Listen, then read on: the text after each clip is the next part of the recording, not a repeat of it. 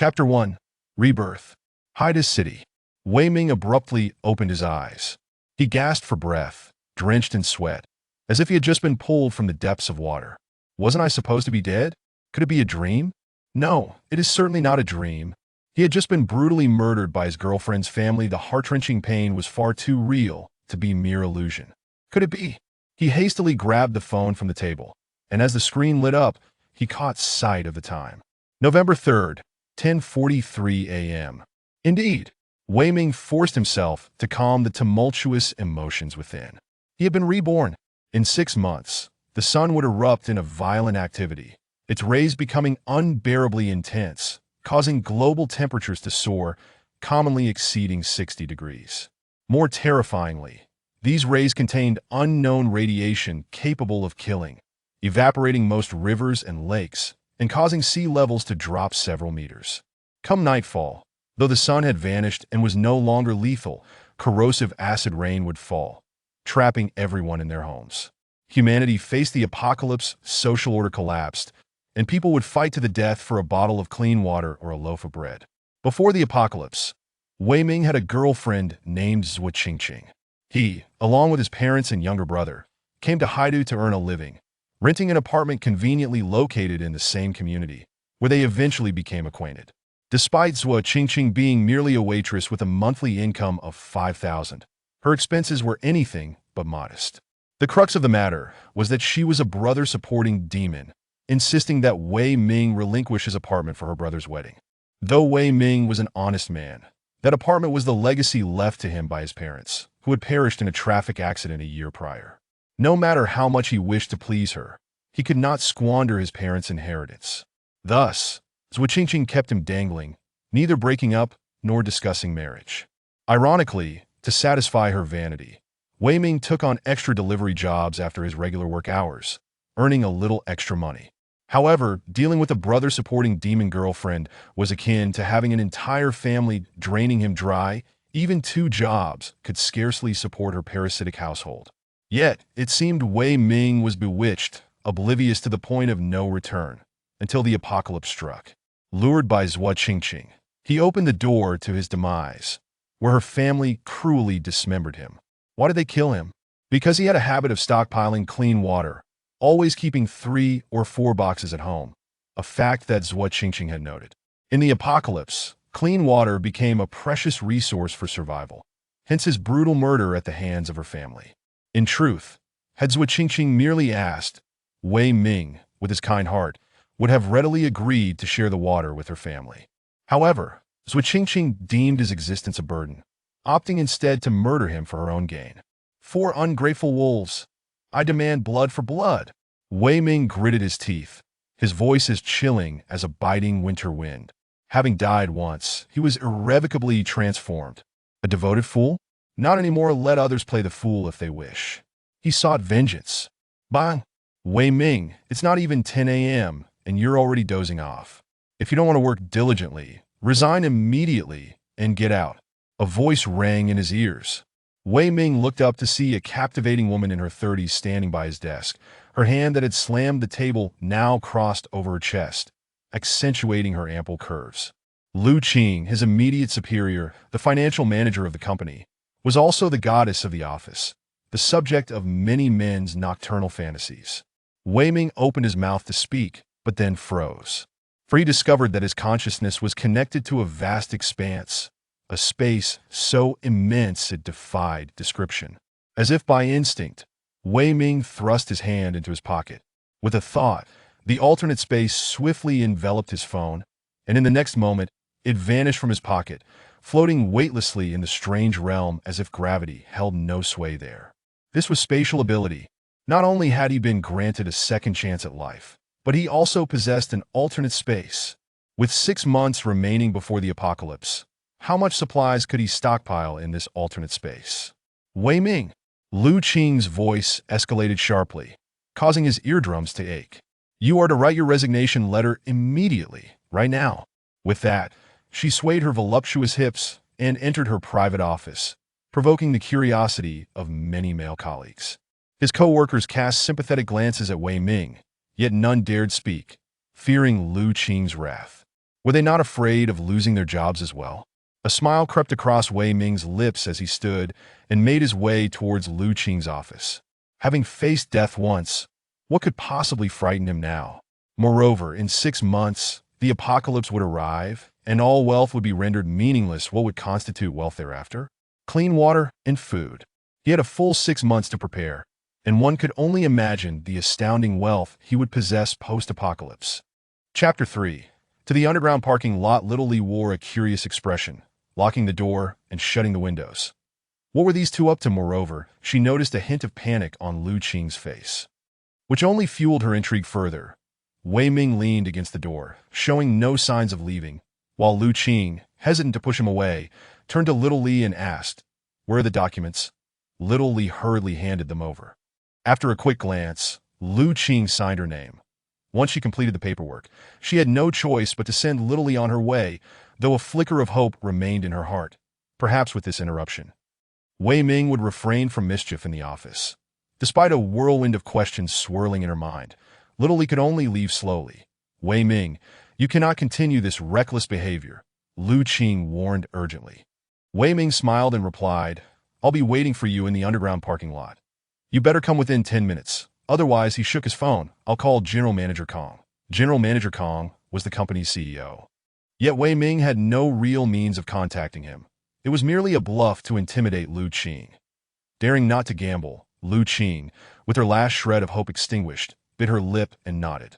Wei Ming left a resignation letter containing only 4 simple words: "I quit." With nothing else to pack, he proceeded directly to the underground parking lot. Waiting beside an Audi as he walked, he continually experimented with his supernatural abilities. Of course, with surveillance cameras in the parking structure, he refrained from making his actions too conspicuous. Placing his hand on the Audi, he concentrated, and an invisible alternate space enveloped it. With just a thought, he could entirely absorb the vehicle into that realm. Could he perhaps encompass something larger?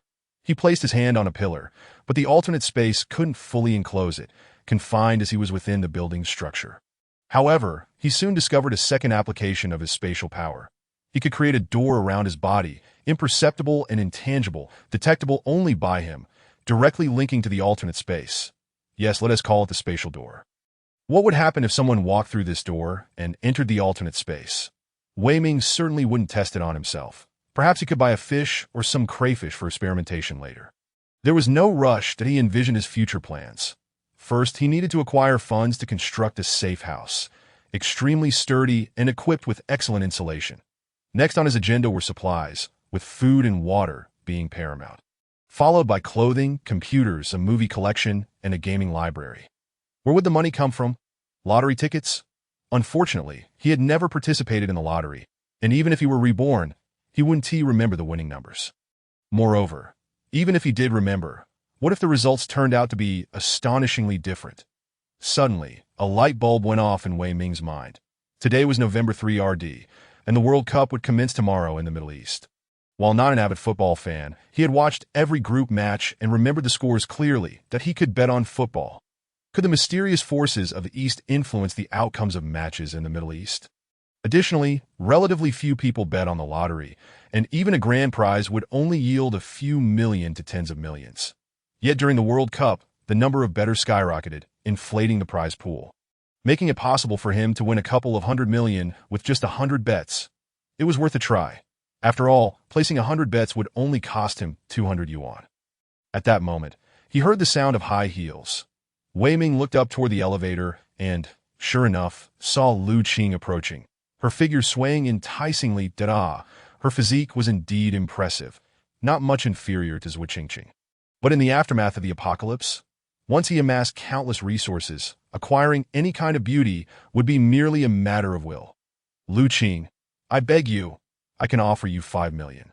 You could easily use that money to support young and beautiful girls," she pleaded, making a final attempt. "Alas, I cannot accept your money. Besides, I already have a method to earn money, and in 6 months. What good will more money do? It would be too hard to wipe my behind with." Wei Ming regarded the proud beauty before him with the mindset of a hunter. She had always been arrogant and domineering, frequently belittling him, and he had dreamed of revenge more than once. Little did he expect an opportunity would arise now. How could he let it slip away? Cursing in her heart, Lu Qing had no choice but to sorrowfully open the car door and enter the back seat.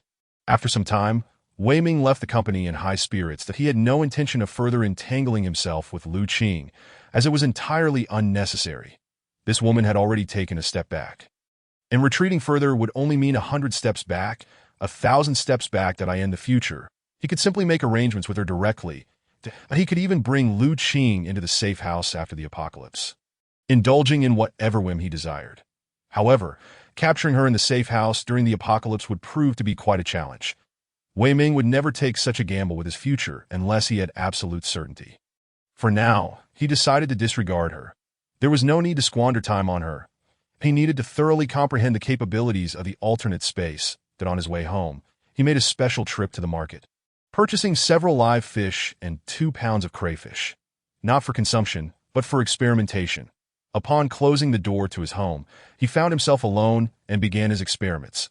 The testing process was rather monotonous.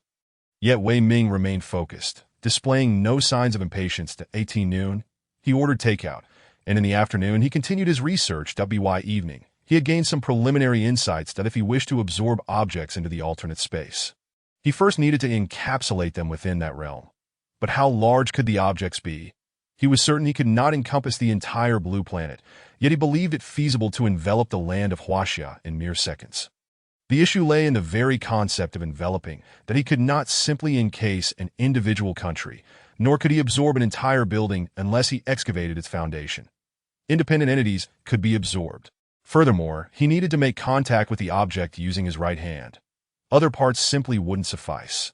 Additionally, living creatures could also be absorbed into the alternate space that he could initiate contact with a living creature, then encase it in the alternate space, or he could open the spatial door, allowing the creature to enter on its own or pushing it inside, even throwing it in. However, the spatial door could only reach a maximum size of 3 by 3 meters. Anything beyond that limit could not be absorbed. Yet once a living creature entered the alternate space, it could only survive for a maximum of 1 minute.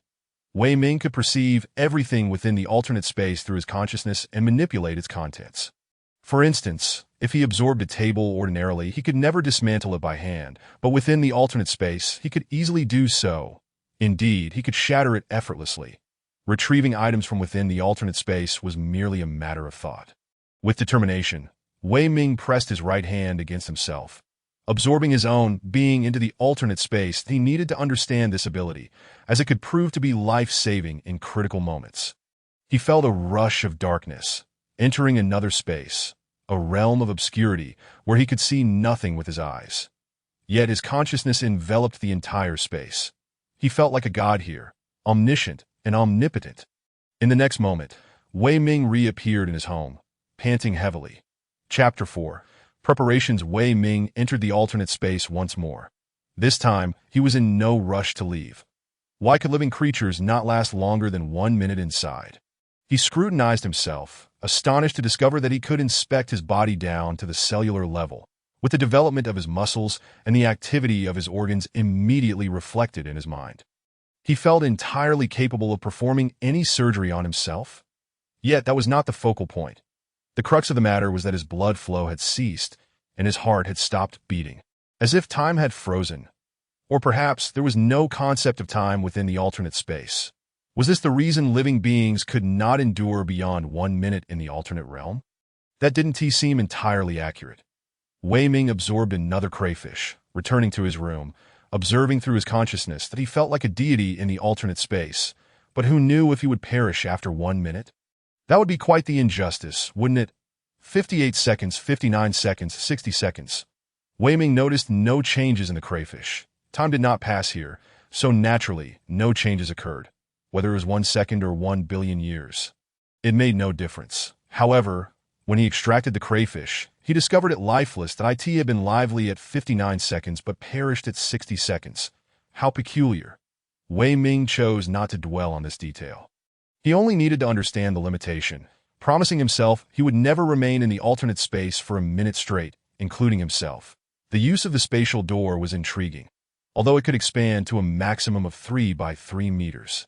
It would halt upon encountering an obstacle that it could open up to 5 meters away from Wei Ming, even penetrating walls, multiple walls. In fact, he absorbed a cup of hot water and tossed in a piece of ice cream that had been left uneaten from summer.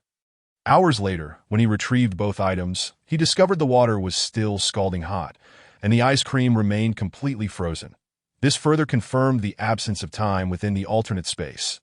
Thus, the state of the object upon insertion remains unchanged upon extraction. Wei Ming could not help but smile. Perfect. The next step is planning. Now it is evident that as long as an item is placed into the alternate space, its characteristics will be preserved. For instance, something scalding will remain scalding, and something icy will continue to be icy. Therefore, what if he prepares a substantial quantity of ice cubes? When the apocalypse descends, these ice cubes can not only serve to cool down, but also provide drinkable water as they melt, allowing for cleansing as well. As the apocalypse approaches, the power grid has not immediately collapsed. However, the sweltering heat of 60 degrees Celsius renders most air conditioning units ineffective in such conditions, even when the temperature drops to over 40 degrees at night. Turning on the air conditioning will still result in an indoor temperature exceeding 35 degrees. Unbearably hot, though not lethal. But if there were a house with exceptional insulation, utilizing ice cubes for cooling might be feasible. How did ancient emperors cope with the summer heat? They stored ice from winter within hollow copper pillars, an early form of air conditioning, crucially without the direct blast of cold air, thus minimizing the risk of arthritis. Hence, the next steps are twofold: to construct a secure and insulated dwelling and to gather ice cubes. Wei Ming is uncertain how long the apocalypse will last, so he must prepare for a protracted struggle. Thus, the more ice cubes, the better. His eyes gleamed with excitement. What if he could gather the icebergs from the poles? The polar regions are entirely covered in snow and ice, which means that by merely approaching any section of the ice layer, he could claim the entire iceberg. In fact, most icebergs are concentrated in Antarctica. If time permits, he could gather icebergs from both poles, but if time is short, he would settle for Antarctica alone. Wei Ming hastily had dinner and then dashed out. What was his purpose? To place bets on the lottery. The streets are lined with numerous lottery and sports betting shops, and it did not take long for Wei Ming to enter one. This year's World Cup group stage only allows betting on 14 match outcomes. Based on his recollections, Wei Ming selected 14 matches and placed 99 bets. The maximum allowed is 99 bets. The first prize total is approximately 45 of the prize pool, with a maximum single bet reward of 5 million. Thus, if a sufficient number of people participate, theoretically, Wei Ming could win nearly 500 million. Of course, he was not that greedy. He merely needed to earn enough to fund the construction of the secure dwelling. What about food? Since he decided to venture to the poles to gather icebergs, why not also make a trip to North and South America for some free provisions? Acquiring some supplies would be a trivial matter. However, he must exercise caution in the Americas to avoid any unfortunate encounters that, if he were to be shot, could he perhaps heal himself through the alternate space? This seemed simple enough. He would give it a try. He took a crayfish, tore off one of its legs, and stored it in the alternate space. With a thought, he then released the crayfish, and not only did the leg reattach instantly, but it appeared as if it had never been harmed, moving quite naturally. This indicated that as long as Wei Ming was not mortally wounded, he could use the alternate space to heal himself, achieving instantaneous recovery. Thus, the safety issue was largely resolved. Wei Ming arrived at an abandoned construction site to practice using the portal to the alternate space. Although the portal could not actively capture enemies, it could ensnare them if they willingly approached, and with sufficient reflexes, he could even capture a bullet. Right.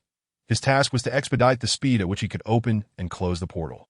Moreover, he had prepared some weapons for himself that he forcefully hurled a stone into the portal, knowing that once an object enters the alternate space, it retains its original state, including its kinetic energy. When needed, he could open the portal and release the objects he had thrown in. Such sudden appearances of bricks and stones could certainly injure someone, right? Subsequently, he devised an improvement.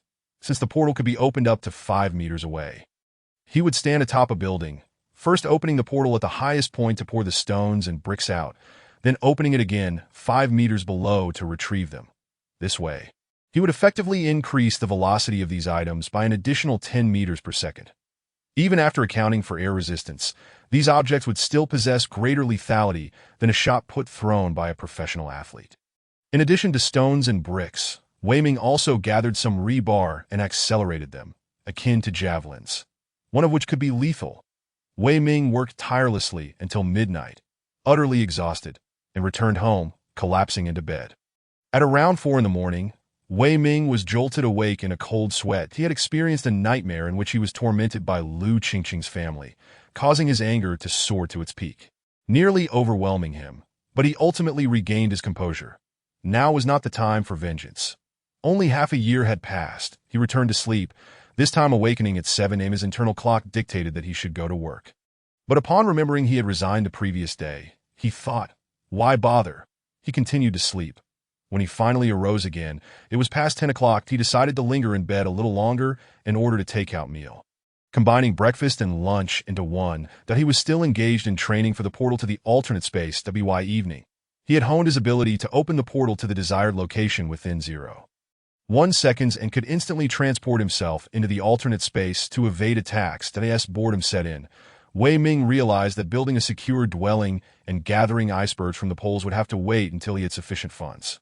However, since the results of the 14 matches he had bet on would not be announced for 4 days, he found himself with little to occupy his time, but perhaps not entirely. Wei Ming retrieved his phone and sent a message via WeChat to someone. 8 o'clock. Meet at Jinlun Hotel. Don't fail to show. He then stepped out. In a certain part of the city, Lu Qing was dining with her husband when suddenly a WeChat notification popped up. Upon seeing the sender's name, her expression changed. Seizing the moment while her husband was distracted, she quickly replied, "Don't push your luck. Suit yourself, but the consequences are yours to bear if you don't come." Lu Qing furrowed her brow and reluctantly told Su Jian, "Honey, Huan is drunk. I need to go help her." Huan was her close friend who often drank too much and would call Lu Qing for assistance whenever she was inebriated. Su Jian had grown accustomed to this and showed no suspicion, instead asking, "Do you want me to come with you?" "No need." Lu Qing quickly refused, grabbing her car keys and leaving. Wei Ming arrived at Jinlun Hotel, having chosen it for its proximity to his home, allowing him to walk there. After booking a room and sending Lu Qing the room number, he settled in to wait leisurely. Would Lu Qing not show up? That was inconceivable. In matters of principle, taking a step back often leads to a cascade of further concessions. Thus, after Lu Qing had retreated to the garage yesterday, it implied that she had fallen under Wei Ming's control. Wei Ming smiled as he retrieved a pair of stockings from the alternate space and placed them on the bed. Soon, he would have Lu Qing don them, only to violently tear them apart afterwards. At 7:57, there was a gentle knock on the door. Peering through the peephole, Wei Ming saw Lu Qing standing there. How delightful. Chapter 5. The agreement. Wei Ming was exceedingly cautious, first ensuring that Lu Qing had not brought anyone with her. In truth, Lu Qing would not dare to bring anyone along. Why would she want the matter of that 30 million to become common knowledge? Nonetheless, a little caution never hurt, confirming that Lu Qing was alone. He opened the door and allowed her entry. As she walked in, Lu Qing stated, "You cannot continue to harass me repeatedly. You must guarantee that this is the last time. Otherwise, I will report you." Wei Ming smiled faintly as he pulled out his phone to show her his booked itinerary for Antarctica. Lu Qing was momentarily taken aback. "You are going to Antarctica?" She was truly astonished. For a trip to Antarctica is quite costly, and Wei Ming's booking, which included landing on the island, cost over 180,000, requiring at least 2 months for the entire journey. "Have you lost your mind?" Wei Ming replied thus, "Before I go to Antarctica, you must be at my beck and call. I will not pester you any more after this."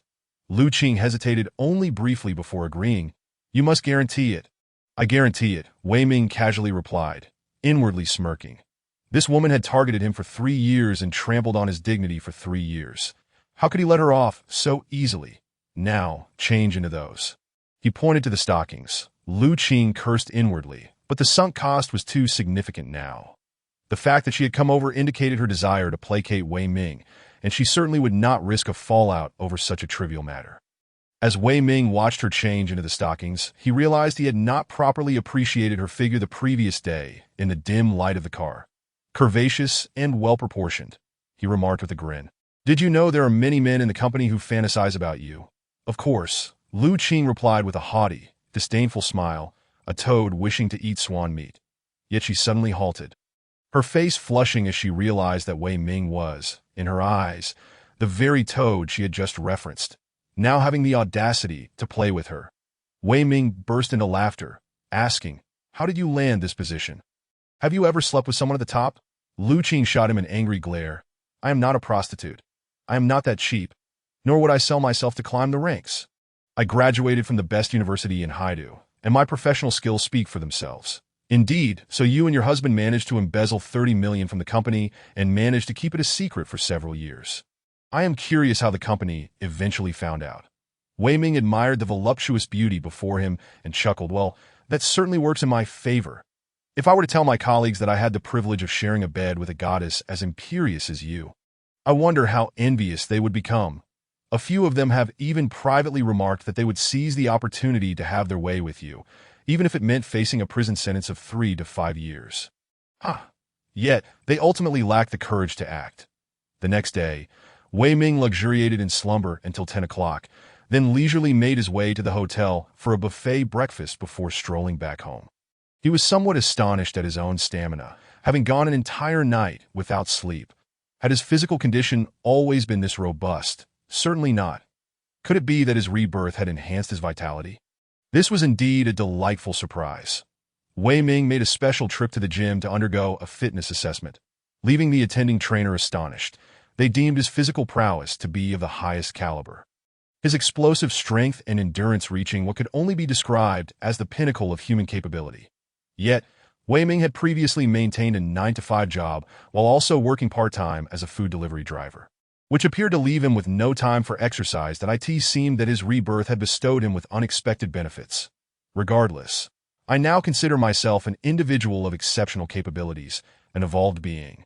So achieving a level of physical fitness that ranks among the finest of humanity is only natural, is it not?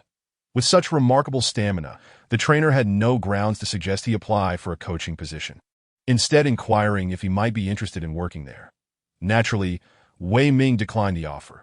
Returning home, he continued to practice utilizing the spatial portal while also acquiring new weapons. As evening fell, his phone rang, and upon glancing at the screen, a cold smile filled with malice crept across his lips. It was a call from Zhu Qingqing. As soon as he answered, he was met with her furious voice. Wei Ming, how dare you not call or send any messages yesterday, and today is no different. Do you not wish to continue our relationship? Let me tell you, there are numerous suitors vying for my attention. If you fail to appreciate me, there will certainly be those who will. After a brief pause, she continued, one of my colleagues bought a stunning handbag today for only 20,000.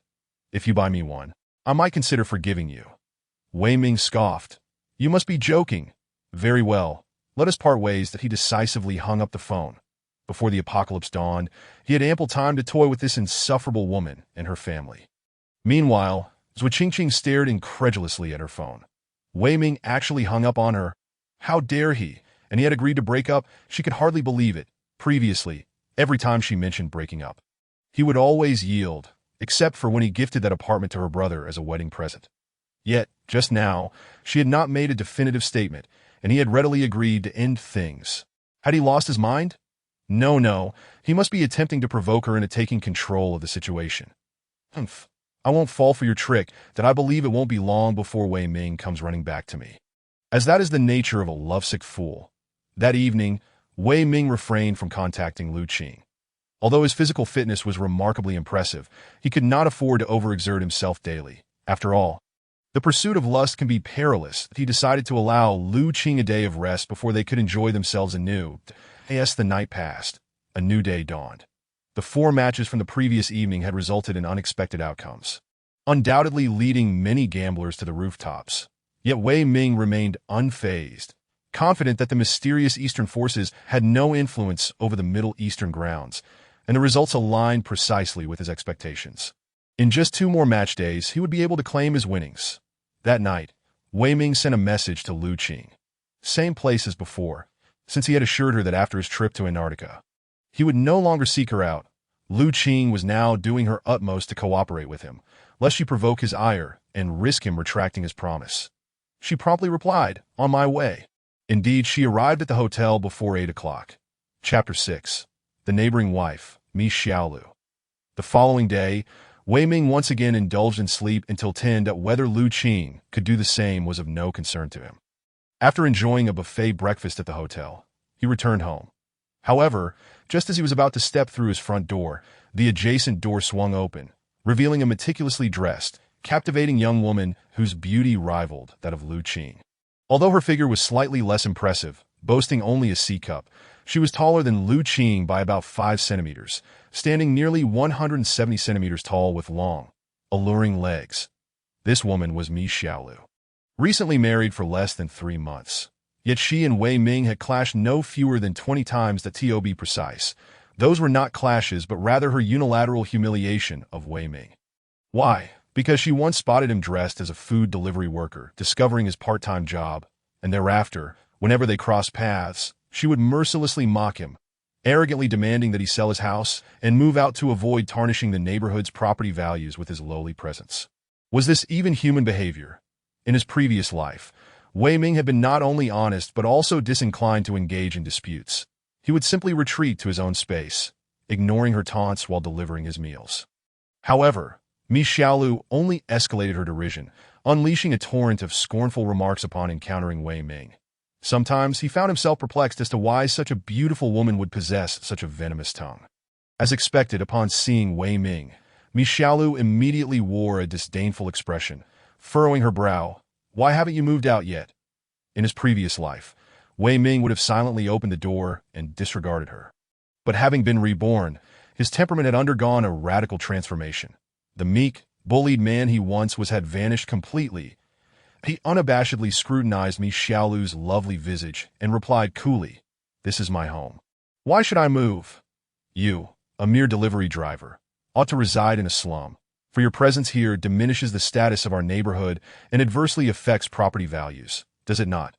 Mi Xiaolu persisted in her disdainful attitude, pulling a mask from her handbag and donning it as if Wei Ming exuded some foul odor that might offend her senses.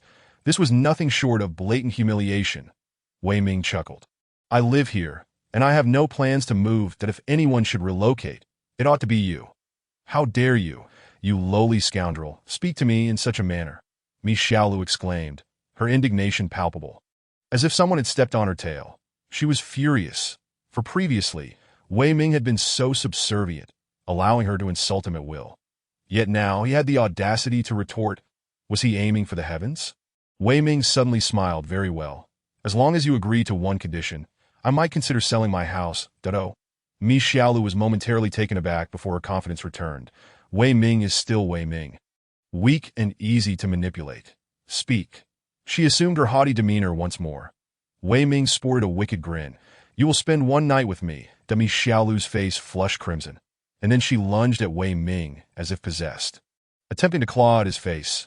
"You filthy scoundrel. You are nothing but a toad dreaming of eating swan meat." However, with a mere push, she stumbled backward. Yet Mi Xiaolu was utterly enraged, for Wei Ming's push had landed squarely on her chest. And she could even feel him grasping at her. She had been violated by a lowly scoundrel. "You are finished, finished." Mi Xiaolu dared not lunge at him again. What if Wei Ming's lustful intentions took hold, and he were to assault her? Being toyed with by such a lowly, impoverished wretch would bring her humiliation that would haunt her for a lifetime. In a panic, she retreated to her home and promptly called the police. Wei Ming merely smiled lightly. That earlier grab had indeed been intentional, yet he was aware of the location of the surveillance cameras. They would only capture him pushing Mi Xiaolu away, and given that she had attempted to claw at him, his action was clearly self-defense. Look at that. He had not even struck her with force. He had simply pushed her aside. That wasn't that a display of chivalry? Go ahead and call the police. Although this woman was not particularly voluptuous, she did possess a C-cup, and her form was pleasing to the touch, full and elastic.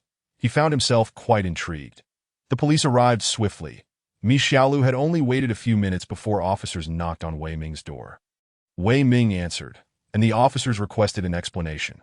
Very well, Wei Ming recounted the situation without embellishing a single detail, as there was no need. He had acted with complete propriety. Even the push had been a mere act of defense. And it had been light. Moreover, the surveillance footage would not capture him squeezing her chest. Thus, he naturally added, "Oh, by the way, there are cameras at the entrance installed by the property management. You can review the footage if you wish." Two security personnel exchanged glances and instructed Wei Ming to wait at home while they retrieved the surveillance footage from the property management office. After more than 20 minutes, they returned and provided feedback to both Wei Ming and Mi Xiaolu. To Wei Ming, they apologized for the disturbance, while to Mi Xiaolu, they issued a warning, advising her not to squander precious police resources. That Mi Xiaolu, feeling indignant, was met with the security personnel's insistence that the surveillance footage had been copied onto their phones for her to view. When she saw it, she was infuriated. How could it be that Wei Ming, this despicable scoundrel, had escaped being captured on camera while committing such a lewd act? The security personnel had already classified the incident, leaving her at a loss for how to punish Wei Ming. She was seething with anger and frustration, yet utterly helpless. Little did she know, the Wei Ming of today was no longer the naive, easygoing man she could bully at will. What had I done to provoke you? Just because you deem my job unworthy, you think you can insult and berate me at will? Words can be a double-edged sword. As adults, one must face the consequences of their actions without excuses. Of course, Wei Ming's retribution would not be with a mere stick. Perhaps it could be referred to as a stick that he needed only to wait for the apocalypse. When the time came, all it would take was a bottle of water for Mi Xiaolu to comply without question. Though Wei Ming was not the petty type to seek revenge for every slight, he was certainly no longer the self-effacing gentleman he once was. You insult me, and I shall return the favor. This is the principle of reciprocity. Thus, I gained clarity of thought, for otherwise, what was the point of my rebirth? Chapter 7. The couple returns home. Together the police acted with impartiality. Without evidence, they could not apprehend Wei Ming. However, Mi Xiaolu was not about to let the matter rest. That evening, when her husband Guohai returned home, she recounted the events of the afternoon, embellishing the tale to emphasize Wei Ming's rogue behavior. She merely suggested that Wei Ming had attempted to molest her, but had failed to do so.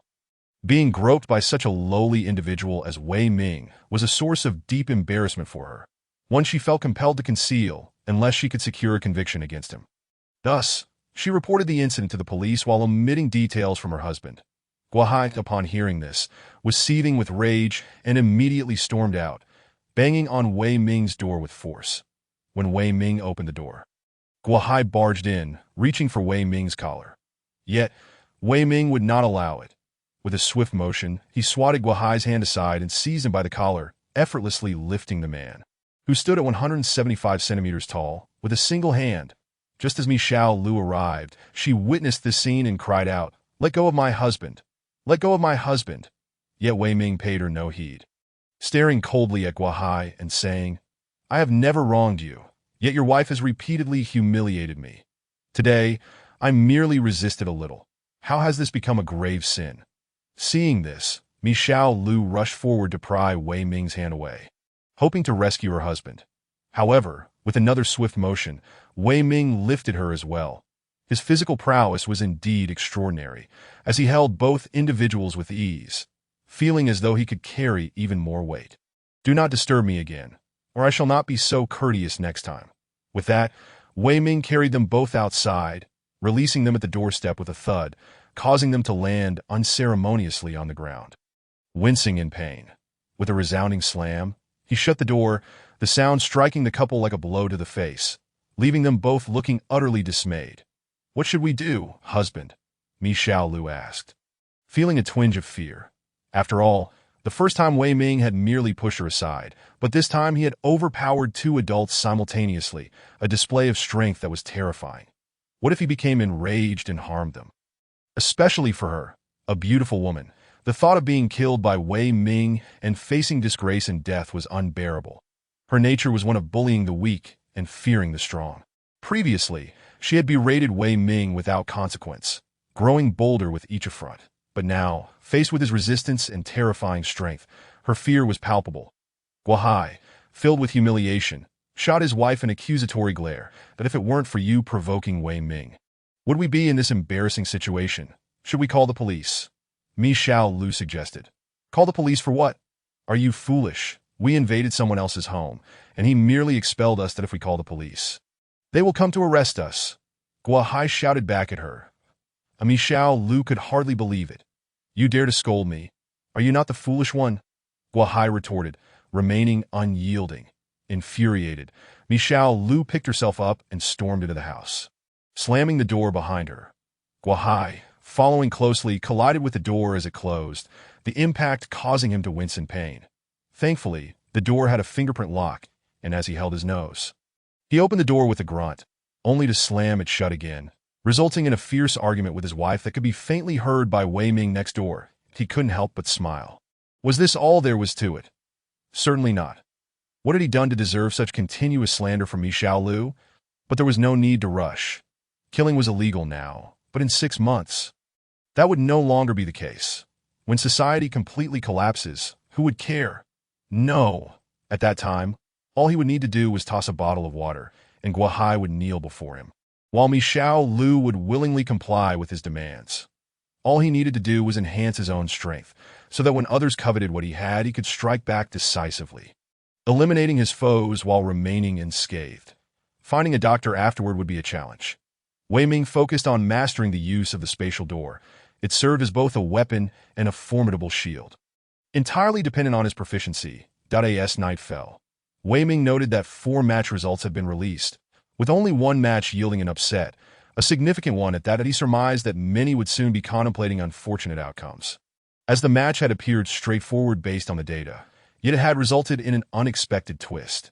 Tomorrow, I can collect my winnings. He mused that he had already selected a safe house and identified a contractor for renovations, merely awaiting the transfer of funds to commence work. Throughout the day, Wei Ming practiced controlling the spatial door, understanding that it was crucial for his survival. He did not wish to encounter an untimely demise at the hands of a thug while attempting to procure goods from a beautiful woman's residence. That evening, Wei Ming messaged Lu Qing, suggesting they meet at their usual spot. Lu Qing, understanding the implications, refrained from responding. However, just 10 minutes later, she called him. Please do not message me anymore. What if my husband sees? Let us agree on the time and place for our next meeting directly. Not a problem, Wei Ming replied, unwilling to dwell on such trivial matters. While waiting for Lu Qing, he retrieved a condom, its purpose known only to him. Chapter 8. Whom are you planning to use this with? At the break of dawn, Wei Ming made his way to the lottery center to claim his prize. He presented his identification and ticket, and the staff verified them without issue, leading him into the redemption process. Indeed, due to the World Cup, the number of lottery participants had surged significantly, propelling the prize pool to an astounding 600 million. The jackpot for the 14-match win-loss draw amounted to 64 of the sales revenue, with the first prize accounting for 70 of the total, resulting in a grand total of over 268 million. This draw yielded 105 first prizes, each worth 2.56 million. Wei Ming was fortunate enough to claim 99 of those, totaling 253.44 million. After taxes, his net gain amounted to 202.75 million, that he decided to donate the remainder, ultimately walking away with 200 million. This sum far exceeded Wei Ming's expectations. He had anticipated a maximum of 100 million, with a bare minimum of 50 million, which would have sufficed to purchase the property he had his eye on and commence renovations immediately. Upon leaving the lottery center, Wei Ming hurried back to the real estate agency adjacent to his community. The property he sought was a villa within his own neighborhood. Why choose his own community? You may wonder. Well, why not? While building a villa in a remote area might seem safer, even with ample entertainment props, who wants to spend a lifetime playing games and watching movies? What a dull existence that would be. His motivation for enhancing his strength was to ensure he could remain calm and composed during conflicts. Moreover, if he lived far away, how could he exact revenge on the Zhou family? He would not find peace until he dealt with them. Wei Ming had learned that there were 3 villas in the community, one of which was currently listed for sale at 25 million. It spanned 3 floors above ground and 1 basement level, essentially a garage connected to the community's underground parking. The total area was 480 square meters, with the garage being a bonus. The official property documents indicated an area of 360 square meters. Calculating the price, it averaged about 70,000 per square meter, which was not exorbitant in Haidu.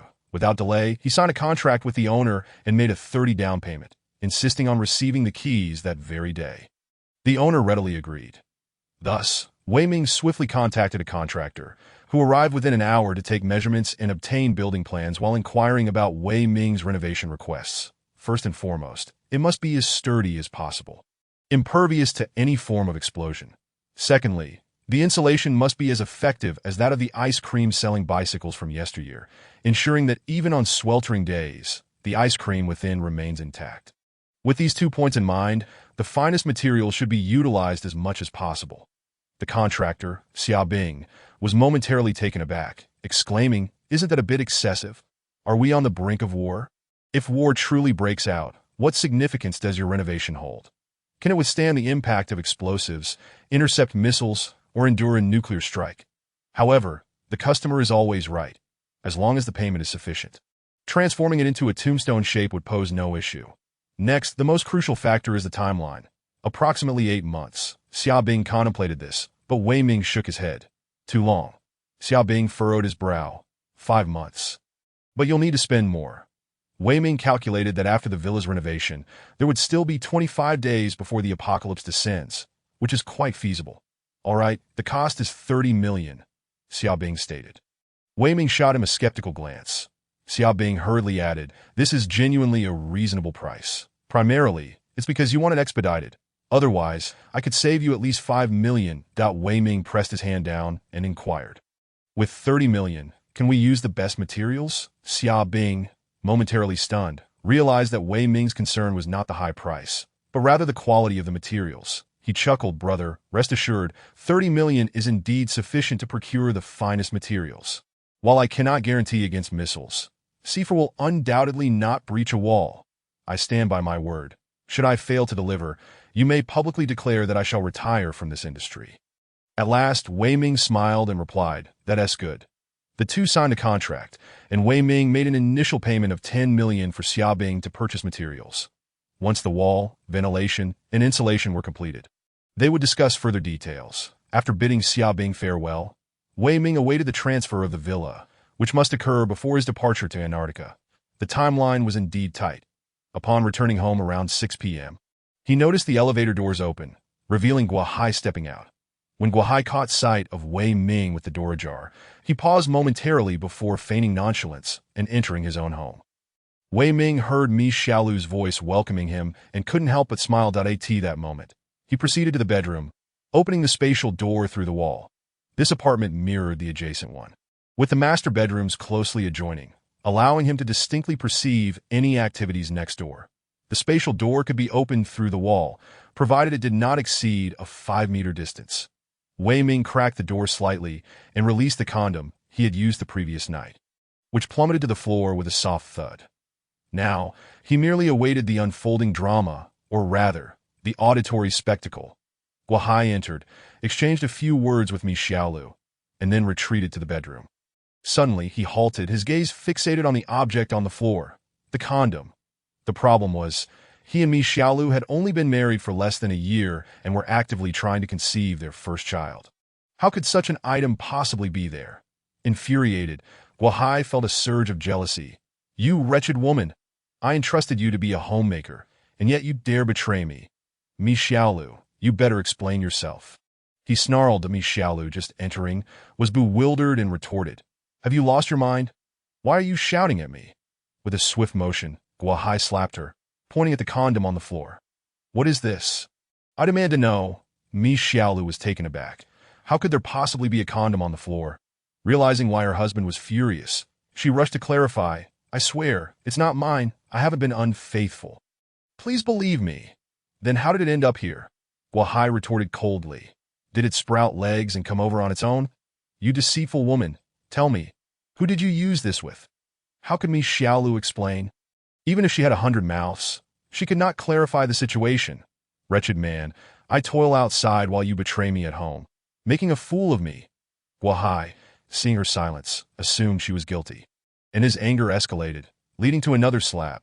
If Mi Xiaolu were indeed guilty, she would have no choice but to endure the beating, but the truth was, she had done nothing wrong.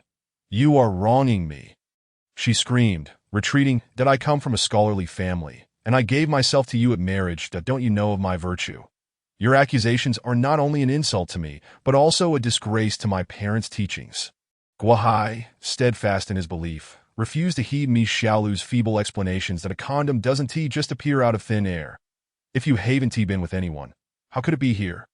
"You shameless creature, leaving such evidence lying around as if you wanted me to find it. I'll not let you escape today. Chapter 9. Collecting icebergs from the poles. The commotion next door had persisted throughout the night. Though it was quite noisy, Wei Ming remained unfazed, donning earplugs and enjoying a restful night's sleep. Let the games begin, he thought.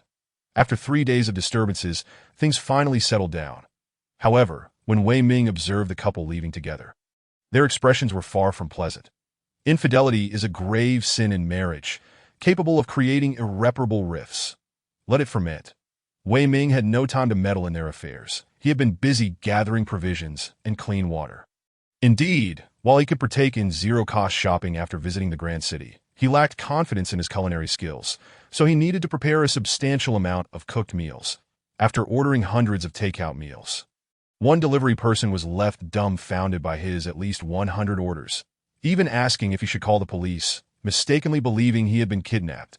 For who else would need so much food? Wei Ming decided to book a banquet at a hotel, reserving a total of 500 tables, instructing the servers to serve the dishes promptly and collect the plates afterward, compensating for the plate fees during checkout. Additionally, he purchased plenty of warm clothing. Why, one might ask, when the apocalypse is expected to bring devastating heat, would he need warm gear? Because he was heading to Antarctica. Should any unforeseen events occur, he must be prepared for the worst. 5 days later, the real estate agent called to inform him that the property transfer had been finalized and he could proceed with the transfer that day. Naturally, Wei Ming rushed over, paid the remaining fees and commissions, and in a couple of days, Xia Bing produced the renovation plan. Just as Wei Ming received the property deed, he applied for the renovation, which he would leave to Xia Bing to commence after approval. His expedition to Antarctica was also approaching. Traveling to Antarctica was quite complicated. He first needed to fly to Argentina, which required 3 layovers, totaling over 40 hours of travel. Quite exhausting. Wei Ming boarded the plane alone. Having resigned from his job and lost his parents to an accident, he had no spouse or girlfriend to notify. Given the lengthy journey, he naturally booked a first-class ticket for the entire trip.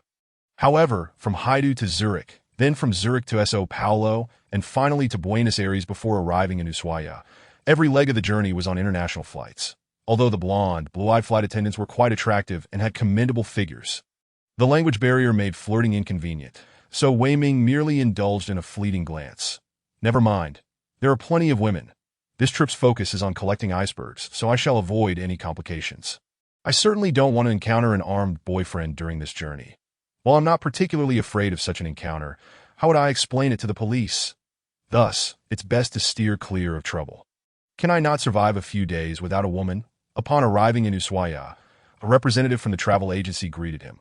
Wei Ming opted not to take a boat across the Drake Passage, but instead flew directly to King George Island before boarding a ship. Life at sea was exceedingly monotonous, with the scenery remaining perpetually unchanged. However, the buffet was quite sumptuous, offering an abundance of seafood, except for abalone, which he would have to wait until returning home to enjoy. After several days, the vessel finally reached the Antarctic continent. For a little extra money, passengers could disembark and take a speedboat to see the emperor penguins. Wei Ming paid for this, but his aim was not to see the penguins.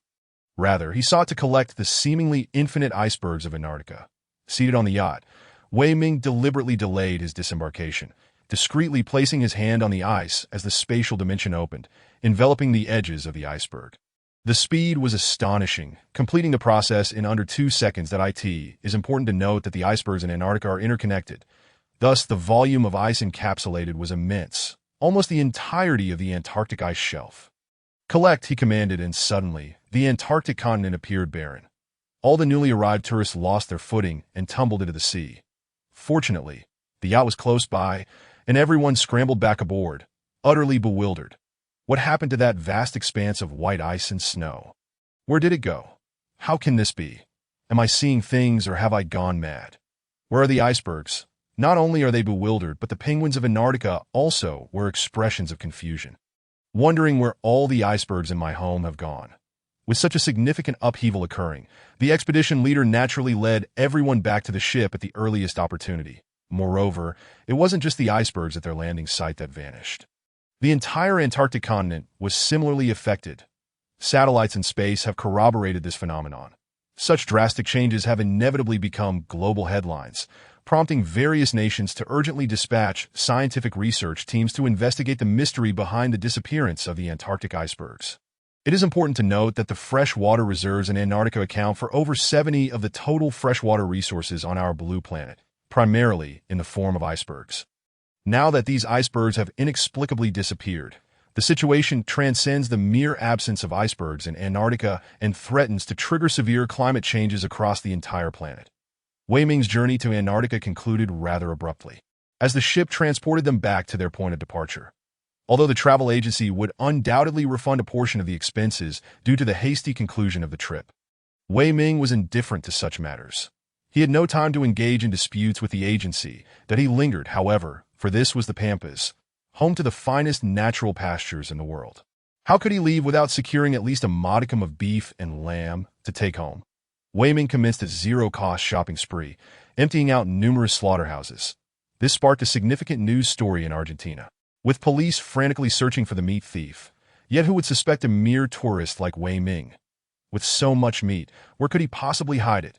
Subsequently, Wei Ming traveled to Chile, renowned for its fruit, particularly cherries. After amassing a considerable quantity of fruit, he ventured to Cuba, famous for its cigars and rum, and then to Brazil, not for soccer or beach volleyball, but for coffee and various firearms, as the situation there was rather chaotic. Eventually, Wei Ming departed South America and flew to the grand land of the beautiful. Before embarking, he had already secured his visa. Once again, he engaged in zero-cost shopping, spending over 20 days in the grand land, depleting large retail establishments of their stock, with the value of the goods amounting to billions. Still, no one would suspect a mere tourist. Wei Ming then proceeded to Maple Leaf Country, traveling northward with the intent of collecting icebergs from the Arctic. However, the Arctic is not like the Antarctic. It is not a single continent. In fact, several nations lie within the Arctic Circle. Wei Ming's task was straightforward: to locate a large iceberg and, by leveraging the interconnectedness of icebergs, collect as many as possible. After all, the Antarctic icebergs were the main prize.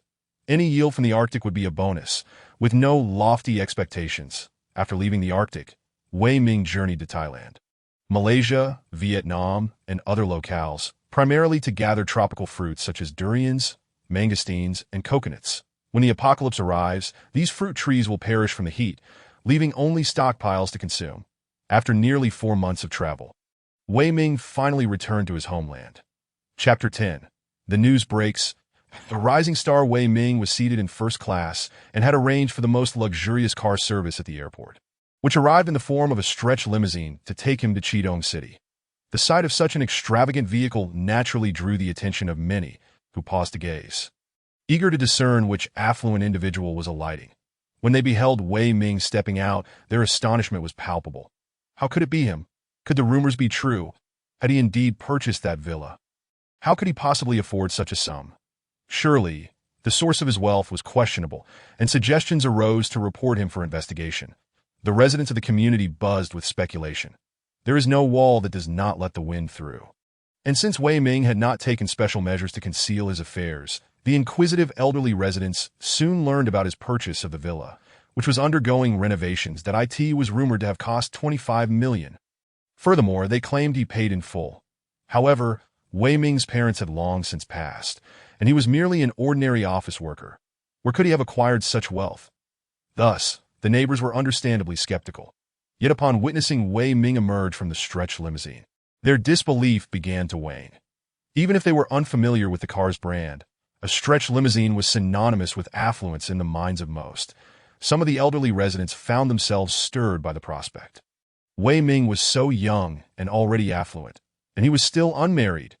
One eager mother approached him, saying, "Little Wei, I'm Aunt Chung from Building 16. Have you just returned from out of town?" Wei Ming smiled and nodded, yet his pace showed no sign of slowing. Typically, when taking the bus, he would immediately transform into a heavily disabled individual if no seats were available. Yet now, he moved with vigor, swiftly outpacing Aunt Chung, whose face was beaming with delight. "Little Wei, you seem to be single, right? I can introduce you to my daughter. She is quite beautiful, a master's graduate, currently working at a bank, and only 3 years older than you.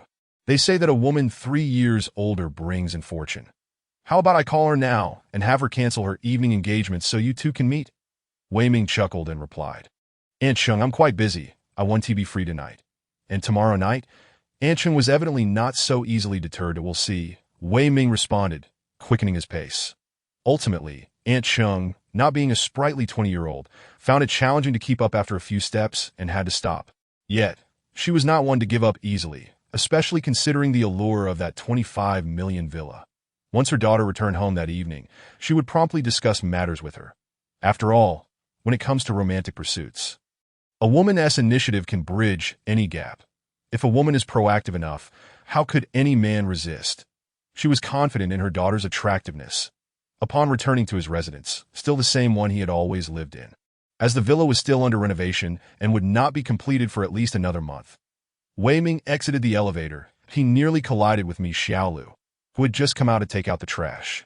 Although she was bundled up in thick winter clothing, her slender figure was unmistakable, especially when she bent down, accentuating her curves in a way that was undeniably tempting. Seeing Wei Ming took Mi Xiaolu by surprise. She had not seen him in nearly 4 months and had thought he had sold his house and moved away.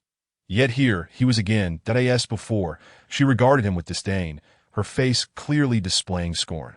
However, she quickly realized that maintaining such a posture might give him the wrong idea, so she stood up with her trash bag in hand and hurried into the elevator, as if merely looking at him could somehow lead to pregnancy. While she was downstairs disposing of the trash, she unexpectedly overheard 2 neighbors discussing none other than Wei Ming. The villa, the luxurious car, it left her stunned. How could this penniless individual have become a wealthy magnate? She was utterly bewildered. Wei Ming closed the door and flopped onto the sofa, but he had now collected icebergs from both the North and South Poles, and in the Grand Land, he had amassed goods worth billions through his zero-cost shopping spree. With piles of beef, lamb, and various fruits ready for the impending apocalypse, that he had completed at least 90 of his preparations, and now had some leisure time, that in the post-apocalyptic world, time would become the least valuable currency. With nothing to do and unable to engage in any activities, people would be left to wait for death out of sheer boredom. Thus, it was essential to prepare some forms of entertainment. Wei Ming wore a devilish grin. Lu Qing and Mi Xiaolu were both within his grasp that in their past lives, they had humiliated him. Now, they would serve as his playthings as for Zhuo Qingqing. She was undeserving even of that. She was not worthy, having died once. Wei Ming had completely succumbed to darkness. The villa's renovation progressed smoothly. Even when Wei Ming was abroad, Xia Bing would frequently update him on the status of the work.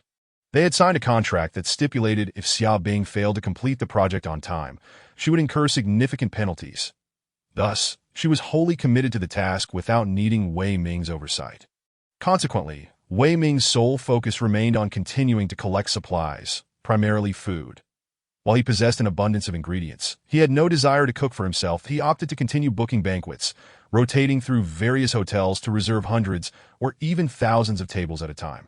He needed to spend all the money he had before the apocalypse struck. Otherwise, it would merely be a heap of useless numbers. Even so, he could only spend 4 to 5 million a day. Apart from purchasing and renovating the villa, which cost him 55 million in total, he had not spent significantly elsewhere. Therefore, to exhaust the remaining nearly 150 million, he needed to maintain a spending rate of about 5 million daily for roughly a month. Well, he certainly had ample time.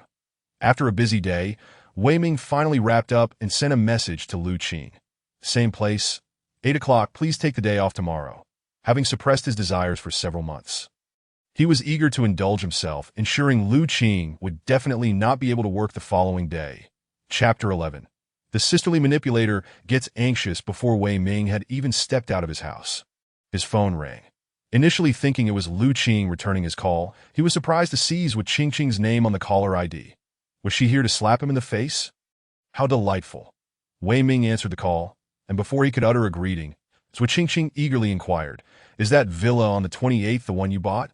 Wei Ming replied nonchalantly, "Yes." "How could you possibly have the money to buy a villa?" Zhuo Qingqing was incredulous, an uncontainable anger simmering within her. "After dating for over 6 months, you never told me you were this wealthy. What a scoundrel." Wei Ming chuckled. "Why would I need to tell you? I'm your girlfriend." Zhuo Qingqing retorted defiantly that we broke up long ago. Wei Ming coldly stated before abruptly ending the call that on the other end, Zhuo Qingqing stared at her phone in disbelief. How dare Wei Ming hang up on her? And this was the second time. She nearly made another call to unleash her fury upon him, but the thought of Wei Ming's wealth, having purchased a villa, caused her to suppress her anger. Ching, is that brat really wealthy? Zhou Fuguei inquired, his face betraying an undeniable greed. Beside him, Zhumu Lu Guifan and her younger brother Ziyang also gazed at her, filled with anticipation. Zhou Qingqing slowly nodded. That villa indeed belongs to him. Upon hearing this, Zhou Fuguei, Zhumu, and Zuyang erupted in excitement. Jumping for Jay, Lu Guifan quickly added, "This is splendid. Let Wei Ming give the villa to Yang Yang as his wedding house. And you can marry him in your original home." Mom? Zhou Qingqing frowned, appearing somewhat displeased. Although she was a supportive sister, she also wished to reside in a grand villa. It would be quite the spectacle.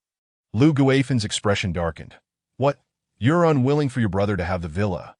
Don't forget who raised you. Now you're just being asked to vacate one room. You want to be left homeless.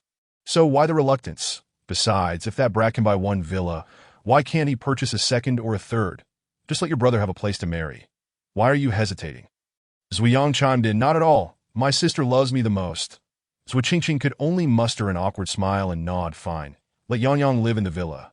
Zhou Fuguei, Zhumu, and Zuyang cheered once more, as if they had already bid farewell to their rented life and stepped into a magnificent villa, swaggering through the community, feeling superior to everyone they encountered. However, Zhou Qingqing immediately added, But Wei Ming broke up with me months ago. What? Zhou Fuguei nearly slapped her, trembling as he pointed at Zhou Qingqing. Are you foolish? Do you believe I want to beat you? Lu Guifan interjected, No worries. Breaking up doesn't mean you can't reconcile. Our daughter is so beautiful. Which man could possibly resist her? Qingqing, you must go find Wei Ming and persuade him to come back. Okay. Zhou Qingqing nodded reluctantly, despite her commanding demeanor around Wei Ming. She was rather lowly positioned at home, accustomed to compliance, as any hint of defiance would result in either a beating or a scolding. After sending their daughter away, Zhou Fuguei exclaimed excitedly, Let us go see our grand villa. Let us go. Zuyang was even more thrilled. At just 22, he was about to reside in a villa, reaching the pinnacle of his life. How exhilarating. Wei Ming had directly gone to a hotel, ensuring Zhou Qingqing wouldn't spot him. However, en route, he received a call from Xiaobing. Boss, 3 individuals claiming to be your girlfriend's parents and brother are insisting on entering to check things out. Wei Ming chuckled. He found nothing strange about the actions of the Zhou family. In fact, if they hadn't behaved this way, it would have contradicted his expectations. He replied, I don't have a girlfriend. They imposters. Get them to leave. And if they cause a scene, call the police and don't forget to record it. Some old folks can be quite unruly. Understood, Xiaobing affirmed, knowing those 3 were not Wei Ming's girlfriend's family. She saw no reason to be polite. 7 minutes later, Wei Ming received another call, this time from Zhou Qingqing. Wei Ming. Zhou Qingqing raised her voice. Open the door quickly. I've been knocking for ages. Wei Ming replied nonchalantly, I'm not home. I've gone out. Furthermore, we have no relationship now, and your actions are considered harassment, but if you knock again, I will call the police.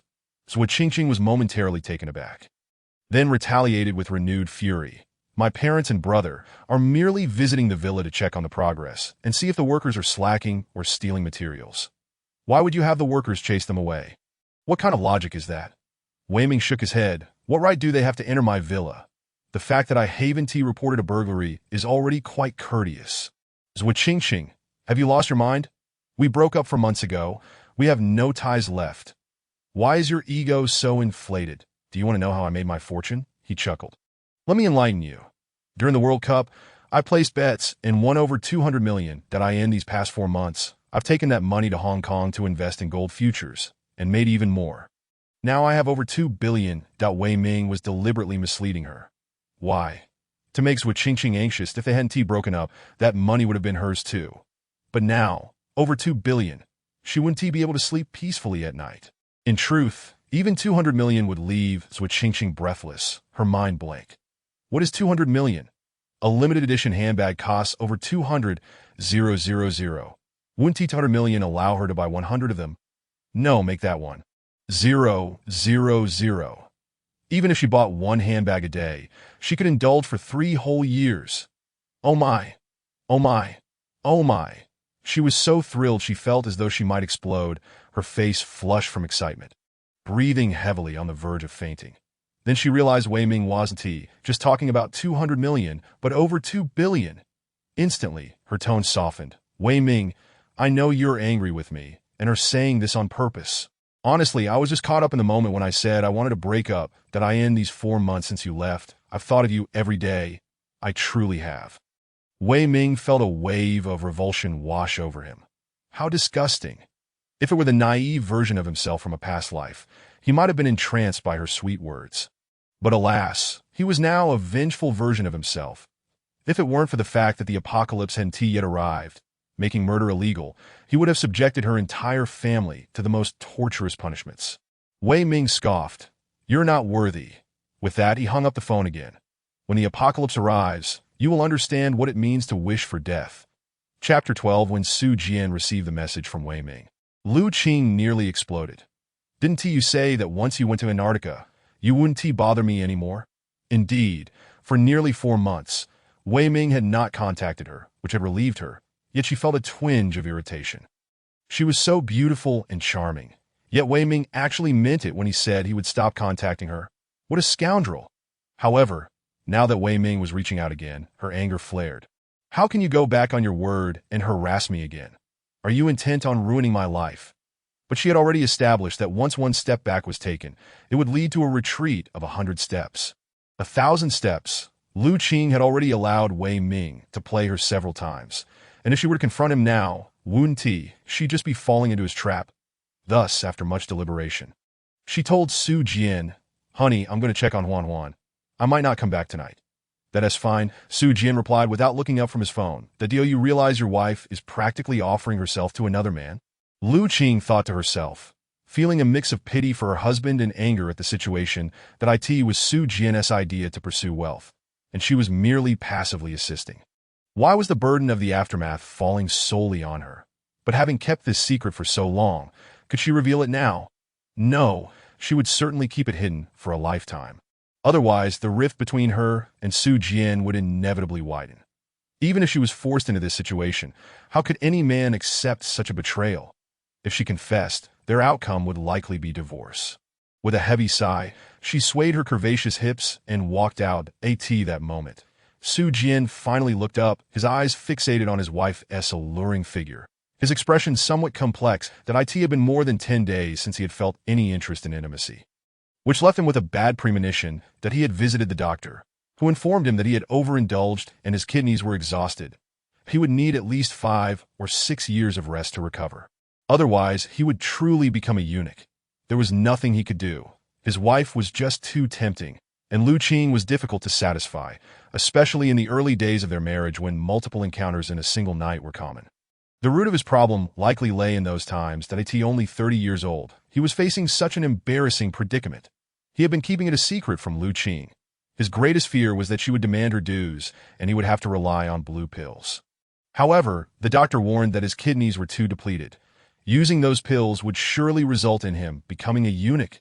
Therefore, when Lu Qing planned to spend the night away with her friends, he felt an overwhelming sense of relief. There was no choice but to have a serious discussion with Lu Qing in a few days, even if it meant enduring for 5 or 6 years. It was far better than living a life where he could only watch his stunning wife from afar.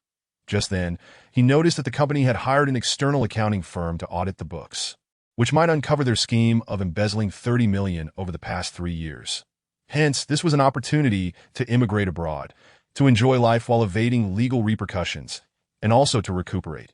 Yes, to a tropical, beachside nation with fresh air and no industrial pollution. Perhaps his health would improve rapidly. Upon recalling the alluring charm of his wife, a surge of warmth ignited within him, yet his body remained as stagnant as a still pond, solidifying his resolve to restore his health. After departing from the community, Lu Qing could no longer contain herself and dialed Wei Ming, her voice a tempest of fury. Did you not promise me that after going to Antarctica, you would cease your entanglements with me? Wei Ming offered no explanation. He was the one holding the reins of control and saw no need for justification, that it had been too long since they last met. And he missed her provocative demeanor terribly, that he chuckled, suggesting, let us start with a few shouts for excitement. Wei Ming, I warn you, Lu Qing retorted through gritted teeth, but was interrupted by Wei Ming's casual response. Shall I have a chat with your husband? You scoundrel. Lu Qing fumed. Wei Ming remained unfazed, knowing this woman had unjustly made his life difficult for 3 long years, always finding excuses to humiliate him, merely because he bore a slight resemblance to her ex-boyfriend. You were the one who provoked me first. Lu Qing had no choice but to relent, letting out a reluctant acknowledgement that A.S. previously stated. Once a boundary is crossed, it can lead to an infinite retreat that a night passed, and Su Jian was preparing to head to work when he received a phone call, glancing at the caller ID. He was momentarily taken aback. It was his wife's friend, Huan. Wasn't he Lu Qing supposed to be taking care of her? He answered the call. That Su go. Where's Qing? I can't reach her. Huan inquired. That Su Jian hesitated. Shouldn't Lu Qing be with you? A wave of ominous premonition surged within him as his hands trembled. Yet, clinging to a glimmer of hope, he feigned calmness and replied. Perhaps her phone is dead. That be why the way. Back in November, Lu Qing wanted to invite you to New Zealand. Why haven't you two gone yet? Last November. Huan chuckled after a moment of recollection. We couldn't go. I was sent on a business trip. Buzz. Su Jian's mind went blank. Why was his wife deliberately deceiving him? Why had she spent several nights away from home during that time? Could it be that he had been cheated on? Hello, Sugu. Huan asked, noticing his silence, that, I was a bit distracted. To be why the way, Lu Qing has been quite busy lately. It's best not to disturb her. Let her rest well, and we can talk later. Su Jian gritted his teeth, suppressing his anger from being detected by the other party. All right then. Huan hung up. Wretched woman. Su Jian slammed his phone down. His eyes filled with hatred. Lu Qing had once again stayed out all night, claiming to care for Huan, but in reality, she was off being unfaithful. Su Jian yearned to find the man who had wronged him and exact vengeance. But upon further contemplation, he dismissed the thought, for he and Lu Qing's interests were intertwined. Should their relationship shatter, and should Lu Qing be driven to desperation, she could reveal their collusion in embezzling $30 million from the company, leaving him to rot in prison. But could he allow that wretched woman to escape unscathed? Su Jian's mind raced, a sinister smile creeping upon his lips. Perfectly, he had plans to emigrate. Now, he would quietly transfer all assets to his name. And once abroad, pen a letter to the authorities to report Lu Qing, ensuring she bore the brunt of the punishment while he indulged in a life of luxury overseas that if he were still capable in bed.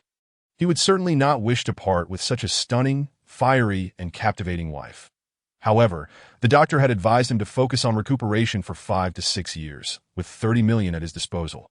Who would doubt he could find a younger, more beautiful, and more enchanting wife after that time? Wretched woman, this is your own doing. Chapter 13.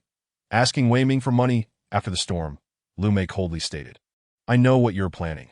You repeatedly asked me to stay out overnight, hoping to instill doubt in my husband, leading to our divorce, so you can exploit my weaknesses to force me to marry you. Is that not so? She firmly believed that Wei Ming was lusting after her beauty and body, as evidenced by his insatiable desire. You are indeed self-assured, but alas, you are merely my plaything. A plaything I quite enjoy. Wei Ming chuckled. Believe it or not, in due time, even if I urge you to leave, you'll only kneel before me, begging me to take you back. Ha! Lu Qing laughed until tears streamed down her face. Don't he think that just because a toad has tasted swan meat, it can dream in broad daylight? Me kneel and beg you?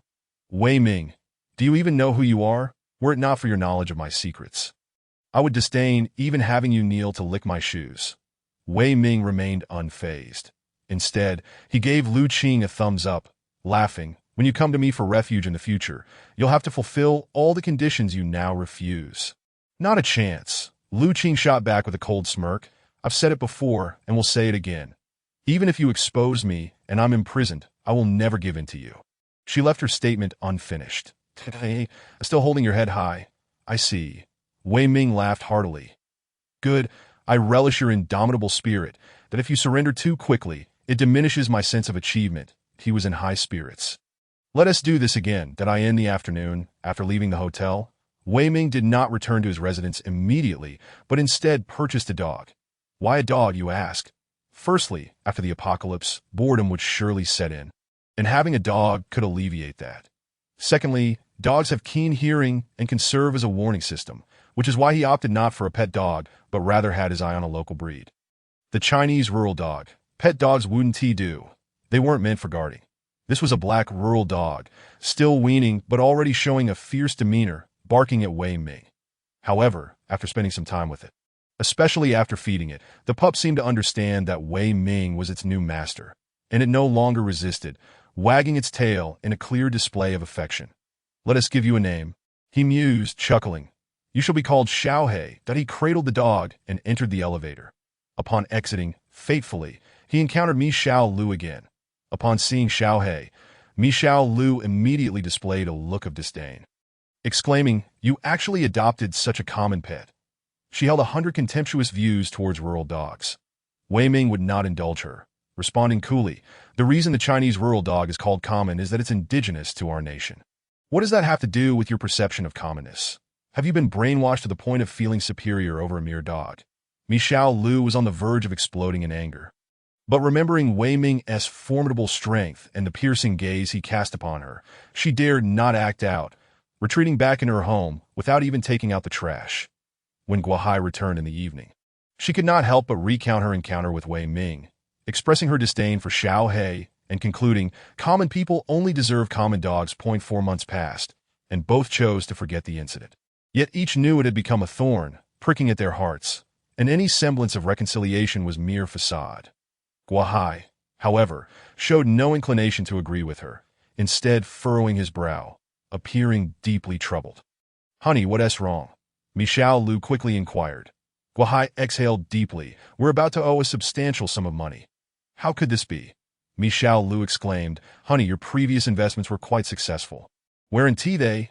Guohai managed a bitter smile. "It was precisely because of my previous successes that I grew greedy, investing all our money and borrowing more, that I never anticipated the polar icebergs would mysteriously vanish, triggering a global investor panic, causing gold prices to soar. That I was shorting it. If the price doesn't drop soon, I'll face a margin call, losing everything, losing all their money and drowning in debt." "What could they do?" Mi Xiao Lu panicked. "How could you invest all our money and even borrow more?" Guohai tugged at his hair, equally distressed. How was I to know gold would suddenly spike? From the beautiful economic reports, the upward trend was clear. Who could have predicted the polar icebergs would just disappear, sparking a global investment retreat? "What shall we do?" Mi Xiao Lu fretted. Guohai pondered for a moment, a sudden idea striking him. "Isn't Wei Ming making a fortune? I heard from the neighbors that he even bought a villa in our community outright." "Should be. I've heard that too." Mi Xiao Lu nodded. "But what does his wealth have to do with us?" Guohai fixed his gaze upon her. "You should ask him to lend us some money. I believe if we can endure this period, international gold prices will drop, and will not only repay our debts, but could also make a significant profit, ensuring we won't have to worry about money for the rest of our lives." However, Mi Xiao Lu rejected this notion outright. "We're not even friends with Wei Ming. On the contrary, we've had several heated arguments, making our relationship quite unpleasant. Why would he lend us money, and why should I be the one to ask?" She despised that common man. Guohai forced a smile. "My wife is so beautiful. What man could resist your charm?" "If you ask," he surely agreed. Mi Xiao Lu could hardly believe her ears. After a moment of shock, she retorted, "What if he demands I sleep with him?" Guohai blurted out, "You have been with others before to at this." Mi Xiao Lu became incensed, launching herself at Guohai and engaging in a fierce struggle. "Guohai, I have told you countless times that I have never been unfaithful," she exclaimed. "Did you not promise to cherish our life together and refrain from mentioning that matter again?" Guohai retorted, "Do you think I relish wearing a green hat? But understand this. If the gold price rises again tomorrow, I will be compelled to liquidate our assets, losing all the money I invested. This house has already been mortgaged, and if we cannot supplement the margin, we will both find ourselves homeless. Do you wish to sleep on the streets?" Mi Xiao Lu trembled at the thought. She was a refined woman, accustomed to a bourgeois lifestyle, and had always positioned herself above the ordinary. The mere idea of living on the streets filled her with dread. How would her once envied classmates mock her? Could she still hold her head high when encountering acquaintances? The only way to avoid bankruptcy was to seek a loan from Wei Ming. Chapter 14. Are you planning to sell yourself? I will think about it. Mi Xiao Lu conceded slightly, determined to secure funds by the end of the day. Yet Guahai insisted, "We must supplement the margin by tomorrow. If we fail, we are finished." Mi Xiao Lu slumped, rendered speechless. Guahai continued to persuade her. "At worst, you close your eyes and pretend it's me. That it will only take a few minutes. But he must transfer the money first." Listening to him, Mi Xiao Lu could not help but scoff. "You are truly great. Even encouraging your wife to sell herself." Guahai, embarrassed, attempted to salvage his dignity. "Isn't this for our family?" Exhausted, Mi Xiao Lu pondered her options and ultimately resolved to borrow money. She could not bear the shame of eviction. If her classmates and friends found out, death seemed preferable. "Fine, I will go to Wei Ming now," she declared through clenched teeth. That it was evident that Wei Ming would not lend the money without a valid reason. Especially not millions, therefore. She knew she would have to pay a hefty price. Guahai felt no less discomfort. What man would willingly want his wife to resort to such measures? Yet a nagging thought lingered in his mind. Mi Xiao Lu had been with another man. Since she had allowed someone else to sleep with her, why not contribute to their household? He merely nodded in silence. That Mi Xiao Lu felt a surge of annoyance. She was well aware of her husband's sordid thoughts. Despite explaining her innocence countless times, she was indignant. That in a fit of frustration, she began applying makeup in front of Guahai. Not only that, she tried on one seductive piece of lingerie after another, teasingly asking, "Darling, as a man, which outfit do you find most alluring?" Guahai, gritting his teeth in anger, shot back, "Mi Xiao Lu, do not go too far." "Haha." Mi Xiao Lu laughed heartily. "You have already pushed your wife to sell herself. What more could be considered excessive?" With that, she provocatively swayed her hips toward the door, exuding an air of seduction. In that moment, Guahai felt an overwhelming urge to pull her back, but the looming debt and the knowledge that Mi Xiao Lu had already been unfaithful kept him rooted in his seat. As if his bottom were glued to the chair, Mi Xiao Lu reached for the doorknob. Her movements hesitated momentarily, offering Guahai a chance to speak. Unfortunately, even as she slammed the door behind her, Guahai remained silent. She stood at Wei Ming's doorstep, steeling herself before mustering the courage to knock. This was not solely for her husband. It was also for herself. Moments later, the door swung open. Wei Ming appeared somewhat astonished that Mi Xiao Lu would knock on his door. The world had not yet descended into chaos, and he had not lured her with clean water or food. Why was this woman arriving at his doorstep? He asked, "What do you want?" He held no warmth toward Mi Xiao Lu. With clenched teeth, she replied, "Could you let me in?" Wei Ming was not afraid to admit a woman into his home. He chuckled, "Come in." This was becoming interesting. Once inside, Mi Xiao Lu perched on the couch, her back straight and demeanor tense. "Speak," Wei Ming said coolly. Mi Xiao Lu bit her lip. She had to confront the situation. "Could you lend me some money?" "Huh. How novel." Wei Ming remarked. He recalled that until the end of the world, this couple had not encountered any debt issues. "What do you need the money for? And how much?" He inquired. Mi Xiao Lu explained her family's predicament, concluding, "If we can endure this period, once the gold price drops, we can earn a substantial profit. If you lend me 5 million, I will return 6 million in half a month." She looked down on Wei Ming, considering him a mere country bumpkin. Thus, she was willing to offer him a higher interest rate to avoid being manipulated. Yet for now, it was merely wishful thinking. Would the gold price truly drop in 2 weeks? Wei Ming's expression turned peculiar. The neighbor's failed investment had put them at risk of bankruptcy, and the root of the issue lay with him. He had emptied the polar ice caps, causing global risk aversion and a surge in gold prices, which had severely impacted the neighbor's previously stable finances. The butterfly effect had indeed spiraled out of control. Of course, emptying the polar ice caps would have a significant impact. However, lending you money is out of the question. The consequences of that action cannot be alleviated overnight, so gold prices will only continue to rise, forcing your neighbors to keep supplementing their margins. Essentially a bottomless pit. Wei Ming shook his head. "I cannot lend you any money." "Why? Are you dissatisfied with the interest?" Mi Xiao Lu quickly countered, "I can increase it." Wei Ming laughed. "The high interest you speak of is predicated on the assumption that gold prices will fall. But what if they do not? Forget about interest. You won't even be able to repay the principal." Mi Xiao Lu bit her lip. This country bumpkin was indeed difficult to deceive. She decided to employ her final tactic. "What if I add myself to the deal?" she said, raising her delicate neck, her pride reminiscent of a swan. "That if you agree to lend me money, you can have me." Wei Ming burst into laughter. "Do you have any idea how much it would cost to fill this hole your family has dug?" As long as gold prices keep rising, 5 million is merely a drop in the bucket. You might need 20 million or even 50 million that you must have diamonds set down there, he added, his words leaving Michelle Lu's face pale, only to turn crimson with embarrassment at the last remark. This country bumpkin was indeed crude. She quickly retorted, the gold price will undoubtedly fall. It cannot keep rising. Wei Ming waved his hand dismissively. Forget borrowing money. However, if you find yourself in dire straits, I would not mind taking you in. Just like my little black dog, it would be no trouble at all to care for another. That Michelle Lu could hardly believe her ears. You dare compare me to a dog? She felt a surge of indignation. Wei Ming chuckled. Did you not bring this upon yourself? You once humiliated me countless times. How should I settle the score? Michelle Lu was left speechless that in her view, Wei Ming was beneath her. Merely a country bumpkin, while she was part of the elite class. But if Wei Ming refused to lend her money, where would she turn? In a position of need, she had to lower herself. Wei Ming, I am begging you. If you do not lend me money, our family will be finished. Wei Ming remained unmoved, replying with a grin. If you sleep with me just once, I'll give you 10,000. Sleeping 1,000 times would earn you 10 million. Dream on. Not a chance. Michelle Lu, still retaining some defiance, stood up and stormed out. She was no prostitute. Chapter 15, Reversing Right and Wrong, a family of villains. Wei Ming had no intention of chasing after her. His interest in Michelle Lu stemmed entirely from her previously lofty demeanor, and he relished the thought of trampling her arrogance underfoot. There was no way he would lower himself to plead or beg. What would that make him? Reborn only to become a sycophant. No, he was determined to be a collector of goddesses, and women like Michelle Lu were merely playthings.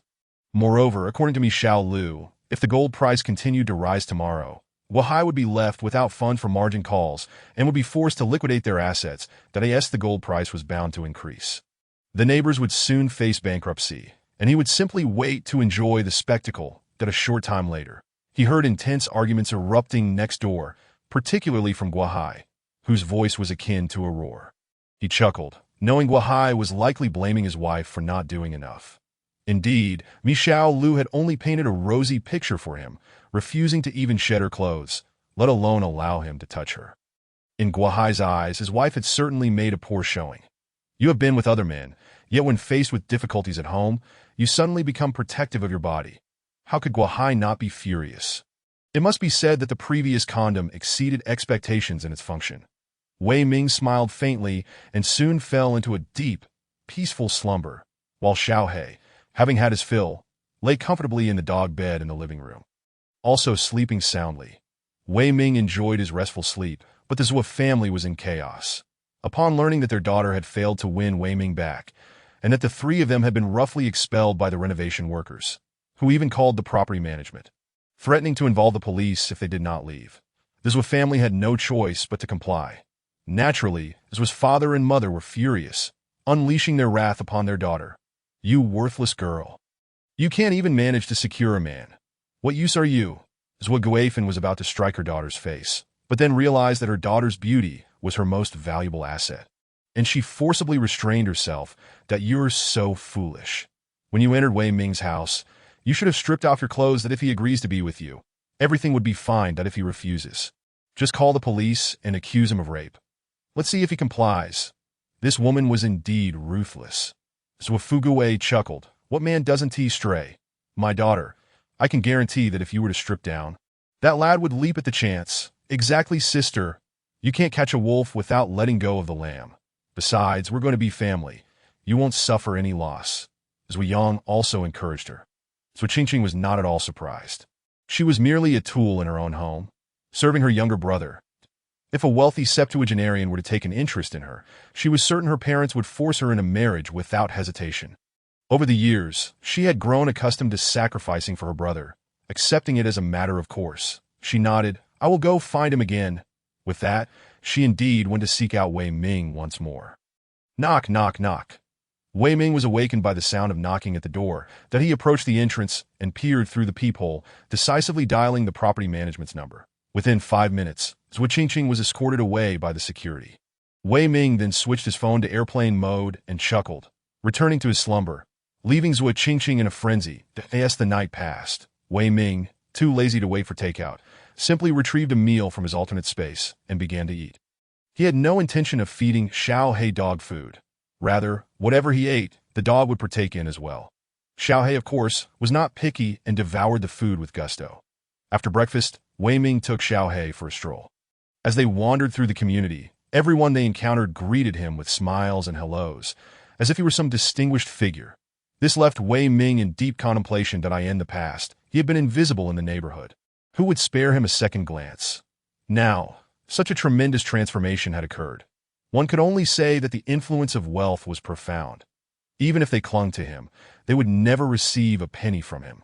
Yet people are indeed peculiar. After a leisurely walk, Wei Ming settled onto a bench, allowing Xiaohei to rest a while that moment. An elderly lady approached, walking a small dog. The dog, a chihuahua, appeared small, but was already an adult. And its ferocity was unrelated to its size. Upon spotting Xiaohei, it immediately began to bark furiously, baring its teeth in a fierce display. Despite Xiaohei having just been weaned, the innate characteristics of a guard dog were evident. And he responded with a low growl, refusing to back down. This infuriated the chihuahua, and without a leash, it lunged at Xiaohei, leading to an all-out scuffle between the two dogs. Wei Ming observed. Although Xiaohei was small, the tenacity of his breed was undeniable, and he held his own against the chihuahua, so he refrained from intervening. The elderly lady did not retrieve her dog either. Seemingly convinced that her dog would not be at a disadvantage against the smaller one, however, after a brief tussle, the chihuahua yelped and ran back to its owner, while Xiaohei stood his ground, growling defiantly. Wei Ming couldn't help but chuckle, patting Xiaohei on the head. Well done. Today you'll get a steak as a reward to help you grow even faster. Oh dear, my son has been injured. The elderly lady exclaimed with great concern, noticing a scratch on the chihuahua's eye with a hint of blood. She erupted in fury, directing her ire at Wei Ming. Your dog has bitten my son. How will you compensate for this, my son? If one didn't know better, they might think I kept a vicious beast that attacked your child. Wei Ming retorted, refusing to back down. Firstly, you were walking your dog without a leash and failed to control it. It was your dog that charged at us. Secondly, Xiaohei has only recently been weaned. Your dog should be ashamed to pick on such a young one. You refuse to take responsibility, don't you? You're unwilling to compensate, is that it? The elderly lady spat vehemently. Wei Ming shrugged. Compensation is certainly in order, but it's you who should pay. Your dog frightened Xiaohei. Fuming, the elderly lady whipped out her phone. Calling for reinforcements, son, hurry over. My baby has been injured. I'm downstairs in front of building 14. Wei Ming casually crossed his legs and waited, knowing that if he attempted to leave now, this woman would undoubtedly throw a fit. Refusing to let him go. Before long, a burly man stormed in. Upon seeing him, Wei Ming muttered an "oh" under his breath, realizing who they were. This imposing figure was Lu Kundong, notorious in the community as a bully. And the elderly lady was Ma Yuelan, equally troublesome. She had been reported by neighbors numerous times for walking her dog without a leash, but whenever the property management confronted her, she would retaliate with insults. If Lu Kundong were home, he would even push the staff out the door, acting brazenly. Rumor had it that Lu Kundong collected debts for a small loan platform, which explained his menacing demeanor. Upon hearing his mother recount the incident, Lu Kundong turned to Wei Ming and said, "You better compensate us. We paid 30,000 for this dog. It's a valuable breed. Over the past 3 years, we've spent tens of thousands on dog food alone. We treat it as a family member, and my mother dotes on it like a son, so you owe her for emotional damages as well. Let us say a total of 200,000. You're rich. So you want to mind this little amount, will you?" As he spoke, he glared menacingly at Wei Ming, cracking his knuckles in a threatening manner. Wei Ming was unimpressed, calmly replying, "This is extortion, da-da. Do you want me to resolve this in an unpleasant manner?" Lu Kundong reached out as if to grab Wei Ming by the chest. Look. Wei Ming sighed and swiftly retaliated, bang. A punch landed, followed by another. Lu Kundong staggered back, collapsing onto the ground. Unfortunately, this wasn't the apocalypse. If it were, Wei Ming wouldn't need to use his fist. He could have easily taken out a weapon from his alternate space, and Lu Kundong would have been begging for mercy. "You killed him. Wei Ming has killed someone." Ma Yuelan shrieked, her voice piercing as she glared at Wei Ming with a cold smile. "You better pay up, or you'll be going to jail." This family was fixated on money. consumed by greed. Wei Ming pulled out his phone to call the police. Yes, someone is trying to extort me, and I have no choice but to report it, despite seeing Wei Ming call the police. Ma Yuelan was unfazed. For her, distorting the truth was merely standard procedure. Before long, security personnel arrived, but Ma Yuelan didn't allow Wei Ming a chance to speak. She immediately launched into her accusations, claiming that Wei Ming was walking his dog without a leash and that it had bitten her dog, while he refused to take responsibility and even assaulted her son. She had summoned her son, who, she claimed, had been injured by Wei Ming's unprovoked attack. Lu Kundong played along, feigning dizziness. I feel faint. Oh, it must be a concussion. It won't show up at the hospital. You should just pay up. Chapter 16. A little dose of revenge, no matter how much Ma Yuelan rambled on. The security personnel could not only heed the words of her and her son. They still needed to hear from Wei Ming. Wei Ming smiled faintly. Actually, she was walking her dog without a leash, which led to the two dogs clashing. That I had no intention of demanding compensation, but she insisted on it. When I refused, she called her son, demanding 200,000. When I didn't agree, he attempted to attack me, and I had no choice but to defend myself. That I didn't expect such a large man to go down so easily. I genuinely suspect he was trying to scam me. Lu Kundong immediately grew agitated. I'm not scamming anyone. I really feel dizzy. He had indeed engaged in scams before, but Wei Ming's punches had been too strong, leaving him somewhat dazed, with both sides insisting on their narratives. What could be done? Wei Ming continued. When the dogs clashed, I didn't have time to react. However, a man with such a threatening demeanor approached me, so I took the precaution of recording the entire incident. What? Both Lu Kundong and Ma Yuelan were taken aback. This fellow had secretly recorded them. What were they to do now? While both sides held their ground, Lu Kundong's injuries were undeniable. Wei Ming could very well be forced to pay, or he might end up in jail. But now that Lu Kundong had not sustained any life-threatening injuries, if provocation was established, which side would the police support?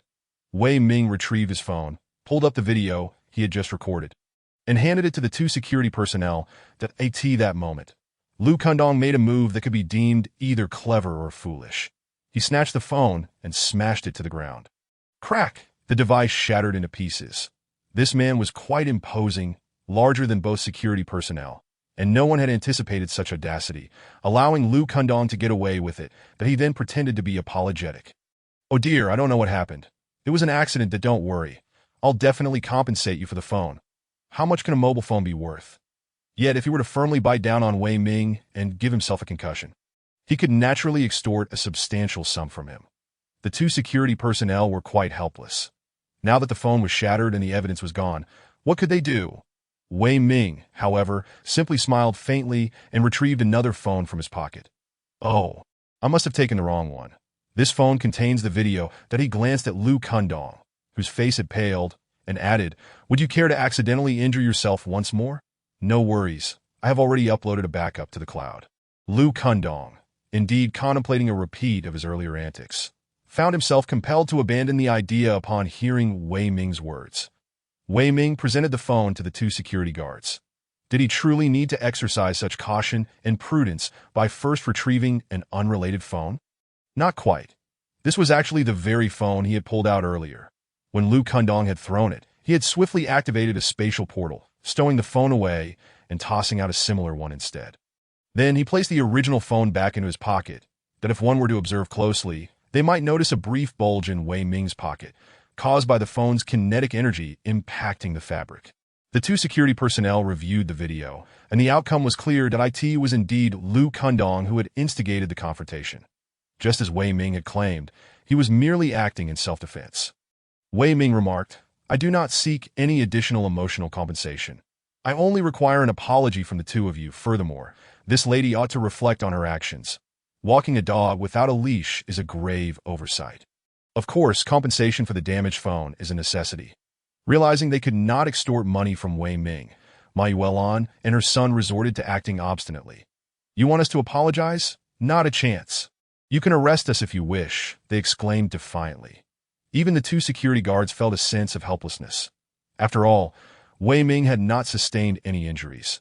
Could they possibly detain this mother and son for such a trivial matter? Why were they so brazen? because the cost of extortion was currently very low, that if successful, they could profit immensely, and if they failed, they would merely have to apologize, a risk that was hardly proportional to the potential reward. Wei Ming scoffed lightly, his mind racing. Spatial portals opened at the esophagus of Lu Kundong and Ma Yuelan, releasing a potent laxative that slid directly into their stomachs, that he then stated coolly, "Very well. I no longer require an apology, for such words from individuals like you hold the same weight as flatulence. However, I do expect compensation for my damaged phone." Lu Kundong was certainly unwilling to pay. But after all, this phone was one he had snatched from the security personnel and subsequently broken. Could he truly refuse to compensate? If the phone's value were to be significant, he knew he would be facing jail time. "I'll pay," he grumbled begrudgingly. Wei Ming smiled slightly. 10,000, will you transfer it via WeChat or Alipay? What? Lu Kundong leapt up. "You're robbing me."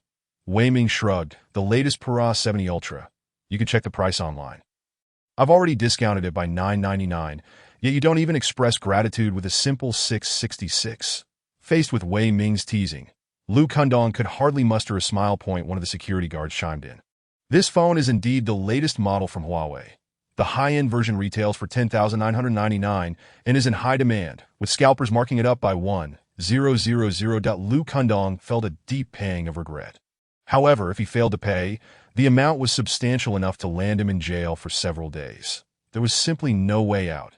Clenching his teeth, he proceeded with the transfer, while Ma Yuelan attempted to make a scene, only to be restrained by Lu Kundong. This payment was unavoidable.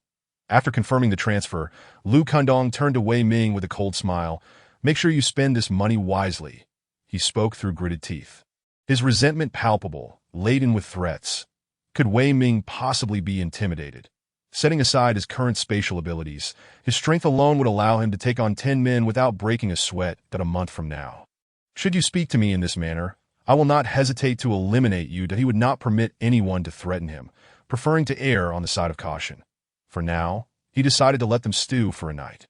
Wei Ming chuckled softly and continued walking his dog. Ma Yuelan and her son returned home in a huff. As they entered, her husband, Lu Feng, inquired, "Why are you back so early?" "Don't even get me started." "I'm furious," Ma Yuelan fumed. "That little brat. I will make him pay for this," she continued. "From tomorrow onward, I will spread rumors about him to ruin his reputation in the neighborhood." Just as Lu Kundong was about to speak, he suddenly doubled over, clutching his stomach as it gurgled loudly. He dashed to the bathroom. Yet Ma Yuelan's stomach began to rumble as well. She hurried to the bathroom door, knocking and calling out, "Son, are you done? I need to go too." No, Lu Kundong cried out amidst his distress, unable to relinquish the toilet.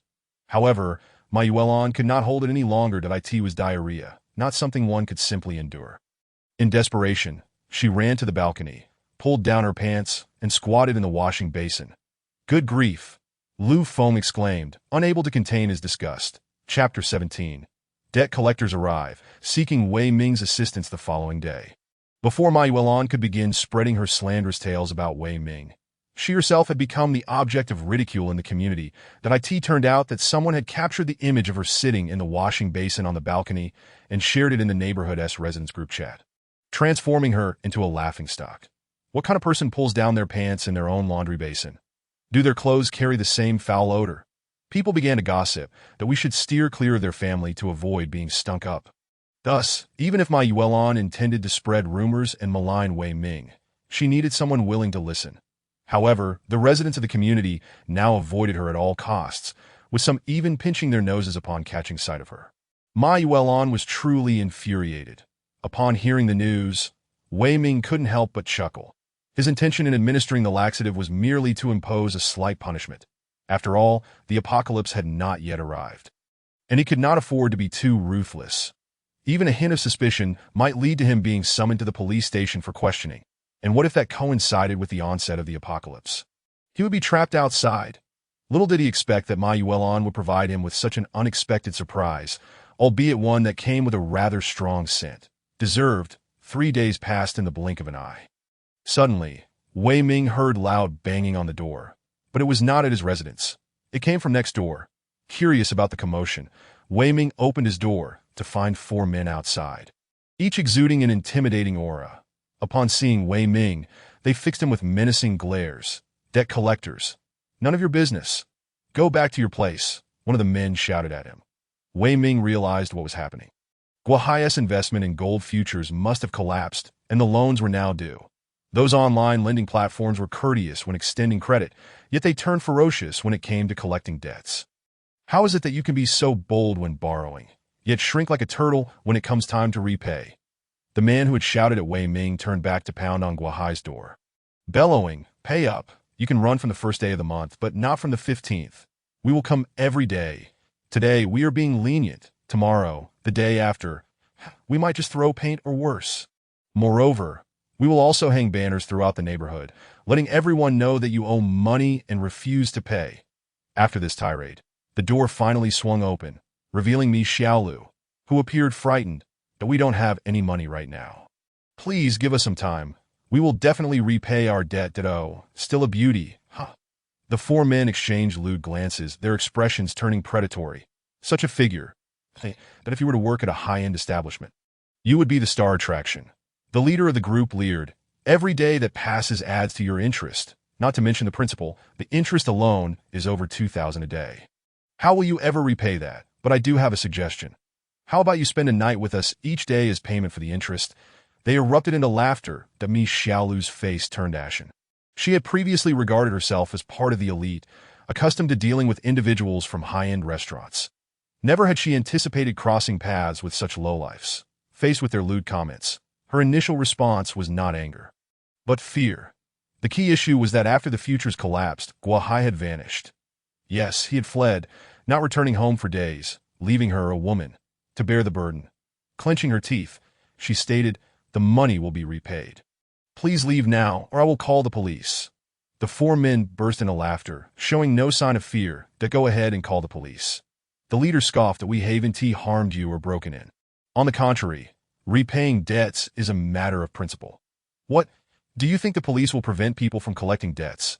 Mi Xiaolu immediately dismissed the thought of calling the police. Indeed, the four men had not harmed her. So what good would it do? Moreover, even if the police drove them away, they would merely turn back again. Was she to continue calling for help? Her gaze swept across the scene and landed upon Wei Ming, who stood with arms crossed, observing the commotion with apparent amusement. In that instant, it felt as though she had grasped a lifeline, and she hurriedly exclaimed, "Wei Ming, please help me. I implore you." The leading man cast a glance at Wei Ming, his expression rife with impatience. "Did I not tell you to scram back? Don't push your luck, or I will make you regret it." Wei Ming, however, paid him no heed and turned to Mi Xiaolu. "It's simple. Come into my room. I assure you they won't dare knock on the door." He gestured towards the small black dog beside him, implying that her entry would come at the price of becoming his pet. Mi Xiaolu bit her lip, remaining silent, still unable to muster the courage. "Damn it." The leading man, witnessing her indecision, became furious and strode towards Wei Ming, shoving his hand forward, clearly intent on forcibly pushing Wei Ming back into the house. Wei Ming extended his hand, but instead of a push, he executed a deft maneuver. The leading man yelped in pain as Wei Ming seized his wrist as if it were caught in a vice, rendering him nearly in tears from the agony. The other three men, seeing this, rushed towards Wei Ming. Bang, bang, bang. In a flash, Wei Ming delivered 3 swift kicks, sending the 3 burly men sprawling. The trio knelt on the ground, clutching their stomachs, their foreheads glistening with beads of sweat the size of soybeans. "It hurts. I didn't speak to you, so behave and stay over there." Wei Ming patted the shoulder of the leading man, then released his grip, appearing remarkably amiable, which only terrified the man further as he stumbled backward, looking as though he had seen a ghost. Wei Ming did not glance at him again, but focused intently on Mi Xiaolu. Noticing her continued lack of response, he shrugged and began to retreat. "Wait!" Mi Xiaolu hurriedly followed him. Upon reaching the doorway, she hesitated momentarily, but ultimately stepped inside. Wei Ming then addressed the 4 men. "I have no interest in your debt collection next door, but disturbing my peace is unacceptable. Furthermore, should I catch a whiff of anything foul, well, let us just say I won't hold back." The 4 men were clearly unwilling to concede, yet having witnessed Wei Ming's prowess, they dared not utter a word. Bang. Wei Ming shut the door, causing the four men to tremble in fear. "Boss, what do we do now?" One asked. "Should we call the police?" Another suggested slap. The leading man immediately smacked the second man. "Don't forget what we do. Call the police? Call your mother's police. Let us go find the man of this household. He borrowed the money, and he asked the one who signed the IO that if we don't go after him. Who else should we target?" Chapter 18. Guahai was in tears, and Michao Lu sat nervously on the sofa, feeling both tense and reserved. Yet, simultaneously, she felt a flicker of admiration. How had her husband dealt with the debt collectors? He ran away. Yes, he abandoned her and fled. But what of Wei Ming? He had no obligation to intervene. Yet he stood up fearlessly, even driving away the four ruffians that it is a common inclination for women to be drawn to strength. And in this moment, Michao Lu found herself harboring a modicum of admiration for Wei Ming. Just a modicum, though. She still regarded herself as a white-collar beauty, while Wei Ming appeared a mere impoverished loser who had inexplicably struck it rich. No matter how wealthy he might be, he was still a nouveau riche in her eyes, and thus, she felt they belonged to different worlds. This disparity fueled her desire to keep her current plight hidden from anyone, even if it meant paying a hefty price to maintain this facade of happiness, that I cannot allow anyone to mock me. The thought of those who once envied her gazing at her in disdain now that she had fallen from grace sent shivers down Michao Lu's spine. No, under no circumstances could she let anyone find out. Wei Ming casually inquired, "Where's your husband?" Upon mentioning Guahai, Michao Lu's first instinct was not guilt but rage. She scoffed and replied, "He ran away. The moment the market crashed, he left home and has not returned since, ignoring my calls and messages what a cowardly man." Wei Ming chuckled, "That I have a way to make him come looking for you." "How?" Michao Lu was intrigued. The thought of being toyed with by Wei Ming was undeniably humiliating. Yet who was to blame for her current predicament? Guahai. Had he not made reckless investments? Would she have found herself in such dire straits? Wei Ming smiled slightly, picked up her phone, instructed Michao Lu to unlock it, opened WeChat, navigated to her conversation with Guahai, selected to send a photo, took a picture, and with one arm around Michao Lu's waist, snapped the shutter, confirming the send in one fluid motion. Within 3 seconds, Michao Lu's phone buzzed to life. She glanced at the caller ID and found it was Guahai. She answered the call to Michao Lu. "How dare you be so shameless? I've only been gone a few days, and you're already eager to find another man. What do you mean by sending me this? Are you trying to force me into a divorce? I'll tell you this, the money was borrowed during our marriage. Even if we divorce, it's still joint debt, so you can't escape." He continued, "When I asked you to borrow money, you refused to sleep with Wei Ming. Now that my futures have tanked, you actually offer yourself up?" Faced with Guahai's hysterics, Michao Lu felt a thrill of vengeance rise within her.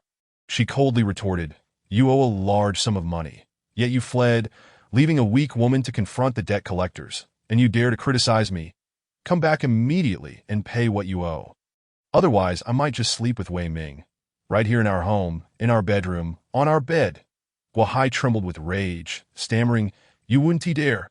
You wouldn't dare. What would Michao Lu not dare?" Once a woman turns dark, she has nothing left to lose. She hung up on Guahai, then sent a video directly. Guahai received it, and Michao Lu leaned in to kiss Wei Ming, then nestled against him, her eyes defiantly challenging Guahai. "Do you see if I dare?" Guahai exploded with fury. "You specifically sent me a video just to let me see you with your lover?" Fine, he gritted his teeth, struggling to maintain his pride. "Wei Ming, she is just a used shoe, and she is drowning in debt, that if you want her, take her." Wei Ming laughed. "Isn't she your wife?" Guahai was rendered speechless. Michao Lu, filled with contempt, turned to Wei Ming. "I was brought here with a generous bride price. You know you're getting quite the bargain." Could Guahai still bear to listen? Could he still bear to watch? Shameless, shameless, he cursed a couple of times before ending the video call. Could he dare to return and catch them in the act? With so much debt hanging over him, he would surely be skinned alive. But thinking of what Michao Lu had just said, it was evident he was now wearing a green hat. Guahai fumed with rage. Yet what could he do? He began to weep bitterly. Why had the icebergs disappeared? Otherwise, he wouldn't have lost everything, down to his last pair of pants. Now his wife was to be toyed with in their own home, and he lacked even the courage to return and confront them. Hatred consumed him. Wei Ming had agreed to help her fend off the debt collectors once, and in return, she would express her gratitude that, of course, That was only for now. When the apocalypse arrived, Wei Ming would pull out a bottle of clean water. And Mi Xiao Lu would be eager to call him master, that in truth, being able to eat and drink to satisfaction every day would mean that during such a time, countless individuals would beg to become Wei Ming's pets. Be they renowned starlets, socialites, or wealthy heiresses, when life itself is at stake, what does status matter? Mi Xiao Lu was quite impressive, her beauty surpassing even Lu Qing by a smidgen, though her bosom was slightly lacking. Yet a C cup was still quite admirable that as days passed. Wei Ming either met with Lu Qing or Mi Xiao Lu, ensuring neither woman knew of the other's existence, as he often discussed life with Lu Qing at hotels. While his time with Mi Xiao Lu was spent at home, that he would wait until the end times arrived before bringing them to his villa. Life would be unbearably dull then. One must seek out some amusement. Taking Little Black for a walk, Wei Ming descended to the lower floor and had scarcely taken a few steps when an older woman approached, holding on to someone else and calling out, "Xiao Wei, I brought my daughter over. You two should have a good chat." Chapter 19. Where does the confidence come from? It was none other than Aunt Sheng. Wei Ming found himself at a loss for words. He had previously brushed off this older woman, thinking she would forget the matter after a few days of absence. Yet, here she was, bringing her daughter to confront him. Was this the allure of 25 million? If 25 million could entice such behavior, what about 200 million? Alas, in just over a month, all wealth would be reduced to nothing, and fortunes and statuses would be completely reshuffled at that time, the more food and clean water one possessed. The higher their wealth value would be. Additionally, with greater martial prowess, one could alter their fate and amass riches through plunder. Aunt Sheng promptly pushed her daughter forward, introducing her. "This is my daughter, Zhao Cece, 28 years old, a master's graduate, currently working at a bank." Zhao Cece presented a modest, yet haughty smile and said, "Hello." Wei Ming surveyed Zhao Cece, noting her height, which was approximately 167 centimeters, slender yet perhaps excessively so. With a rather flat chest that if one were to obscure her face, it would be difficult to distinguish between her front and back that as for her looks. Even with makeup, she barely surpassed a score of 60. Just managing to meet the passing mark for beauty. Wei Ming greeted Zhao Cece before addressing Aunt Sheng.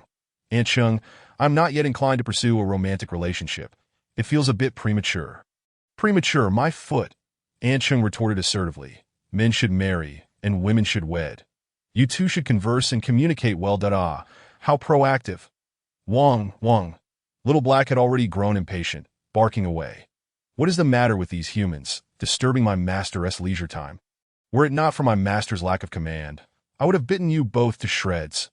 Wei Ming then led Little Black forward, while Zhao Cece immediately displayed a hint of displeasure. However, with a push from Aunt Sheng, she reluctantly fell in line beside Wei Ming. After a few steps, she spoke with an air of arrogance. "Many pursue me, but my mother insists I give you a chance. For her sake, I'll allow you this opportunity." Wei Ming chuckled softly. "What gives you such confidence?" "I am curious to see just how peculiar you can be," he inquired. "What are your criteria for a partner?" "Height over 178 centimeters, local residency, under 30 years of age, with a car and a house free of loans, as for bank savings, at least 2 million should suffice," Zhao Cece replied in an unremarkable tone. Wei Ming was taken aback. "Are you making a wish?" She shot him a glance of disdain. "This isn't amusing at all. Don't you know that in our country, the gender ratio is imbalanced? With 30 million men unable to find wives? Given my criteria, is it unreasonable to select from among them? Why do you assume you can pick and choose among 30 million men? Enough of this. You must be brainwashed by various toxic ideologies. The so-called 30 million men without wives and the stories of 100 million leftover women are merely constructs designed to create division between genders, manipulating unmarried men and women. However, when the apocalypse arrives, none of this will matter. Survival is the only concern of humanity. Moreover, when societal order collapses, will the existing marriage system even persist? Wei Ming stated coolly, "I have no desire to waste your time, nor am I interested in you. Perhaps you should reserve this opportunity for someone else." Zhao Cece fumed, stamping her foot in anger, but it elicited no reaction from him, further diminishing his interest. Noticing Wei Ming had taken a few steps away, she hurriedly called after him. "Wei Ming, don't think that just because you have a bit of money, you can act superior. I handle at least several hundred million in transactions daily. Wow, is that something to boast about? My money, regardless of how little, is still mine. The money you handle isn't yours. Wei Ming laughed, bemused by the apparent lack of intelligence in this woman, a supposed master's degree holder. Just as Zhao Cixi was about to retort, she was roughly pulled back by a middle-aged woman in her 40s. She was about to express her indignation when two men pushed her further back. Son-in-law, when are you marrying my daughter Qingqing? It was Luo Guifan, who paid Zhao Cixi no mind, her face adorned with a smile as she focused solely on Wei Ming. Upon hearing this, Zhao Cixi's intended outburst faltered, her expression shifting to one of vexation. That you're already set to marry someone else and still trying to flirt with me. Scoundrel. I must expose him. Yet she failed to recognize that it was her mother and herself who had pursued him. It was none of Wei Ming's doing. Wei Ming regarded Luo Guifan with a cold stare. The middle-aged woman radiated a sense of opportunism that was quite off-putting. He waved his hand dismissively. I broke up with your daughter 4 months ago. Please refrain from making assumptions that, you've already broken up? Zhao Cixi felt a twinge of disappointment, realizing that it meant Wei Ming was straddling two relationships. However, she quickly concluded that his attempt to flirt with her right after a breakup was indicative of a scoundrel-esque behavior. Zui Yang was incensed, rushing forward, but Zhou Fuguwei held him back, his anger palpable. My sister dated you for half a year, and you think you could just cast her aside? No way. Wei Ming had no desire to engage with this family. He frowned. Step aside. The Zhou family was unwilling to relent. Zhou Fuguwei adopted a conciliatory tone. Son-in-law, it's normal for young people to quarrel, but this should have gone on long enough that you're not getting any younger. So why not get married? Once married, Wei Ming would be without parents. Wouldn't that mean he would be at their mercy? Over 2 billion. The thought of the wealth Wei Ming possessed sent shivers down the spines of the Zhou family. They were ecstatic at the prospect of striking it rich. In fact, they had completely dismissed the idea of a 25 million villa, now aiming for a property worth over 100 million in the city center, as anything less wouldn't suit their newfound elevated status. Move aside. Wei Ming forcibly pushed through that he had no interest in conversing with them, fearing that if he spoke too much, he might succumb to the urge to eliminate them all. It was still an era governed by law. Wei Ming repeatedly reminded himself, gradually calming the murderous intent within. After the apocalypse, this family, the Zhou family, however, was not ready to let him go, pursuing him relentlessly. 2 billion. 2 billion. In the face of such wealth, what need did they have for dignity? The three of them clung to Wei Ming, chattering incessantly about one topic, urging him to marry Zhou Qingqing at once. While Wei Ming couldn't act outright, he could certainly strike subtly that an unseen portal of space opened, and suddenly, the three members of the Zhou family stumbled over large stones, left bewildered. Were it not for Wei Ming's aversion to filth, their faces would have ended up buried in manure. The trio was dumbfounded. How could there be stones on the residential path? What was the property management doing? They wanted to chase after him, but the fall had rendered them too pained to continue. Chapter 20.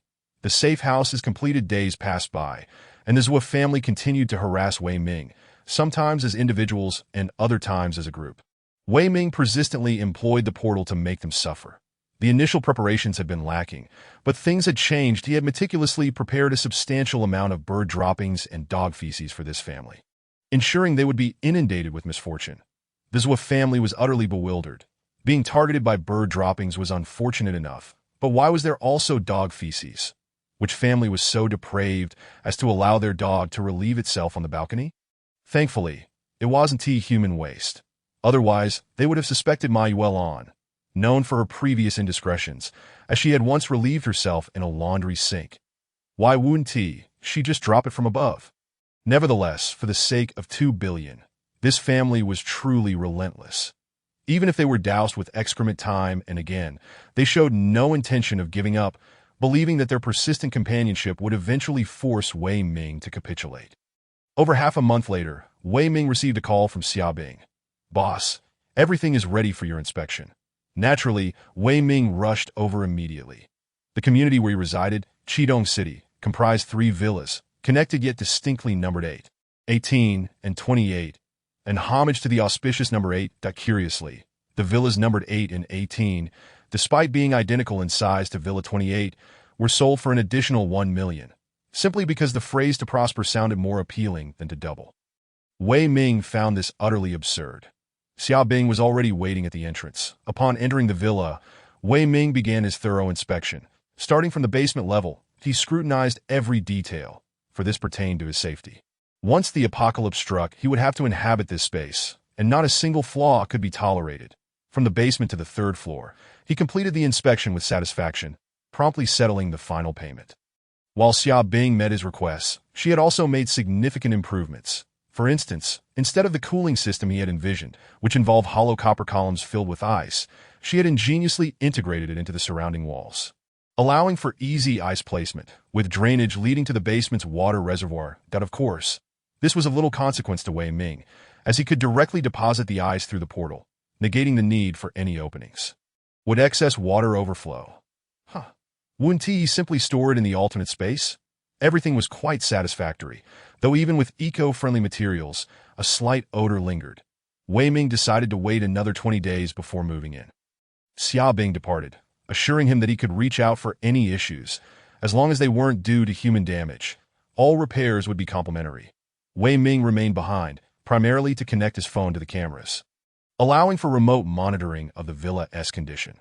Once everything was set up, he approached the villa's main entrance that he canceled all previous accounts and established a new master password, leaving only his fingerprint and facial recognition for access. Done. Time to head back. Just as he was about to leave, he noticed a Mercedes-Benz emerging from the adjacent Villa 18, but the driver's window was down, revealing a woman in her 20s with an exquisite profile. Wei Ming would rate her a solid 90. With a fleeting glance, the woman's figure was extraordinarily stunning, particularly her ample bosom, which could easily be described as voluptuous. If not an E-cup, certainly a D. However, the car swiftly turned a corner, leaving Wei Ming with nothing but a glimpse of its rear. "Is this the owner of Villa 18? Wei Ming inquired with the security guard. Initially reluctant to divulge information, the guard began to speak freely after Wei Ming discreetly offered him a pack of cigarettes. Indeed, the enchanting beauty was the owner of Villa 18, named Yu Chutong, rumored to be a rich second-generation heiress who purchased the villa 2 years ago. She drove a luxurious Mercedes S-Class and adorned herself with high-end brand names. Rarely casting a glance at the guards stationed around, Wei Ming also took the liberty to inquire about Villa 8. The guard informed him that a prominent businessman resided there, who had recently divorced his ex-wife and had since married a university student. A stunning beauty with exceptionally long legs. He even gestured at his waist to indicate her height. After learning about his new neighbors, Wei Ming returned home. Days passed, and Wei Ming's bank account dwindled at an astonishing rate, leaving him with less than 20 million. Naturally, he felt elated. Money spent transformed into tangible assets. Presently, he only received invitations for banquets, having already amassed sufficient supplies during the zero-cost acquisition phase, with 20 million remaining. He believed that the end of the world was rapidly approaching. Yet, what if the apocalypse never arrived? With such abundant resources at his disposal, could he truly fear a life of hardship? Time flew by, and before long, over 10 days had passed. Wei Ming officially moved into the villa. After arranging his bedding, he made his way to the balcony on the 3rd floor. The villa's balconies protruded, which he perceived as a security risk. Nevertheless, even if an enemy managed to scale the balcony, the tempered glass was a formidable barrier, measuring 5 centimeters thick. This alone could keep intruders at bay. Furthermore, even if that layer of defense were breached, a robust alloy steel door, a staggering 10 centimeters thick, stood between the balcony and the interior, requiring an immense amount of explosives to breach that. In fact, every wall of the villa was reinforced with alloy steel, rendering it an exceptionally secure fortress. What constitutes a safe house? Surely, it cannot be one that is easily penetrated. Of course, safe houses have their vulnerabilities, primarily against fire. Even with insulation, extreme heat could transform the interior into a sauna. However, Wei Ming possessed an endless supply of ice mountains within his alternate dimension, capable of cooling the space as long as the temperature did not exceed 30 degrees Celsius. He would consider it a victory. Sitting on the balcony, basking in the sunlight, he savored his tea, embodying a picture of leisure. When the apocalypse comes, who would dare to indulge in such relaxation under the sun? He noticed a young beauty on the balcony of the adjacent villa. Also 3 stories high, seated beneath a sun umbrella, sipping from her cup, likely coffee rather than tea. She must be the new wife of the owner of Villa 8, that upon closer inspection, she appeared fresh and youthful. Perhaps no older than 20, that was it even possible for someone so young to be married? Could she merely appear young, while actually being 22? Sensing Wei Ming's gaze, the young woman turned her head slightly, then nonchalantly returned her attention to her coffee, that he chuckled softly, thinking that in a few days, she'd be lucky to maintain such tranquility. Wei Ming averted his gaze and calculated that the apocalypse was merely 11 days away. Chapter 21. Wei Ming takes action suddenly. His phone rang. Upon checking, he was surprised to see it was Lu Qing calling. That it was rare for her to reach out to him directly. Wei Ming had intended to ask her out in a couple of days, planning to keep her hidden in his villa, as long as he remained discreet, concealing her until the arrival of the apocalypse would pose no problem. Once the end began, who would still concern themselves with petty theft? He could hardly wait to see Lu Qing's reaction post-apocalypse, eagerly anticipating her undying admiration. Wei Ming, save me. You must help me. The moment he answered, he was met with Lu Qing's frantic voice. Calm down. Take a deep breath and explain, he replied coolly. Lu Qing inhaled deeply, but her voice still quivered as she said, that bastard Su Jian took all the money and fled to Malaysia, giving me just 2 hours. He plans to email the company at 4:30 p.m., exposing our scheme to embezzle 30 million. Wei Ming was taken aback. How could this happen? In his previous life, it would take another 4 days for Lu Qing and Su Jian's clandestine marriage and their embezzlement to come to light. Moreover, they had been apprehended together. Why was this time different? Not only had the timeline moved up by 4 days, but Su Jian had also successfully escaped to Malaysia. This man was clever enough to choose a country without an extradition treaty with China. Should he help Lu Qing, assisting her would entail risks, as exposure would undoubtedly lead to his own arrest. What if this coincided with the onset of the apocalypse? However, as long as he concealed his identity well, hiding Lu Qing until the arrival of the end would pose no issue. In fact, he had planned to bring her over in a couple of days. Now it seemed he would need to expedite that process. Listen, leave the company immediately and wait for me by the entrance of Yufeng, near the bread new language shop, he instructed. Okay, Lu Qing responded, her mind racing, her sole thought being to avoid prison. Wei Ming took a moment to groom himself in front of the mirror before heading to the community entrance. Hailing a cab to Yufeng. Within half an hour, he spotted Lu Qing, who was anxiously pacing, her worry etched across her face. Despite her distress, her beauty and figure caught the attention of passers-by, lingering on her curves. Wei Ming approached her, ensuring that no one noticed as he activated his spatial portal, obscuring all nearby surveillance cameras with INK.IT was a simple task, by pouring ink into his alternate dimension. He could release it upon opening the portal, precisely targeting the cameras within a 5-meter radius. Follow me, he whispered as he stood beside Lu Qing. She did not recognize him at first, but upon hearing his voice, she quickly realized and hurriedly followed him. Wei Ming disabled the cameras along their route and guided Lu Qing into a restroom, but he handed her a bag. Change into these clothes and put on the mask, sunglasses, and hat. Lu Qing nodded repeatedly, her expression finally softening. Wei Ming had thought of everything. After a brief wait, Lu Qing emerged from the restroom, transformed. While Wei Ming had also changed into different attire, he disposed of their old clothes in a trash bin, which he would later send to his alternate dimension. Now, they were truly untraceable. Wei Ming wrapped his arm around Lu Qing's waist as they exited, and she naturally leaned her head on his shoulder. With their disguises, who could possibly recognize them? Upon leaving Yufeng, Wei Ming hailed a taxi, first heading to Wanda Plaza, then taking another ride back to Chidong City, entering Villa 28 through the underground garage. Upon entering the villa, Lu Qing could not contain her astonishment. Is this your home? As a financial supervisor at a major corporation, she had discerning taste. A villa of this caliber would easily start at 20 million. How could Wei Ming possibly afford such luxury? Was this the time to be curious? He chuckled at her surprise. Lu Qing's expression shifted from astonishment to deep concern, then seething anger. That scoundrel Su Jian. How could he abscond with all our money and still threaten to expose me? What a vile man. They say that a night's marriage brings 100 days of affection. Why is Su Jian so cold-hearted? Wei Ming was equally intrigued. In his previous life, This couple had not fallen out, but had instead both ended up in prison, that he ruled out the possibility that his resignation had triggered the fallout. Perhaps it was his repeated invitations to Lu Qing that Su Jian had discovered. That seemed the most plausible explanation. Wei Ming contemplated, "You'll stay here for the next few days, but only on this floor."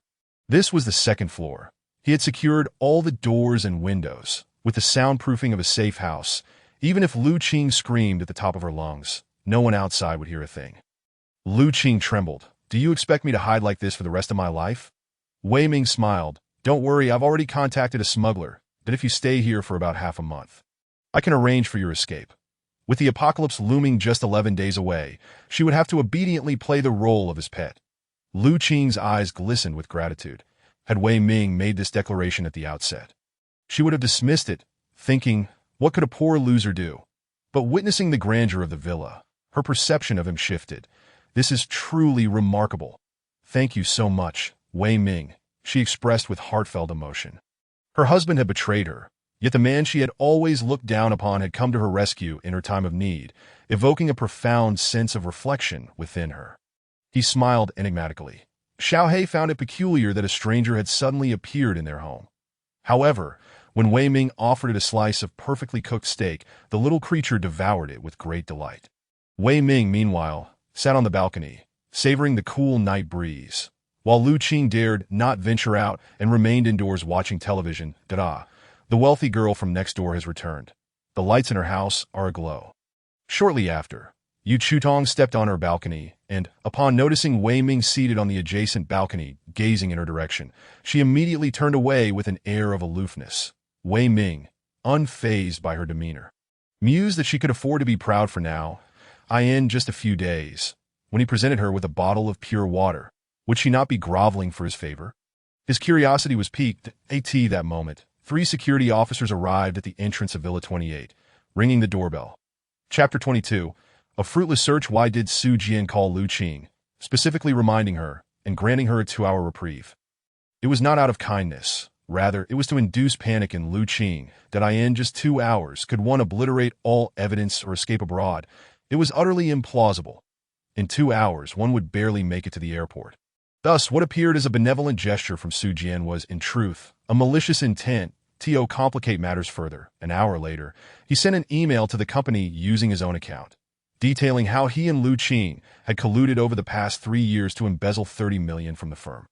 Once this email was dispatched, it naturally drew the company's attention, prompting immediate action to detain Lu Qing and Su Jian. However, both were absent from the office, as Su Jian had taken leave several days prior, and Lu Qing had only left shortly after being seen in the afternoon. With no other option, the authorities were compelled to report the situation. Upon the arrival of the security officers, it was revealed that the amount involved had reached $30 million, prompting them to act with utmost seriousness. They promptly proceeded to the residences of Su Jian and Lu Qing, only to find nothing.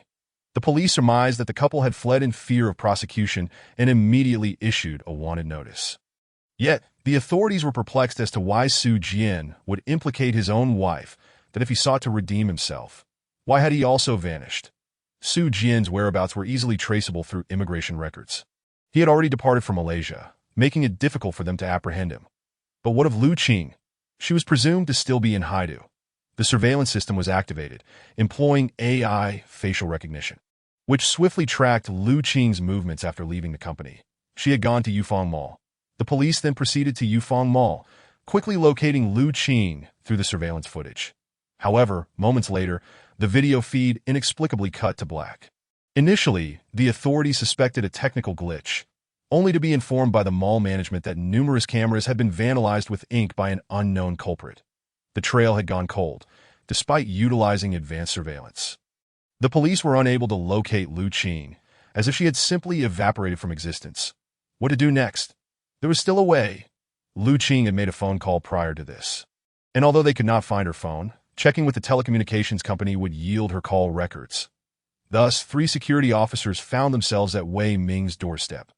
Wei Ming remained remarkably composed that he pressed a button and leisurely made his way to the first floor. Opening the door. "What brings you here?" he inquired. One of the officers smiled and replied, "We are executing our duties and would like to gather some information from you." Wei Ming nodded. "Please come in." The three officers entered, 2 men and 1 woman. One of the male officers, in his 30s, possessed a serious demeanor, while the other, in his 20s, appeared to be a novice with notably thick eyebrows. The female officer, a striking beauty, elicited a nearly audible whistle from Wei Ming. She was undeniably stunning, her beauty surpassing a score of 90, and her figure was nothing short of breathtaking. Her ample bosom strained against her blouse, raising concerns that the buttons might give way under pressure. Remarkably, despite her generous curves, her waist was so slender it could be encircled by a single hand, accentuating an exaggerated hourglass figure. Wei Ming thought to himself that her physique deserved a perfect score of 95. He invited the three to sit, offering each a bottle of pure water, reflecting that in a few days, such water would become highly valuable. Although it was only April, the impact of the melting polar ice caps was already evident. As the room temperature had climbed to 30 degrees, Wei Ming activated the air conditioning and settled down, cheerfully stating, "I will certainly cooperate." One of the officers inquired, "Did you receive a call from Lu Qing this afternoon?" "Yes," Wei Ming replied without hesitation. "Why did she call you?" the officer pressed. Wei Ming hesitated momentarily. "Must I answer that?" "Of course," the assertive female officer declared. "This pertains to a significant case that if you withhold information, we could charge you with complicity." Wei Ming smiled gently. "I have no issue cooperating with your investigation. It is the duty of every citizen. However, you mustn't intimidate a law-abiding citizen." The female officer slammed her hand on the table, causing her chest to bounce slightly. The spectacle was both grand and amusing. Her colleague quickly urged her to calm down, recognizing that someone who could afford such a villa was likely affluent, and questioned why she would antagonize him. "Investigating a case. We kindly request your cooperation, Mr. Wei," the older officer interjected, noting the substantial sum involved in the case. Wei Ming nodded, feeling somewhat embarrassed. "Lu Qing and I are involved romantically. She called me this afternoon, saying she was in trouble and asked for my help. However, upon her mentioning the embezzlement of significant company assets, I advised her to turn herself in. She didn't go through with it." The three officers regarded Wei Ming with skepticism, for after her call, Lu Qing had immediately headed to Yufeng, and curiously, many of the mall's surveillance cameras had been defaced, resulting in their failure. "Where did you go this afternoon?" The older officer inquired. "That I did not go anywhere. I stayed at home." Wei Ming stated, "That's a lie." The fierce female officer accused, her expression fierce. "Confess." Wei Ming sighed, "But this is my home. If you're this aggressive, would you not flay me alive if I were to visit the police station?" You. The female officer was incensed, her chest quivering in fury. Wei Ming unabashedly observed her, unperturbed, for this was his home, and he had no reason to conceal anything. "Indeed, quite the picturesque view," the younger officer remarked. "Can anyone vouch for your whereabouts?" Wei Ming shook his head.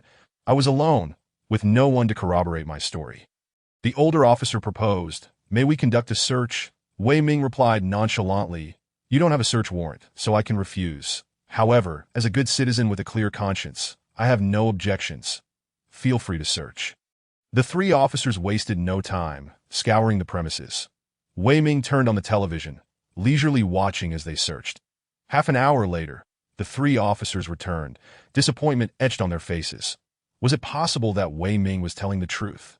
Though he had taken Lu Qing's call, he had merely advised her to surrender. Suddenly, the fierce female officer's eyes lit up. "You have another property." She believed she had discovered a loophole. "Do you wish to see that property?" Wei Ming replied nonchalantly, "Very well.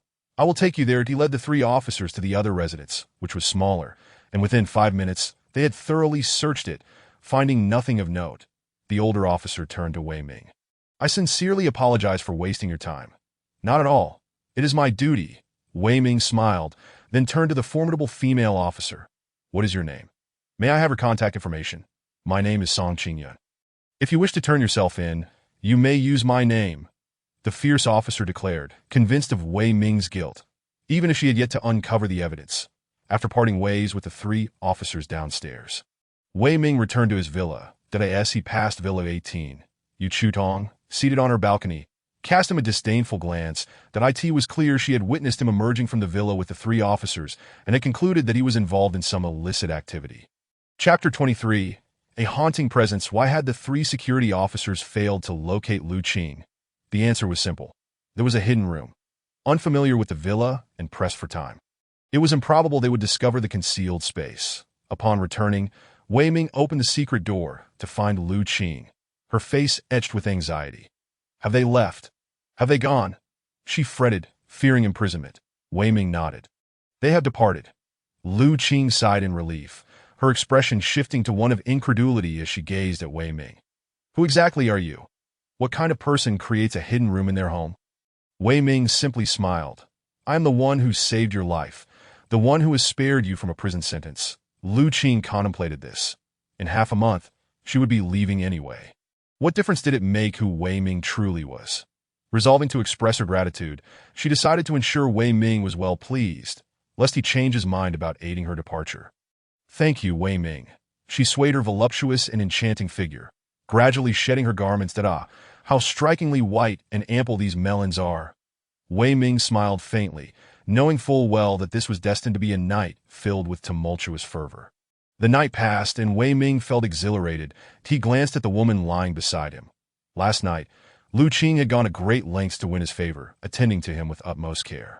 Little did she know, she had no possibility of escape. Of course, in truth, leaving this place would be her misfortune. She would either perish from hunger and thirst or become the plaything of others, perhaps not just one. Considering that in a post-apocalyptic world, morality would be a relic of the past, and primal desires would be unleashed, he rose, leaving a breakfast for Lu Qing before stepping out. Lu Qing could not possibly leave. Wei Ming had not brought her back to complicate his life that in 10 days, the apocalypse would descend upon them. Wei Ming possessed over 1 million, intending to spend it all today, but he busied himself throughout the day, returning home only at night. However, before he could enter, he noticed his family's 4 members standing in neat formation at the villa's entrance, their greedy gazes peering over the iron railing, through the garden, towards the 3-story villa. They resembled a quartet of beggars. Wei Ming scoffed. He had deliberately informed Zhuo Qingqing that he possessed 20 billion, simply to provoke this family's desperate demeanor. What a disgraceful display. Step aside, he commanded. Wei Ming is back. Luo Guifan seemed oblivious to the cold indifference and even disdain on Wei Ming's face, continuing to beam brightly. Oh dear, our Qingqing hasn't seen you for several days. She has hardly eaten or drunk. Truly, their audacity knew no bounds. Brother-in-law, please don't quarrel with my sister. Just hurry and get your marriage certificate. Zuyang interjected eagerly, more anxious than anyone else that a villa worth 25 million. No, compared to 20 billion. What was this villa worth? He wanted money, all the money. Zhuo Qingqing seized the opportunity, pleading, Wei Ming, I was foolish before. Please forgive me just this once, won't you? Wei Ming waved his hand dismissively.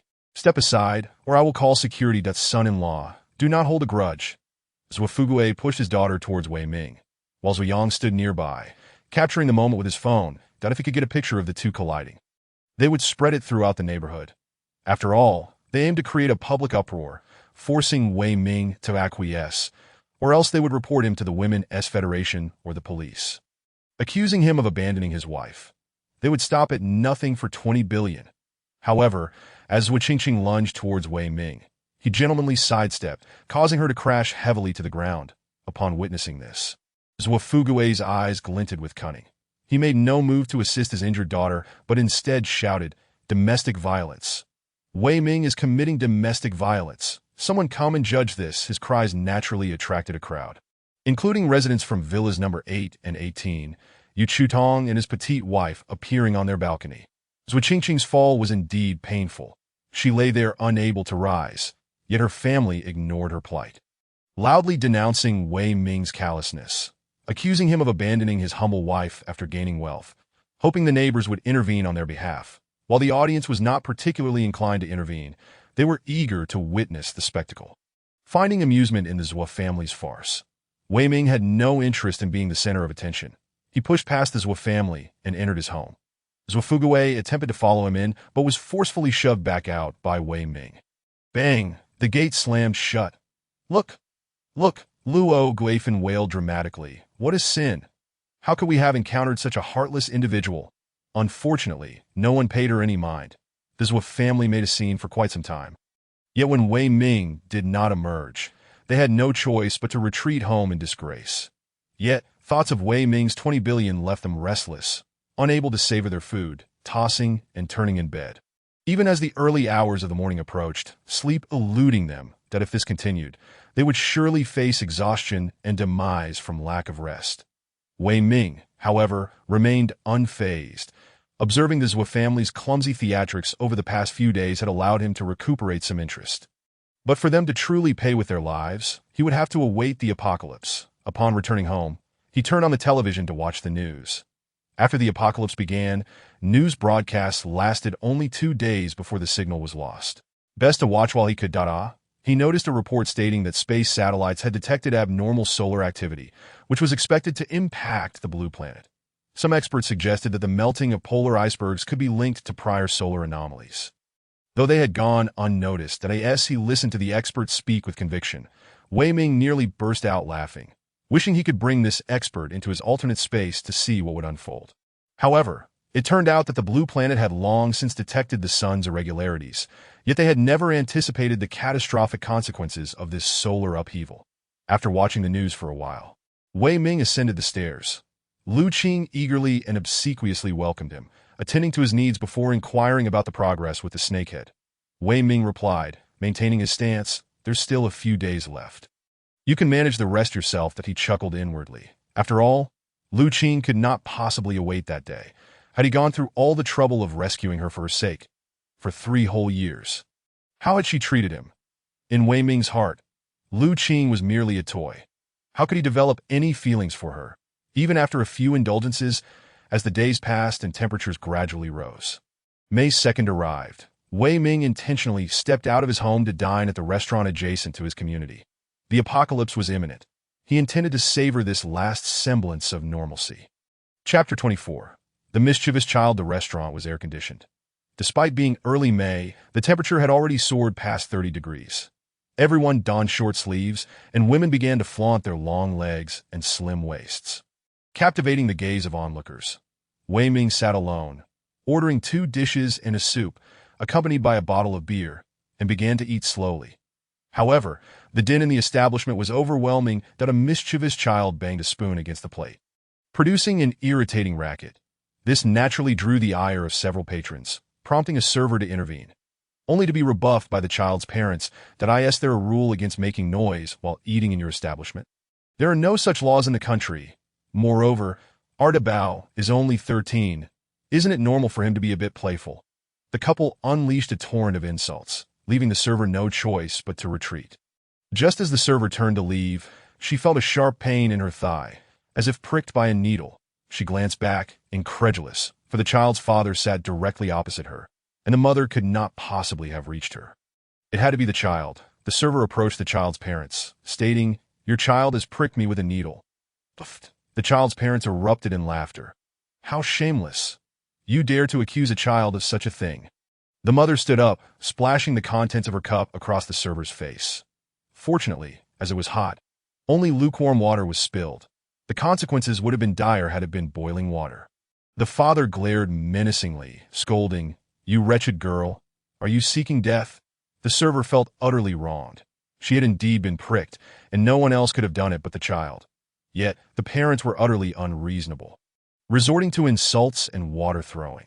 Her gentle nature led her to tears as she fled towards the kitchen, but the child's parents were relentless, summoning the manager to complain loudly. The manager, eager to maintain business, especially with so many customers present, sought to defuse the situation, promising that the server would come to apologize. Shortly thereafter, the server emerged, her eyes swollen from crying. Whether it was due to a promise of a pay raise or a threat of dismissal, she bore her grievances and apologized to the mischievous child. Was that all?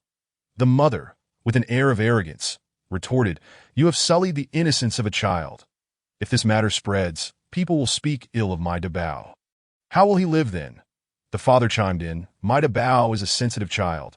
You must kneel and bow to restore his dignity." This was utterly excessive. The onlookers turned to the child, questioning whether this was truly a 13-year-old. He stood over 1.60 meters, his gaze far too lecherous, fixated on the female patrons that today's youth were precocious. 13 years old. He understood far too much, even capable of committing misdeeds. Even if, for argument's sake, the server had wrongfully accused the child, demanding an adult to kneel and apologize to a child was nothing short of humiliation. The waitress, of course, refused to comply. It was a fact that she had been pricked by a needle. And now she bore the humiliation in silence, turning around to apologize to the perpetrator, her anger boiling within her. Yet this family, having taken advantage of the situation, audaciously demanded that she kneel. "I quit," she exclaimed in fury, tossing her scarf to the ground before storming out of the restaurant. What kind of people are these? They wronged a child and didn't even offer a proper apology. Truly outrageous. It would be best if they were struck by a car upon exiting. The child's mother continued her tirade, spewing vitriol, which prompted onlookers to express their disapproval. However, she clearly resembled a shrew, engaging in a verbal battle with the crowd, showing no signs of backing down. Meanwhile, the child's father lifted his shirt, revealing a tiger tattoo on his back. Admittedly, such ink could be somewhat intimidating, leading many to speculate whether this man was involved in illicit activities or had just been released from prison. Regardless, the waitress had already resigned. What were they still arguing about? Consequently, the crowd fell silent once more and resumed their meals. Wei Ming sat at a distance, while a couple at the adjacent table recognized the troublesome family and began to discuss them as they ate. After listening for a while, Wei Ming was slightly taken aback upon discovering that this family was also from Chidong City. That explained their choice of restaurant, as they lived nearby. The family's patriarch was named Lu Daolong. Yet contrary to popular belief, he was not a thug, but the owner of a car rental business. However, he operated unscrupulously, often damaging rental vehicles overnight to extort hefty repair fees from his clients. Why sport such a large tattoo? It was merely a means to intimidate customers reluctant to pay. He would display the tattoo and rattle a kitchen knife, instilling fear in anyone who dared to resist payment.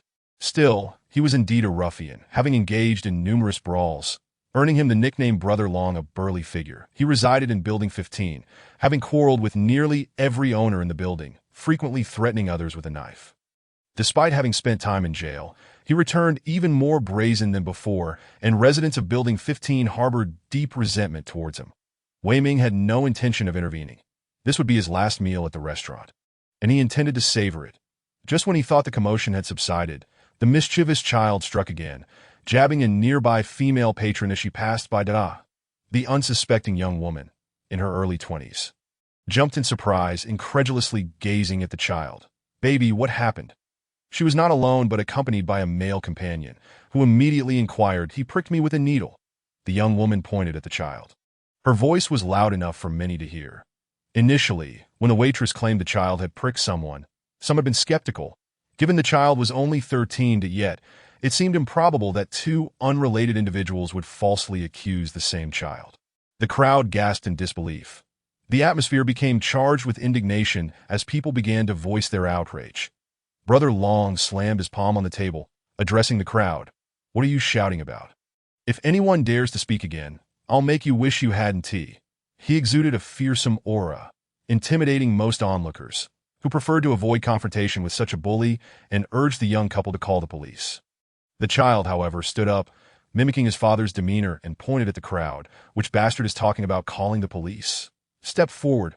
I'll kill you. I'm still a minor, so I won't face any jail time for murder." Chapter 25. The situation escalated.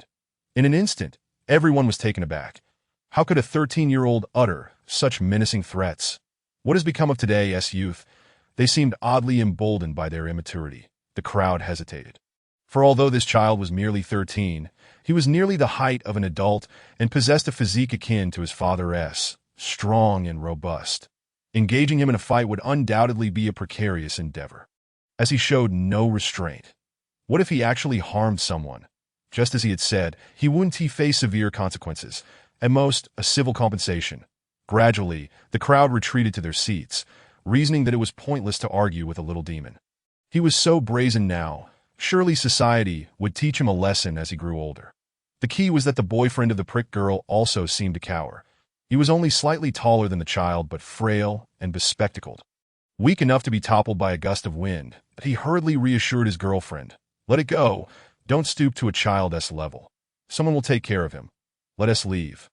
Smack! Yet just as he conceded, the mischievous child slapped him hard, nearly causing him to topple over. Who is going to take care of me? Speak up. Who is going to deal with me? The child pursued the man, fists raining down upon his head as the young woman screamed, "Help! Someone, please help!" While no one offered assistance, someone did call the police. Within 10 minutes, security personnel arrived, but the frail man had already sustained a battered face.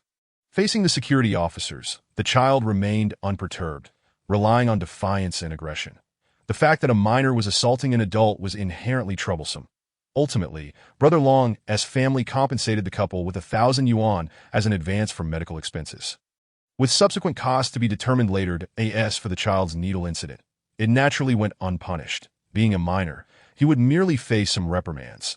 The young woman, infuriated, stormed out, breaking up with her boyfriend on the spot. The young man, neglecting to visit the hospital, rushed after his girlfriend. Soon after, the security personnel departed, bringing this incident to a close. However, to everyone's astonishment, Brother Long's family did not leave, although the child faced no tangible consequences. He seemed to have been scolded by the security officers and was in a foul mood that he stood up and walked over to a nearby table, spitting into someone else's dish. How could anyone still eat? Yet, who would dare confront such a brazen child? Did they want to endure another encounter with the police? It was not worth it. Better to avoid conflict altogether. The patrons at that table abandoned their meals. Regardless of whether the owner was willing to serve them fresh dishes, they simply lost their appetite. "Let us go! Let us go!" They gathered their belongings and made their exit. However, the mischievous child was undeterred, moving to another table and repeating his vile act. Observing their son's atrocious behavior, Brother Long and his wife did not intervene. Instead, they wore expressions of pride. Truly, one can see the reflection of parenting in the offspring. As the child continued his antics, more customers left the establishment, some settling their bills while others departed without a word. What could the restaurant owner say? Encountering such a situation without any compensation or apology was already a stroke of luck. This predicament left the owner frantic, yet he dared not intervene and opted to call the police once more to that moment. The mischievous child approached Wei Ming's table. He cleared his throat and prepared to spit. Wei Ming, initially just a spectator, had no intention of getting involved, considering that the apocalypse would soon unfold, rendering justice, morality, and order obsolete. Thus, he had no plans to intervene. However, once the child provoked him, it crossed the line. "What the hell?" Thud. Wei Ming delivered a swift kick, sending the child sprawling that instant. The child's mouth was agape, ready to spit, but the kick forced him to close his mouth, resulting in a painful bite on his tongue.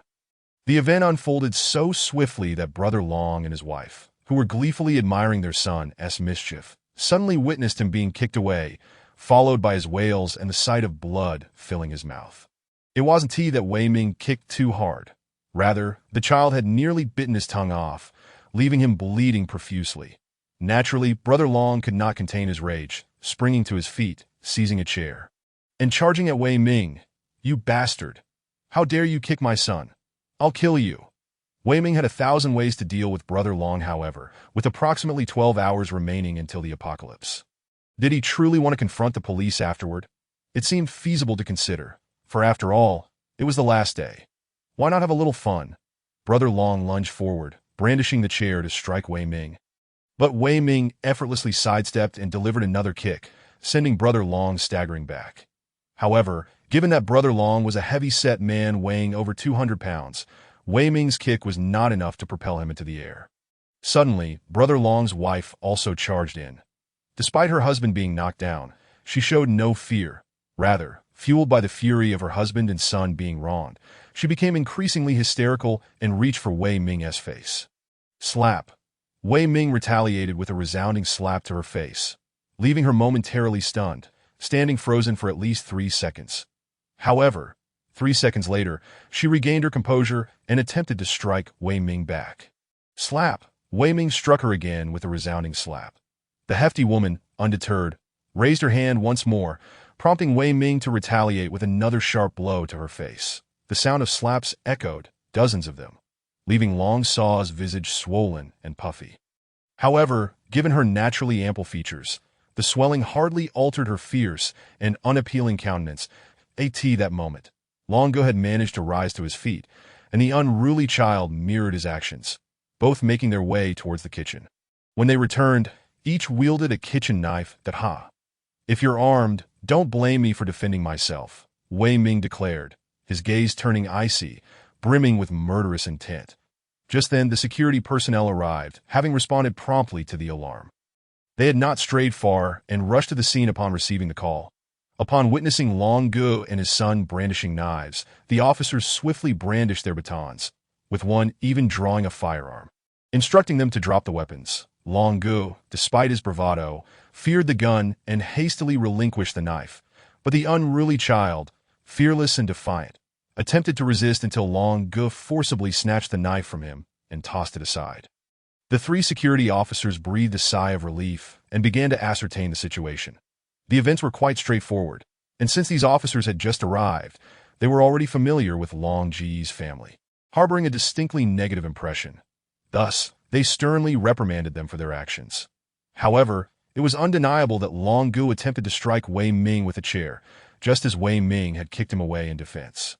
The officers decided to take both parties into custody, concluding that a brawl had occurred, that if this were to be their final determination, Wei Ming would inevitably face detention for no less than 3 days. With the apocalypse looming tomorrow, Wei Ming had no intention of ending up in a cell, that in an instant his mind raced, formulating a plan that would allow him to indulge slightly while also reaping additional rewards. Very well, let us execute this, he declared, his movements swift as he seized the firearm from the officer's grasp. Instantly, astonishment gripped everyone present. Chapter 26. Designated Negotiator Song Qingyun in the vicinity of the beautiful woman. Gunfire was a daily occurrence, rendering firearms mundane for ordinary citizens. However, in Huaxia, firearms were strictly prohibited. Wei Ming's audacious act of seizing the officer's sidearm sent shockwaves through the crowd, especially the officer from whom it was taken, who immediately attempted to reclaim it, only to be met with Wei Ming's gun pointed threateningly in his direction, silencing him. Another officer quickly interjected, "Stay calm, please. This is merely a minor incident. If you put the gun down, we can act as though nothing has happened." This was undoubtedly an attempt to placate Wei Ming. Yet before he could respond, Long Sa leapt into action, exclaiming, "You are openly harboring a criminal. He has stolen a gun. Someone shoot him. He must be terminated." This outburst left the three officers exasperated. "Are you out of your mind? There's a gun in play, and you want to stoke the flames? Are you trying to get us all killed?" "Indeed." Wei Ming grinned at her. "Before I meet my end, I shall ensure your demise first." Long Sa's body quivered as she abruptly grasped the gravity of the situation. She, along with her husband and son, were now among Wei Ming's hostages. Silently, she ceased her verbal onslaught, that in stark contrast to the rising tension around them. Wei Ming remained remarkably composed in that fleeting moment of seizing the gun. He had devised an impeccable strategy, leaving no room for error. Thus, he remained quite amused by the unfolding chaos. One of the officer's radios crackled to life, inquiring about the situation, but the officer hesitated to respond, fearing it would provoke Wei Ming. Wei Ming, however, shrugged it off, stating, "No worries, just reply as you see fit. They know something is amiss regardless." The officer stared at him in disbelief, puzzled by how such a young man could exude such calm and collected demeanor. Nonetheless, having already spoken, the officer relayed the situation. The entire police precinct was thrown into an uproar that a gun seizure, a grave incident. Immediately, they dispatched a significant number of officers to the scene while simultaneously reporting to higher authorities. When firearms were involved, who would dare take chances? Wei Ming pointed his gun at one of the officers and smiled. "Please lock the front door for me, and also draw the curtains." The officer complied, locking the door and pulling the curtains. Meanwhile, the restaurant staff, the owner, and a few remaining patrons internally lamented their misfortune at finding themselves ensnared in such a predicament. They cast accusatory glances at Long Gu's family, clearly attributing blame that if it weren't for you three, we wouldn't be in this mess. Wei Ming chuckled. "Isn't it infuriating? No problem, just give them a good beating." Yet the crowd hesitated, unsure of how to proceed. "Go on." Wei Ming's expression darkened, and with a loud bang, he fired a shot into the ceiling. Instantly, the crowd surged forward, unleashing their pent-up frustrations upon Long Gu's family. Initially, their actions were half-hearted, merely fulfilling a task. But as the blows rained down, their anger and grievances erupted. "Damn it, it's all your fault. Otherwise, we wouldn't be hostages. They justified their actions, believing that inflicting serious harm upon them would carry no consequences. Long Gu and Long Sa, naturally unwilling to strike back, watched helplessly as their unruly child, despite his bravado, found himself quickly overwhelmed by the sheer number of assailants, soon crying out in distress. Long Gu and Long Sa felt a pang of sorrow, but were too preoccupied with their own predicament to intervene. That's enough, Wei Ming announced, tossing 3 rolls of transparent tape to each of the security officers, instructing them to bind everyone. The officers were taken aback, questioning where he had procured such materials. Although the tape appeared thin, once wrapped tightly, no amount of strength could free anyone from its grasp. The officers, recognizing the gravity of their situation, complied without protest, realizing Wei Ming regarded them as hostages for negotiation, indicating a troubling level of rationality. Yet in truth, this was escalating far beyond a mere brawl. It had transformed into an armed hostage crisis, and Wei Ming was nothing short of a madman. However, they dared not provoke such a volatile individual. Once everyone was securely bound, Wei Ming commanded one officer to bind the other 2, personally attending to the last, ensuring all were restrained. With a cheerful tune, Wei Ming pretended to venture into the kitchen. Upon his return, he astonishingly bore several bomb vests. The 3 officers were left dumbfounded. It became clear that this was not merely a reaction to a petty altercation, but rather a premeditated scheme. Wei Ming proceeded to outfit each individual with a bomb vest, explaining, "The detonator is linked to my heartbeat, that if my heartbeat ceases, the bomb goes off. Understand?" The assembled crowd nodded fervently, their faces drained of color. Particularly Long Gu and his wife, who, accustomed to their domineering ways, found themselves utterly terrified. Finally, Wei Ming blindfolded each person with eye masks, a simple task that he did not wait long before one officer's radio crackled to life. "Hello? Hello?" Wei Ming seized the radio, declaring, "I am the boss here. Who am I speaking with?" "Wei Ming, this is Ma Tao, the chief of the 4th Precinct. You are surrounded. Release the hostages immediately," the voice commanded sternly. Finding the noise bothersome, Wei Ming moved the radio away slightly and brought it closer to one officer's mouth, instructing, "You explain it to him." The officer hurriedly began to elaborate. The voice on the other end was left bewildered. "A multitude of bomb vests. Is this some kind of police drama?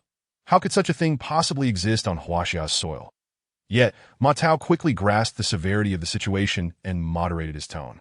"Wei Ming, what are your demands? We will do our utmost to accommodate you." "All right, my first demand is to have some durian," Wei Ming stated. Before long, a durian was delivered. However, Wei Ming had no intention of eating it. Instead, he discreetly stored it in a spatial pocket, knowing that with everyone blindfolded, there was no risk of being seen.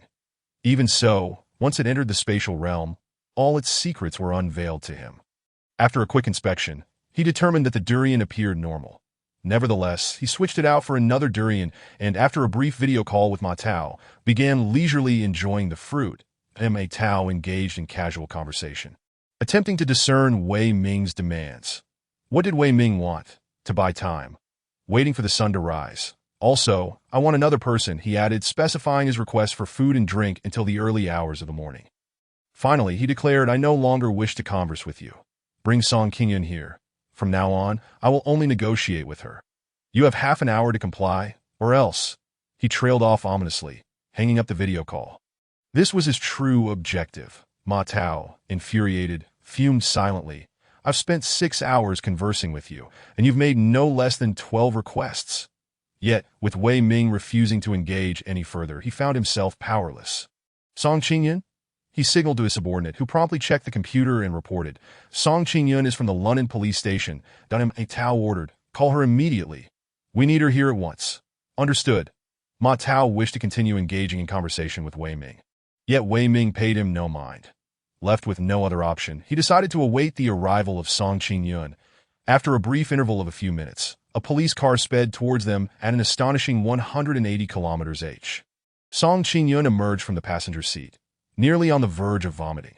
Before she could regain her composure, she was ushered before Ma Tao. To cut a long story short, there is a criminal named Wei Ming who has taken numerous civilians hostage. affixing explosive vests to each individual, with the detonators linked to his own heartbeat, that if he ceases to live, the vest will detonate. Tao succinctly outlined the situation and designated her to negotiate. Do you know him? Wei Ming. Song Qingyun exclaimed in surprise, never imagining he could commit such heinous acts. Yet this further corroborated her suspicions that Lu Qing must indeed be hidden away by Wei Ming. Chapter 27. Inquiry and Responsum. Ma Tao furrowed his brows, displaying some dissatisfaction. Realizing her lapse in composure, Song Qingyun quickly clarified, Report, I do not know Wei Ming. However, several days ago, there was a commercial theft incident. And this Wei Ming is suspected of aiding a female suspect in her escape and providing her with a hiding place. Ma Tao was slightly taken aback. It seemed this Wei Ming was indeed formidable. Setting aside his thoughts on that, the priority now was to rescue the hostages. You are to negotiate with him now. Understood. Song Qingyun promptly took the walkie-talkie and announced, Hello, I am Song Qingyun, Officer Song. Long time no see. Wei Ming's relaxed voice resonated. Come in and chat a bit. Without hesitation, Song Qingyun replied, All right, no, that's not permissible. Ma Tao interjected, voicing his objection to offering more hostages. This remark was made before Song Qingyun pressed the talk button, ensuring Wei Ming would not overhear. However, Wei Ming's voice immediately followed. As long as you come in, I will release 3 of your colleagues first at a trade of 1 for 3. What a bargain. Ma Tao hesitated, while Song Qingyun remained resolute, forcing Ma Tao to relent. Consequently, Song Qingyun donned a bulletproof vest before slipping back into her police uniform, transforming her originally commanding figure into a somewhat cumbersome appearance. Once you enter, you are on your own. Adapt as situations arise, Ma Tao cautioned. Above all, do not provoke the criminal. He is exceedingly dangerous that a person capable of preparing numerous explosive vests cannot be an ordinary individual. Initially filled with righteous fervor, Song Qingyun began to feel a twinge of panic upon donning the bulletproof vest, equipped with a camera and an earpiece. For justice and bravery cannot shield one from bullets or explosions. She was facing a ruthless criminal. That you'll be fine. Song Qingyun, you are exceptional. She encouraged herself, gradually advancing towards the dining hall under the encouraging gazes of her colleagues. Upon reaching the door, she knocked and announced, I have arrived. Inside, Wei Ming smiled faintly, first removing the explosive vests from the 3 security officers with a casual air, as they were mere fakes. Nothing but toys. He then lifted the blindfolds from their eyes, revealing them to the glaring light, causing them to squint. Wei Ming cut the tape, binding one of them, and instructed, Go open the door. The officer complied, and Song Qingyun quickly peered inside, only to find that each individual was strapped with vests resembling those seen in films, sending a jolt of dread through her. This was no mere act. It was grim reality. You 3 are free to leave, Wei Ming gestured nonchalantly. The 3 officers exited, and Song Qingyun took a deep breath as she stepped inside. Closing the door behind her. Close the door, Wei Ming commanded. Song Qingyun turned to shut the door, while through her camera, Ma Tao and the others outside observed the unfolding scene, feeling a surreal sensation as they saw Wei Ming calmly sipping a cola. This man was undoubtedly insane. Wei Ming gazed at Song Qingyun with a grin. Take off the bulletproof vest. With your figure, wearing that is a waste.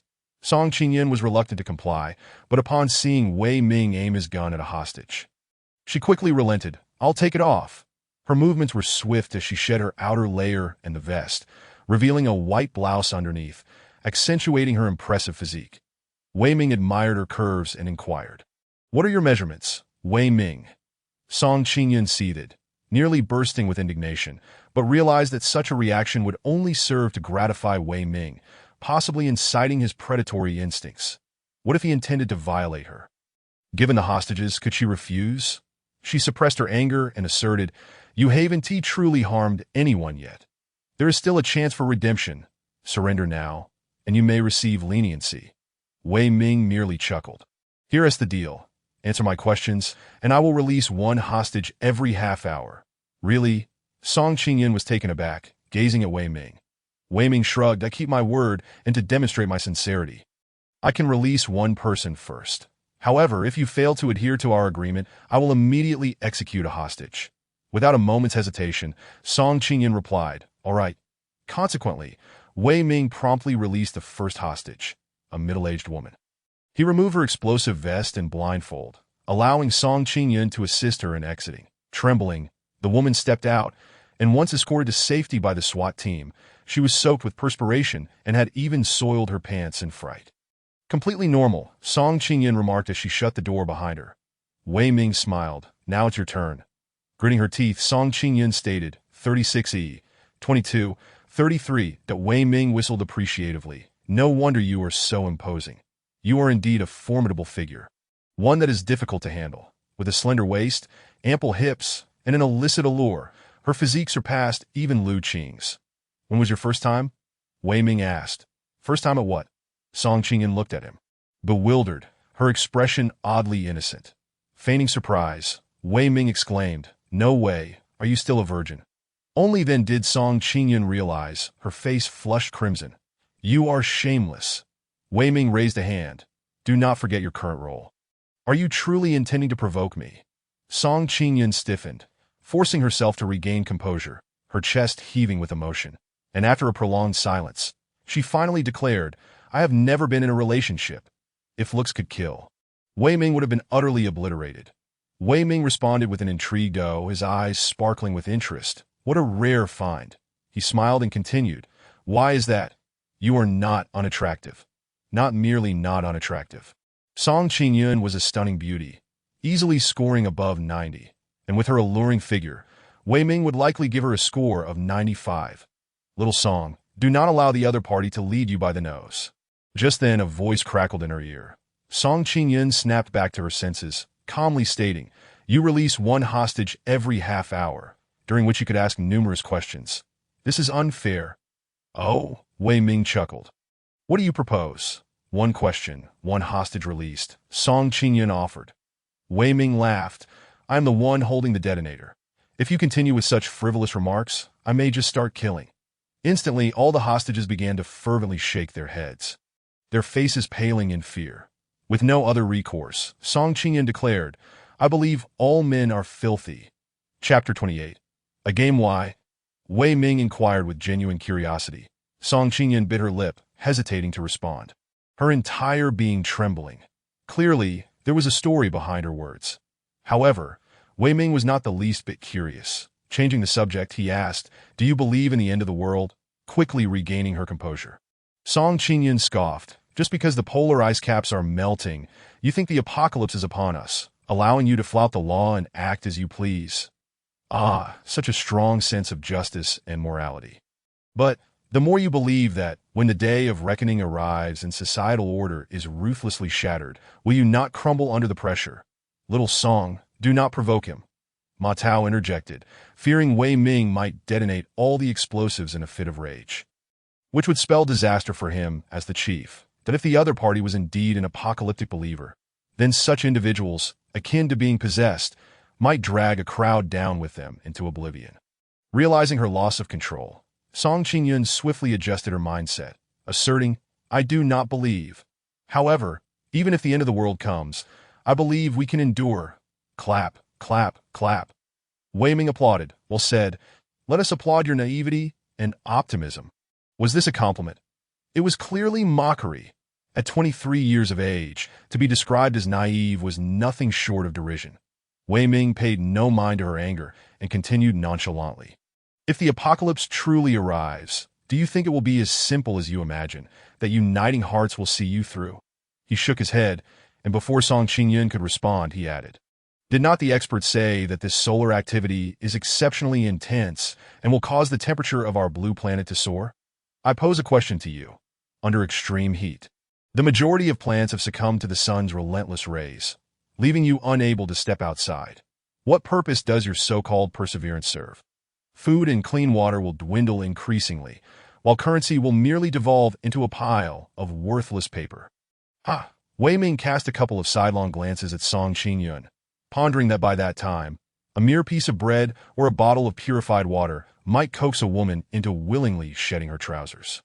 You are utterly shameless. Song Qingyun's face flushed crimson. Wei Ming laughed heartily.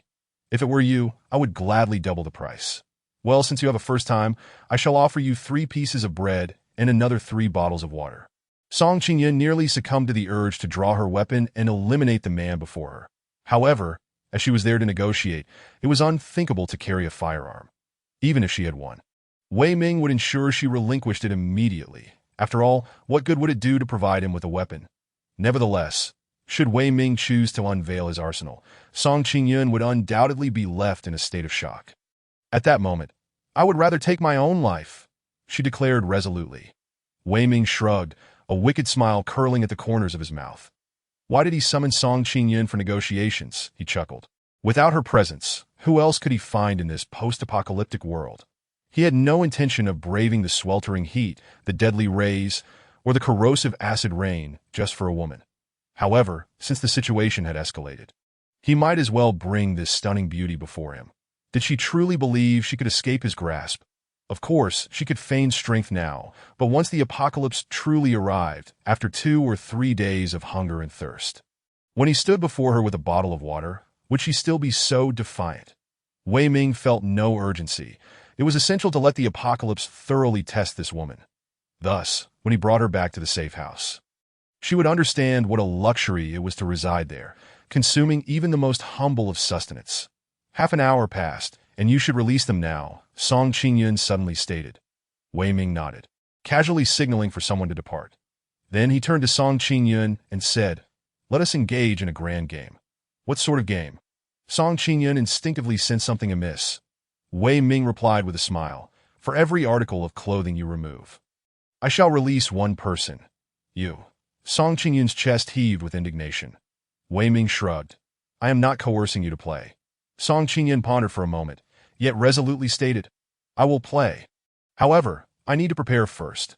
"Very well, go ahead," Wei Ming said nonchalantly, "but I advise you not to overexert yourself. The heat is quite oppressive, and wearing too much may lead to heat stroke." Ignoring him, Song Qingyun donned her outer garment once more and slowly retreated.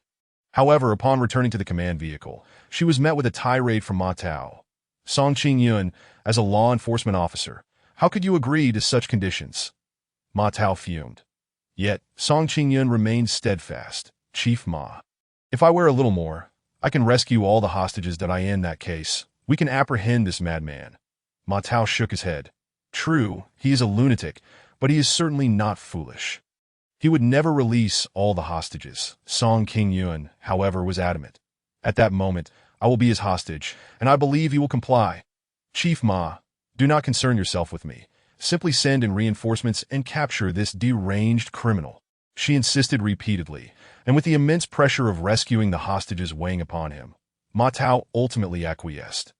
Thus, Song Qingyun sought to borrow garments. "Wear as many as you can." After nearly half an hour of preparation, she finally made her way to the restaurant, but with every step, she gasped for breath, drenched in sweat. It was unbearably hot. Reluctantly, she entered the restaurant and hastily began to undress. Good heavens, she had donned 3 outer garments alone. Once removed, she shed several shirts, finally revealing the one she originally wore, now thoroughly soaked and clinging to her alluring figure, every contour unmistakably apparent. Next, she commenced the removal of her skirts, 1, 2, 3, all of which were exceedingly loose, encircling her slender waist. That it was fortunate her waist was sufficiently slim. Otherwise, an ordinary person might manage no more than 4 pieces. She, however, had 9. Following these skirts, she finally reached her uniform. Surely that must be all. Not quite. She had also worn several pairs of stockings. 1 pair counts as 2 people, she informed Wei Ming. Although the final decision rested with him, he naturally did not mind and merely nodded. "How many pairs of stockings can you wear?" The answer was 4. However, after discarding the stockings, Song Qingyun hesitated. According to their agreement, Wei Ming should release 24 hostages, yet there were a total of 32 hostages present. She still needed to remove 8 more items. The crux of the matter was that aside from a single shirt, a bra, a pair of trousers, and a pair of underwear, she had nothing left to shed. And even if she were willing to strip completely, Wei Ming still held 4 hostages. What to do? Release the 24 individuals first, Song Qingyun urged, claiming she would devise a way to manage the remaining 8. Chapter 29. The apocalypse has arrived. Very well. Wei Ming readily released 24 individuals, but he was not a true criminal. Upon being inadvertently embroiled in this incident, he had immediately conceived a plan to lure Song Qingyun in.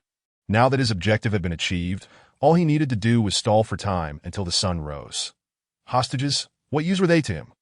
But he certainly had no intention of releasing Long Ji's family. What purpose did it serve to spare such scum? The moment the sun emerged would mark the end for that family of three that Wei Ming had declared it.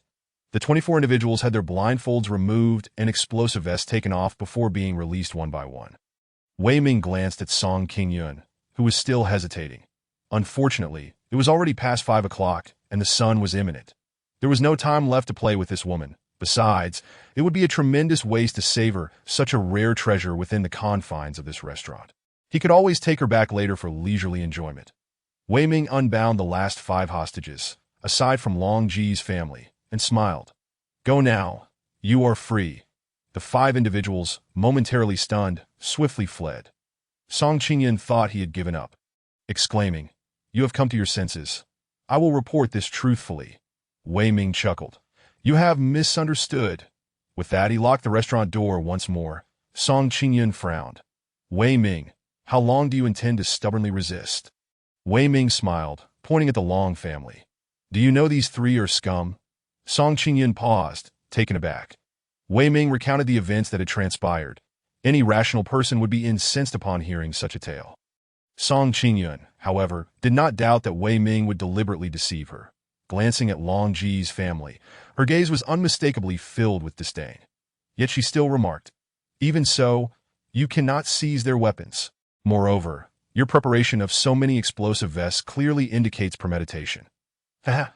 Wei Ming chuckled, casually tearing the explosive vest from the child and tossing it towards Song Qingyun. She dared not catch it. Her mind blank in that instant. Thud, the vest fell to the ground.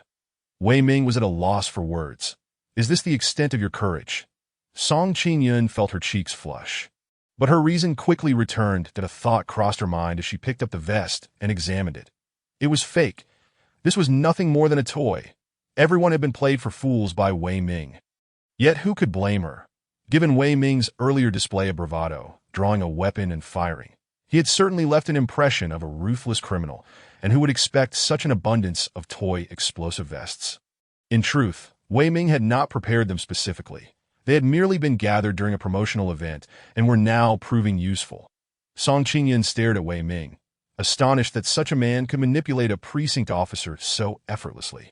Suddenly, anguish cries erupted from outside. Not merely one, but a chorus of screams. As if a chain reaction had commenced, the wails cascading one after another, plunging everything into a hellish descent. Song Qingyun felt a chill run down her spine, utterly bewildered by the chaos unfolding outside. Hello, Chief Ma. Director Liu, she called out, her ears filled with the sounds of agony, but now all she could hear were the piercing screams that as she prepared to open the door to investigate. Wei Ming interjected. I advise against acting impulsively. Otherwise, I may have to harm the hostages. Song Qingyun halted abruptly. The sun had risen. Wei Ming mused inwardly, noting that history had unfolded without deviation. The apocalypse had indeed arrived as promised.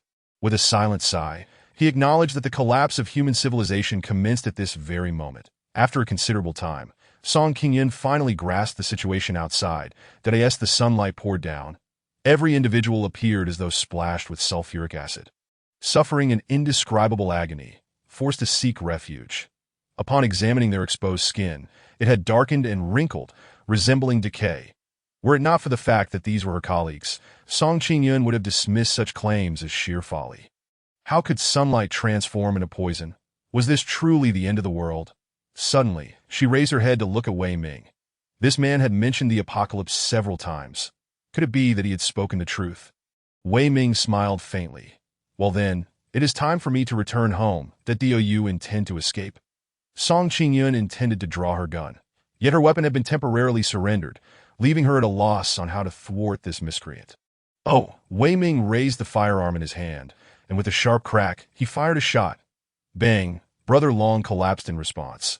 Song Qingyun felt a chill run down her spine, her eyes widening in disbelief.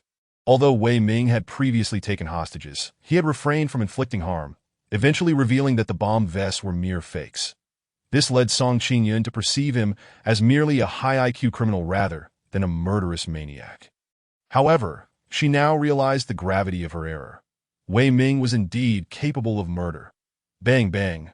Wei Ming discharged 2 more shots, annihilating the Long family, who were undeniably among the worst of the worst in this apocalyptic world.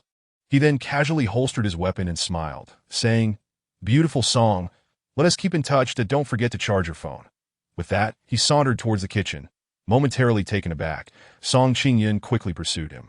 Despite Wei Ming wielding a gun, she was a law enforcement officer, and capturing fugitives was her duty. Fear? Of course, she was afraid, but at that moment, she could not afford to hesitate. Upon entering the kitchen, however, she found no trace of Wei Ming. Where could he be? Song Qingyun began to search frantically, yet there was no sign of him anywhere. This restaurant was part of the commercial complex in Chidong City, with residences above, leaving no second floor to ascend to, and below was merely the community garage, which offered no passage underground. Naturally, there was no back door leading to the community. It simply did not exist. So, where had Wei Ming vanished to? How could a living person simply disappear? Was she dreaming? Had she conjured such an absurd dream because she believed Wei Ming to be a villain? Where could Wei Ming have gone? He had arrived in the community garage. How did he get there? It was simple. The restaurant was directly above the garage. Therefore, Wei Ming first opened a spatial portal there. As for the height above ground, it could be determined by whether the portal encountered any obstruction that would halt its extension. Thus, Wei Ming could precisely open the spatial portal flush against the garage floor. Then pressed a button on himself, entering an alternate space. Subsequently, he emerged from the portal, naturally finding himself in the garage below. Would he be unnoticed? Given that the apocalypse had already begun, what was there for Wei Ming to fear? Although there were people in the garage, they were few, and he appeared in a fortuitous spot, perfectly hidden behind a pillar, avoiding everyone's gaze that he smiled slightly. Time to go home. Chapter 30. Rising temperatures. Wei Ming returned to the villa. As he walked through the community, he overheard the residents discussing the alarming news that sunlight could suddenly be harmful. Yet, they seemed blissfully unaware of the severity of the situation, their curiosity overshadowing their concern. He entered the darkroom and released Lu Qing. "Did you see the news?" Lu Qing exclaimed, her face a mask of terror.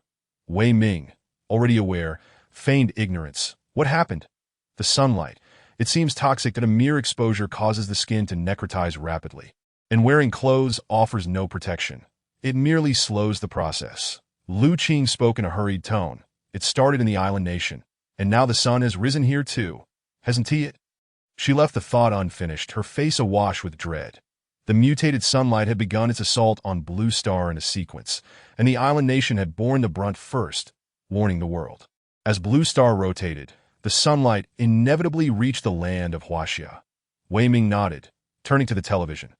All channels were broadcasting urgent news. Even the sixth princess had ceased her stubbornness to relay the information. Underscoring the gravity of the situation, that in truth, it was far graver than anyone had anticipated. Presently, it was merely harmful rays, but soon global temperatures would surge. When temperatures breached 50 degrees, that would mark the onset of true despair. Though the sun had only just risen, the temperature had already begun to climb. Wei Ming checked his phone. The external temperature was 35 degrees, while the interior was a comfortable 26 degrees due to the air conditioning. News reports urged everyone to stay indoors, advising those already outside to seek shelter immediately, warning against remaining in vehicles lest they be cooked alive. Not only television news, but also radio broadcasts and mobile alerts reiterated the message every 10 minutes, cautioning people to remain indoors. The city alarms blared, and the entire nation entered a state of high alert. Although Wei Ming had anticipated this, he still let out a long sigh. The apocalypse had arrived. Inevitable and unavoidable. Wei Ming, what is happening? Lu Qing trembled. The polar ice caps vanished suddenly, and now the sunlight seems toxic. Is this the end of the world? Wei Ming nodded. It is a possibility. Lu Qing slumped into a chair, overwhelmed by the harsh reality, unable to process the enormity of it all. Wei Ming sought to console her. However, think of your husband. Though he absconded with all the money, now, he might find it impossible to spend a single cent. Lu Qing's eyes brightened. This was indeed finding humor in adversity. She immediately attempted to call Su Jian, but Wei Ming stopped her. The sun in Malaysia rises later than ours. That if you warn him now. He might still have time to stock up. Wei Ming replied mischievously. Lu Qing nodded, decisively abandoning the phone call. Wei Ming led her to the first floor for breakfast that he deliberately allowed Lu Qing to see the storage room filled with ample rice, flour, and preserved goods, while the refrigerator brimmed with vegetables and frozen foods. This sight relieved her greatly. The supplies were sufficient for their sustenance for at least a month. After their meal, Lu Qing went to practice yoga. In this safe house, she held no authority whatsoever. As long as the door was locked, she couldn't open it from either side. That it was a dual lock system that required Wei Ming's fingerprint to unlock. Wei Ming took out his phone and sent a brief message to Song Qingyun. Beautiful Song. Have you had breakfast? After a while, Song Qingyun replied, Where are you? Where are you? She was almost frantic in her search for Wei Ming. Quickly realizing she was not dreaming, of course, I'm at home, enjoying breakfast, Wei Ming replied. Song Qingyun could hardly believe it. She immediately initiated a video call. Wei Ming smiled and pressed the call button. On the screen appeared Song Qingyun, her beautiful face etched with tension, clearly taken aback. From the environment behind Wei Ming, it was unmistakably his home. She had been there just days prior and remembered it vividly. She could hardly fathom it. Wei Ming was at home. How could that be possible? How did you get out? She inquired. Wei Ming displayed a wicked grin. You perform a striptease for me, and I'll tell you. Scoundrel. Song Qingyun promptly ended the video call. TSK quite fierce. Wei Ming mused he wondered if she would still be so fierce in 2 days. The restaurant should have been stocked with copious amounts of food and bottled water. Right? Apologies. But he had absorbed all of it into his alternate space, leaving Song Qingyun with only 2 pitiful bottles of water. That he chuckled. Wondering if she could still find amusement in that, he decided to let her experience some hardships to temper her temperament. Wei Ming set down his phone and resumed watching the news. The situation was escalating rapidly. The temperature was rising at an alarming rate. By 9 a.m., it had already reached 40 degrees. Such heat was seldom encountered, even during the peak of summer. Yet, this was far from the limit. By 10 a.m., even with air conditioning, the heat was palpable, and the external temperature had soared to 50 degrees. In such extreme heat, ordinary air conditioning units ceased to function, while some high-quality units continued to operate, albeit with drastically reduced efficiency, unable to provide effective cooling. Consequently, indoor temperature spiked. Wei Ming's safe house was no exception, due to its excellent insulation. The temperature differential was so great that the air conditioning was blowing air that was even warmer than the indoor air. Lu Qing was driven downstairs by the heat. How can I practice yoga in this? She exclaimed. Wei Ming chuckled and turned off the air conditioning. Why is it so hot? Lu Qing could no longer endure it, beads of sweat cascading down her face. The external temperature is too high. The air conditioning is blowing hot air now, Wei Ming explained. Let us take a stroll in the garage, what? Lu Qing hesitated, for she was now a wanted person. Wei Ming laughed. Is there anyone even looking for you now? Lu Qing paused, nodding in agreement. Indeed, with the door locked, how could any law enforcement officer enter here? She had been cooped up in the villa for several days, naturally feeling quite stifled. However, she endured this discomfort, not wishing to spend the latter half of her life confined within 4 walls. Now, stepping outside had no adverse effects on her, and she felt a sense of exhilaration. Thus, the two donned their summer attire and descended from the basement into the garage. Oh, so many people. The heat at home was unbearable, and with the air conditioning proving ineffective, the underground garage was somewhat cooler. The crowd was grumbling about the dreadful weather, exclaiming it was oppressively hot. Yet no one realized that this calamity would persist for an extended period. Wei Ming, of course, did not presume to be a prophet. He had merely brought Lu Qing down to let her experience just how sweltering it was outside. It was then she understood how fortunate it was to reside in a villa that it's too hot. Let's go back, Lu Qing said, her brow glistening with sweat. Wei Ming nodded. For now, Lu Qing could still perspire. But once temperatures soared above 50 degrees, sweat would evaporate instantly, so they returned. As the door to the basement swung open, a refreshing breeze greeted them. Lu Qing shuddered involuntarily, her eyes widening in disbelief. How can it be so cool in here? She exclaimed, utterly astonished. Even in the basement, temperature should have been in the 40s, yet here it felt almost chilly. She gazed at Wei Ming in astonishment. Wei Ming chuckled softly, closing the door behind him. Oh, I just added some ice, so the temperature has naturally dropped. Ice? Indeed, when the air conditioning was ineffective, ice was the most effective means of cooling. That it was gentle, unlike dry ice, which was too intense. And certainly not as terrifying as liquid nitrogen. Lu Qing was still puzzled. Where did you get so much ice? Does your refrigerator make ice? But keeping the refrigerator running consumes electricity, depleting energy. Thus, the heat generated must exceed the heat absorbed. And a refrigerator cannot be placed outdoors, so no matter how much ice you produce, the indoor temperature will rise rather than fall. Despite having graduated years ago, she had not forgotten the most basic principles of physics. Wei Ming smiled.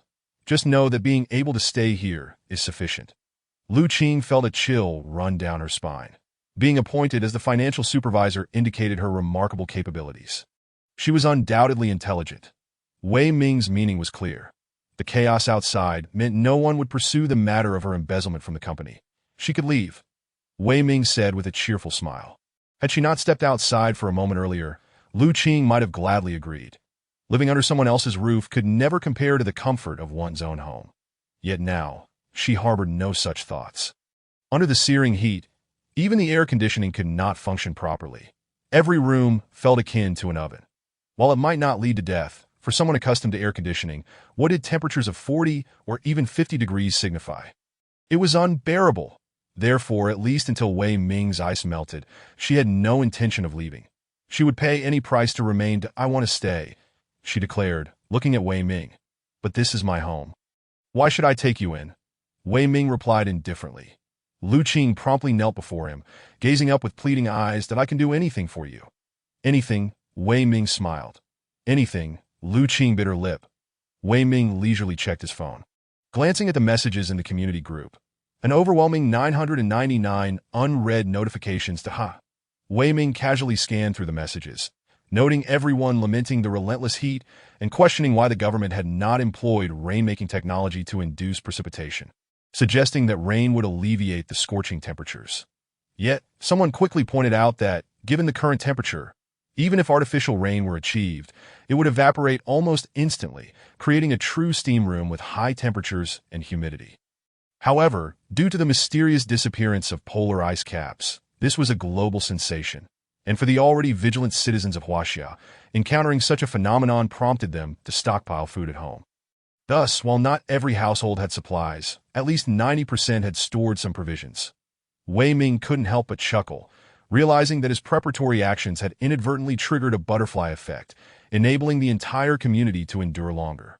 For now, everyone merely complained about the excessive heat, with air conditioning proving nearly useless, and they had yet to descend into a state of panic, believing this aberrant weather would soon pass. They thought they could simply endure it a little longer.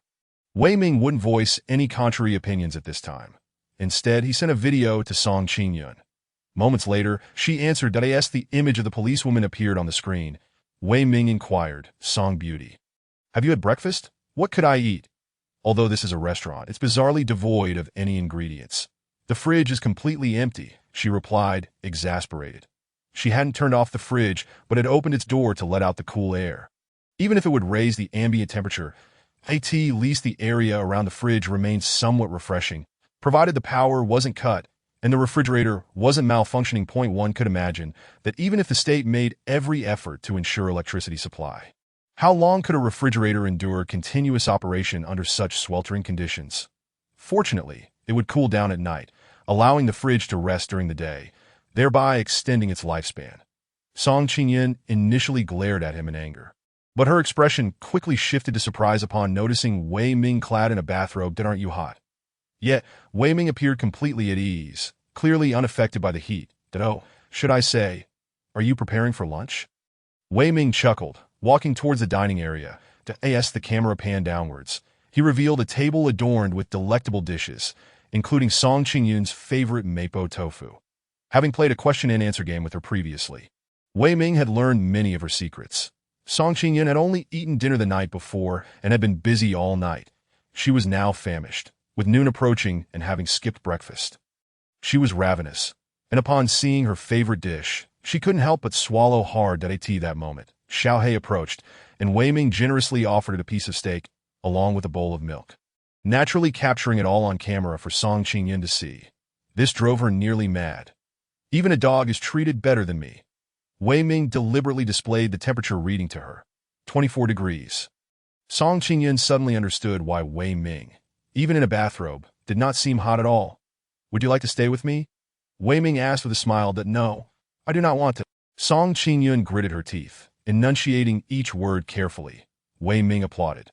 Song Beauty, you truly possess unwavering resolve that I'm curious to see how long you can hold out. Do you remember what I said before? I am willing to offer 3 bottles of water and 3 pieces of bread for your first time. This offer is valid indefinitely. Contact me when you come to terms with it. After saying this, Wei Ming did not terminate the video call but placed his phone aside and began an eating broadcast. Watching him sip soda and savor the steaming mapo tofu, Song Qingyun finally couldn't hold back any longer and cut off the video connection. Wei Ming chuckled to himself, intrigued to see just how long she could endure it. By the way, there was also the proud Yu Chutong next door, who had always regarded him with disdain that he wondered how long her arrogance could last. And there was also Zhuo Qingqing. The moment for revenge had finally arrived. However, Wei Ming was not inclined to swiftly eliminate this family. Instead, he wanted them to first experience endless torment. He chuckled, deciding to let them simmer for a few days under the oppressive heat before revealing snapshots of his luxurious life.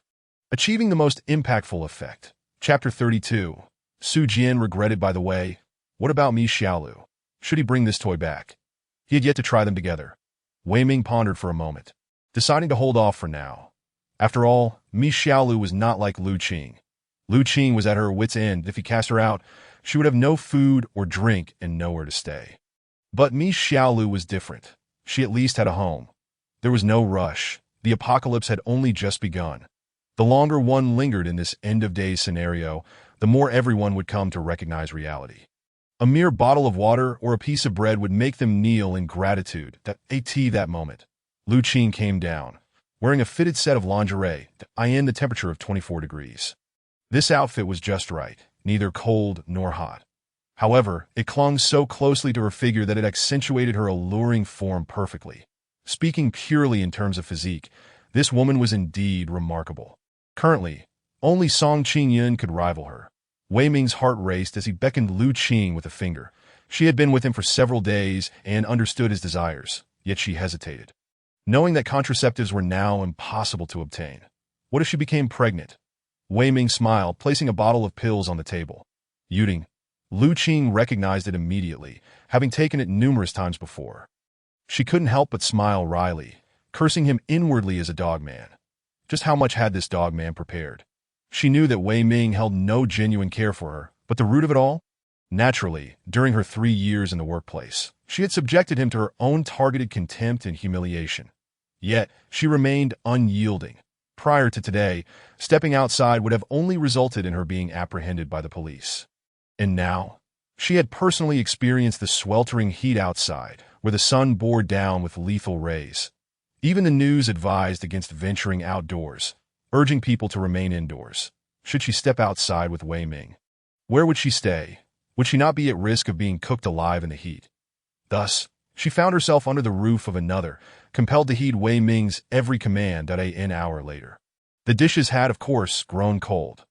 Wei Ming could have easily reheated them, yet he chose not to indulge in such wastefulness. Cold food was inedible. In the future, one might fight tooth and nail for a mere piece of bread. What did it matter if the dishes were cold? He would not be picky, and neither would Lu Qing dare to be. She hastily devoured her meal. Once finished, Lu Qing could not help but think of her heartless husband, which instantly revitalized her spirit. Turning to Wei Ming, she inquired, "May I now video call Su Jian?" "You may," Wei Ming replied. Lu Qing excitedly initiated the video call, and within mere seconds, it connected. Su Jian's face appeared on the screen. Visibly astonished. "You haven't ended up in prison?" he exclaimed. "Impossible." After reporting to the company, the very next day, I tried to reach you via video and phone, but my calls went unanswered, and your phone was turned off. Naturally, I presumed you had been locked away. Lu Qing's phone had been swiftly confiscated by Wei Ming, hidden from the police's tracking, but now it had been returned to her. With a cold smile, Lu Qing retorted, "Su Jian, after everything we've been through as a couple, why have you chosen to betray me?" "Betray you?" Su Jian echoed with a scoff. "You were the one who betrayed me first." "Who is that scoundrel?" Lu Qing remained silent. instead showcasing the abundance of food in the storage room and the current room temperature. So what if you absconded with all the money? Can you eat money? Or will it cool you down? Oh, I just remembered. You're in Malaysia, a tropical region, which must be even hotter than here. You certainly picked the hottest place on earth. Su Jian seethed with rage, but his curiosity about Lu Qing's whereabouts intensified. Are you with that scoundrel? Lu Qing shook her head. He is my master. Indeed, I am here with my master, who assisted me in evading the police and prevented me from being imprisoned. Su Jian. I truly regret to disappoint you. Otherwise, I would be languishing in a cell, and life would be unbearable. Who is that scoundrel? Tell me now. Su Jian bellowed, his voice dripping with hysteria. Wei Ming, overhearing this, approached with keen interest, making his presence known in the video. I believe we have met before. Su Jian's face contorted with rage as he pondered. You work in Lu Qing's department. Your name is Wei Ming. Yes, Wei Ming. He recalled Lu Qing's grievances about a colleague who resembled her ex-boyfriend and had often made her life difficult. He had never imagined that his wife would be entangled with the very man she despised. Wei Ming smiled slightly. Indeed, I am Wei Ming. You bastard. Su Jian exploded. I will kill you. I will end you. Even though he had severed ties with Lu Qing, she was still, in fact, his wife. What man could tolerate having his honor sullied? Why had he callously pushed his wife into another's embrace? Was it not due to her infidelity? He sought revenge, to punish Lu Qing. Yet now, she faced no retribution and had instead found solace with her paramour, living a far better life than his own. What had his vengeance achieved? Lu Qing, equally incensed, declared, Su Jian, you are utterly despicable. She revealed the truth about being forced to accompany Wei Ming to bed. Upon hearing this, Su Jian fell into a stunned silence before breaking down in tears. Wife, I was wrong. I was wrong. His remorse was palpable. First, he had wronged Lu Qing, sending his beautiful and captivating wife into another's arms. Second, he had foolishly traveled to a tropical country, diving straight into the fire. Lu Qing's revelation was not born from lingering affection, but rather to amplify his regret. With her purpose fulfilled, she could not help but smirk. Wei Ming, adding salt to the wound, remarked to Su Jian. Fear not, I shall take good care of your wife. Unsurprisingly, Su Jian, far away in Malaysia, spat blood and fury. You vile creatures, you will not escape retribution. Woe is me. After a tirade of curses, he succumbed once more to tears. As the evening descended, the temperature finally ceased its ascent, reaching a sweltering 59 degrees. Yet with the sun's temporary retreat, the temperature began to gradually decline, especially after a rainfall, stabilizing around 45 degrees, while still oppressively hot. The air conditioning could once again function, provided the power remained intact, allowing for at least a semblance of restful sleep. Some sought to venture outdoors for supplies while the sun was obscured. But along with the darkness, light rain began to fall. The moment it touched their skin, cries of despair erupted. This was acid rain, corrosive to biological entities, albeit seemingly only affecting organic materials. Items like umbrellas, raincoats, and buildings could effectively shield against this acidic deluge. Consequently, those who had contemplated venturing outside were promptly deterred. News reports swiftly informed the public that the rain following sunset bore corrosive properties, advising that anyone who absolutely must go outside should take adequate protective measures. Additionally, authorities urged residents to stockpile water, for with the onset of this acid rain, the water supply would undoubtedly become contaminated. Future water supplies might very well turn acidic, rendering even hand-washing impossible. Wei Ming shook his head, believing there was no need for concern, as lakes and rivers would dry up in no time, leaving the water treatment plants devoid of anything to purify. Turning on the tap would yield naught. Would drilling deep wells for groundwater be feasible? Wei Ming was uncertain, as he had never lived to witness that time. Nevertheless, despite the acid rain outside, there remained those brave enough to risk venturing out. How would they proceed? By car, of course. Yet upon arriving at the garage, they were met with a shocking sight. The vehicles had all suffered blowouts due to the extreme daytime heat.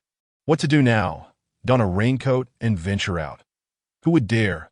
At least, no one was willing to take such a risk, until they reached a point of desperation. Who would gamble their life? Suddenly, Wei Ming noticed someone in the residence group seeking to purchase food and clean water at exorbitant prices. Yu Chutong, a wealthy second-generation individual who also owned a company, had the means. She offered 100 yuan for a bottle of water. With food starting at 100 yuan, varying by type, vegetables, rice, and so forth. Surprisingly, some were willing to seize such opportunities, betting that this disaster would soon pass and that the government would swiftly provide aid, ensuring everyone could survive the ordeal. Thus, as long as they endured the calamity, they would undoubtedly reap substantial profits. Following Yu Chutong, another resident began hoarding supplies. Zhang Shi from Villa Number 8, another affluent individual. Naturally, wealthy people would not hesitate to spend during such a crisis. Even if government assistance was imminent, what did it matter to spend tens of thousands or even hundreds of thousands to secure peace of mind? With two wealthy individuals competing for supplies, prices inevitably soared, and soon, the price of a bottle of water skyrocketed to 1,000 yuan, causing other residents to withdraw from selling altogether. What if the price reached 10,000 yuan? Surely, selling now would lead to losses. Wei Ming observed this with a silent chuckle. Collecting supplies in the group merely invited disaster. For in a few days, as everyone's food and clean water dwindled and government aid remained conspicuously absent, they would gradually come to grips with the grim reality of their circumstances. This calamity would not pass swiftly, and the harsh truth would soon dawn upon them. Rescue would not arrive, and the peacekeepers would not appear. That as societal order crumbled, those with abundant supplies would become prime targets. They were not immune to the desperation of their starving and parched neighbors. Yet, when the time came to act, might it not be possible to win favor and gratitude from those they saved? Perhaps Yu Chutong would obediently offer herself in gratitude. This exquisite flower was no less enticing than Song Qingyun.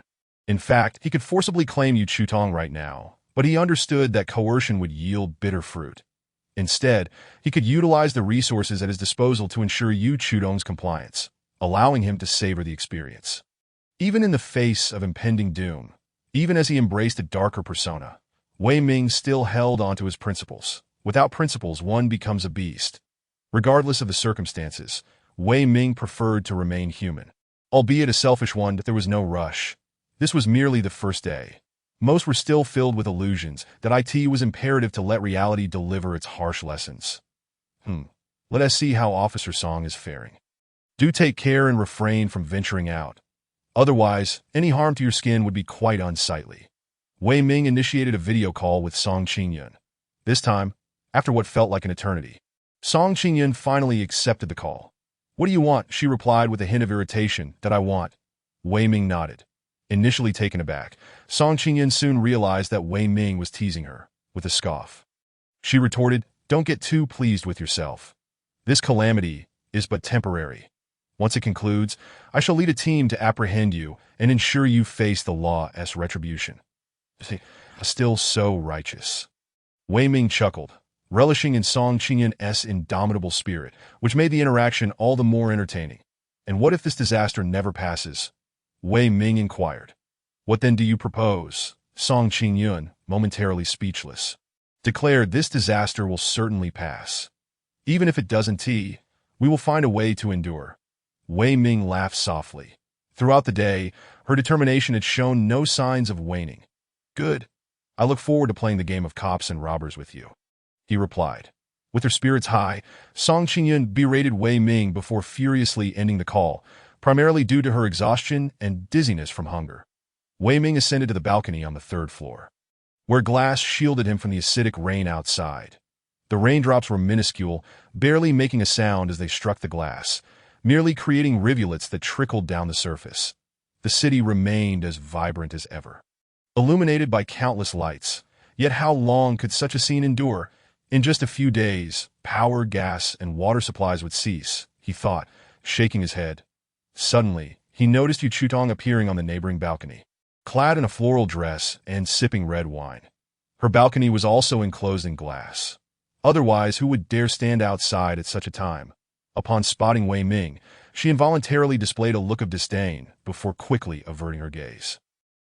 You must have accumulated quite a stockpile. Surely, you've attracted attention. Once societal order crumbles, you, a single woman blessed with beauty and resources, will undoubtedly be among the first targets of aggression, Wei Ming mused. Unperturbed by her arrogance and disdain, it mattered not. It wouldn't be long before she would need to lower her haughty head and act accordingly. As Wei Ming scrolled through his phone, he noticed numerous chat groups, once dormant for days or even years, buzzing with life. Among them were groups from elementary school, middle school, high school, university, and the workplace, along with a community group, and, due to his fondness for fishing, a fishing enthusiast group filled with individuals of remarkable stature who would traverse the treacherous Shudao Mountain for the sport. The fishing group, however, was the most animated of all, that we were supposed to go fishing tonight. What do we do now? Indeed, I've sacrificed 5 consecutive days of public contributions for tonight. Was it all in vain? Unlike other groups lamenting the sweltering heat, the fishermen's concerns were entirely distinct. Wei Ming felt a pang of nostalgia. With the acid rain falling, would the lakes and rivers still yield fish? Yet here he was, contemplating fishing amid the apocalypse. Shaking his head, he glanced at Yu Chutong and thought, "Aren't you proud?" He retreated indoors under the pretense of fetching something, but instead retrieved platters of fruit from an alternate space and set them on the small coffee table, lounging in a recliner as he indulged in grapes, cherries, and watermelon, thoroughly enjoying himself. That if he were consuming anything else, Yu Chudong might have dismissed it, but the fruit was another matter entirely. Though she had provisions in her fridge, the scorching daytime heat had led her to consume all of it. Watching Wei Ming eat, particularly the cherries, made her mouth water uncontrollably. Subsequently, she picked up her phone and began typing. Moments later, Wei Ming received a friend request. The note read Yu Chutong, building 18. With a sly grin. Wei Ming accepted her request, prompting Yu Chutong to send a message. "I would like to purchase your fruit." "Not for sale," Wei Ming flatly refused. Clearly incensed, Yu Chutong replied, "Name your price." "As you asked." Wei Ming responded, "For one evening." Initially stunned, Yu Chutong quickly grasped his implication, standing up abruptly and glaring at him through the window. Wei Ming waved his phone at her. "You asked me to name a price." Fuming, Yu Chutong chose to ignore him and retreated indoors. Wei Ming chuckled lightly and continued enjoying his fruit. After finishing, he returned inside that he had not shared a bed with Lu Qing, for it was wise to remain cautious. There was no need to take unnecessary risks, was there? That night, each person tossed and turned, unable to find restful sleep. Though no one wished for such calamity to persist, thoughts inevitably wandered to the possibility that the ghastly weather might continue for tomorrow, the day after, or even weeks to come. What then would they do? Yet, Wei Ming slept soundly, secure within his shelter, surrounded by abundant supplies. What was there to fear? The long night finally passed, ushering in day 2 of the apocalypse. Many were awakened by the oppressive heat, as the sun rose and temperatures soared beyond 50 degrees. The air conditioning in numerous homes was only blowing hot air, making sleep utterly impossible. As they climbed out of bed, drenched in sweat, many realized that yesterday's events were not merely a dream. The silver lining was that they wouldn't need to report to work today. The downside was that the temperature was so high it felt preferable to be at work. Wei Ming got up and checked the surveillance. Lu Qing was still asleep. Unlocking the door with his phone, he pondered what to have for breakfast. The choices were plentiful, but it was vexing. Forget it. I'll settle for a simple donkey meat pie, he decided. Wei Ming retrieved a meat pie and paired it with a bowl of savory soy milk. The difference between savory and sweet soy milk was not merely in the addition of sugar or salt. The savory variant required the inclusion of dried shrimp, shredded pickles, and was much thicker than ordinary soy milk. Wei Ming broke into a sweat as he ate. Checking the room temperature, he was astonished to find it had climbed to 31 degrees. The ice is almost completely melted. He added more ice, with the melted water flowing into the underground reservoir, which he then reclaimed from the alternate space. In these times, clean water was of utmost value. These ice blocks were remnants of ancient glaciers. He wondered if they might harbor prehistoric viruses. Regardless, entering the alternate space effectively disinfected them. Within this realm, he wielded godlike powers, effortlessly eradicating bacteria and viruses. Turning on the tap, he discovered no water flowed out. A drone survey would reveal that every river and lake had dried up. Even the largest bodies of water were mere shells of their former selves, struggling to survive. After today, one would be hard-pressed to find a river or lake on land. In truth, witnessing this should have clued in the astute that the apocalypse had arrived unavoidably. Wei Ming ate. He turned on the television to watch the news. Clearly, the authorities had also recognized the vanishing water resources, an issue far too significant to conceal.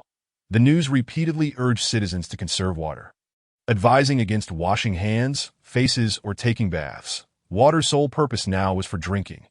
The government was drilling deep wells, genuine deep wells, in hopes of sourcing clean water from the Earth's depths. Additionally, they encouraged citizens to collect the acidic rain at night, employing filtration systems to purify it or using distillation methods, doing everything possible to self-rescue. Upon hearing this, many felt a chill of dread. This is disastrous. The government is urging self-rescue. What does that imply? There will be no rescue coming to at least, not in the near future. Given the sun's merciless heat and the lethal rays it emitted, how could anyone reach them? Tanks might be impervious to the deadly rays. But what would the interior temperature be like? It would undoubtedly be akin to an oven. Who could withstand that?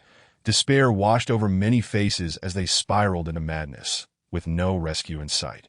They resolved to find ways to save themselves. What was necessary for survival? Water and food. Thus, they began scheming to buy or borrow. If neither was feasible, they would resort to theft. Who would dare to stop them?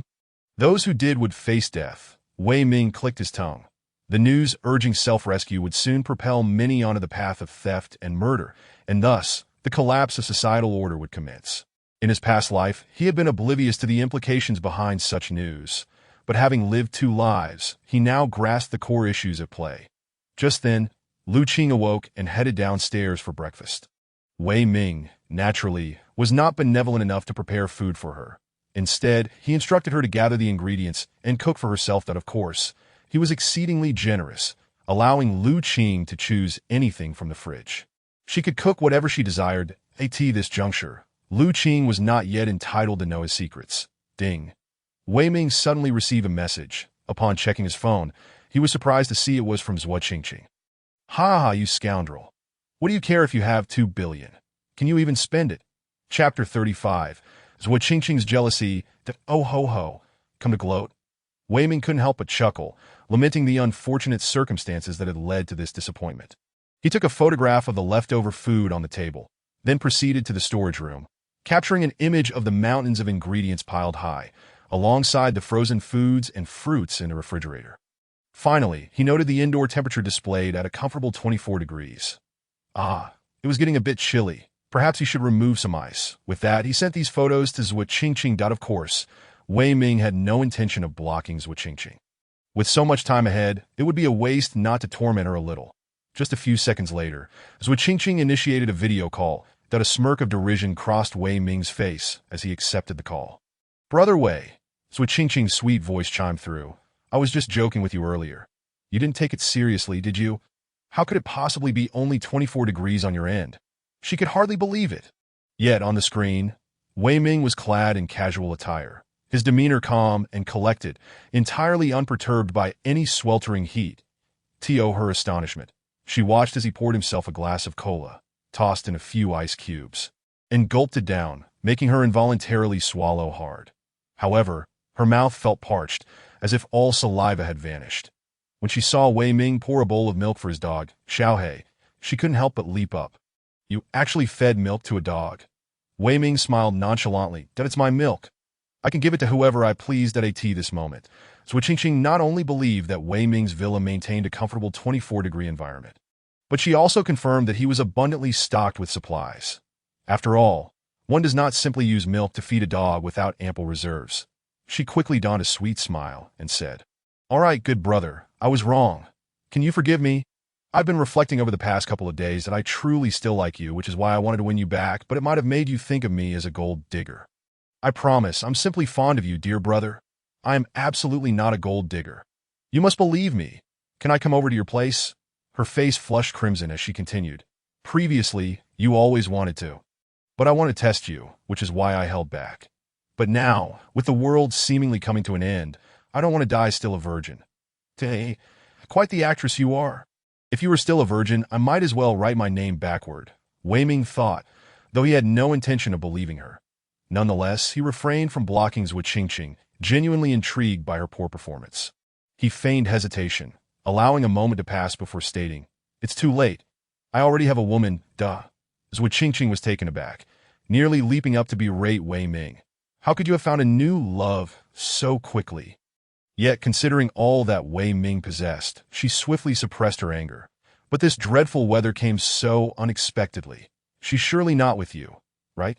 Brother, we are all trapped in the community, unable to go anywhere. You must be feeling quite lonely. Allow me to keep you company, shall I? Feigning surprise, Wei Ming replied, "Oh, she is certainly right here with me." With that, he switched to the rear camera, revealing Lu Qing, a housekeeper dressed in a manner one would expect only in a film. At that moment, Zhuo Qingqing was truly infuriated. Though she had no genuine affection for Wei Ming, he had been the fish she had nurtured for nearly a year. Now, that fish had not only jumped into another pond, but had done so in an unexpectedly plump state.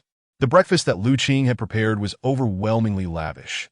In addition to the main course, there were vegetable and fruit salads, along with a box of chilled milk. She was utterly envious. Furthermore, Lu Qing appeared impeccably clean. Unlike Zhuo Qingqing, who had not showered yesterday and had yet to brush her teeth or wash her face today, looking rather disheveled. This woman, however, exuded cleanliness, reflecting on the ample supplies Wei Ming had just shown her. Zhuo Qingqing couldn't help but feel a surge of jealousy that in her mind. As long as she had not severed ties with Wei Ming, he was rightfully her boyfriend, and everything he owned was hers by extension. The luxury she believed she should be enjoying had instead been bestowed upon another woman. How could she not be furious? "Wei Ming, you are being utterly unreasonable," she couldn't help but exclaim. "How could you move on so quickly after our breakup?" Her tone was accusatory. Indeed, she showed no signs of self-reflection. Wei Ming redirected the camera back to himself, stating flatly, "We have broken up. Why do you have to question me?" Zhuo Qingqing was momentarily speechless. Quickly lowering her tone, "I wasn't worried about you being deceived. You have so much money. It's only natural that some vain women would set their sights on you. However, they only love your wealth. While my feelings are genuine, I only love you, brother. Goodness, I can feel the goosebumps rising." Wei Ming nearly lost his composure, managing to suppress his revulsion, and said, "Please do not seek me out again. It will lead to misunderstandings and jealousy. Additionally, I have matters to attend to." With that, he ended the call. Dealing with Zhuo Qingqing this way would naturally leave her harboring illusions, racking her brain on how to win Wei Ming back, only to be played for a fool. Yet, faced with the overwhelming temptation of resources, even the faintest glimmer of hope would lead Zhuo Qingqing to repeatedly fall for the same trick. She would become a dogged suitor, enduring heartache until Wei Ming lost interest, at which point she would reap the consequences of her actions. Currently, he found himself rather idle and sought something to occupy his time. Wei Ming found it peculiar. After his rebirth, certain desires had surged to astonishing levels. In ancient times, he would surely be seen as a debauched monarch, destined to perish before the age of 30, yet he had not discerned any issues within himself. In fact, he had even entered a different space, utilizing its boundless capabilities to assess his own condition. The only conclusion he could draw was that he was as strong as an ox, or perhaps even stronger. Where was the slightest indication of indulgence harming his health? Strange, after his rebirth, acquiring spatial abilities, his body had transformed as well. He suspected that the changes in his physique were somehow linked to this alternate space. Yet there was no way to confirm it. Apart from serving as a storage facility and weapon, what new functions did this space possess? Instantaneous movement. He could transport himself from one location into the alternate space, then emerge through a spatial portal, even passing through walls. Wasn't that instantaneous movement? The only limitation was the distance, a maximum of 5 meters. There was also a healing aspect. Before retrieving the polar icebergs, he had conducted experiments. If he were injured, he could heal himself instantly through the alternate space. But could he apply this to others? What if it wasn't an injury but another ailment? For instance, cancer or AIDS. This could be rather advantageous. He would never need an umbrella again. Wei Ming's eyes gleamed with excitement. Chapter 36. Song Qingyun's feigned surrender. Yu Chutong and Zhang Shi were once again in the owner's group, seeking to acquire supplies. However, this time, neither of them had any success. The sweltering heat persisted, and with the main water supply shut off, the authorities had issued continuous announcements urging everyone to find ways to self-rescue. If anyone was still unaware of what this meant yesterday, they certainly understood it today. Thus, even when Yu Chutong and Zhang Shi offered to purchase a bottle of water for 10,000 yuan, No one was willing to part with their precious supply. Water and food were what? They were life. Whose life was worth merely 10,000 yuan? More importantly, what could one do with money at this moment? Cash was but a pile of worthless paper, hardly suitable for wiping, while bank transfers were nothing more than a collection of virtual numbers that in fact, those who had sold food and water to Yu Chudong and Zhang Shi the previous day now regretted their decisions, wishing to buy back their supplies. Yet Yu Chudong and Zhang Shi would never agree, leading to a cacophony of insults in the group, with some remarks quite unsavory. Wei Ming, of course, felt no sympathy for these individuals. Who told you to be greedy? Would Song Qingyun still be able to hold on today? Wei Ming sent a video call to the beautiful policewoman. After a considerable wait, the video finally connected. Wow, it has only been a day, and how has the beautiful policewoman wilted to this state? She clearly hadn't slept well, sporting dark circles under her eyes. Due to severe dehydration, her lips had cracked. And after more than a day without food, she appeared weak and lethargic. Wei Ming, I surrender. Please come save me, the striking policewoman declared. Wow, surrendering so soon? Wei Ming's mind raced, caught off guard. You want to play? Do you? Very well. I shall entertain you. Wei Ming made his way from the basement to the garage, arriving at the restaurant where Song Qingyun was located. That he activated the spatial portal, ensuring it was through the wall. Then tossed out a camera to check the surroundings. All was secure. With a simple tap on his body, he vanished from his original spot. As he concealed himself behind a stone pillar, no one noticed his sudden disappearance. For the moment, no one was monitoring him. Their attention was solely on Song Qingyun or Zhang Shi, both of whom were busy acquiring supplies in the owner's group. Who could ignore the oppressive heat? Wei Ming had donned his summer attire, clad in a sleeveless shirt on top and beach shorts below. Yet no matter how little he wore, it was of no avail. The sweltering heat persisted, and with the temperature soaring to 60 degrees. He was so parched that not a single drop of sweat graced his skin. It seemed to evaporate instantaneously. As he emerged from the kitchen, he spotted a figure sprawled on the ground. Adorned in a police uniform, it was Song Qingyun. Strangely, the bodies of Long Gu and his family were nowhere to be found, presumably disposed of by her. After all, sharing the same space as 3 corpses would be intolerable. Especially with the rapid decomposition in such heat, the stench would be unbearable. Wei Ming approached her. As he neared Song Qingyun, she suddenly sprang to life, wrapping her arms around his legs and yanking fiercely. Attempting to topple him, to her surprise, Wei Ming complied and fell, but not in the manner she had envisioned. Instead, he landed heavily atop her rather than allowing her to mount him and immobilize his arms. Oh, so eager to get intimate with me. Wei Ming chuckled. He understood that Song Qingyun would not yield easily. She was undoubtedly digging her own grave. Yet without a weapon, how could she hope to subdue him? He wasn't boasting. Given his current physical prowess, he could easily manage her with a single hand. Goodness, what a splendid figure you possess. Curvaceous and alluring, soft yet firm, a delightful sensation indeed. That if this embrace feels so intoxicating through fabric, how exhilarating would it be to truly indulge in each other? Wei Ming mused with eager anticipation. Get off. Song Qingyun pushed him away with all her might. However, her strength paled in comparison to his. And having gone without food or water for over a day, how much energy could she possibly have left? Rather than a push, it felt more like a feeble press. Is this your enthusiastic seduction tactic? Quite enjoyable, he remarked. Suddenly, Song Qingyun's countenance shifted as she sensed Wei Ming's overpowering intent. Wei Ming laughed heartily, opting not to seize the captivating policewoman just yet. Instead, he rose to his feet.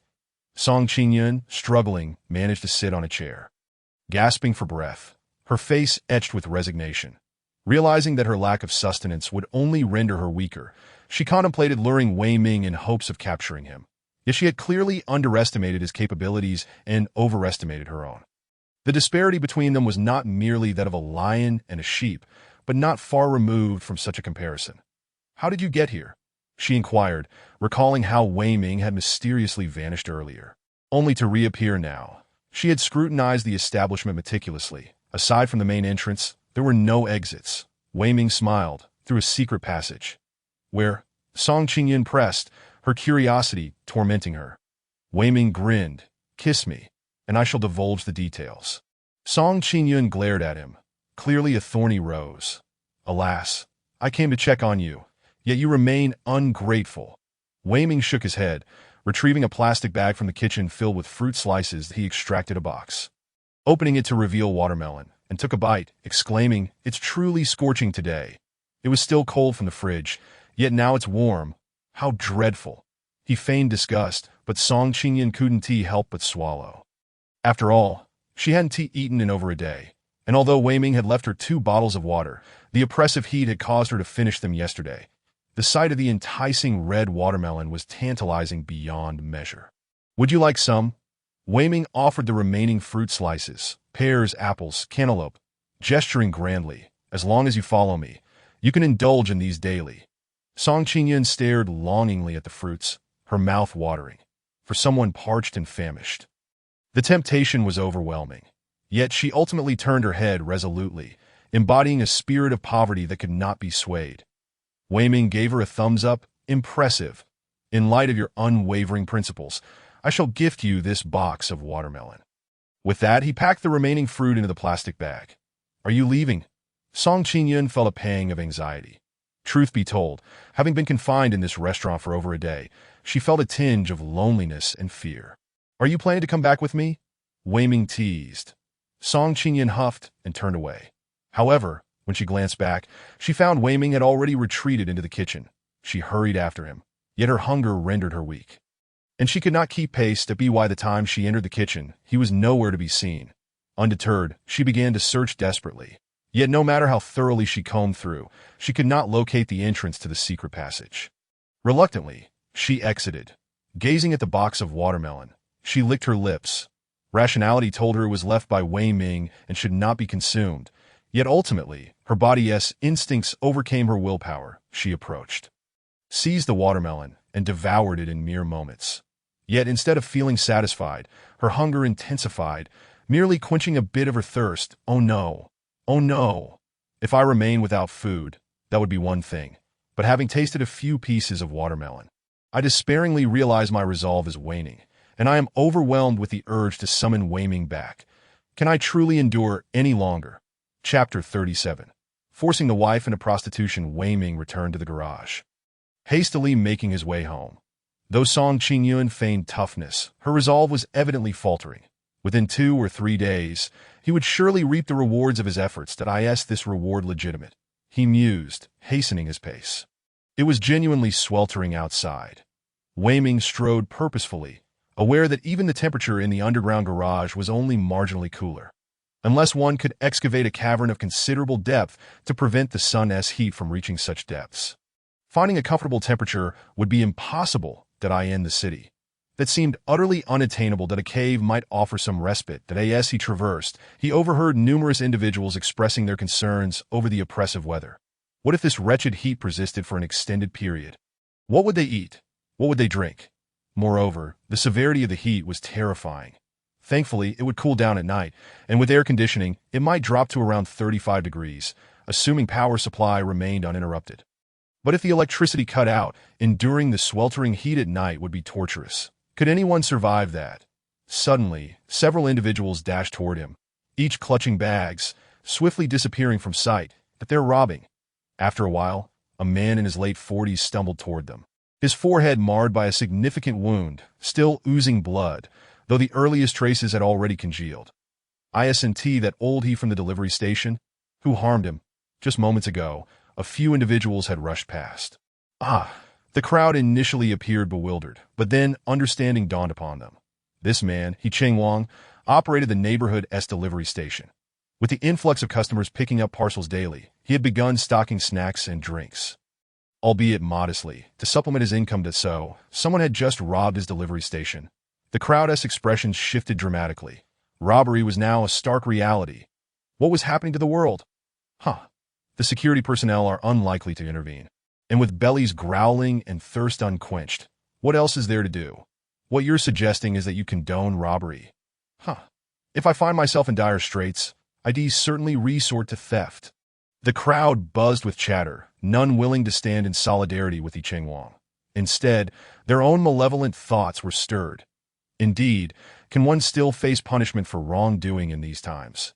Even if this calamity passes, how many lives will be lost? Will the nations seek retribution afterward?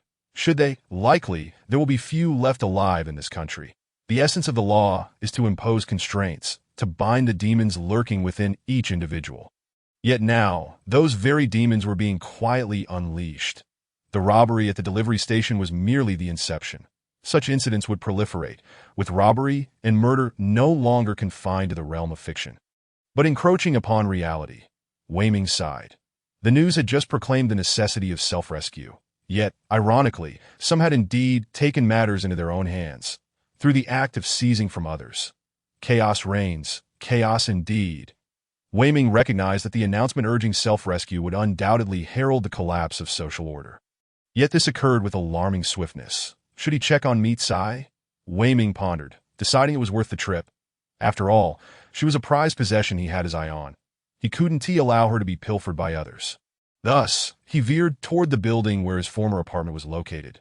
Entering the elevator, he swiped his card and ascended. Riding the elevator was perilous in the current climate. One could never know when a power outage might occur. Should one become trapped within, the oppressive heat could quickly lead to heat stroke. Wei Ming was unfazed. He had acquired the ability to teleport at as long as the walls were no thicker than 5 meters. He could never be confined. Ding!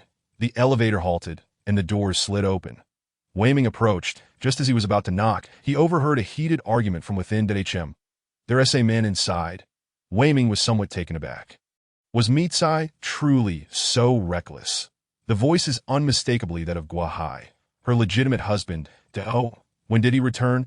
He paused to listen, and before long, a peculiar expression crossed his face. It was astonishing that Gua Hai was actually persuading his wife to sell herself, claiming that Lao Wang upstairs was willing to offer a bottle of purified water plus a packet of instant noodles, while Zhang Di downstairs was even more inclined to provide 3 kilograms of rice. Moreover, there were numerous men from the neighboring building who were eager to part with food and drink in exchange for a night with Mi Xiaolu. This revelation came as no surprise to Wei Ming. It was evident that the woman was indeed alluring, tall and slender, with not a trace of excess flesh, a wasp waist and curvaceous hips, undeniably enticing. Many in the community fantasized about her, much like all the men in the company would fantasize about Lu Qing. Yet, Gua Hai had taken on the role of a pimp, which left Wei Ming astounded. Could a man be so utterly pathetic? Mi Xiaolu was, of course, unwilling and shouted hoarsely at Gua Hai, asserting that she was not a prostitute, hurling insults at him in a torrent of indignation. How could he be such a husband? Gua Hai, however, remained unfazed, retorting, "You don't even know how many men you've slept with. Now you pretend to be innocent. You wretched woman. I've already made a deal with Lao Wang that he'll be here soon, and you better entertain him nicely, or I won't hesitate to restrain you." Mi Xiaolu was utterly devastated. Gua Hai returned the day before the catastrophe, and she had hoped he had a change of heart and wanted to build a life with her, which had briefly touched her. She had even resolved to sever ties with Wei Ming. Yet, was Gua Hai truly this kind of person? Just then, a loud knock echoed at the door, causing Mi Xiaolu to scream in fright. She was not a whore and had no desire to be at the mercy of the men in the community. Gua Hai, however, scoffed, stating that to him, it made no difference whether his wife was with one man or many. He was already wearing the green hat, so why not profit from his attractive wife? He went to open the door, but upon doing so, he found not the anticipated Lao Wang, but Wei Ming. "Oh, what brings you here?" Gua Hai was momentarily taken aback, then turned to Mi Xiaolu with a smirk, saying, "Your market value is impressive. Another man wants to have a go at you." That he then addressed Wei Ming. "At least 1 bottle of water and no less than half a kilogram of food for a night's price. But you're late to go back and wait. I'll call you when it's your turn." Initially, he loathed Wei Ming, but since he was already selling his wife, as long as Wei Ming could pay, it didn't matter that he had once worn the green hat himself. Wei Ming was astonished, thinking to himself, "Is this your first time as a pimp, and yet you are so proficient? Once a person crosses a line, do they become so shameless?" He shook his head and, looking at Mi Xiaolu through Gua Hai, asked, "Do you wish to leave with me and be my woman?" Chapter 38. Bringing home another one. Damn it. Gua Hai raised his fist, ready to strike, but upon seeing the cold glare from Wei Ming, he hesitated. This was a formidable opponent he could not provoke. The Mi Xiaolu gazed at her husband in despair. She came from a privileged background and had never faced hardship, combined with her beauty. Countless men had pursued her, Although Guahai was not the most outstanding among them, he was the one who cared for her the most, which is why she had ultimately chosen him, believing they could love each other for a lifetime. Yet, just a year into their marriage, how had Guahai transformed into a stranger? Gritting her teeth, she walked towards Wei Ming. Being with him was far better than becoming a prostitute. You dare! Guahai did not have the courage to confront Wei Ming, but he still couldn't bear to be harsh with his wife. He raised his hand to strike Mi Xiao Lu. But he could not bring himself to do it as Wei Ming grasped his wrist. Wei Ming smiled faintly. Even if you hit a dog, you must consider its owner. What gives you the audacity? Guahai was furious, retorting, "She's my wife. And what of it?" Wei Ming scoffed, delivering a kick that sent Guahai flying, rolling helplessly on the ground. Seeing her husband in such a pitiful state, Mi Xiao Lu felt no pity, only satisfaction. She spat at Guahai. "From now on, my husband is dead." Guahai felt as if Wei Ming's kick had shattered his insides, rendering him unable to rise. All he could do was cry out in pain, his gaze filled with resentment as it flicked between Wei Ming and Mi Xiao Lu. Suddenly, hurried footsteps echoed in the stairwell, indicating someone's impatience. The fire door swung open, revealing a man. Wang Xingjian, the Lao Wang Guahai had mentioned, was in his 40s, unattractive, and still unmarried. Due to his looks, no woman had ever wished to engage with him deeply since he turned 30. Now, he had the chance to be with one of the most beautiful women in the community. How could he not be excited? He was even grateful for this disaster, as it had afforded him such an opportunity. Yet upon stepping out of the stairwell, he was taken aback to see another man there. Is the deed already done? He was not averse to taking over, considering Mi Xiao Lu was no longer a virgin. He approached her with a smile, reaching out to take her hand, only for Mi Xiao Lu to swiftly hide behind Wei Ming, her face a mask of disgust. Wang Xingjian's expression darkened as he turned to Guahai. "Xiao Gua, what is going on here? I've already paid you. Do you intend to renege on your promise? What did a bottle of water and a packet of instant noodles signify? Life. It could mean an extra day of existence. You've taken something so precious from me, and you dare to back out?" Guahai felt a tumult in his stomach and was at a loss for words, but Mi Xiao Lu interjected. "Guahai took your things. You can ask him for them. If he refuses, you can force him. It has nothing to do with me. Wei Ming, let us go." She had completely lost hope in Guahai. Wang Xingjian, despite being a lifelong bachelor, had no interest in fencing and quickly tried to block Mi Xiao Lu's path. "I don't care. I've already paid and I absolutely must have you today." Wei Ming finally intervened, delivering a kick that sent Wang Xingjian sprawling. "Get lost." Wei Ming pressed the elevator button and stepped inside with Mi Xiao Lu. "Thief! Return my food and water," Wang Xingjian shouted. But the elevator doors had already closed, leaving him to howl in impotent fury. Ding! The elevator reached the basement level. Qidong City was a community of thousands, and the underground garage was impressively vast. It took several minutes to walk to Villa number 28, and as they made their way, Mi Xiao Lu overheard the discussions of others, her face growing paler. The world had descended into such chaos. Was there still hope? If Wei Ming ran out of food and drink, would he also consider selling her? Anxiously, the two finally arrived at Villa number 28. That Wei Ming unlocked the door with his fingerprint, and a wave of cool air greeted them. "How refreshing!" Mi Xiao Lu exclaimed, her eyes widening in disbelief. This reaction mirrored Lu Qing's from the previous day. "Perfectly normal." Wei Ming smiled, pushing Mi Xiao Lu inside and closing the door to prevent too much cool air from escaping. Despite having plenty of ice, why waste it? How can it be so cool? Mi Xiao Lu finally asked, noticing a slight chill despite wearing a dress. Wei Ming chuckled. "I used ice to cool it down." Not air conditioning, that Mi Xiao Lu understood, but soon found herself puzzled again. How large could this villa be? To maintain such a comfortable temperature in this sweltering heat, how much ice would be required? Ice! She displayed a look of surprise, realizing that melted ice turned into water. Just how much ice would be needed to lower the temperature of an entire villa? "Can I have some water?" she asked, her eyes filled with hope as she looked at Wei Ming. She followed him, hoping to avoid becoming a prostitute, completely unaware of the delightful surprises that awaited her. Wei Ming laughed heartily. "I thought you might have higher demands. There are drinks and fruits in the refrigerator. Feel free to help yourself." "Can I really eat as I please?" At that moment, Michelle Lu was enveloped in overwhelming happiness. Wei Ming led her to the kitchen. He had to assist her, since every door required a fingerprint to unlock. Upon opening the fridge, Michelle Lu was met with an array of fruits and drinks. And tears of joy welled in her eyes. This was sheer exhilaration. She immediately began to eat and drink. After she finished, Wei Ming suggested she take a shower in such hot weather. Even the most beautiful woman would have an odor after not being able to wash for over a day. However, halfway through her shower, Wei Ming entered the bathroom. Was he planning to just feed her and not have his way? Did he really think he was a good man? The dream of a double delight was about to be realized.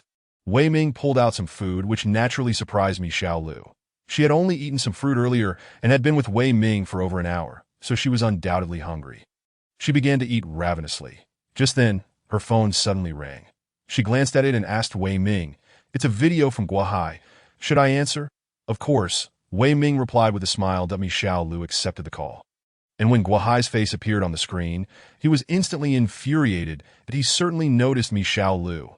And although she was clad in a bathrobe, the numerous red marks on her neck were unmistakable, making Guahai realize what his wife had just experienced.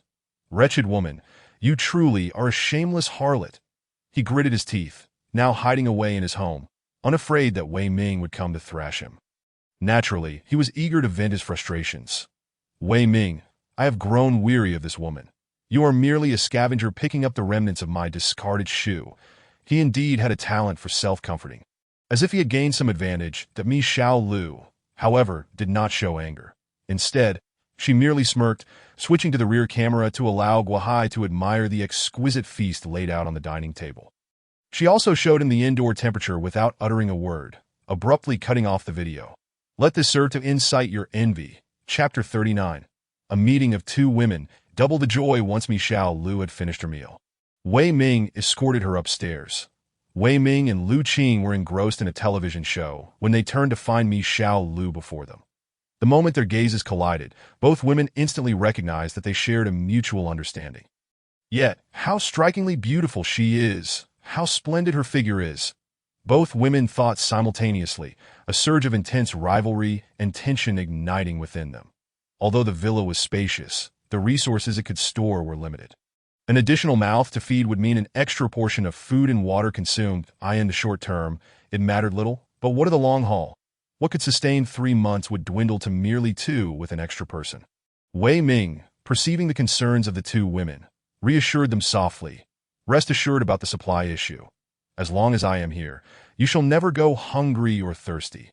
However, if you wish to stay here, one rule must be adhered to: obedience." Lu Qing and Michelle Lu nodded in unison, both feigning utmost compliance. What was their greatest fear now? Being cast out by Wei Ming. The two women were acutely aware of the precarious situation outside. Thus, the mere existence of food and drink here, coupled with the refreshing indoor temperature, was sufficient to compel them to abandon all pride and cling desperately to their newfound refuge. Wei Ming raised the indoor temperature slightly. A simple task accomplished by removing a few ice blocks, adjusting it to a comfortable 29 degrees, ensuring it would remain warm even in the absence of clothing that if placed in ancient times. I would undoubtedly be a tyrant.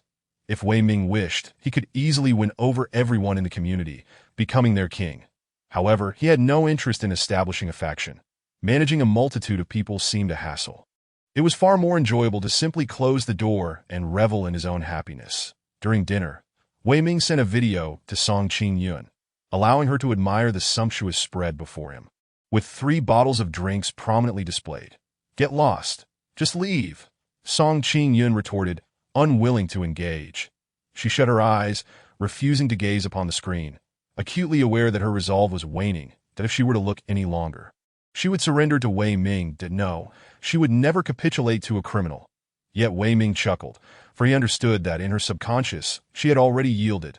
Otherwise, she would not have bothered answering the video call. Why would she? Was it not an admission of defeat? Most likely by tomorrow, she would be waving a white flag, starving and parched, enduring the oppressive heat. Who could withstand such conditions? Wei Ming remarked, "If you find it unbearable, feel free to contact me at any time." Song Qing-yun ended the video call, then broke down into silent sobs, devoid of tears, for she had become severely dehydrated. leaving no moisture to shed. Her cries were filled with a sense of injustice, despair, and fear. Fear of her dwindling willpower and the insistent urge to submit to Wei Ming. Curled up, she lay there as the sun dipped below the horizon. With the external temperature dropping, the air conditioning could resume its function. Yet the cooling air could not alleviate her hunger and thirst. She licked her cracked lips, almost devoid of saliva. Would she perish here? Or should she seek Wei Ming's help? To survive, to endure, to live. She incessantly questioned herself, drifting in and out of sleep, plagued by nightmares, her consciousness muddled. Guohai gradually calmed from his previous rage, reflecting on the images he had witnessed, the bountiful food, the pleasant temperature.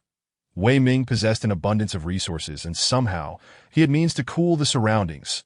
Guohai's heart raced that if he could seize control of such provisions, he would hold everyone's lives in his hands. Just as he might barter his wife, would others not also offer up their wives and daughters? Yet, he alone was no match for Wei Ming. Having been easily defeated twice by Wei Ming, he had come to understand a harsh reality. But would he concede? Life had become unbearable. He must take risks. Perhaps old Wang could be persuaded. He had been injured by Wei Ming and had failed to win over Guohai's wife. Surely he bore a deep grudge against Wei Ming. Two individuals were insufficient. They needed at least one more. Guohai racked his brains. Old Zhang? No, he was far too old, nearing 70. A mere tap would send him toppling over. His eyes lit up. Lu Kundong, a notorious figure feared by many in the community, and he held a vendetta against Wei Ming. That made 3 of them. However, Lu Kundong was a rogue. He needed to form an alliance with Old Wang to prevent Lu from monopolizing all the spoils after they disposed of Wei Ming. It was settled he immediately sought out Wang Xingjian. Though initially met with scorn, upon hearing the plan, Wang Xingjian gasped, "You are truly ruthless." "He stole my wife. Is it not justified that I eliminate him?" Guohai retorted coldly. Wang Xingjian thought to himself, "What good is it to use your wife in such a way?" Yet he too desired to eliminate Wei Ming and covet his resources, leading to an unspoken accord between them. Together, they proceeded to Lu's residence. Lu Kundong was quite security conscious. It took numerous knocks before he finally opened the door. "Does Wei Ming truly possess a wealth of resources?" Lu Kundong inquired. Guohai thumped his chest, declaring, "I am absolutely certain from the video my wife posted. I saw Australian lobster and steaks. Just think, if Wei Ming is generous enough to share such food with a harlot, he must have a hefty stockpile." Lu Kundong nodded slowly. The community was well aware that Wei Ming had won over 2 billion in gambling. Thus, it was no surprise that he had invested heavily in stockpiling frozen steaks. While Lu Kundong still had some supplies at home, who would ever complain about having too much food? "Let's do this," Lu Kundong said, glancing at Guohai with a grin. "Once we succeed, your wife will be mine. Is that agreeable?" Mi Xiao Lu was the community's belle, and many desired her. Lu Kundong, not being a man of virtue, openly expressed his lustful intentions. Guohai's forehead twitched with veins bulging, yet he managed to force a smile. "No problem." Chapter 40. The green-hatted husband seeks revenge. Lu Kundong and the 2 others armed themselves with kitchen knives and set out under the cover of night. Individually, they had all been bested by Wei Ming. But together, would they not stand a chance? Besides, they had weapons, and one of the distinctions between humans and animals is that humans can wield tools. Without weapons, a human facing a tiger is merely meat. Yet with arms, even in the age of cold steel, a tiger would become nothing more than a trophy. Now, all 3 wielded knives. How could they not overpower Wei Ming? The only dilemma was how to get Wei Ming to open the door. They could hardly smash their way in, for that would alert Wei Ming ahead of time, and current door quality made such an endeavor difficult. Simple enough. Knock on the door and claim they had business with him. Once he opened the door, they would strike him down. Lu Kundong growled menacingly. Guohai and Wang Xingjian nodded in agreement. They confirmed that there was no need to overcomplicate matters. They intended to kill Wei Ming. Yet he remained blissfully unaware. The chaos had only just begun. Who would suspect them of such intentions? The underground garage was sweltering, around 35 degrees, but still bearable. However, after only a short walk, they were drenched in sweat. At last, they arrived. "You knock on the door. Use your wife as leverage. Say you wish to talk with Wei Ming," Lu Kundong advised Guohai. Despite his burly appearance, he possessed a sharp mind when it came to scheming. Guohai nodded and stepped forward to knock. Wei Ming was resting on the second floor, believing it to be the safest place. Normally, the villa's soundproofing was excellent, and he should not have heard Guohai's knocking. However, with the surveillance system linked to his phone, he noticed a notification pop up. He opened the app and saw 3 figures standing at the basement door, one in front and the others lurking nearby, each wielding a kitchen knife. The 2 men thought they could evade the cameras, not realizing that Wei Ming had installed multiple cameras in various locations. Were they here to kill him? Wei Ming felt not a hint of fear. Instead, a smile crept across his face. Guohai, Wang Xingjian, and Lu Kundong. How curious that Lu Kundong was now allied with them. Wei Ming raised an eyebrow, but paid it little mind. Yet on the second day of the apocalypse, here they were, already attempting to take his life. How swift! Wei Ming chuckled. If they sought to deliver themselves to death, he would gladly oblige, but he descended to the basement, made a few arrangements, and called out. "Who is it?" "I, Guohai," came the voice amplified through the speakers. The door's soundproofing was impeccable. Even a shout could not penetrate. Wei Ming toyed with them, asking, "What brings you here? You have audaciously taken my wife. How can I not confront you?" Guohai exclaimed, his anger palpable. "However, since you have already shared a bed with that wretched woman, I no longer desire her. Compensate me with 10 boxes of instant noodles and water, and I shall relinquish her to you. Otherwise, I shall make it my mission to broadcast this scandal throughout the neighborhood tomorrow, and we shall see if you shameless scoundrels dare to show your faces." Wei Ming chuckled quietly, replying, 10 boxes is excessive. I can only offer you 5 boxes each of noodles and water." Upon hearing this, Guohai and his companions felt a surge of excitement. Wei Ming's willingness to settle with 5 boxes of provisions suggested that his resources far exceeded such a meager amount. Greed swelled within Guohai as he pretended to ponder, saying, "Very well, 5 boxes it is, as long as I can deceive Wei Ming into opening the door. I shall eliminate this scoundrel and claim all his possessions for ourselves." At that moment, a click echoed as the door unlocked. Guohai swiftly pulled it open, and as the door swung wide, he, along with Lu Kundong and the others, brandished their kitchen knives and charged in, slashing indiscriminately. But where was Wei Ming? "What on earth are you doing?" Wei Ming's voice rang out from a distance of at least 4 meters, a mocking smile upon his face, but he had opened the door remotely. "What a cunning fellow!" Lu Kundong thought to speak, but paused in astonishment. "It's so cool in here, indeed." Although Guohai had seen the room temperature displayed in Mi Xiaolu's video, experiencing it firsthand was an entirely different matter. "How did you manage this?" Wang Xingjian inquired. Wei Ming, in a generous mood, indulged their curiosity. "I used ice blocks to douc the metallic perimeter surrounding the walls. Behind it are copper pipes filled with ice. As the ice melts, it naturally lowers the temperature within the room." "You actually have ice blocks?" No, you dare to waste precious water for cooling?" exclaimed Lu Kundong, initially taken aback before erupting into laughter. "Very well. Wei Ming, thank you for this delightful gift. I shall accept this villa, and moreover, I graciously accept your woman as well." Wei Ming, having closed the basement door with the remote, showed no fear and instead grinned, saying, "Oh, and you think 3 of you, wielding mere kitchen knives, can threaten me? That's enough to kill you." Lu Kundong retorted fiercely. "Charge!" Guohai and Wang Xingjian immediately followed him forward, their faces twisted with menace and insatiable greed. "Kill Wei Ming and seize all he possesses." But as they advanced, Wang Xingjian suddenly gasped, then vanished without a trace. "What is happening?"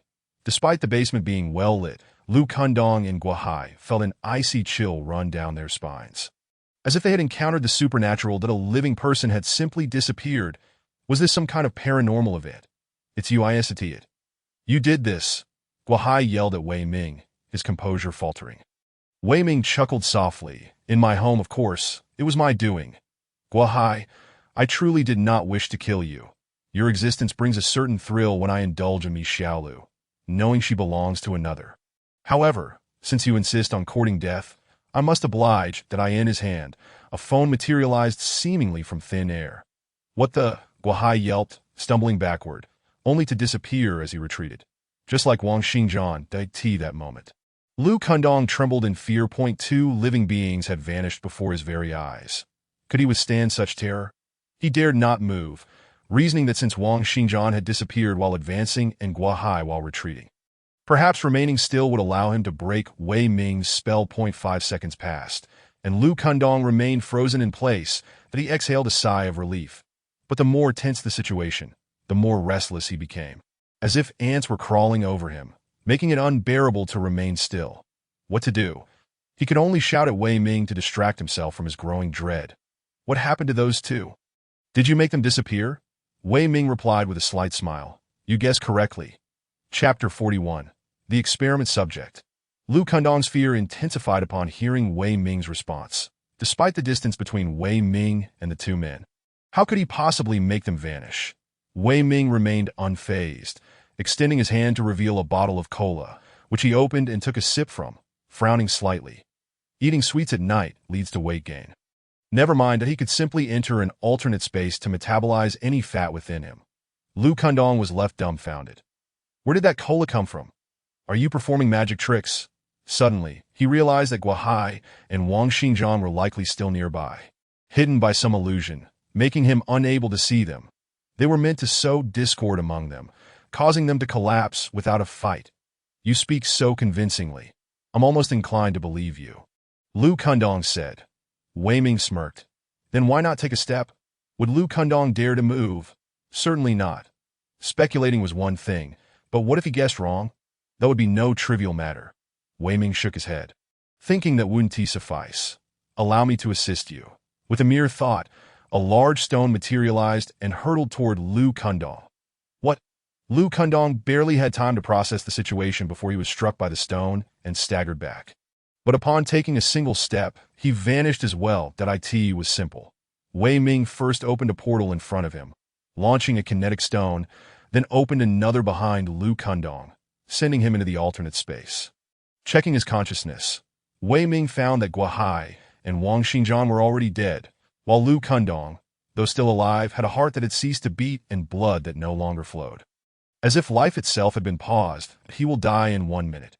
Wei Ming thought to himself, and entered the alternate space to conduct some experiments that he focused on Lu Kundong, and with a thought, a new object appeared beside him, a heart. Strangely, despite being filled with blood, no blood gushed forth from the vessels that in the alternate space. Time ceased to exist, and all physical concepts failed. Thus, even though the blood vessels were severed, no blood could spurt forth, as pressure was non-existent without time. Wei Ming meticulously extracted Lu Kundong's organs, but reinserted them just before the minute elapsed that he and Lu Kundong then reappeared outside. Lu Kundong, still bearing the kinetic energy from being struck by the stone, tumbled to the ground. He scrambled to his feet, confusion and fear etched on his face. What just happened? Did a stone just hit me out of nowhere? Where is the stone? Was that an illusion? He stood there, trembling in dread of the unknown. Wei Ming smiled. Indeed, in the alternate space, he was akin to a deity. Earlier, he had removed all of Lu Kundong's organs, even extracting his brain. Yet here Lu Kundong stood, unharmed. Well, the experiment is complete. This subject is of no further use. Wei Ming released another kinetic stone, and in the next moment, Lu Kundong was again thrust into the portal, disappearing without a trace. This time, however, he would not return. Wei Ming smiled faintly. He had yet to utilize the arsenal of thermal weapons within the alternate space that deal with ordinary people. He merely needed to employ the portal to achieve a massacre of many. He stretched and returned to his slumber. The night passed, and as the sun rose, the temperature began to soar. 58 degrees, such heat was lethal. Only industrial air conditioners could function at such temperatures, making everyone feel irritable and sweaty. Yet in Wei Ming's home, a cool 29 degrees. Soon, Lu Qing and Mi Xiaolu awoke, and Wei Ming unlocked every door, granting the two women free passage. Naturally, Wei Ming sought breakfast in the alternate space, while Lu Qing and Mi Xiaolu had to forage for themselves in the kitchen or storage. Observing their fair forms, some adorned with luscious fruit, others boasting long, pale legs, Wei Ming felt a stirring desire. Shortly after, he heard Lu Qing's startled exclamation, but he merely smiled. He had filled the storage room to the brim. For him, the items retrieved were but a drop in the ocean. Yet for Lu Qing, the impact was monumental. Yesterday, the space had barely been 1/3 full. How could it now be overflowing? Good heavens, Mi Xiaolu, new to the situation, was also taken aback upon hearing Lu Qing's revelations. What did this signify? Wei Ming possessed yet another stockpile. How astonishing! Were it not for the sheer impossibility, they might have suspected Wei Ming had returned from the future, so meticulously had he prepared. Wei Ming, however, paid no heed to their thoughts.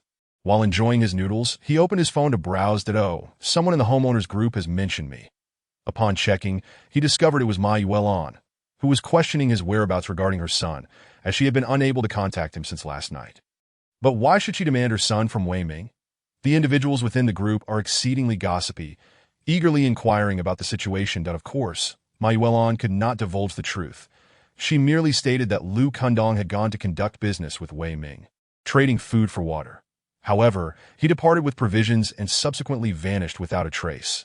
This truly exemplifies the adage of a villain crying foul, turning the tables on others. The homeowners are undoubtedly filled with indignation. What do they detest the most at present? The theft of food. Ma Yuelan had already begun her outcry in the homeowners group half an hour prior, and there were always a few individuals brimming with a sense of justice, acting as champions for her cause, accusing Wei Ming. Due to Wei Ming's silence, it made him appear guilty, leading most to accept Ma Yuelan's narrative. Wei Ming scoffed, posing a question in the group. Oh, then may I ask, how much food did your son bring with him? After a moment's thought, Ma Yuelan replied, 2 boxes of biscuits. That I enter mind, 2 boxes of biscuits were indeed a substantial amount. Wei Ming proceeded to the storage room, recorded a brief video, and shared it in the group without uttering a word. However, such silence was unnecessary, as the group immediately erupted with excitement that my heavens, so much supply. The room is overflowing. Laughter ensued with all these supplies. Does Wei Ming really need to deceive you for 2 boxes of biscuits? Ma Yuelan, you've cracked me up? It's akin to someone with 10 million seeking to swindle a mere 100. The crowd chimed in, relentlessly ridiculing Ma Yuelan, leaving her utterly humiliated. Yet more individuals were ignited by thoughts of wealth. The allure of riches is indeed captivating. Who still cares about the law? Just yesterday, a home invasion occurred. But did an officer come to take a statement? How could that be? Thus, everyone is acutely aware that social order has disintegrated.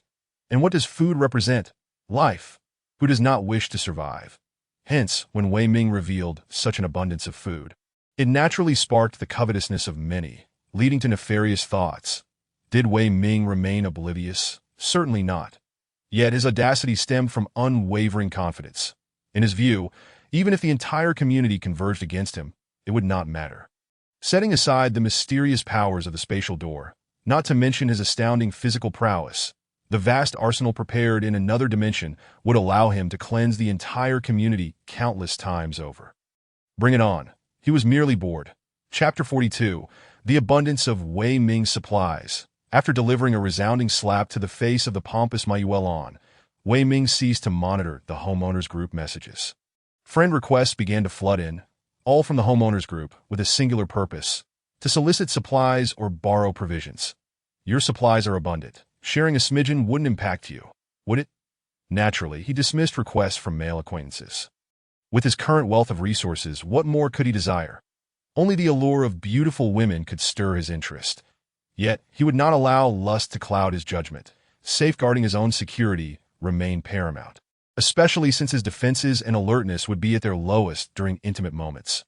Upon witnessing Wei Ming flaunting his wealth in the homeowners group, the Zhou family was consumed by rage that to them. Wei Ming's possessions rightfully belonged to them. Yet now, he brazenly paraded them before everyone. One must remember, wealth should be concealed. By boasting, he merely draws attention to himself that an old adage states that while a thief may operate for 1,000 days, one cannot guard against theft indefinitely. Surely, all eyes are now on him. And how ruthless are people these days? Do not be deceived into thinking that merely closing the door offers safety. A few adults wielding heavy hammers could easily obliterate a door. What a fool! After a brief windfall, he couldn't contain his excitement.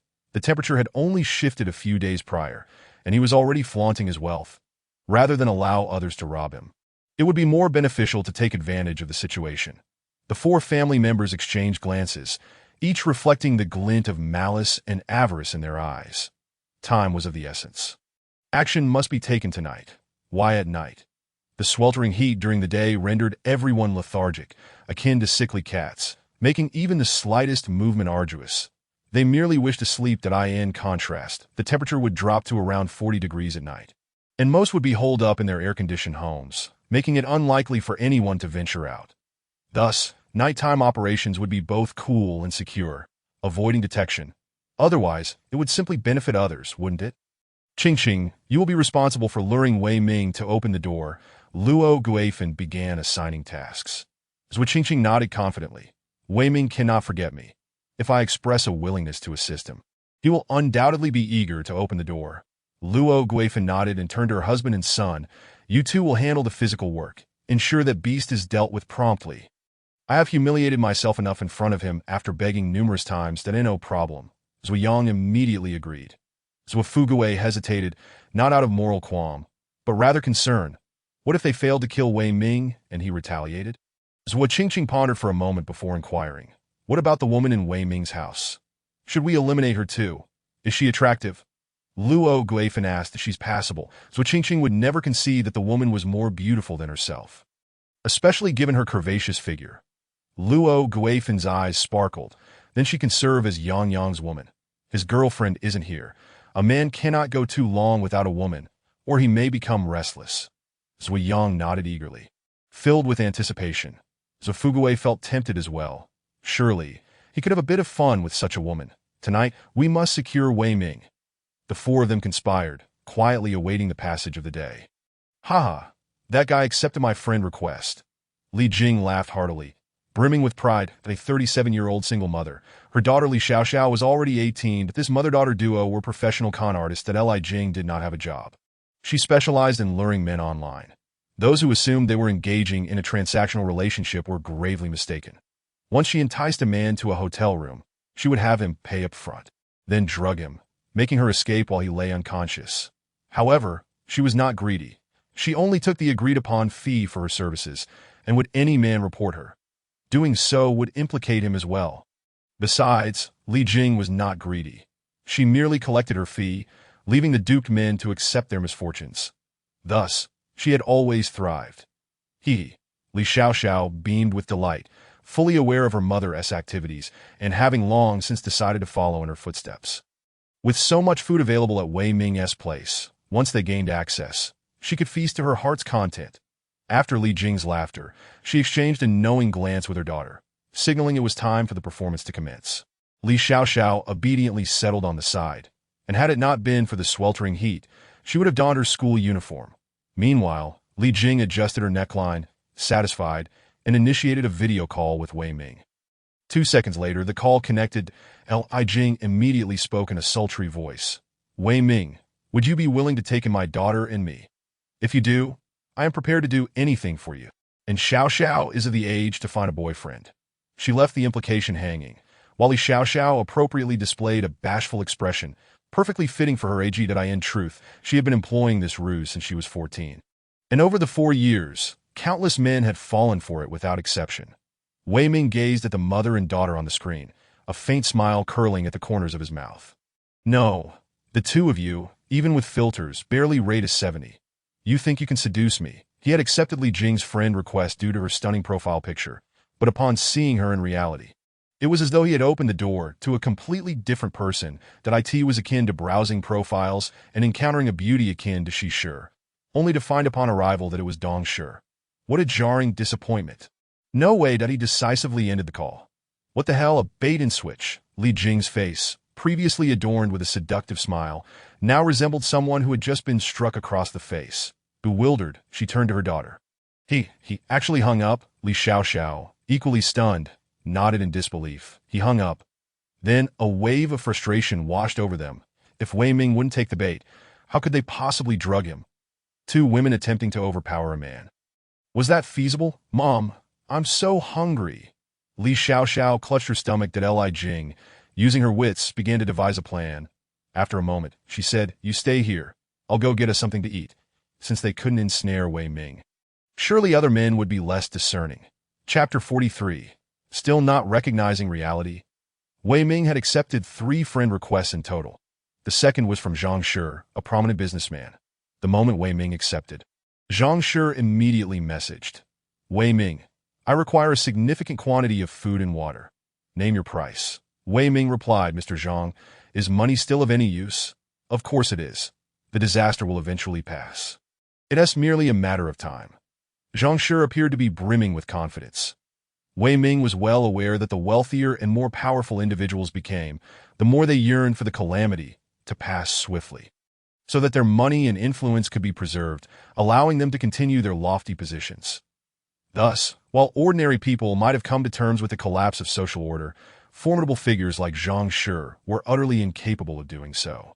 He declared, I'm afraid I cannot accept that. Fury surged within Zhang Shi, but recalling that resources were firmly in Wei Ming's grasp and that he was currently at a disadvantage, he begrudgingly lowered his stance and proposed anew.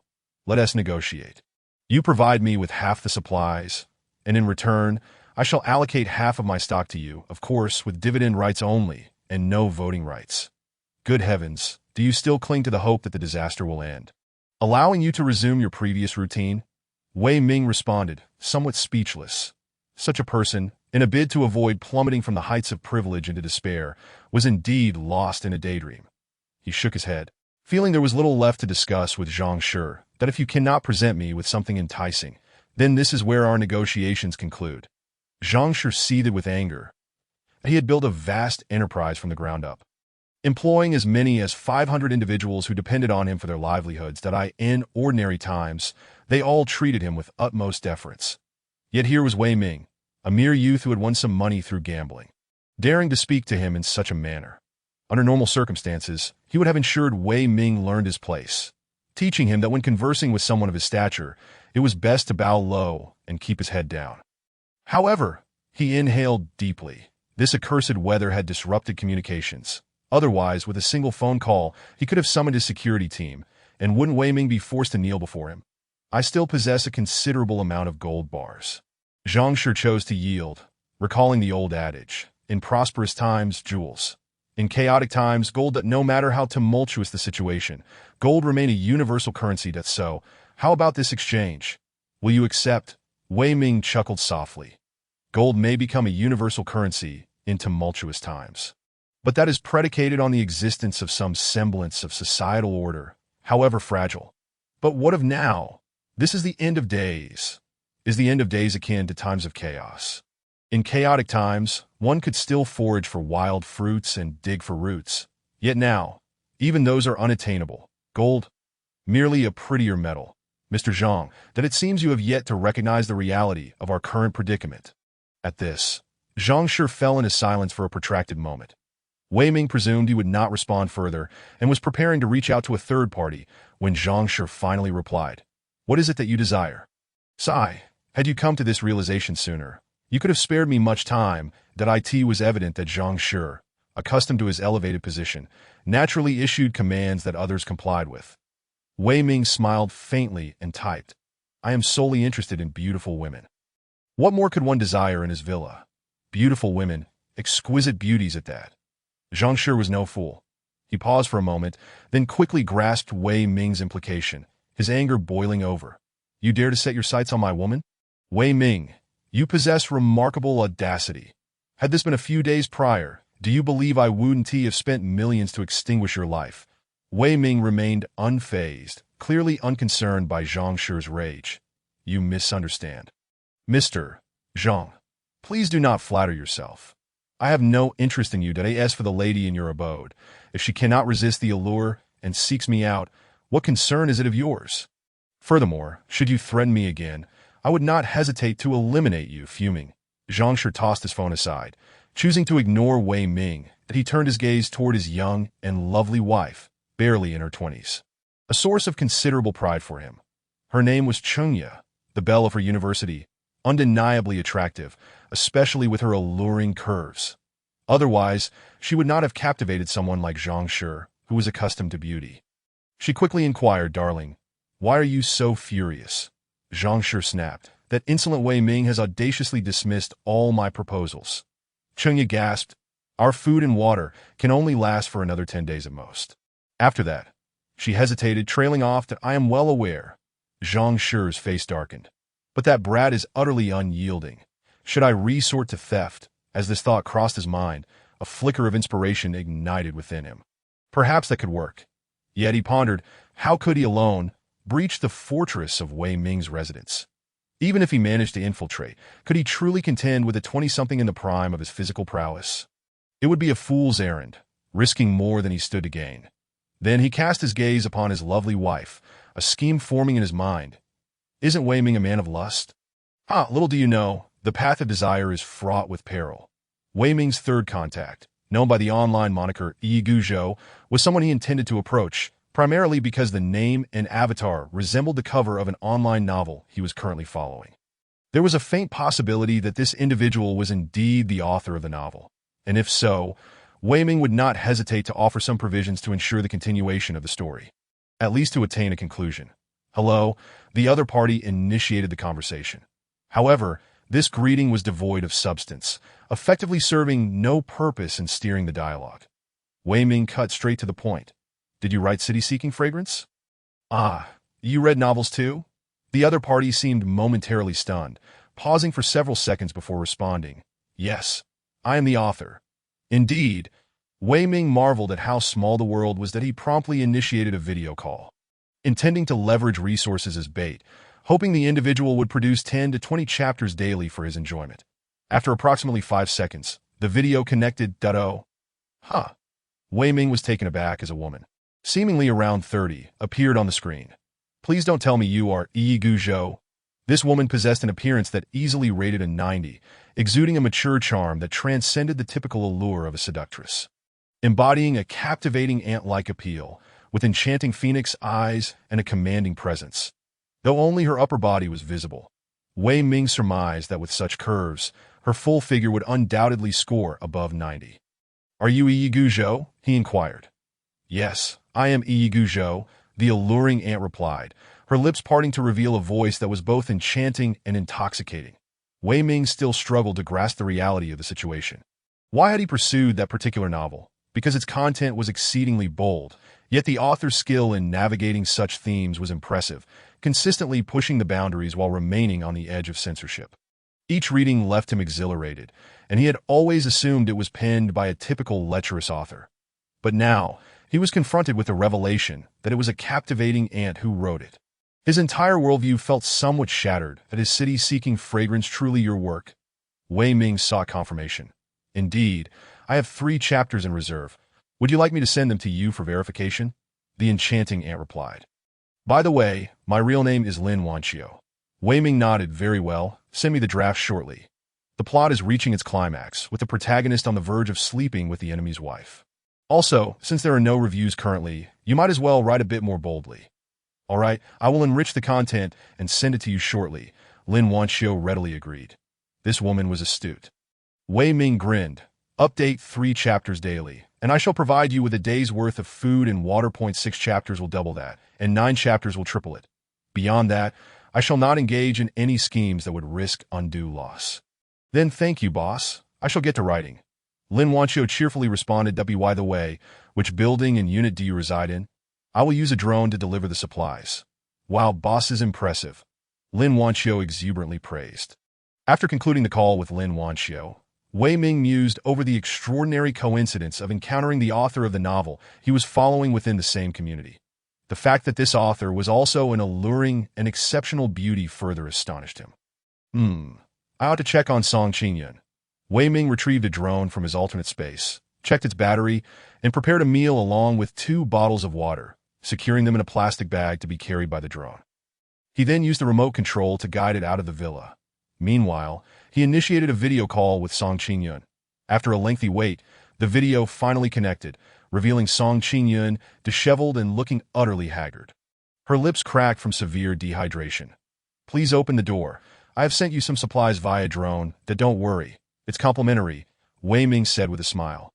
Having endured enough suffering from hunger and heat, he believed that once he brought her into the villa, Song Qingyun would have no choice but to surrender.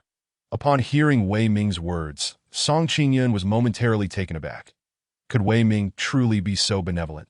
However, she was now on the brink of dehydration and starvation, indifferent to all else. Weak and weary, she made her way to the door and opened it. The entrance of the restaurant was sheltered from the rain, which also shielded her from the blazing sunlight. After waiting a few seconds, Song Qingyun heard the distinctive buzz of a drone. Soon, a drone descended from the sky, carrying a plastic bag. The drone landed. Song Qingyun hurriedly unfastened the bag and opened it, first taking out a bottle of purified water, which she downed half of in a single gulp. Only after that did she pause to eat her box meal. Once she finished the meal, she sipped the purified water slowly. After consuming this bottle, she hesitated to touch a second one. As she ate and drank, tears began to flow, but before they could trickle down her cheeks, they evaporated in the heat. That moment, her will crumbled entirely. Wei Ming, observing through the drone, chuckled and said, "Stop crying. I will come to pick you up tonight. I assure you, you will suffer no more." From the moment he seized the gun, they had finally arrived at the point of reaping abundant rewards. Song Qingyun remained silent. Her lack of opposition signaled acquiescence. After all, he was a law enforcement officer. There was a certain pride to uphold. Wei Ming smiled slightly. Why wait until nightfall to pick her up? He wished to keep the secrets of the alternate space concealed, planning to drive over to collect Song Qingyun during the day. The sun's rays were perilous, and the heat inside the car was unbearable, potentially leading to heat stroke. Thus, night it would be. He also sent a meal to his enchanting aunt, fulfilling a promise, with nothing to occupy him during the day. He mused, how could he be bored with two younger sisters at home? He could exercise, watch television, but the news channels had ceased operations. Only social media continued to upload videos or stream live discussions about the disaster, drawing countless donations. Alas, money had become utterly worthless as dusk fell, and the last rays of sunlight faded. A light rain began to fall. Good. It was time to pick up the police flower. Just as Wei Ming was about to step outside, he heard a notification from his phone. Upon checking, he saw two figures standing at the basement door. Zhang Shi and his little wife, Dado. Was this a delivery of a wife? Impossible. Wei Ming shook his head. Someone like Zhang Shi could never easily submit. Thus, he noticed that Zhang Shi was carrying a bag, and upon judging its shape, he understood. Fine, since you have delivered your wife, I shall entertain you for a moment. Song Qingyun could wait a little longer. After all, she had eaten and drunk during the day, so a few hours' delay would not matter. He approached the basement, remotely opened the door, and Zhang Shi pushed his little wife inside. The door shut automatically behind them. Zhang Shi quickly removed his backpack and withdrew a compound bow, aiming it at Wei Ming. Surprised, aren't you? Wei Ming smiled. Indeed, it is a small surprise. Stop the banter. Get out now, or I will kill you. Zhang Shi growled ominously. His intent was not out of mercy, but rather a desire to avoid staining the floor with Wei Ming's blood, as this would become his residence. It was cumbersome to keep moving supplies. Why not just claim this villa as his own? Wei Ming, unfazed, replied, "Every door here requires a fingerprint to unlock, that if I leave like this, you won't even be able to exit the basement." What? Zhang Shi glanced around and indeed saw that there were no doorknobs on the garage door. Reluctantly, he said, "Immediately register my fingerprint that I know tricks." Wei Ming smiled as he approached the door, manipulated a few controls, and then said, "Please, register your fingerprint." "Move aside," Zhang Shi commanded. Wei Ming complied, stepping aside with utmost cooperation. Zhang Shi faced Wei Ming, slowly backing towards the main door, instructing his little wife, "Keep an eye on him. If he makes any sudden moves, scream at him." His little wife nodded. The coolness of the space, combined with the impressive security Wei Ming had showcased through photos of supplies, filled her with ambition. Only then did Zhang Shi turn and press his finger to the scanner. Zizi's little wife screamed. Chapter 45. The delivery of Zhang's wife. An electric shock coursed through Zhang Shi's body, leaving him numb, causing the bow to drop from his grasp. The current surged. He reacted and attempted to retrieve the bow, only to find a foot already planted upon it. Wei Ming's foot. In truth, Wei Ming had 1,000 ways to deal with Zhang Shi, but this time he chose to rely on the villa's inherent defense capabilities. With a swift knee strike, Wei Ming sent Zhang Shi flying, blood gushing from his nose. His little wife trembled in shock. The scene was utterly unexpected. How had Zhang Shi, who seemed to have the upper hand, suddenly lost? Wei Ming remained relaxed, retrieving a rope to bind Zhang Shi, then said, "Zhang, you really need to step up your game. I treated you as a guest, and yet you attempted to rob me." Zhang Shi panted heavily, wishing to devour Wei Ming with his eyes, yet he was left powerless. Wei Ming ignored him and turned to Chengya. Given that Zhang Shi had taken a liking to her, it was clear she possessed exceptional beauty and figure. He whistled. Well, since you brought your lovely wife, I shall not hold back. You dare. Zhang Shi shouted hoarsely that if you lay a hand on her, I will kill you. I will kill you. Wei Ming grinned that he had gone through much effort to subdue Zhang Shi, and of course, it was all for this little wife. Whether or not he touched her hair was not for Zhang Shi to decide. He remarked, Of course, I prefer not to use force. After all, a reluctant fruit is not sweet, that I much prefer to let the fruit come to me. Wei Ming approached Chengya, who stood frozen in fear. Paralyzed, he reached out. He turned to Zhang Shi and said, Zhang, you truly have an eye for beauty. Your wife is indeed magnificent. E-cup, and entirely natural, no artificial enhancements. Zhang Shi felt a surge of blood rising in his throat. At that moment, he regretted it deeply, not the decision to take over Wei Ming's villa, but rather that he had not acted decisively to eliminate Wei Ming. No fingerprints meant no fingerprints. Now that he was inside, could he not reset the password? Wei Ming did not continue, but instead addressed Chengya. Come, let me show you around. Chengya lacked the indomitable spirit of Song Qingyun. Once her man was subdued, she was left in a daze, obediently following Wei Ming. Zhang Shi was desperate, but with his hands and feet bound, all he could do was shout and curse. Chengya was initially terrified, but Wei Ming's constant smile reassured her. Once she calmed down, she began to think that a quintessential beauty. She had received love letters since middle school and was the undisputed campus queen in college, with countless suitors. However, she was a woman of high standards, dismissing ordinary wealthy heirs, until Zhang Shi pursued her fervently, prompting her acceptance. Thus, she held strong confidence in her beauty and allure. Now, as Wei Ming treated her so courteously, what could his intentions possibly be? Just a moment's thought made her realize, and her composure returned. When she laid eyes on the storeroom filled with provisions and pure water, her heart raced with excitement. Indeed, she had seen the photos. But witnessing it in person was an entirely different experience. How long could all this food last? 6 months? Even a year? In the midst of such exhilaration, she made her decision. The two returned to the basement. Upon seeing them and noting their attire, Zhang Shi felt a slight relief that it had only been 5 minutes. They surely could not have done much. Wei Ming approached untied Zhang Shi and said with a smile, All right, Zhang, you may go now. Zhang Shi was momentarily stunned. Wei Ming was letting him go. Was he mocking him? Wei Ming replied coolly, Unlike you, I believe in repaying kindness with kindness. That he pushed Zhang Shi out the door. Zhang Shi stood there, utterly bewildered, his mind racing. Was Wei Ming truly such a good person? No, a fool. Even now, he still believed in repaying kindness. What an idiot. Fine, next time I will deal with you, bang. The alloy door closed behind him. Wait. Zhang Shi suddenly realized and began pounding on the iron door, shouting, Wei Ming, let my wife go. You bastard, I will slaughter you. I will slaughter you. Wei Ming activated the intercom, smiling. All right, let me ask your wife if she wishes to return with you. With that, he stepped aside for Chengya. Chengya knew this was Wei Ming asking her to pledge her allegiance. After all, she had married Zhang Shi for money, and now she would definitely abandon him for better material conditions. Answering without hesitation, Husband, I am so sorry, but I will follow Wei Ming from now on. Wretched woman, wretched woman. Zhang Shi fumed, his temples throbbing. He finally understood why Wei Ming had let him go. This was to make him taste the bitter fruits of being cuckolded. Zhang Si, I did not force your wife. This was entirely her own decision.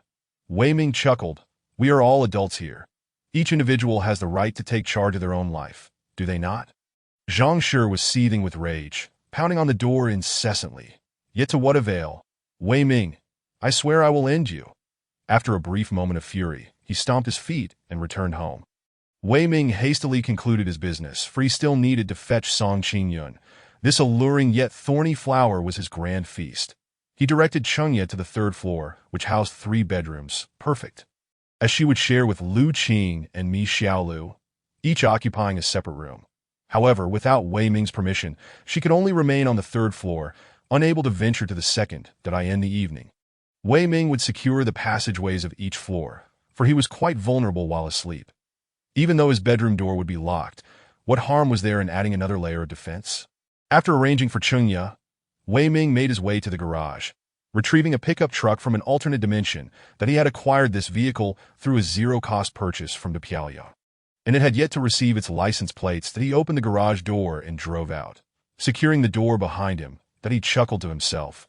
Is it not amusing that only my vehicle remains operational? The others succumb to the searing daytime heat, their tires bursting. Well, it may be slower, but even these four metallic wheels can traverse some distance. It's merely a matter of who dares to try. Those bold enough could venture forth in search of supplies. Meanwhile, on the 18th floor, Yu Chutong widened her eyes in disbelief, astonished to witness Wei Ming's truck still operational. Chapter 46. Bringing the exceptional police flower home. Wei Ming actually possessed a vehicle. No, owning a vehicle was commonplace.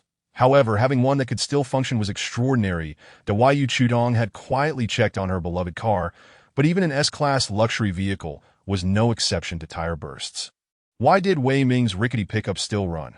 What did it mean to have a means of transportation now? Life itself.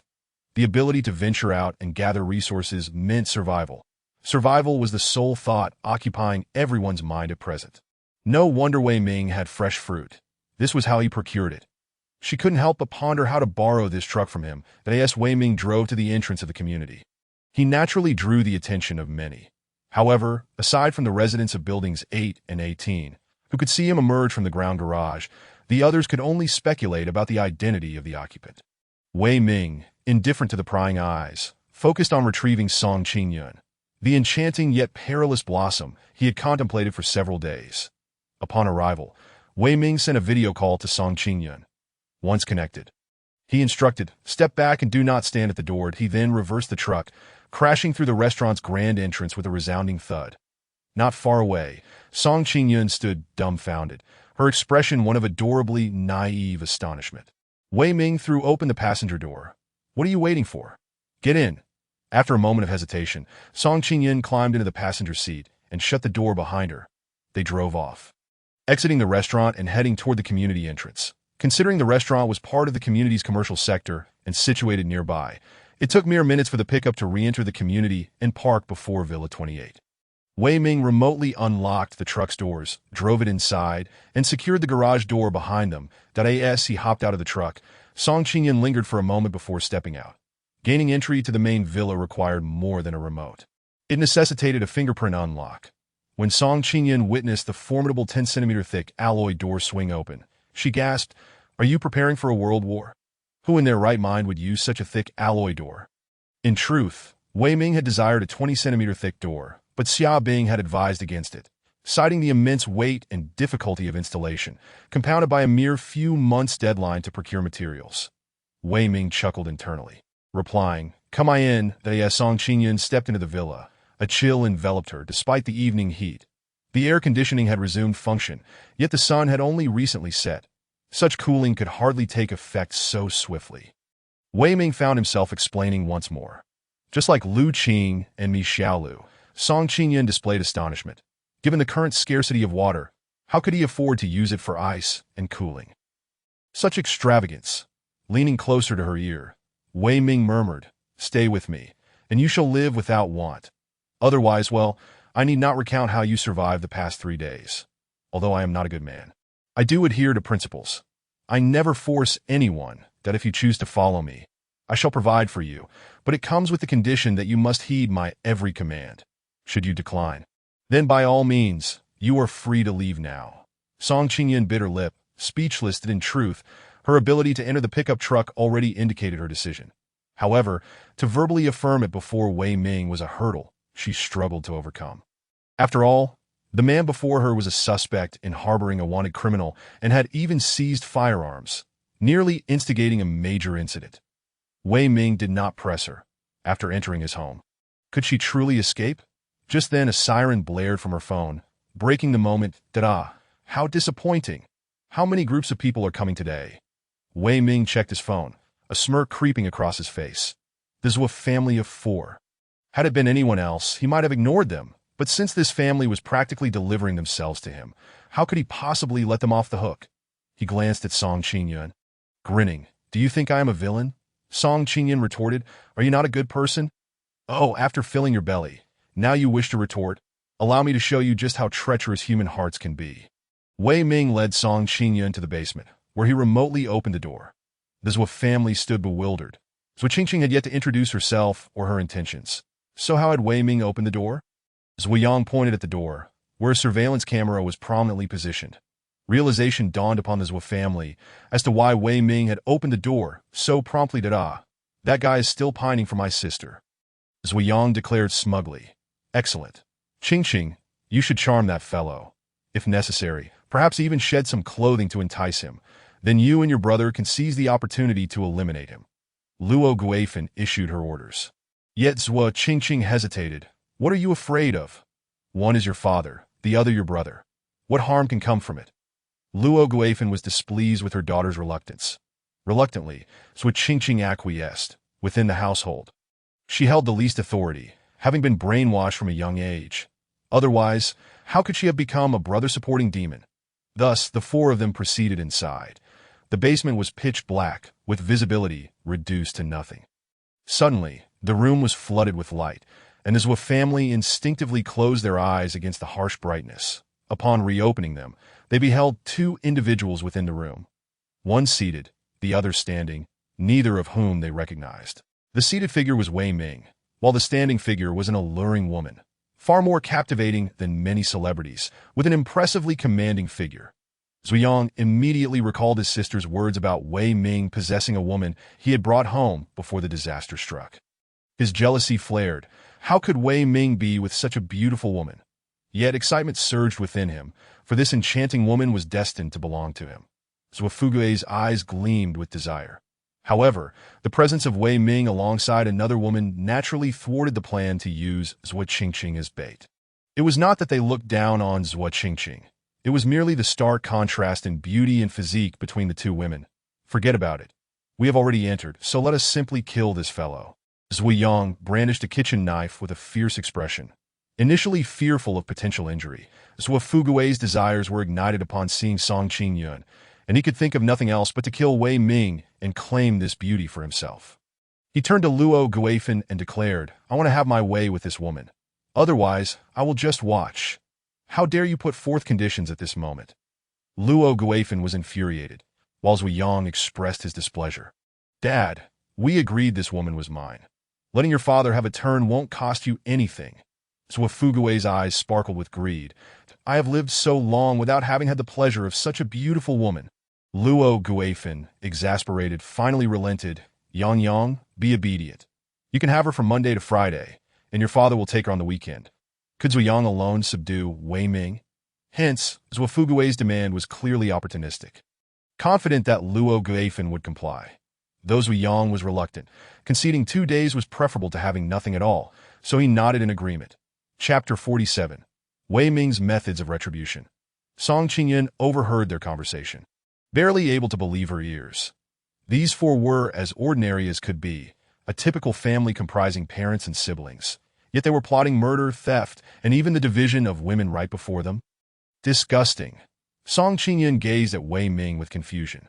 She had only been trapped in the restaurant for a little over 2 days, 3 at most. How had the world transformed into such a strange place? An ordinary family was conspiring to kill, steal, and even divide women in front of her. I'm sorry, but I can't assist with that. Beginning with the acquisition of a firearm, he ultimately possessed this enchanting beauty. Moreover, who says that relatives cannot be entertained? Over an hour later, Wei Ming cradled Song Qingyun as they ascended to the balcony on the 3rd floor.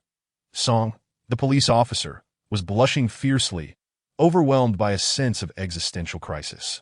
She had just realized how many intricate dynamics existed between men and women.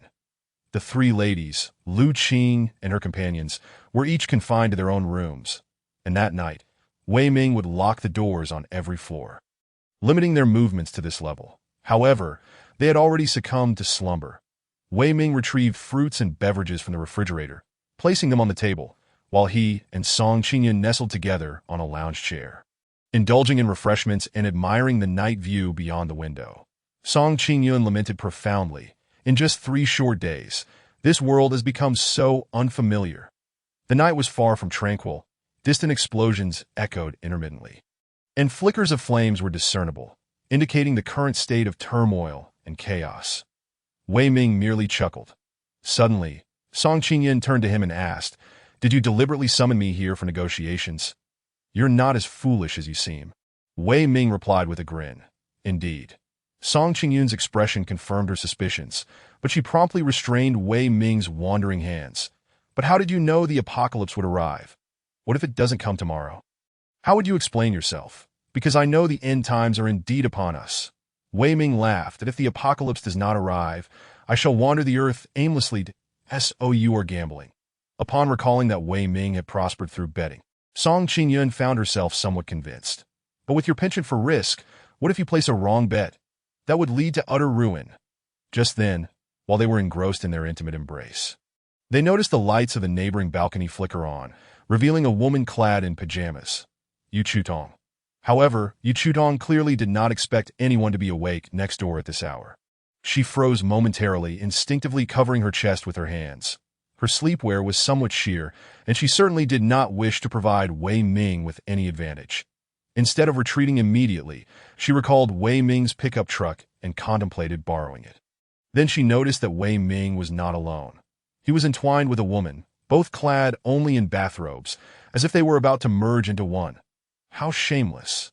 Song Qingyan gasped, taken aback by the unexpected appearance of someone next door, and instinctively attempted to rise, only to be held back by Wei Ming.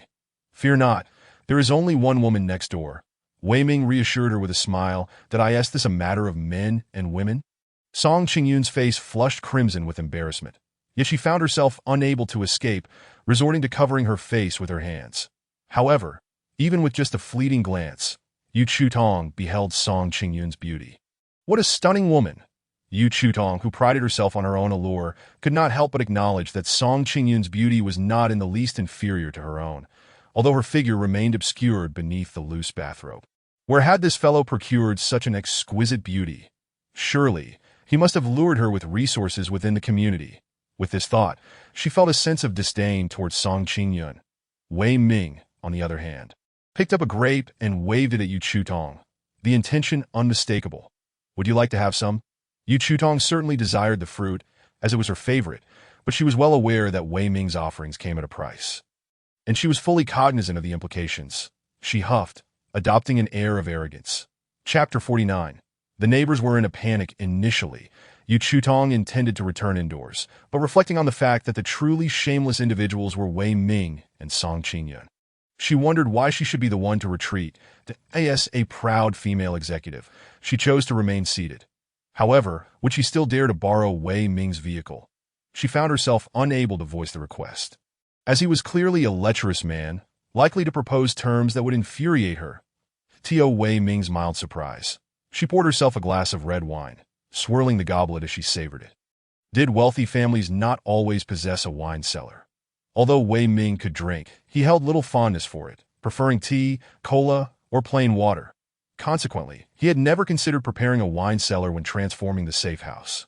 However, his otherworldly space contained a plethora of red wine, beer, and brandy, acquired during zero-cost shopping sprees. Though he had not managed to procure any white liquor domestically, Yu Chutong's composure did not last long, as she could no longer tolerate the incessant flirtation between the two shameless individuals next door, compelling her to concede defeat. With a clap, the lights on the neighboring balcony extinguished. Song Qingyun turned back, biting Wei Ming's shoulder. "It's all your fault. I shall never show my face again." Wei Ming laughed heartily. "Fear not. No one is interested in such gossip at this moment." After indulging in fruits for a while longer, Wei Ming proceeded to arrange a room for Song Qingyun on the second floor, though, of course, they would not be sharing the same bed. Playfulness aside, one must never gamble with one's life. Wei Ming collapsed into bed, but scarcely had he fallen asleep when the shrill alarm of his phone jolted him awake. What now? Is there no peace for the weary? He opened the surveillance app on his phone to discover a woman lurking about, appearing quite furtive, as though she feared being seen. Wei Ming recognized her as a resident of Building 15, but he could not recall her exact apartment number. Nevertheless, she was undoubtedly a married woman. What business did she have here at such an hour? Wei Ming smirked, surmising she was likely seeking to negotiate a multi-billion-dollar deal with him. Unfortunately, he had lost interest today, that he simply switched off his phone and resumed his slumber. At last, tranquility returned. The night passed without incident. Time had advanced to the fourth day of the apocalypse. The three members of the Zwa family found themselves stripped and imprisoned within an iron cage, quickly becoming the talk of the town. Not only that, but they were also vocally cursing, soon revealing to all who had imprisoned them. Wei Ming, that of course, within the Zwa family's narrative, Wei Ming had transformed into a villain of the highest order, deliberately luring them into a trap, then seizing their daughter, treating them far worse than the Japanese invaders. The onlookers, unaware of the full story, contained a few who would believe them, but many others chose to think rationally. Wei Ming possessed an abundance of resources, and people were gradually coming to realize that resources equated to life. Thus, should Wei Ming make a request, how many women would willingly throw themselves at him? Their daughter, she was merely average. She was not a celestial beauty, so why would Wei Ming bother? Moreover, the societal order was beginning to unravel. One could find numerous incidents of robbery and murder trending on social media. And despite the authorities' stern warnings that those who committed such acts would face consequences after the calamity, they could not suppress the growing ferocity within many individuals, who became increasingly bold. Therefore, it was likely that they intended to eliminate Wei Ming to seize his resources. But instead, they found themselves captured by him. Yet, Wei Ming's methods were quite ruthless. Instead of killing them, he had left the Zwa family members exposed and vulnerable, subjecting them to public humiliation and relentless torment. Deprived of food and water, and with the sweltering heat, how long could they endure? Whether they succumbed to starvation, dehydration, or heat stroke, none of those fates would be pleasant to my. How ruthless Wei Ming is. The crowd shuddered. A sense of fear creeping in. Release us. The Zwa family members cried. Did anyone pay heed? No one did. Even if a few compassionate souls wished to help, they would quickly realize the formidable barriers and locks in place, dissuading any such intentions. Who had the strength to tackle such a task? The heat was unbearable. Even the underground garage offered only limited relief from the sweltering sun, leaving them disinclined to move. Who would willingly take up Asada labor? The Zwa family members pleaded in vain, their voices hoarse. Yet no one was willing to extend a helping hand, and in truth, they were now genuinely panicked. Awakening to find themselves confined in a cage, the three were merely angry at first, believing that once dawn broke, the residents of the community would discover their predicament and come to their rescue. Yet now, with so many people gathered, they were merely being watched like a spectacle. The Zwa family members felt a mix of fury and terror. Were they truly to remain imprisoned in this cage? To starve, to thirst, to perish from the heat? Please, someone, fetch Wei Ming for us. They pleaded. The one who tied the knot must be the one to untie it. They were imprisoned by Wei Ming, so he undoubtedly held the key, making their release a simple matter. There were always those with too much time on their hands, and thus, someone in the residence group reached out to Wei Ming, relaying the Zwa family's requests. Would Wei Ming respond? That was a joke. He had gone to the trouble of locking them up. Why would he let them out? He was far too busy for that. He would let them endure their suffering in full view of the crowd. This was their just desserts.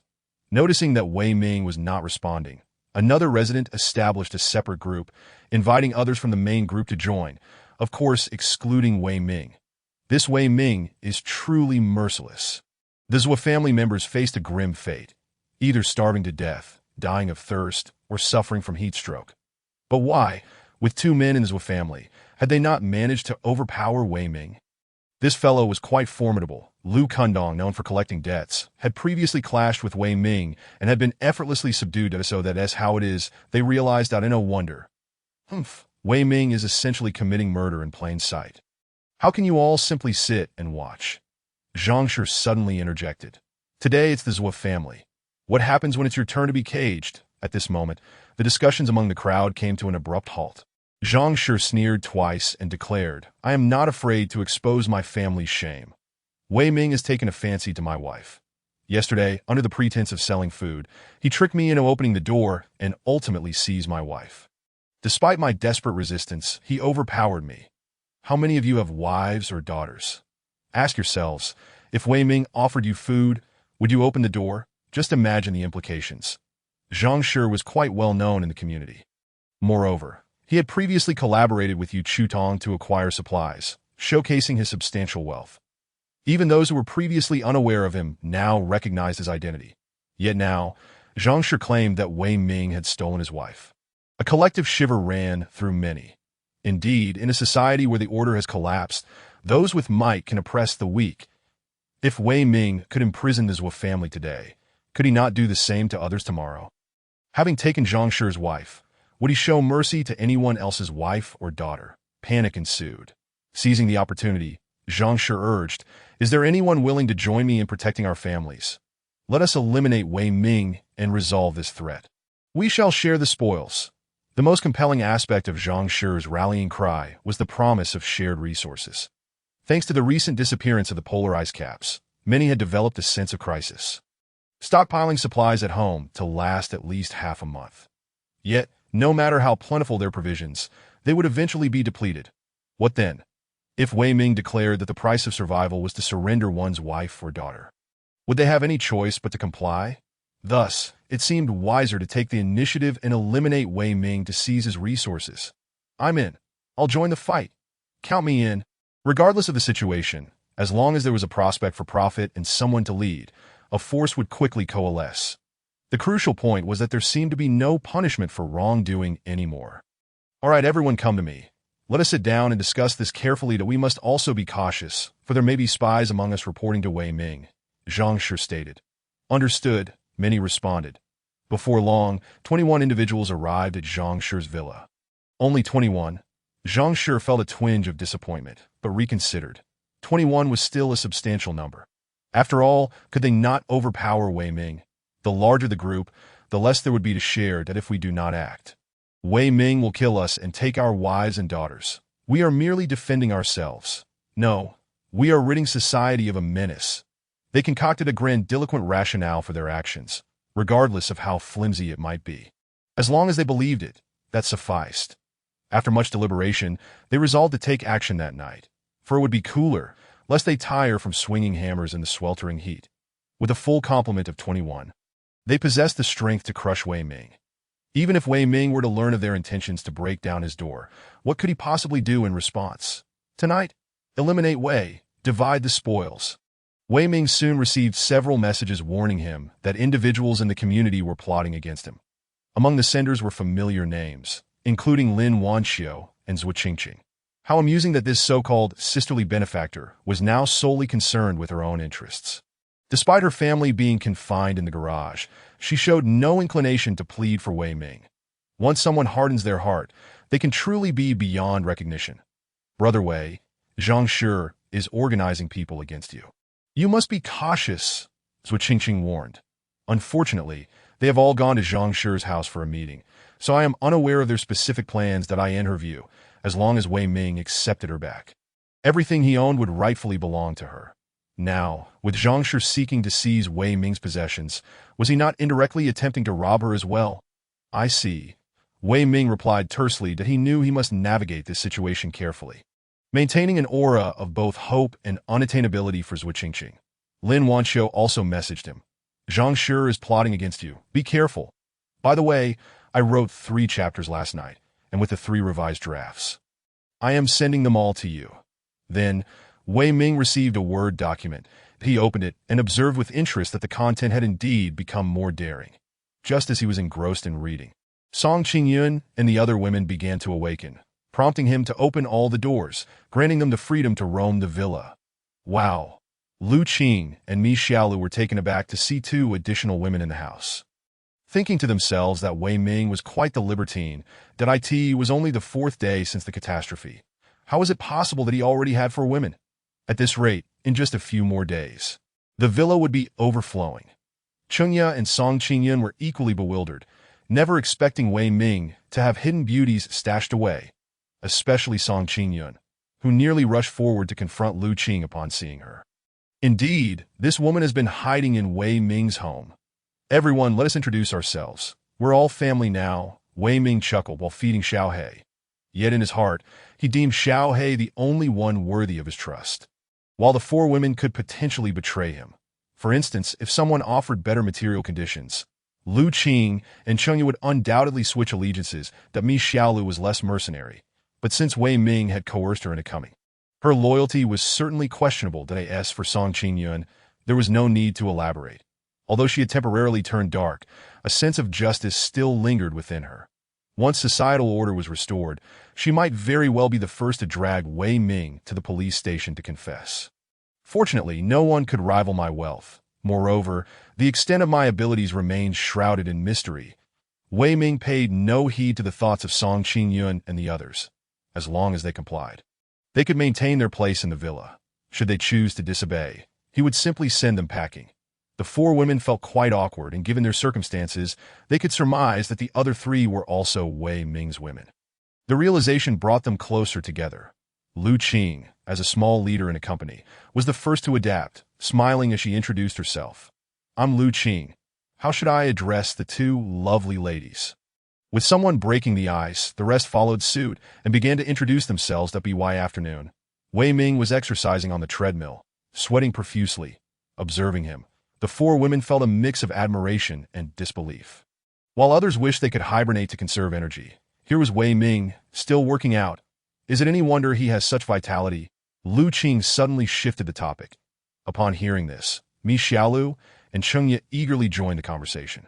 They had become so familiar with one another that any lingering embarrassment dissipated, leading to discussions that were quite candid. Meanwhile, Song Qingyun sat aside, her face flushed with embarrassment.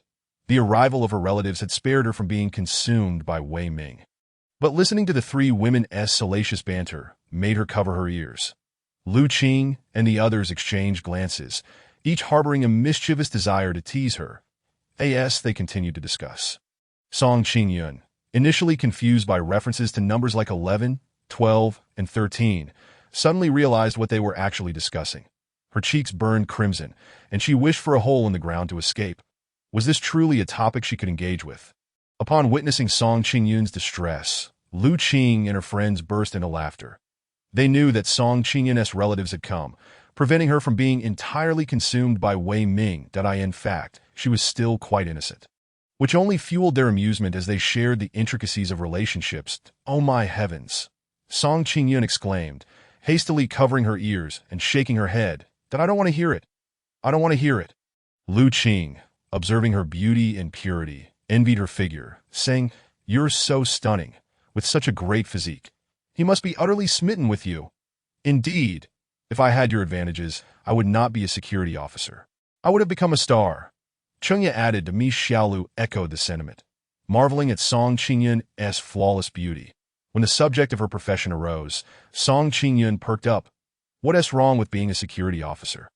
We capture criminals and protect the safety of the public."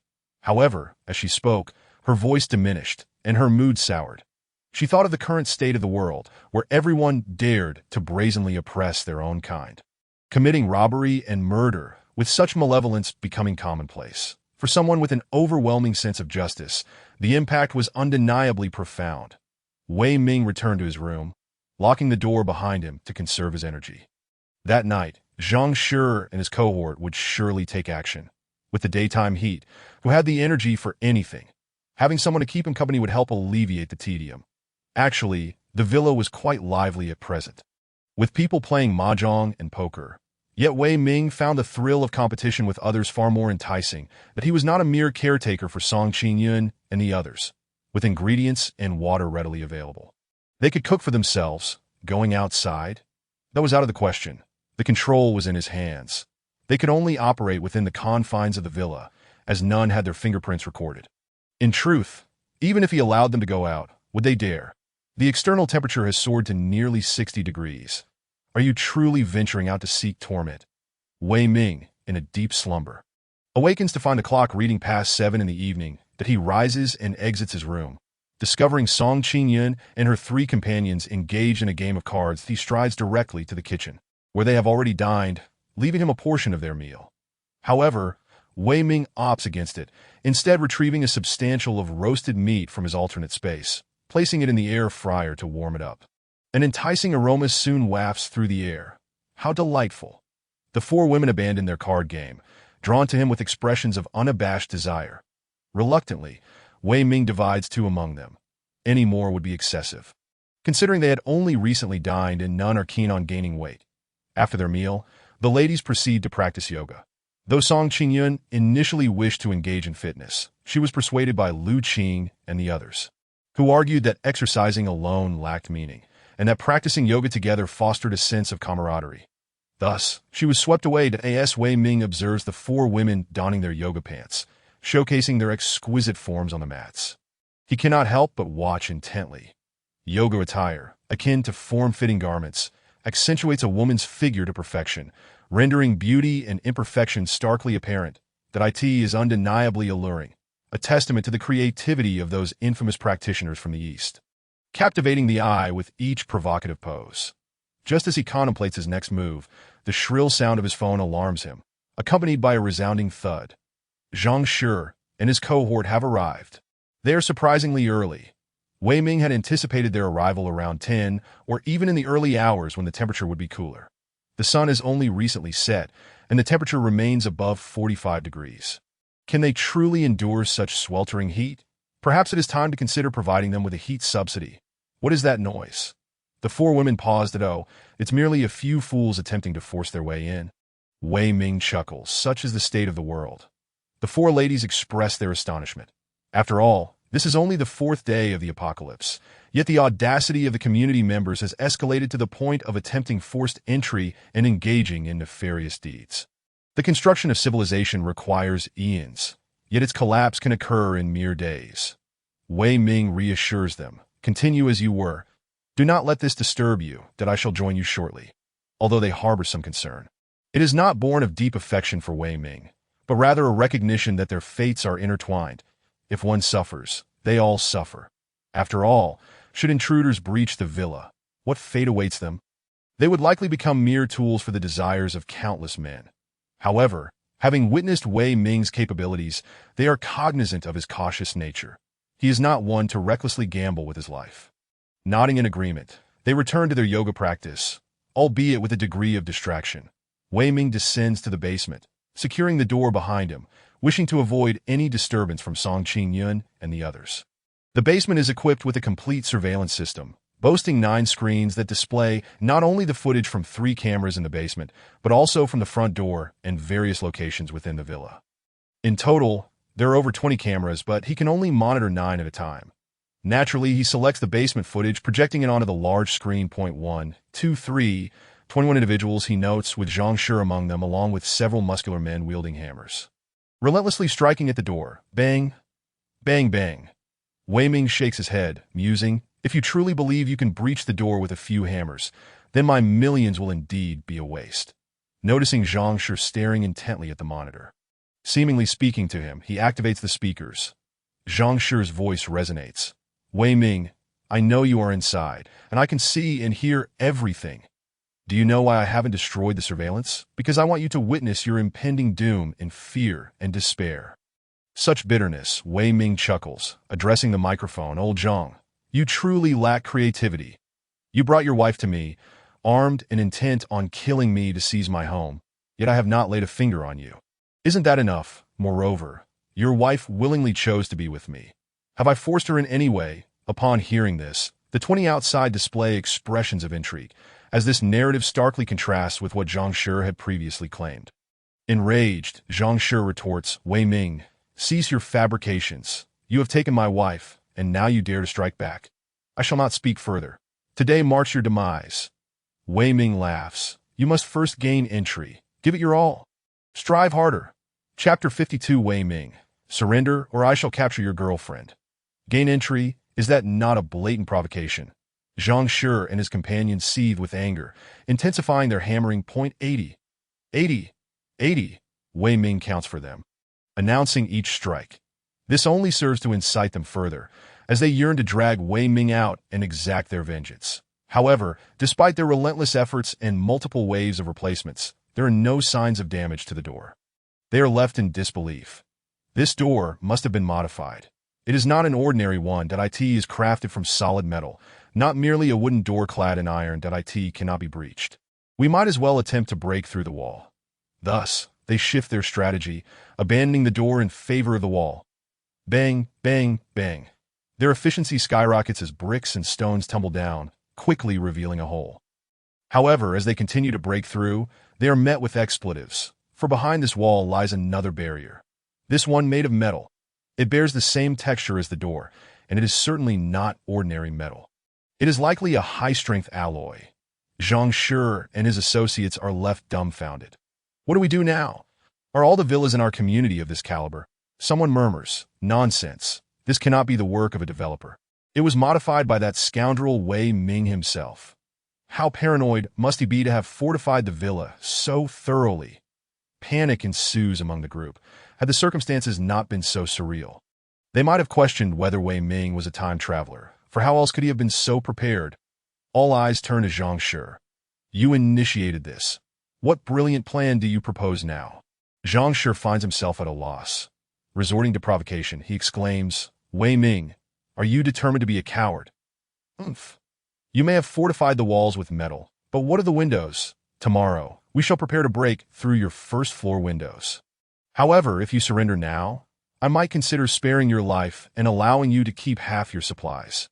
Seeing the others eager to speak, Zhang Shi internally curses them for their foolishness before signaling them to silence. Realizing this was merely an attempt to deceive Wei Ming, they fall quiet. Wei Ming chuckles. Very well, you may attempt your plan tomorrow. Will you come by day or night? Ensure you are prepared for sun protection during the day and rain during the night.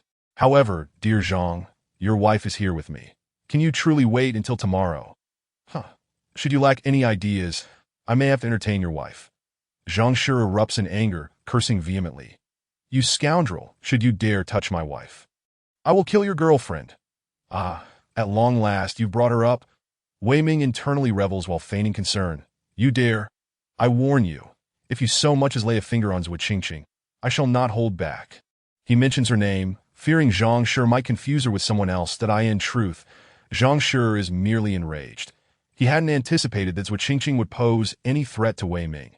Yet Wei Ming's evident anxiety invigorates him. The wisdom and calmness of the big boss regain their foothold, and he proclaims with confidence, if you can take the initial step, why should I not take the final one? Wei Ming, will you emerge voluntarily? Or shall I bring your girlfriend to compel you to come out?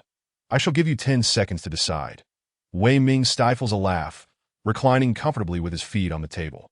Yet he must maintain the charade, speaking into the microphone. I warn you, do not act recklessly. Zhang Shi bursts into laughter, addressing his companions. It seems we need to find a new place to break in. Excellent. The group is invigorated. 10, 9, 8. Zhang Shi begins the countdown, deliberately slowing his pace in the final 3 counts to heighten the pressure on Wei Ming. Struggling to suppress his laughter, Wei Ming adopts a tense tone. Zhang Shi, this is between you and me. Why involve innocent parties? 2. Zhang Shi ignores him, continuing his count. 1. So alas, you have forced our hand. Brothers, let us go. Zhang Shi waved his hand, and 21 individuals departed in unison. Wei Ming offered a faint smile, remarking, your parents and younger brother are suffering. You cannot simply remain idle at home, can you? You must endure some hardships as well. Zhang Shi and his entourage, brimming with menace, arrived at the entrance of the Zhuo family's rented residence. With such a multitude, it was inevitable that someone would know where they resided. Without a moment's hesitation, the group brandished iron hammers and commenced their assault. Bang, bang, bang! How could an ordinary door lock withstand such relentless battery? In less than 5 strikes, the lock succumbed, and the pack of individuals surged inside like ravenous wolves. Zhuo Qingqing was in a deep slumber when the cacophony jolted her awake. Leaving her bewildered and vulnerable, clad only in her undergarments, terrified, she shielded her chest with her trembling hands. Who are you? What do you want?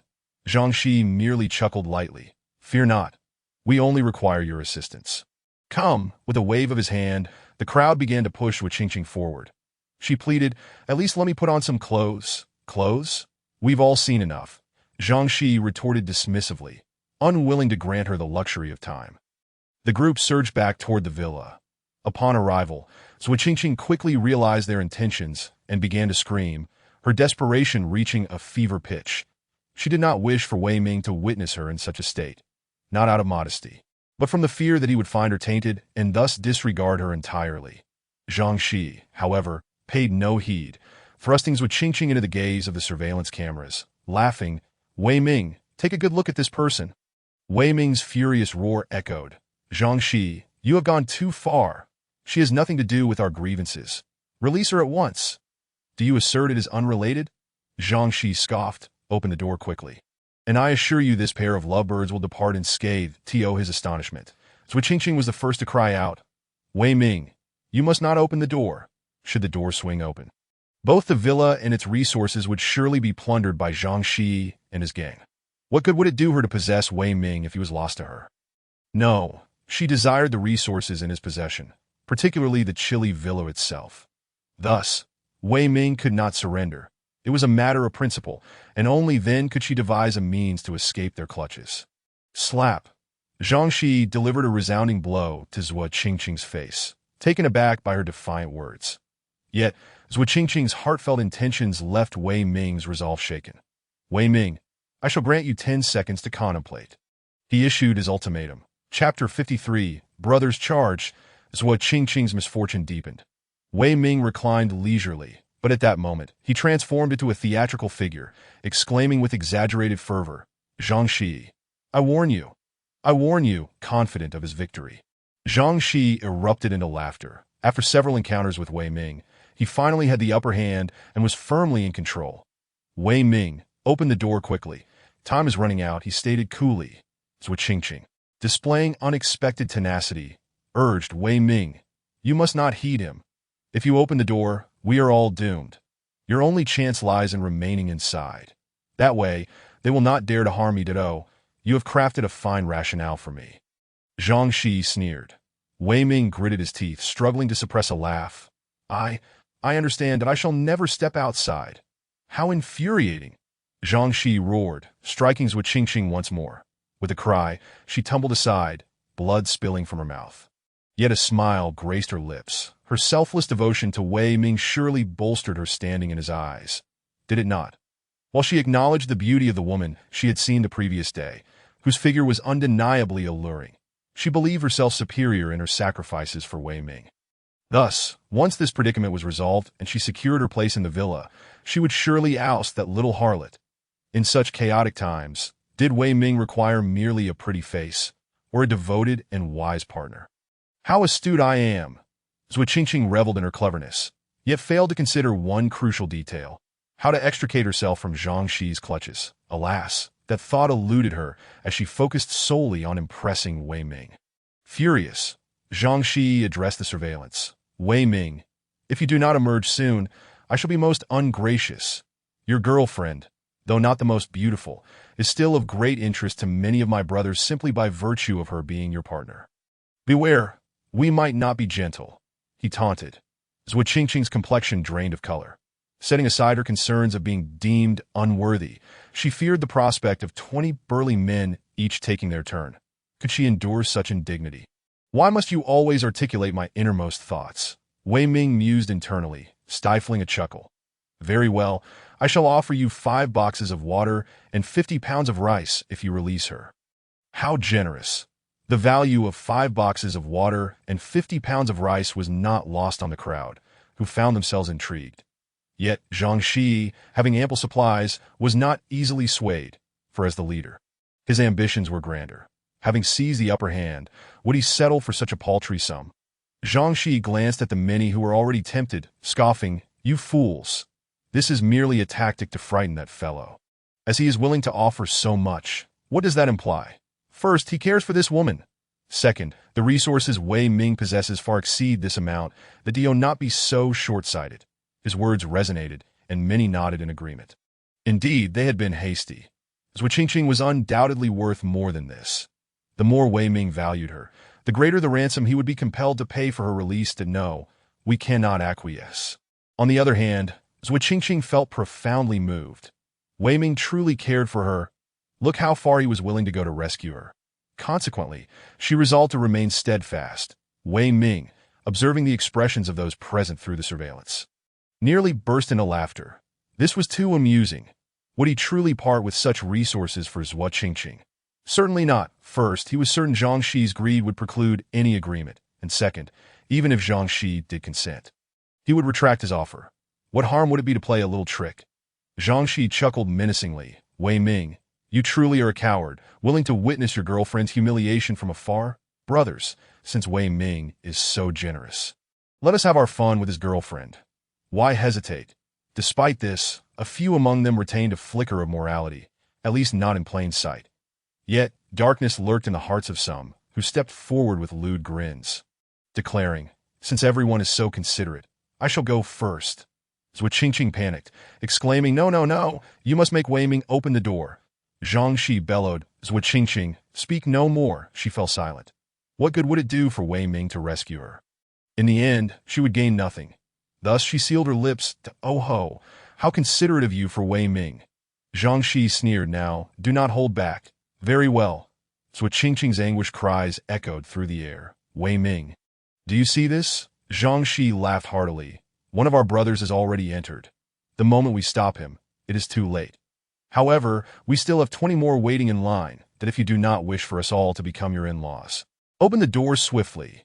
Wei Ming merely emitted a few tormented sounds, feigning anguish, while secretly stifling laughter, then muted the feed, adopting an ostrich-like demeanor of ignorance.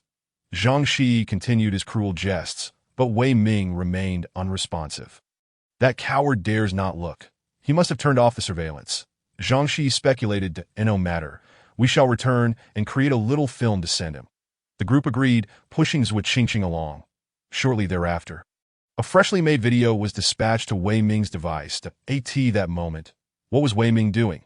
He had long since ascended the stairs, indulging in a fashion show featuring Song Qingyun that he had requested her to don a qipao. Heavens, it was utterly enchanting. The qipao clung to her form, accentuating her figure to perfection while maintaining an air of sophisticated allure. Wei Ming's heart raced with excitement. However, just then, he received a notification. Glancing down, he saw it was a message from Zhang Shi, but he opened it to find a video file. Upon noticing, Song Qingyun rushed over, her cheeks flushed, chastising Wei Ming for compelling her to wear the qipao.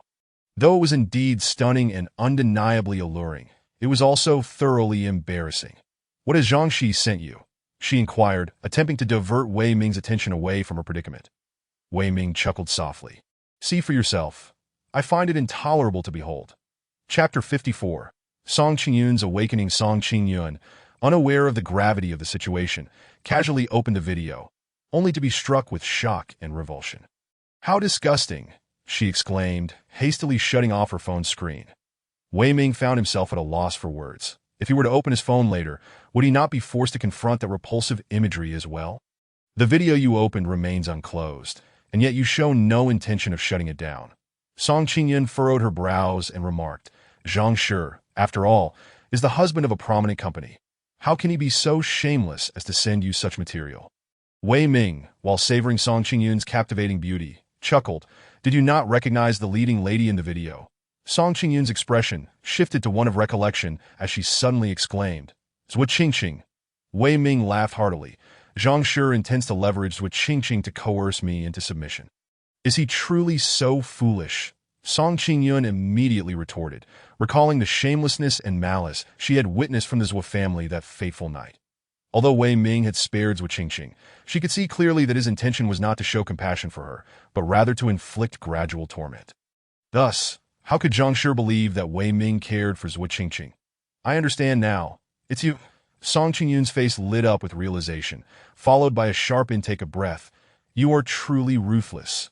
Deliberately feigning that Zhuo held great significance to him, Zhang Shi would undoubtedly take the bait and rush to deal with her, thinking he could force Wei Ming to capitulate. Wei Ming, with a punitive flair, slapped his palm a few times, sneering, "I shall not allow Zhuo to meet a swift end." In his past life, Zhuo had inflicted the most grievous of wounds upon him. Each cut a dagger to his heart, a pain he still vividly recalled. Therefore, how could he allow her to perish so easily? For mere vengeance, he could have obliterated the Zhuo family yesterday, but why grant Zhuo her freedom and foster a false sense of security?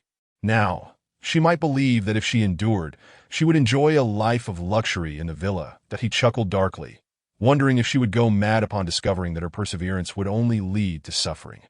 Naturally, Song Qingyun could not fathom the depths of Wei Ming's hatred, as she had never experienced death herself, particularly not at the hands of a deceitful lover and their family. Such pain and hatred meant that even if Wei Ming cast the Zhuo family into the depths of hell, it would not suffice to quench his thirst for retribution. He merely hoped that Zhang Shi would exercise patience, and not reveal his hand too soon, for then the game would be lost. He smiled. Let us not dwell on such dreary matters. We should focus on our business. Song Qingyun had specially donned a qipao, radiant in her beauty, elegance, and sensuality, and yet he found his thoughts wandering to the likes of Zhuo Qingqing, a tremendous waste indeed. After indulging in the gift, it was now time to unwrap. An hour later, Wei Ming departed, returning to his own quarters. Song Qingyun sighed inwardly, pondering how deeply Zhuo Qingqing had wounded Wei Ming to render him so distrustful of others.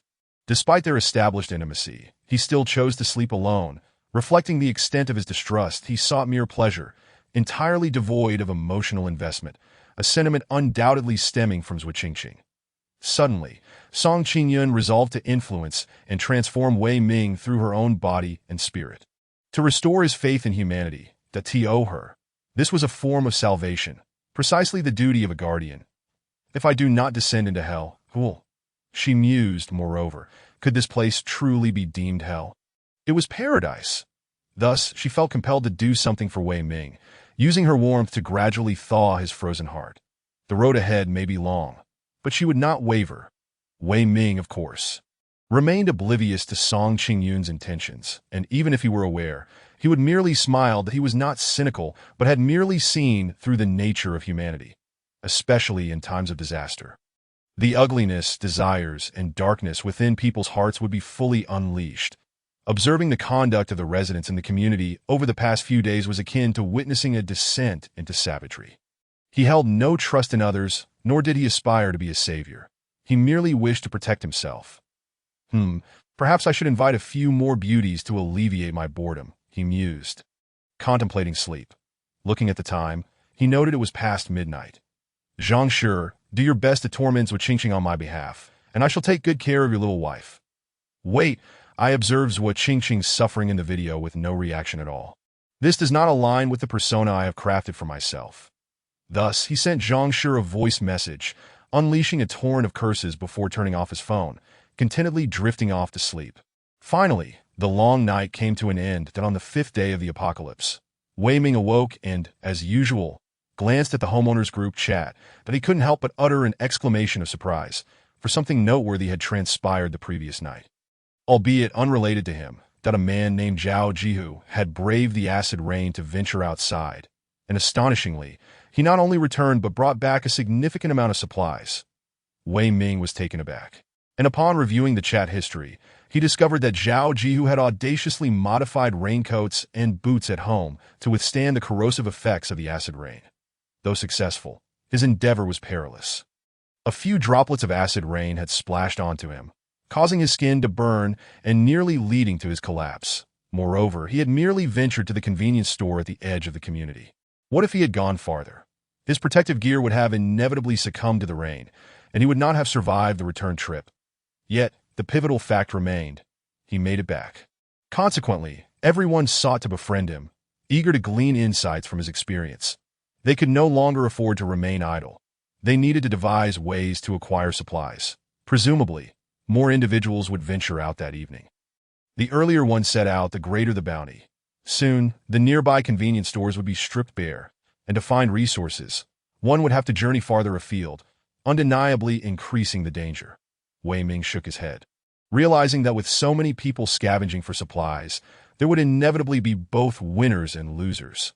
Would those who returned empty-handed not succumb to greed and resort to robbing others? In fact, one need not even venture out. A group could simply guard the community's entrance, collecting tolls from anyone wishing to enter. Would they pay or not? In this manner, one could reap benefits without risking personal safety. What chaos this world would descend into. Just wait and see. Chapter 55. Zhuo Qingqing's self-pure brother Zhang. Our food supplies are dwindling, and since Wei Ming refuses to surrender, perhaps we should sell this woman to him. One suggested to Zhang Shi. Despite their desire to assault the villa from the ground, they were deterred by the acid rain and did not dare to take a single step outside. Indeed, Wei Ming possessed a wealth of resources, yet this fellow remained holed up in his villa, leaving them in a quandary. Zhang Shi shot him a fierce glare, his expression a potent warning that if we cannot seize even one villa, how shall we proceed from here? Zhang Shi scoffed. However, remaining in this stalemate was not a viable solution. Another voice chimed in. Zhang Shi, we must think of something. After pondering for a moment, Zhang Shi smirked coldly. First, we strike at night, shatter the glass of Wei Ming's home, and force our way inside. Second, if we cannot breach Wei Ming's villa, can we not target others? After all, he was the head of a major corporation and had never been one to seek mere survival. We are in chaotic times now, and if we have resorted to banditry, why limit ourselves to just Wei Ming? With 21 of us, predominantly strong adult males, we possess the strength to rob any household. The crowd's eyes lit up. Indeed, if I cannot rob Wei Ming, can I not rob someone else? Let us act now, they exclaimed. Yet, Zhang Shi raised a hand, revealing a cold smile. No need to rush. Many have been clamoring to go out in search of supplies tonight. Let them do so. Once they return with their bounty, we can then rob them house by house. Upon hearing this, the other's eyes gleamed with excitement. This plan was brilliant. Risk-free plunder. Indeed. Truly, Brother Zhang is a genius. They praised. Under Zhang Shi's leadership, they believed they could weather the storm. Zhang Shi, accustomed to being the one issuing orders in the company and having grown accustomed to flattery, felt no sense of impropriety. He opened the door, tossed a phone onto the bed, and addressed Zhuo Qingqing. If you wish to avoid further suffering, contact Wei Ming immediately and compel him to surrender. Zhuo Qingqing struggled to grasp the phone. Yet she did not reach out to Wei Ming right away. Instead, she cast a resentful glare at Zhang Shi. These past few days had been torturous for her, though she was not a paragon of virtue. She was certainly not a harlot. What mattered most was that this man obstructed her path to Wei Ming's villa. Zhang Shi paid no heed to her silent protest, merely chuckling coldly as he exited the room. With a slam, the door closed. After a brief moment, Zhuo Qingqing used the phone to send a video to Wei Ming. She was determined to express her grievances and elevate her worth. This phone was hers. Moments later, the video call connected. Wei Gu, Zhuo Qingqing began, but suddenly froze. In Wei Ming's eyes, she spotted another person. In that instant, rage surged within her. Here she was enduring torment, while Wei Ming luxuriated in his comfortable villa with another woman. She longed to annihilate the pair of adulterers. Yet, she quickly engaged in self-PUA, reminding herself that in this apocalypse, Wei Ming too required companionship, and since Zhang Shi's wife was in his grasp, Wei Ming was undoubtedly tormenting her on her behalf. Yes, Wei Ming is certainly avenging me. She concocted a rationale for herself, swiftly regaining her composure. You must think of a way to save me. I am on the brink of collapse, she lamented pitifully. Not only was she suffering from heat, hunger, and thirst, but she was also subjected to relentless and brutal torment, leaving her utterly exhausted. I am devising a plan. Wei Ming gasped in reply. Hey, why is there no signal? We'll discuss it later, he concluded, terminating the video call, switching his phone to airplane mode, and tossing it aside. Truth be told, he was solely interested in witnessing Zhuo Qingqing's suffering, leaving no inclination to offer her solace. Setting aside her past cruelties, even her recent actions spoke volumes. She had deceived Wei Ming into opening his door alongside her parents and younger brother, all for the sake of financial gain and harm. Did such a woman deserve even a modicum of compassion? Meanwhile, Zhuo Qingqing stared blankly at her phone. Had Wei Ming just hung up? He didn't even bother to comfort her. No. Wei Ming must be scheming to rescue her. Which was why he had no time for reassurances. It had to be that way. Wei Ming, clad in oversized shorts, emerged just as Song Qingyun and the three other women were preparing breakfast. Upon seeing him, Lu Qing teased, "Finished with your morning exercise? Care for a bit more physical activity?" "Absolutely," Wei Ming chuckled, striding over to scoop Lu Qing into his arms. "Da-da." Lu Qing gasped in surprise before smiling at Song Qingyun and Mi Xiaolu. "The emperor has favored me. Breakfast will have to be your responsibility." Having flipped the script, the four women resumed their yoga practice after breakfast. Except for Song Qingyun, the three ladies lamented their recent lack of exercise, feeling they gained weight and needed to shed some pounds. Wei Ming mused whether throwing them into another dimension might facilitate a weight loss regimen. Surely, it was a possibility, yet he could not risk revealing his extraordinary abilities over such trivial matters. The thought flitted through his mind, but with little else to occupy his time, he found the notion of idleness quite dreary. He simply reveled in the sight of the four women exercising in their yoga pants. Truly, a feast for the eyes. At 18 noon, The four women prepared lunch together, but during the meal, Lu Qing, Mi Xiaolu, and Chengya simultaneously began filming their food for social media, eagerly uploading the videos. They couldn't help but feel a swell of pride as likes and comments flooded in. Chapter 56. Yu Qiudong was astounded. You all still have the time to post on Douyin. Song Qingyun exclaimed in disbelief. Lu Qing chuckled. We are living well now. Why shouldn't we let others know? Everyone is human. While I feast on delicacies, you can only nibble on grass. Showcasing that stark contrast is a delightful thrill. Sister Qing, please take a photo of me. Chengya handed her phone to Lu Qing and lifted a wine glass filled with red wine, striking a pose for the shot. Once Lu Qing captured the moment, she immediately edited the photo and posted it to her friend's circle, captioning it, "One glass of red wine a day, free from all troubles." Mi Xiaolu, refusing to be outdone, even used the villa's balcony as a backdrop, revealing a glimpse of the community scenery, emphasizing that this was post-apocalypse living, not merely a throwback to better days. Lu Qing naturally followed suit. After all, if one was to flaunt, it must be done in full. Simply posting on Douyin was insufficient. Her friend's circle required an update as well. Wei Ming leaned in to take a look. Goodness, the number of likes was indeed staggering, and the comments ranged from envy to inquiries about how the three women could still enjoy such lavish material comforts. They certainly would not divulge that they were actually being supported by someone else. There were four of them, after all. They only needed others to envy them, and any unflattering truths were best left unsaid. Thus, they encouraged a flood of admiration in the comments. Wei Ming chuckled to himself. Perhaps he too should indulge in a little show-off. Countless resources, a charming villa for stunning beauties, one of whom was an absolute gem. Yes, he should flaunt a bit, but only for Zhuo Qingqing's eyes. Thus, he positioned the four women beside him for a photograph, capturing images of the abundant supplies, making slight edits, and posting them exclusively for Zhuo Qingqing to see, accompanied by the words, "Though life is arduous, humanity is resilient.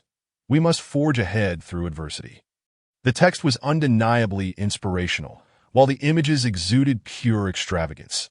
That was precisely the effect he desired. Once posted, he turned his attention elsewhere. It was time for him to exercise. Wei Ming constructed a modest gym for himself, equipped with a few pieces of equipment, though the villa's limited space meant most of it was designated for bedrooms, thus compressing the gym area.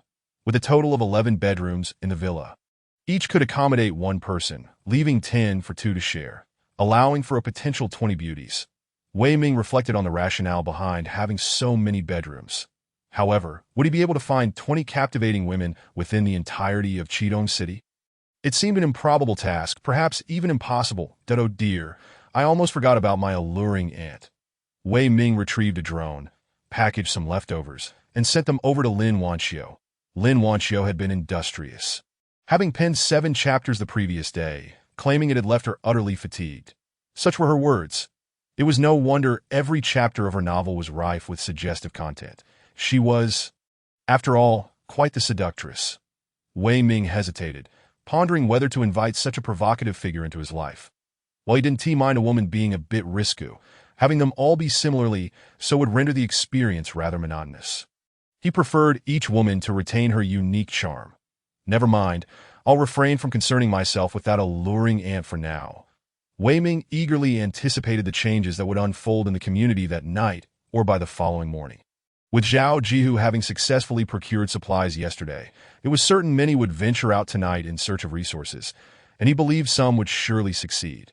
Yet, those willing to brave the risks were bound to be a minority, while the majority would remain in the community, hoping to reap rewards without effort.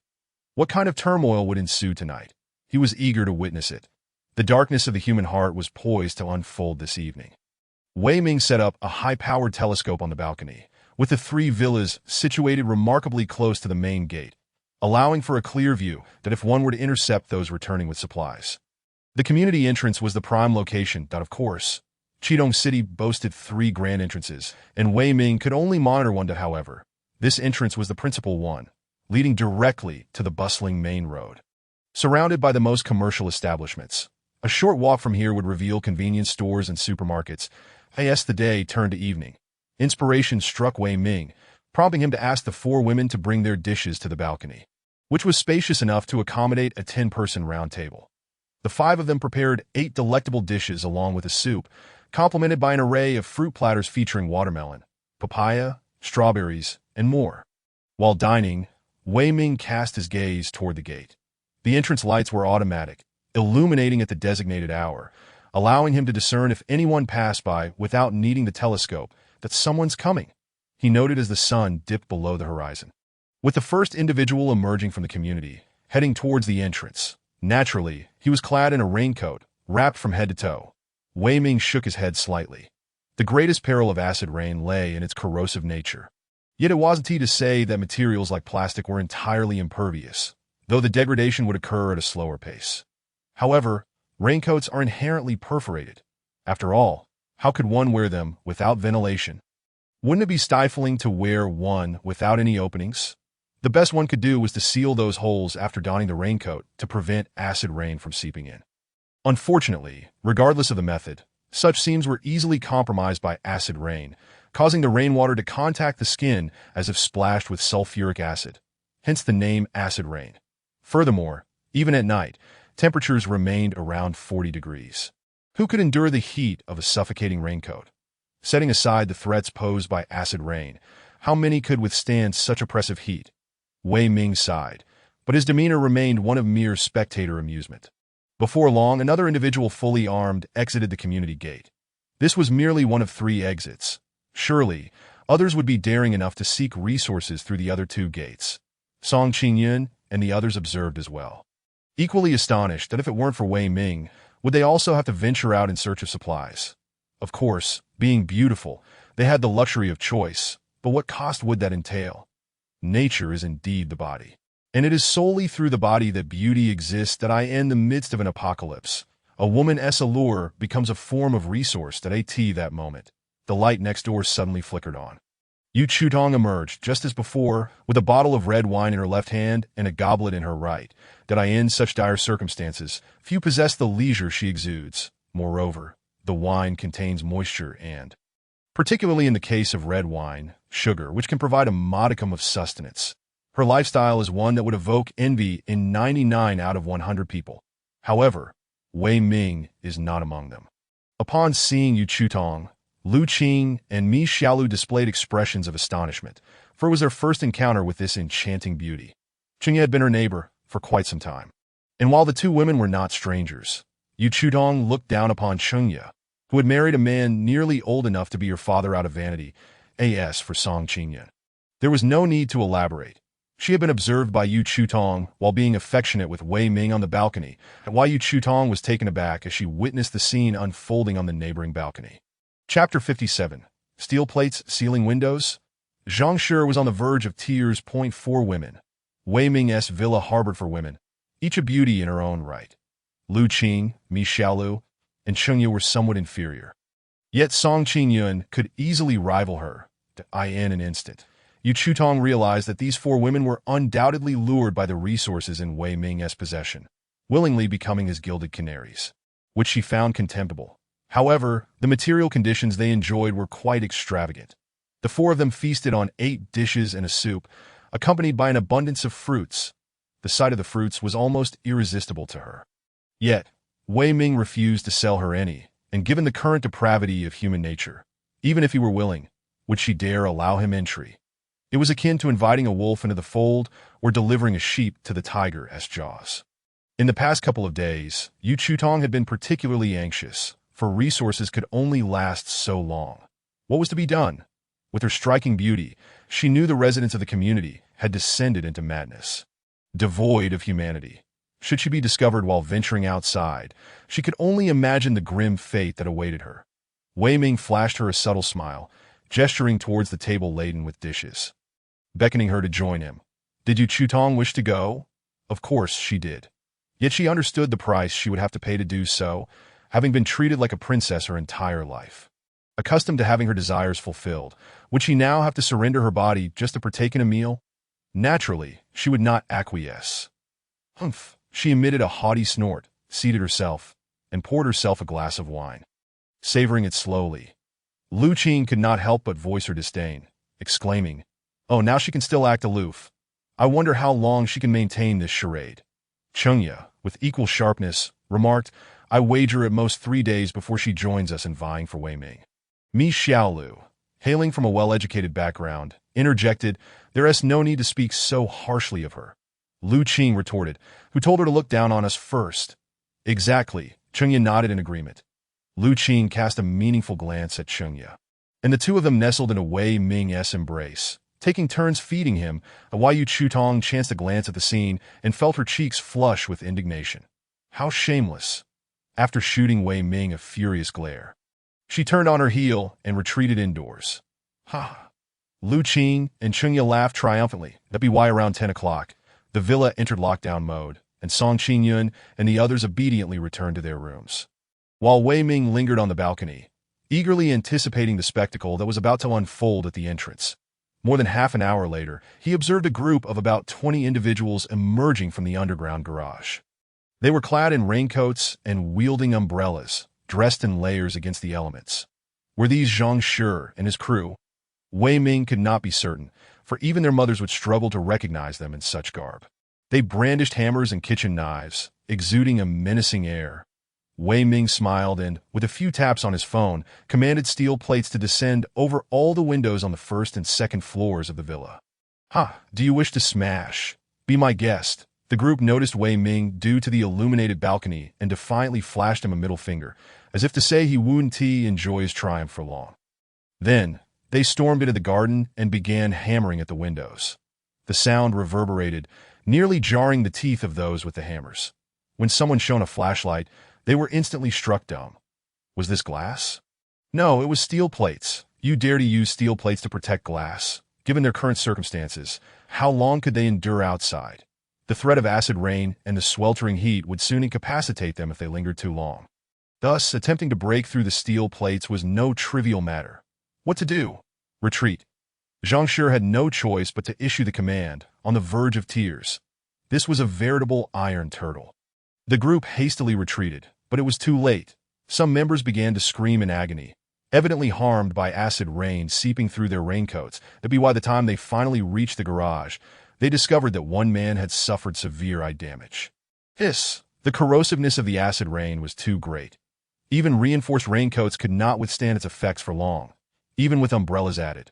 Zhang Shi gritted his teeth and said, "That guy has fortified his villa like a turtle shell. If we can't move against him for now, we'll implement Plan B, that will stay awake tonight and see who brings back supplies, and then we'll raid him." "All right," the others agreed. Another 2 hours passed, and Wei Ming spotted someone returning to the community. The individual, carrying a bag, was making their way through the underground garage, since the entrance to the garage was nearest to the community's gate. Taking this route would allow them to reach the entrances of the various buildings safely. Theoretically, this was the best route. However, this person had clearly forgotten that many were eager to play the role of the yellow bird. Consequently, they were immediately ambushed. Wei Ming could only watch as shadows were cast from the garage. Initially, there had been one, but soon there were over a dozen, swiftly overwhelming the first shadow. This was the merciless reality of the apocalypse. Yet, this was merely the beginning. More darkness and cruelty awaited. Losing interest, Wei Ming turned and returned to his bedroom. Sleep, sleep. Let them go on their raids and killings. He remained comfortably perched, observing the chaos, and when necessary, he could also hold a goblet, indulging in a bit of showmanship that a night passed, marking the 6th day of the apocalypse. When Wei Ming awoke in the morning and opened his phone, he was taken aback to find the owner's group chat ablaze with fury. Everyone was accusing Zhang Shi and his crew of being utterly despicable. How could they rob those seeking supplies? If you crave food and drink, why not seek it yourself? Such actions were more revolting than those of common thieves. Each person condemned Zhang Shi and his group, and when members of Zhang Shi's crew retaliated, the animosity only escalated. The anti-Zhang alliance was formed that we cannot simply stand by and watch these individuals plunder. Everyone wishes to survive. What can we do? They must unite to resist. However, not everyone joined the anti-Zhang alliance. Some chose to align with Zhang Shi's group, as that power had already taken shape. It was preferable to join a cohesive force than a disorganized mob. In the span of a single morning, the once cohesive community splintered into over 20 factions. Notably, these newly formed factions were primarily organized by building, such as Buildings 1, 2, and 3, with 200 to 300 households forming alliances to support one another. Wei Ming observed this with a mere smile.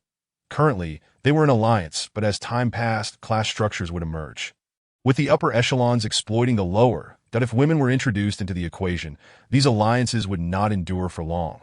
The 20-plus factions would gradually diminish to 10 or fewer. Ultimately, either one faction would dominate, or 2 or 3 would stand in opposition. There could not be an abundance of factions. Yet, even if one faction established overwhelming dominance, Wei Ming remained unfazed. With his terrifying arsenal, he could easily obliterate an entire community. Chapter 58. The seductive ant comes seeking refuge. Brother Wei, when will you come to save me? Left Qingqing sent another message. Wei Ming, of course, casually replied, I'm thinking of a solution. Hang in there a little longer. What else could Left Qingqing do? She had no choice but to rely on Wei Ming. Apart from enduring, she had no other recourse. She had seen the moments Wei Ming shared on social media the previous day. Yet she chose to ignore them. It wasn't that she was foolish. Rather, her sunk cost was too substantial to abandon her faith in him, that in a bid to win Wei Ming's favor. She had even insisted he keep his door closed, enduring the torment of over 20 men daily. If she were to sever ties with Wei Ming now, all her sacrifices would be in vain. Thus, she had no choice but to place her trust in him. Wei Ming smiled faintly. Left Qingqing's lack of inquiry about his social media posts indicated something. She was clearly engaging in self-PUA. Haha, of course, Wei Ming wouldn't let Left Qingqing off easily. He summoned Chengya, took several provocative photos of his little wife, and sent them to Zhang Shi. This naturally infuriated Zhang Shi, who commanded his men to thoroughly torment Left Qingqing. Perfect. Boss, the situation is becoming somewhat precarious. Lin Wanqiu sent a message, stating that our building has now begun to impose authoritarian rule, demanding that everyone surrender their supplies. Otherwise, they would resort to forcibly breaking down doors to seize them. From now on, resources will be uniformly distributed. After the alliance, such uniform distribution of supplies is, of course, to be expected. Whoever holds the power to allocate resources naturally controls the fate of others. Thus, class distinctions have arisen inevitably. Where there are classes, there will be conflicts, and when these conflicts reach a certain threshold, there are 2 possibilities. Either civil war erupts to overthrow the ruling authorities, or an external war is waged to divert attention and plunder external wealth to maintain the class structure. Therefore, Wei Ming had long foreseen that a violent clash would occur among the 20-plus factions within the community, leaving only 1, or perhaps 2 or 3, standing in opposition. The alluring ant is in grave danger. If she does not surrender her supplies, the door will be forcibly breached, and given Lin Wanqiu's captivating charm, her fate would undoubtedly be dire. Those in power will naturally extend their insidious grasp towards the beautiful subordinates. Very well, Wei Ming replied. You may move in, but once you enter my villa, everything must adhere to my commands. You are the boss. Naturally, your word is law, and I have no objections to the unspoken rules. Lin Wanqiu promptly responded. Wei Ming hesitated. This was no enchanting ant, but rather an overtly seductive one. Bringing this woman back could lead to a household filled with alluring temptresses. Nevertheless, he decided to allow Lin Wanqiu to come over. For she was indeed a rare beauty, and he could not allow her to be taken advantage of by others. Come over now, Wei Ming commanded. All right. Under Wei Ming's instructions, she brought nothing with her, as if merely taking a stroll downstairs. However, she did tousle her hair and deliberately donned an oversized dress to avoid revealing her figure. Present, the inner demons of every individual had been unleashed. She dared not be careless. The underground parking garage was still bustling with people. After all, during the day, it was the only place that was somewhat cool. The rooms, with their non-functioning air conditioning, resembled ovens. Yet today, over 20 alliances had suddenly formed, with residents from each building congregating. Anyone from another building passing by would be met with hostile glares. Lin Wanqiu walked briskly, her heart racing with excitement as she drew ever closer to Wei Ming's villa. Hey, which building are you from? Suddenly, a man intercepted her, and he was in his 30s, with a somewhat fierce appearance. His name was Zhou Xing, a tenant rather than an owner, and at over 30, he had no girlfriend.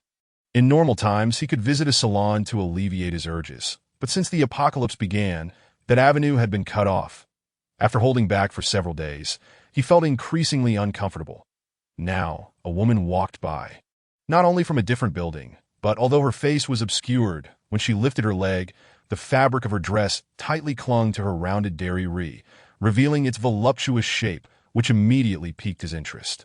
At this point, he would have taken any opportunity, let alone the sight of such a tantalizing figure. Thus, he swiftly blocked her path. Lin Wanxiu felt a surge of panic, with the villa only a few dozen meters away. She gritted her teeth and bolted. Fear gripped her, anxious that she might be thwarted by this man, losing all she had worked for. Zhou Xing initially intended to take advantage of the situation, but upon seeing Lin Wanxiu run, he instinctively pursued her. That if you have nothing to hide, why are you running? Don't run, he shouted as he chased after her. Others, noticing the commotion, instinctively joined the chase, with so many pursuing her. Lin Wanxiu grew even more frantic and ran for her life as she dashed. Her tousled hair danced in the wind, revealing her alluringly exquisite face. Zhou Xing, of course, took notice, his desires surging. What a beauty! Absolutely stunning! Catch her. Let us have some fun, he exclaimed with excitement. Initially oblivious to the reasons behind the chase, the others soon caught on to Zhou Xing's words and were equally invigorated. What could excite them now? Food, water, and beautiful women. Lin Wanxiu was no slowpoke, and with the distance closing, she reached the basement door, pounding on it. Wei Ming, open the door, quickly! At that moment, Zhou Xing had caught up and reached for Lin Wanxiu. She retaliated with kicks and shoves, trying to fend him off and buy herself some time to get the door open. Haha, such a beautiful woman. I'll have my fun with you tonight. Zhou Xing growled menacingly. Daytime was unbearable, too hot for any exertion. Only at night, when the air conditioning could cool the room to a bearable temperature, could they indulge. Just then, others surged forward, surrounding Lin Wanxiu. Upon seeing her enchanting face, they were all captivated. Still hoping to rely on Wei Ming. Not a chance. Why should he have all the fun? We wanted to. Take her away. Faced with a pack of ravenous men, Lin Wanxiu felt a wave of despair wash over her. Even if Wei Ming emerged now, could he truly rescue her from their clutches? She was acutely aware of her beauty and physique, and she shuddered to think of how these men might ravage her. Did I end this apocalypse? The worst aspects of human nature had been unleashed. With a sudden creak, the basement door swung open. Chapter 59. Wei Ming actually has a gun. Wei Ming stepped out. The crowd momentarily froze before erupting in joy. Wei Ming's villa was stocked with ample supplies, seizing this opportunity to storm in and claim it would be a significant windfall. Lin Wanxiu felt deeply moved. In such dire circumstances, Wei Ming had still chosen to open the door. Yet, this could very well spell disaster for him. Kill him, Zhou Xing bellowed, his face contorted with overwhelming greed. Bang! A gunshot silenced the crowd. All eyes turned as Zhou Xing fell backward, a bullet hole now adorning his forehead, yet his face retained a grotesque grin, creating an eerie tableau. Wei Ming casually blew on the gun's muzzle and cheerfully addressed the crowd. Who's next? That SA gun. The group instinctively recoiled. Although Wei Ming possessed only a single firearm and its ammunition was limited, they numbered over 10. If they dared to attack, how many could Wei Ming truly eliminate? Yet, who would be foolish enough to take that risk? Thus, with just one gun, Wei Ming managed to intimidate them all into retreat that, of course, if they had truly dared to advance, Wei Ming would not have hesitated to utilize his spatial portal. In such a confined space, he was practically a god. Wei Ming, Lin Wanxiu exclaimed, overwhelmed with indescribable relief. She had believed herself doomed, only to find that Wei Ming possessed a firearm. Wei Ming nodded, then turned to the others. Remove the body. Under the threat of the gun, the man Zhou Xing had targeted reluctantly approached and grasped Zhou Xing's wrist, dragging him away. Wei Ming smiled. Thank you. The man felt utterly awkward, muttering a response. While inwardly cursing, Wei Ming ushered Lin Wanxiu inside, and the door slammed shut behind them. It's so cool, Lin Wanxiu exclaimed, quickly shedding the fabric that had covered her, which she had worn to hide her beauty and alluring figure. Now, there was no need for such precautions that I'm going to take a shower, that I'll bundle these rags up and toss them later, Wei Ming instructed, pinching his nose and pointing to the nearby bathroom in the basement. Lin Wanxiu, far from feeling embarrassed, exclaimed, We can shower here. Seeing Wei Ming's calm demeanor, she felt a surge of confidence in her decision. To Wei Ming's surprise, Lin Wanxiu was still untouched. According to her, she had previously dated a boyfriend but had narrowly escaped being forced into a relationship, which had caused her to develop social anxiety, leaving her confined at home. Little did she know, her true nature was that of a seductive temptress, straying further down the path of allure. Wei Ming thought to himself. Yet the enticing aunt had indeed given him a monumental surprise. Given the choice, who would not prefer a new car? Unable to sleep, he began to play on his phone. Sure enough, the owners' group had erupted into lively discussion once again. Guns, such a terrifying weapon. Who among modern individuals is not afraid of firearms? Yet, in this country, guns are prohibited, with regulations among the strictest globally, rendering it nearly impossible for ordinary citizens to acquire one. Thus, how had Wei Ming obtained a firearm? The discussions were fervent, with many asserting that Wei Ming should not be allowed to possess a gun, as it posed a grave threat to the entire community. We must demand that Wei Ming surrender the gun. However, while they spoke passionately, none were willing to seize the weapon. Push and pull ensued, with no one willing to take the lead. Thus, after much deliberation, they remained stuck in idle chatter, making no real progress. Fear gripped everyone. Even Zhang Shi's group had several cowards among them. Why don't we just return Luo Qingqing to him? Someone suggested. After all, we can still coerce others into searching for food, and we've had our fill of this woman already. Several individuals expressed their agreement, and furthermore, we could exchange some food and water with Wei Ming. Zhang Shi coldly scanned these people and scoffed. You brainless fools. What do you need food for? We need guns. Guns, Chapter 60. Want to see a show? Wei Ming soon received a friend request, noted as Aunt Yang. The director of the neighborhood committee, ditto. After a moment of contemplation, Wei Ming accepted the request. Moments later, Aunt Yang sent a voice message. Xiao Wei, I've heard from others that you possess a gun. Is that true? Heh, the fact that I own a gun and have even used it to kill someone is already common knowledge in the entire community. Why are you asking me? Wei Ming replied nonchalantly. It's true, Xiao Wei, possessing a firearm is illegal in our country. Do not be fooled by the current appearance of governmental paralysis. This is merely temporary. Once the disaster passes, the state will strike back hard to restore order. Aunt Yang hurriedly continued. How about this? You hand over the gun to me for safekeeping, and when the government comes looking, I will vouch for you, claiming you recognize your mistakes and are a good comrade. Wei Ming chuckled softly. You clearly wish to possess my firearm, yet you present it so grandiosely. You truly are worthy of your position in the neighborhood committee that I'll consider it, he replied, though he did not outright refuse. Having exposed the secret of his gun ownership, he pondered whether Zhang Shi might leverage his lingering feelings for Zhuo Qingqing to coerce him into surrendering IT. That IT was quite a possibility. This could be entertaining. Although Aunt Yang felt disappointed, she understood that it would take more than mere words to persuade Wei Ming to relinquish the gun. After exchanging a few pleasantries, she ended the voice call. Wei Ming smiled as he approached the bedside. Lin Wanxiu was still asleep, albeit her sleeping position was far from graceful, stretching out in a star shape and occupying most of the 2-meter wide bed. Anyone sharing the bed with her would likely awaken to find themselves on the floor. Yet, even with her unrefined sleeping posture, it could not mask her exceptional beauty, scoring above 90 points. She resembled a rose in full bloom, charming and captivating, her striking figure dominating among women, boasting an imposing F-cup bust. Though her waist was not the slimmest, it was perfectly accentuated by her voluptuous hips, creating an exquisite S-curve. This alluring lady, despite her flirtatious nature, seemed to possess no significant flaws, though her flirtation could not be deemed a flaw in itself. Wei Ming merely feared she might negatively influence the other girls. After all, a horde of flirtatious women would serve little purpose. Take Song Qingyun, for instance. Her style was meant to embody a purity tinged with innocence that if she were to lose that distinctive charm, she would become nothing more than a mere vase. Women must possess their own unique traits, often referred to as their soul.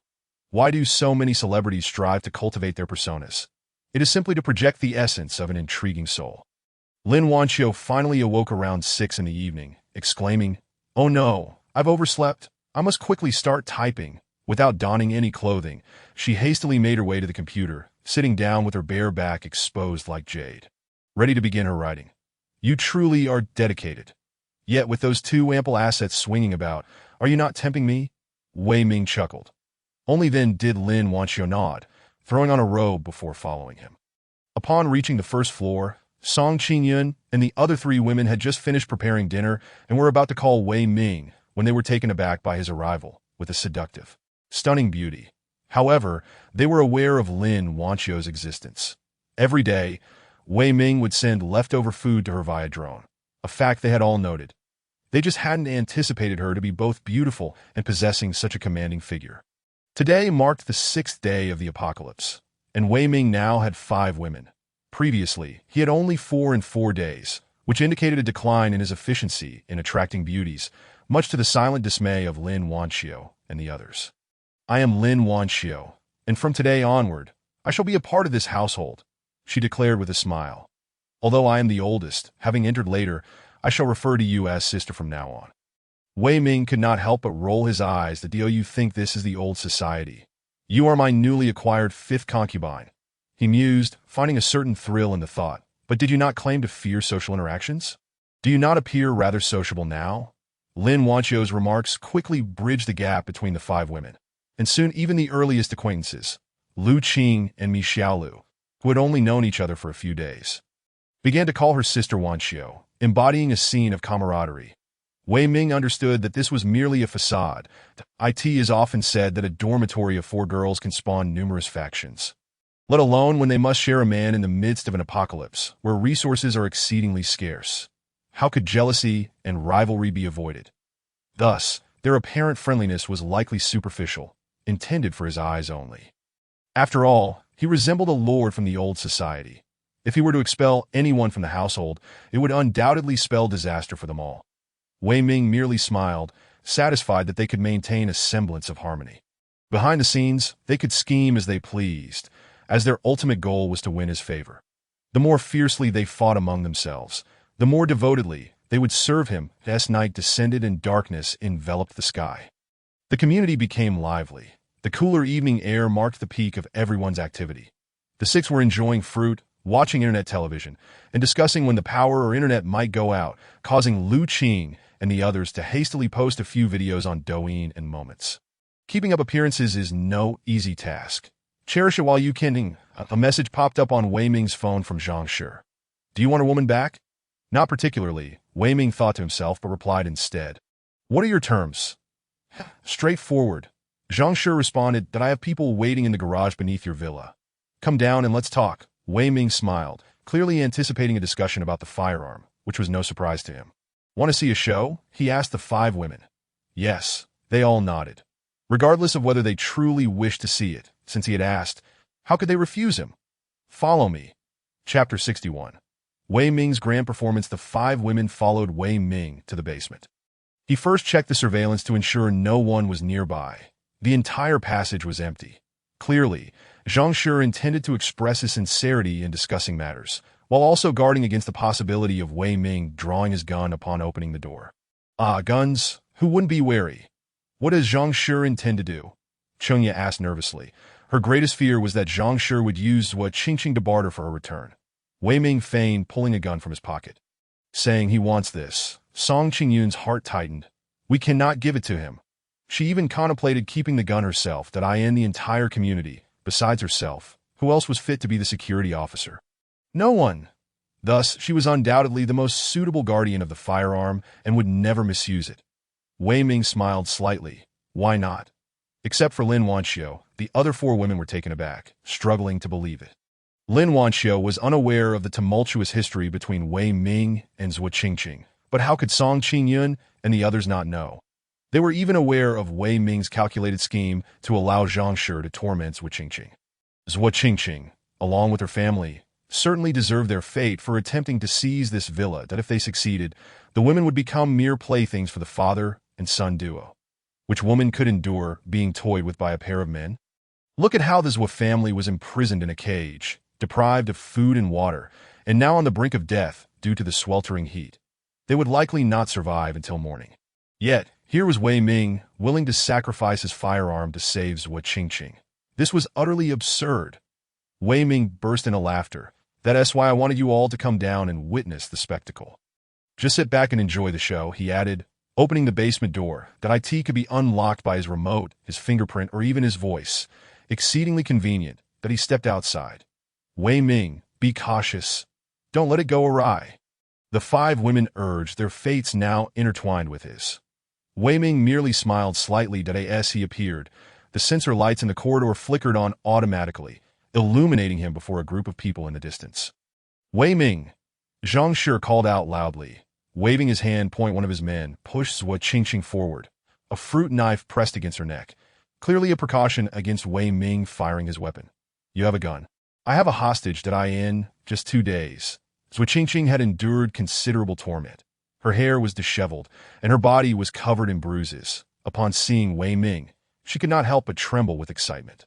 Compared to her parents and brother, she at least had food and water. After all, Zhang Shi needed her alive to pressure Wei Ming, so he could not let her die in this apocalyptic world. Being able to eat once a day and drink some water was already a significant advantage over many others. Zhang Shi, let her go. Wei Ming feigned anger as he drew his gun. Yet Zhang Shi remained unperturbed. If you dare to pull the trigger, your girlfriend's life will be forfeit. However, I can return her to you, provided you agree to one condition. Hand over the gun. At present, the power he wielded was the strongest within the community, yet it was insufficient to overpower all other factions. But with an additional firearm, that would alter everything. Even a mere handful of bullets, under the intimidation of a gun, would compel obedience from anyone, that he could ascend to the throne of the entire neighborhood. In such a scenario, he could coerce the residents to venture forth in search of supplies, while simultaneously, with the multitude of people in the community incessantly vandalizing the villa, could they not dig deep enough to topple Wei Ming's abode? With diligent toil, what wall could not be dismantled? He could even, upon acquiring the gun, swiftly eliminate Wei Ming. No, merely shoot him in the leg to prevent his escape into the villa, and then he could take his time torturing him. Thus, the paramount task at hand was to obtain the gun from Wei Ming. The success of this endeavor hinged upon the influence of Zhua Qingqing. Wei Ming pretended to deliberate, yet this time, Zhua Qingqing ceased her pleas. Enduring the daily influx of brutish men was unbearable. Moreover, Zhang Shi sought the gun, not the villa. Wei Gu, save me, please save me, she implored pitifully. Wei Ming portrayed his struggle valiantly, veins bulging on his forehead as if grappling with a monumental decision. Allow me some time to ponder, he finally declared. Hurry, I will grant you only 10 minutes. Otherwise, I will take action. Zhang Shi felt assured of his impending victory. Wei Ming retreated to the basement, closing the door, and instantly masked his excitement. He retrieved his phone and sent a message to Aunt Yang. Zhang Shi is threatening me with my girlfriend. I intend to give him the gun, but he has only allotted me 10 minutes to decide. He did not conceal this maneuver from Song Qingyun and the others, leaving the 5 women perplexed that it was entirely inconsistent with Wei Ming's character. What was his true intention? Wei Ming smiled subtly. First stowing the gun in a spatial realm before modifying it in this realm. He was akin to a deity. Even a mountain could be reduced to countless fragments at his whim, and altering a gun was but a fleeting thought. His operation was exceedingly simple. He lodged a piece of metal in the chamber, ensuring that any attempt to fire the weapon would result in a catastrophic explosion. Your hands will be shattered. Time flew by, yet Aunt Yang's actions were even swifter.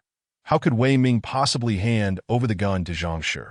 Would that not empower him to reign over the community? In truth, although Wei Ming possessed a firearm, he had not engaged in any egregious acts. Zhou Xing's demise was self-inflicted. After all, he had pursued Wei Ming's woman. Had Wei Ming ever coerced anyone in the community for resources or to seize a woman?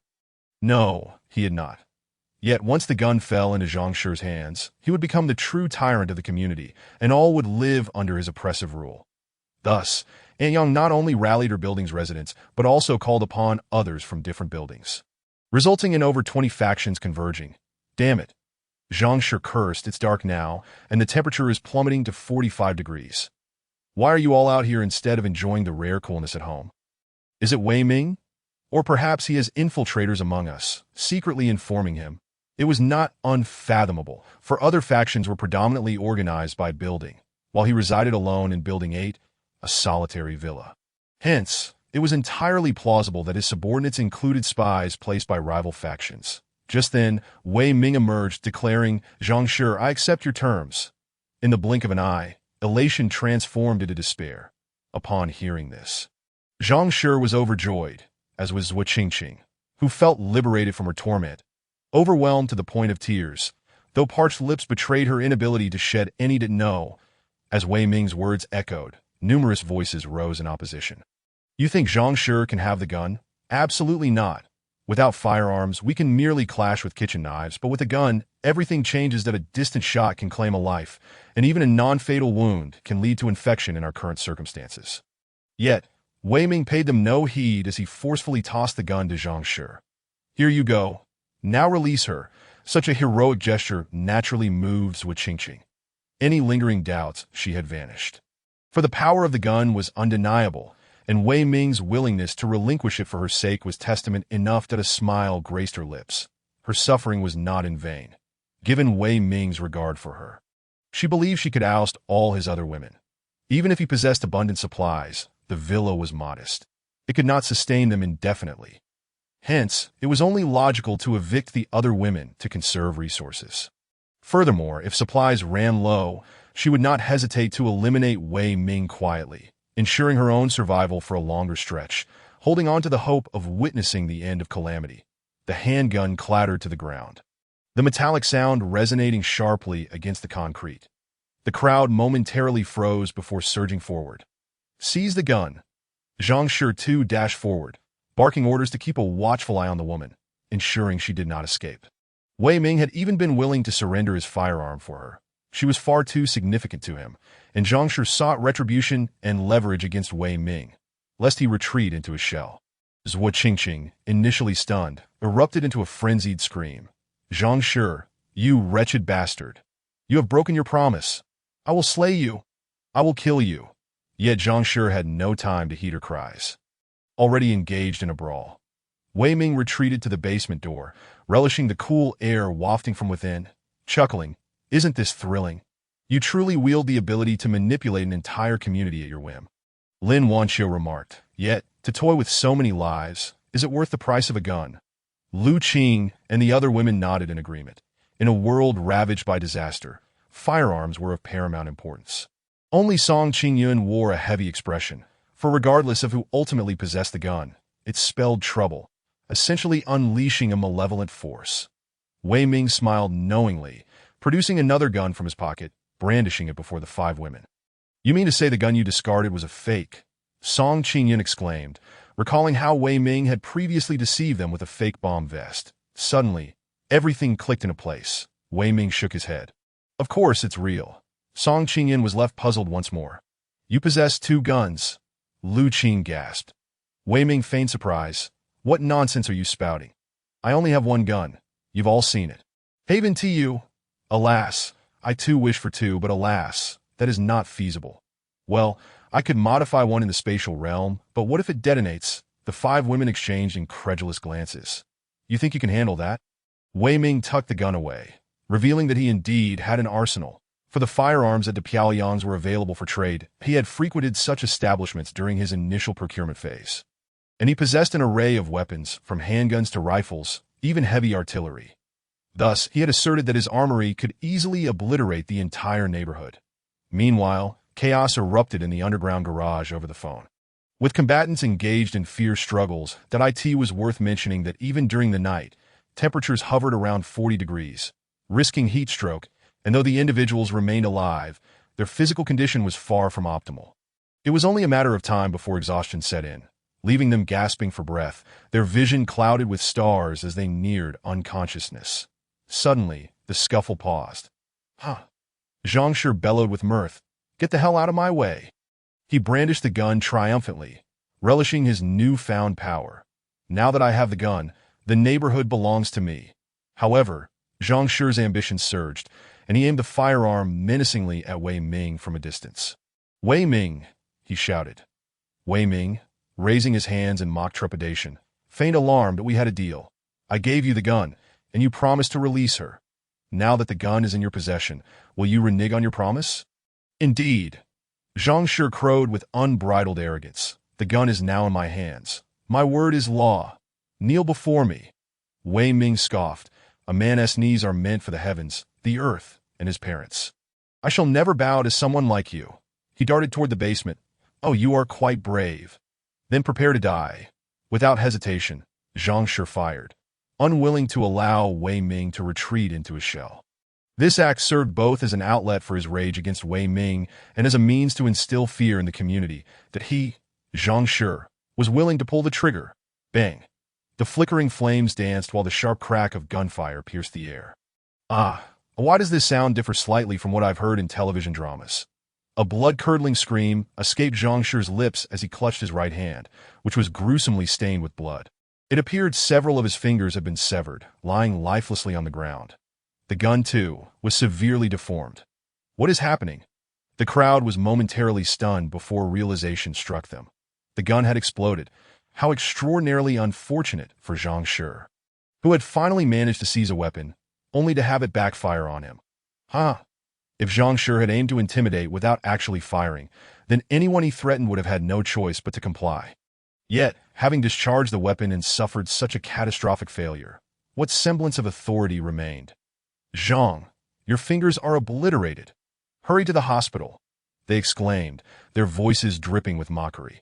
Who among them would fear Zhang Shi now? Alas, it was getting late.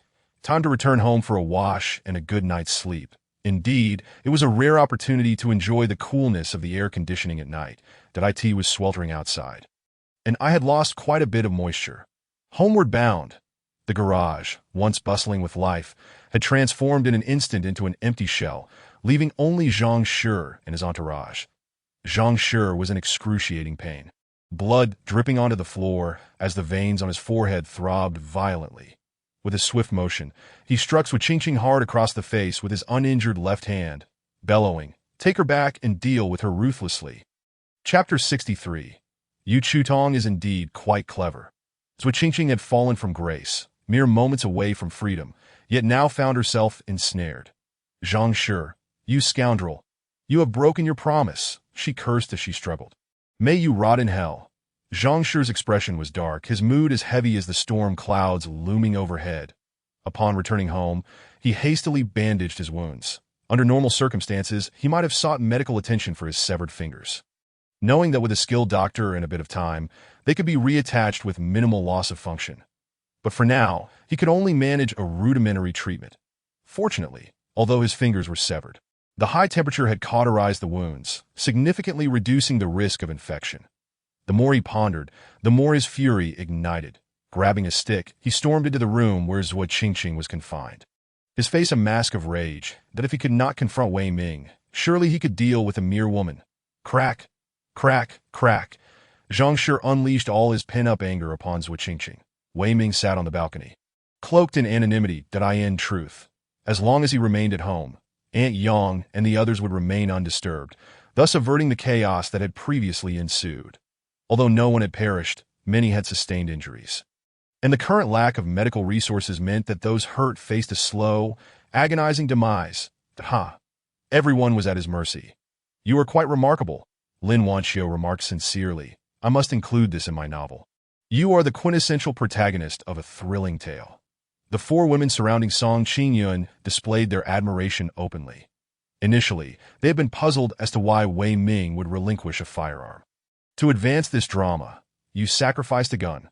That seems a hefty price to pay, but how could a handgun explode?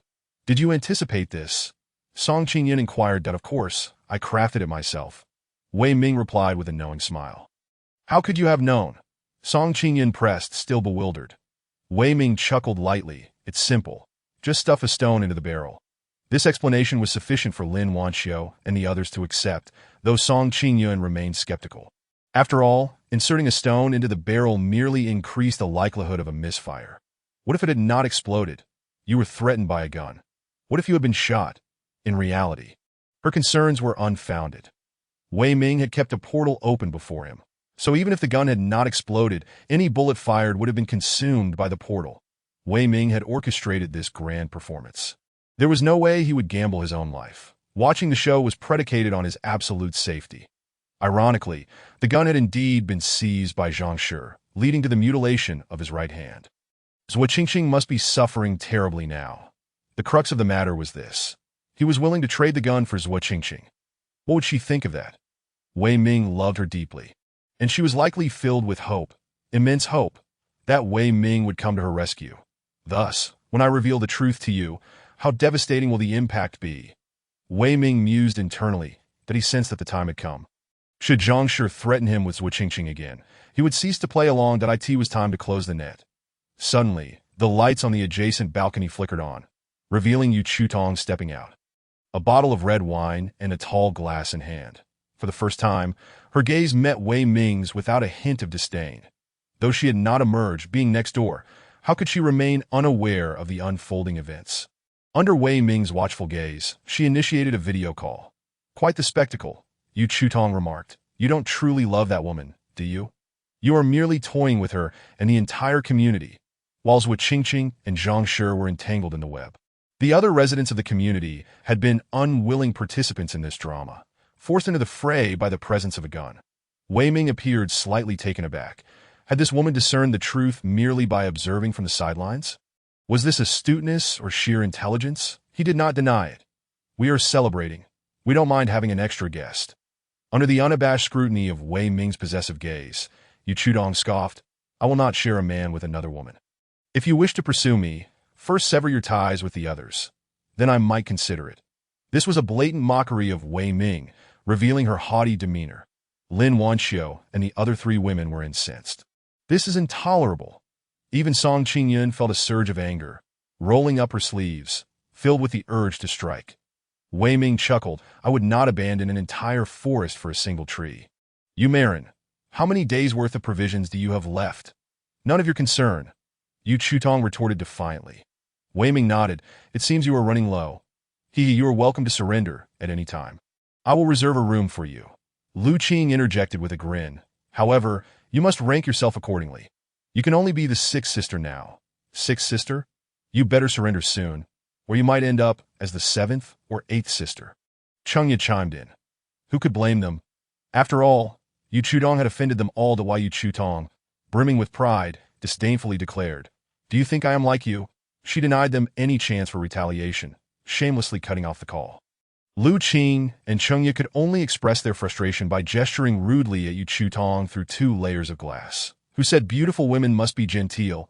A sneer of contempt graced Yu Chutong's face as she turned and re-entered her abode. Once inside, her haughtiness crumbled.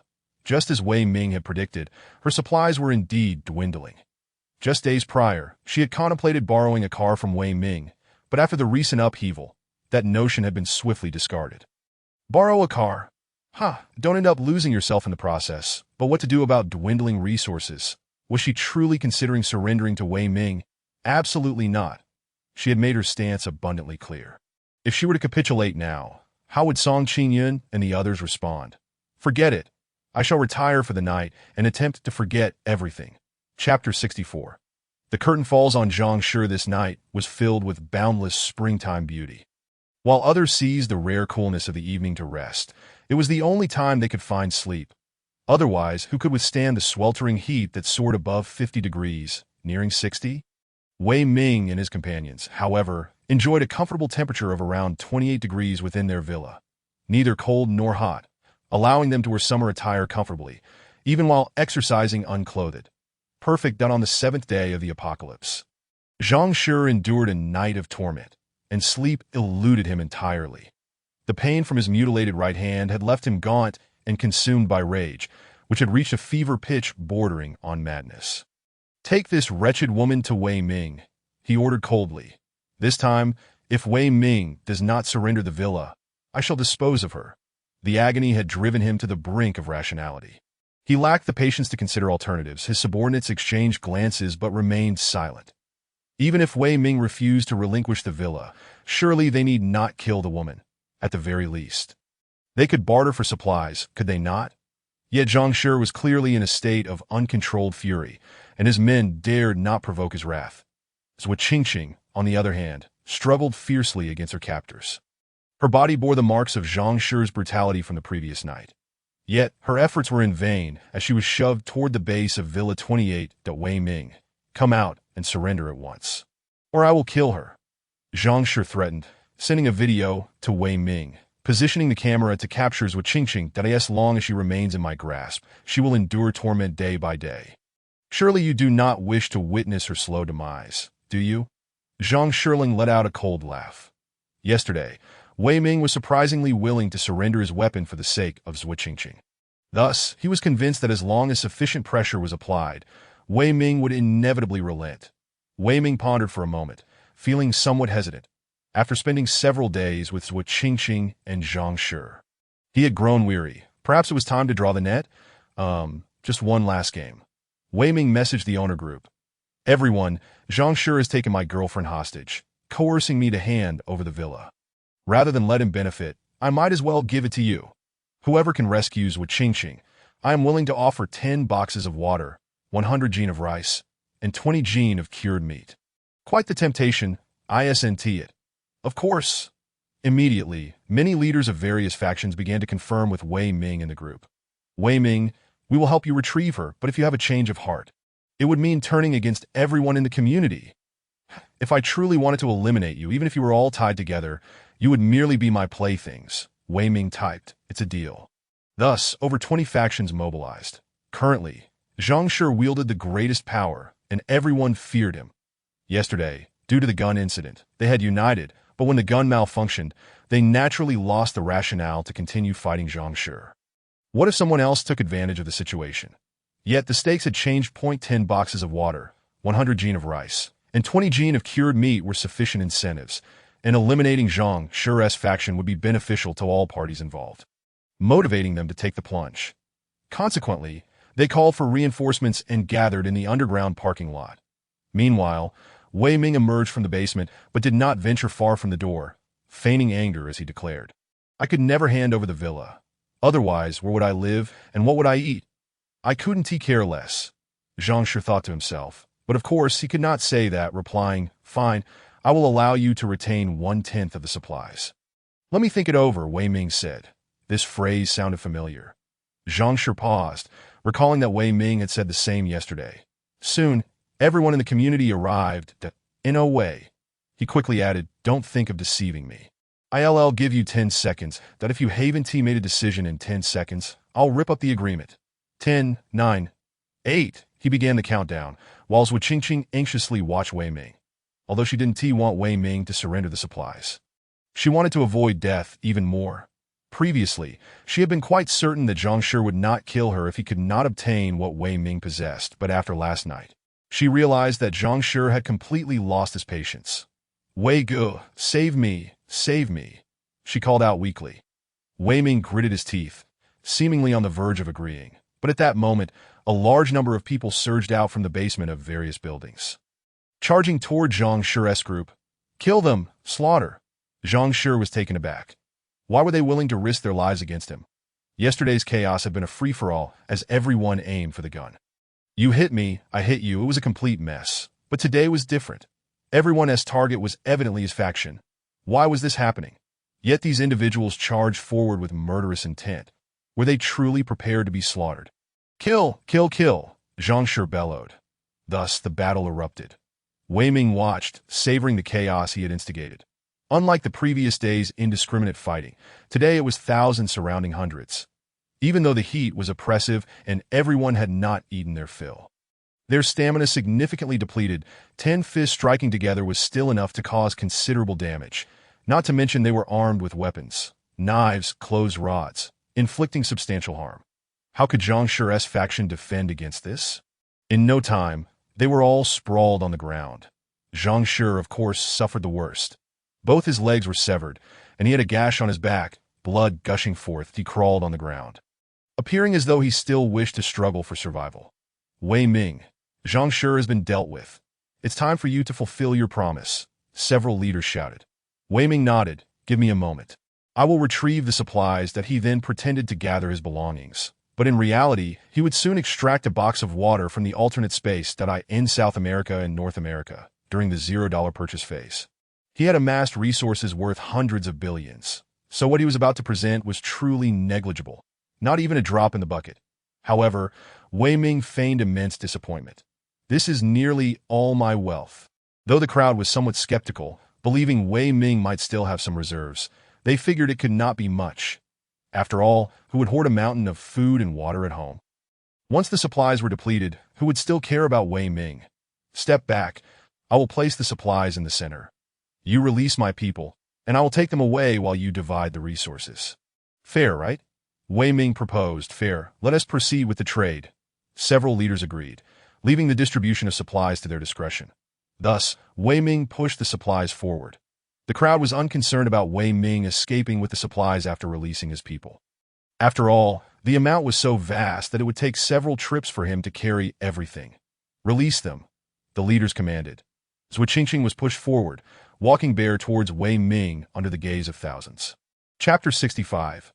Zhuo Qingqing went mad. Wei Go. I'm so happy. You are willing to sacrifice so much for me. Zhuo Qingqing exclaimed excitedly. However, Wei Ming revealed a cruel smile, whispering in a tone only she could hear. You mistaken. Do you know why Zhang Shi sought you out? It was because I deliberately mentioned you in front of him, saying you were very important to me.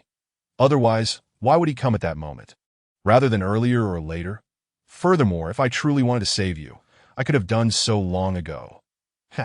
Zhang Shi and his ilk are mere ants before me. I intentionally handed you over to them, making them believe you were vital to me. Hence their relentless torment, thinking it would make me yield. You know, I nearly laughed myself mad. Every time I had to act in front of you and Zhang Shi, I struggled to contain myself.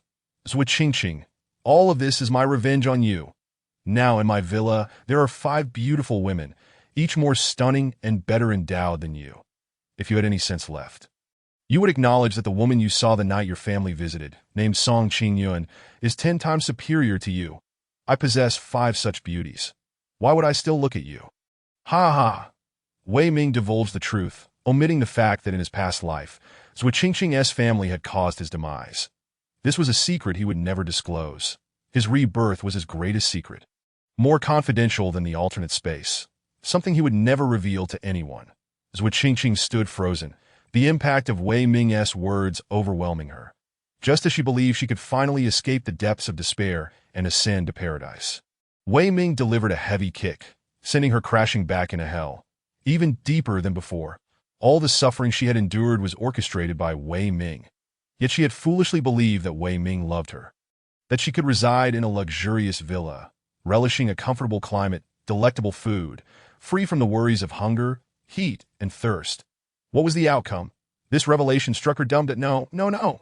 This can't be true, she exclaimed, shaking her head in denial, her facial muscles twitching from overwhelming agitation. It is indeed true. Wei Ming declared coldly, then abruptly slammed the door shut. Bang! The door's closure dealt Zhuo Qingqing one final blow. She stood there, her expression shifting through countless changes within mere seconds, before suddenly breaking into a smile. Ha! I am Wei Ming's wife. I possess countless supplies. You all better kneel and beg me. I might generously share some food with you. Ha! I am now the queen. Your queen. She leapt and shouted, resembling a madwoman. Not merely resembling. She had truly lost her sanity. The stimuli were too intense, compounded by immeasurable despair. The torment of the past few days, and the terror of the apocalypse. She had gone mad. Wei Ming observed through the surveillance, remaining unfazed, merely smiling coldly. Deservedly so. Finally rid of my last enemy, Wei Ming felt a sense of clarity and exhilaration. Let us indulge in absurdity. This wave lasted for several hours.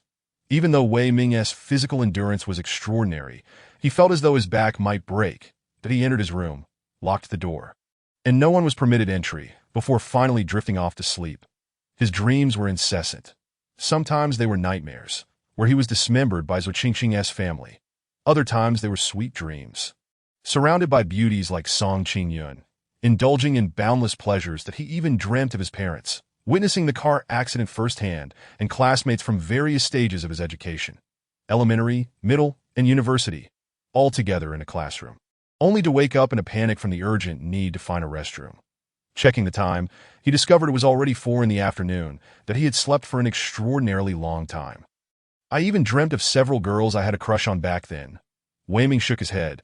He had been quite mature, having crushes as early as elementary school, and of course in middle and high school as well.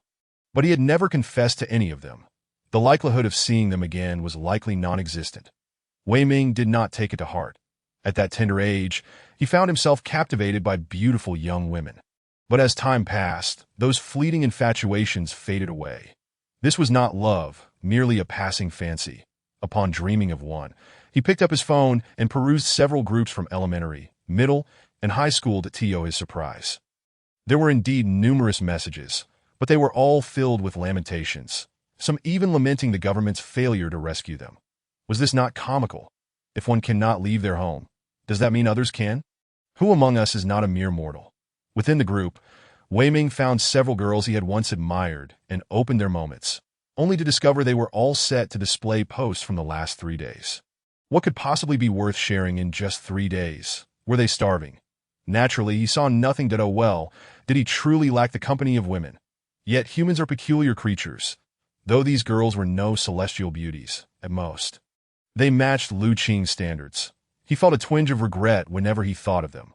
Was it this sense of unfulfilled desire that birthed such feelings? Wei Ming shook his head, setting down his phone and dismissing the slight regret from his heart. What right did he have to lament the passing of spring or the onset of autumn? If others were in his position, wouldn't they be overjoyed, soaring to new heights at that moment? Song Qingyun and the others were preparing dinner. Wei Ming chuckled. You ladies need not cook today, that I shall be your wish-granting genie. Write down whatever you wish to eat, and I shall surely fulfill your desires. Lin Wanxiu was the first to respond. You said it, so no backing out. Wei Ming merely smiled, curious to see if these 5 women could indeed challenge him. The 5 giggled, assuming he was jesting, and began jotting down their wishes on paper that a few minutes later. He perused their requests and found them to be an eclectic assortment. All right, you all go upstairs. I shall call you for dinner at 6. He said with a grin. Are you serious?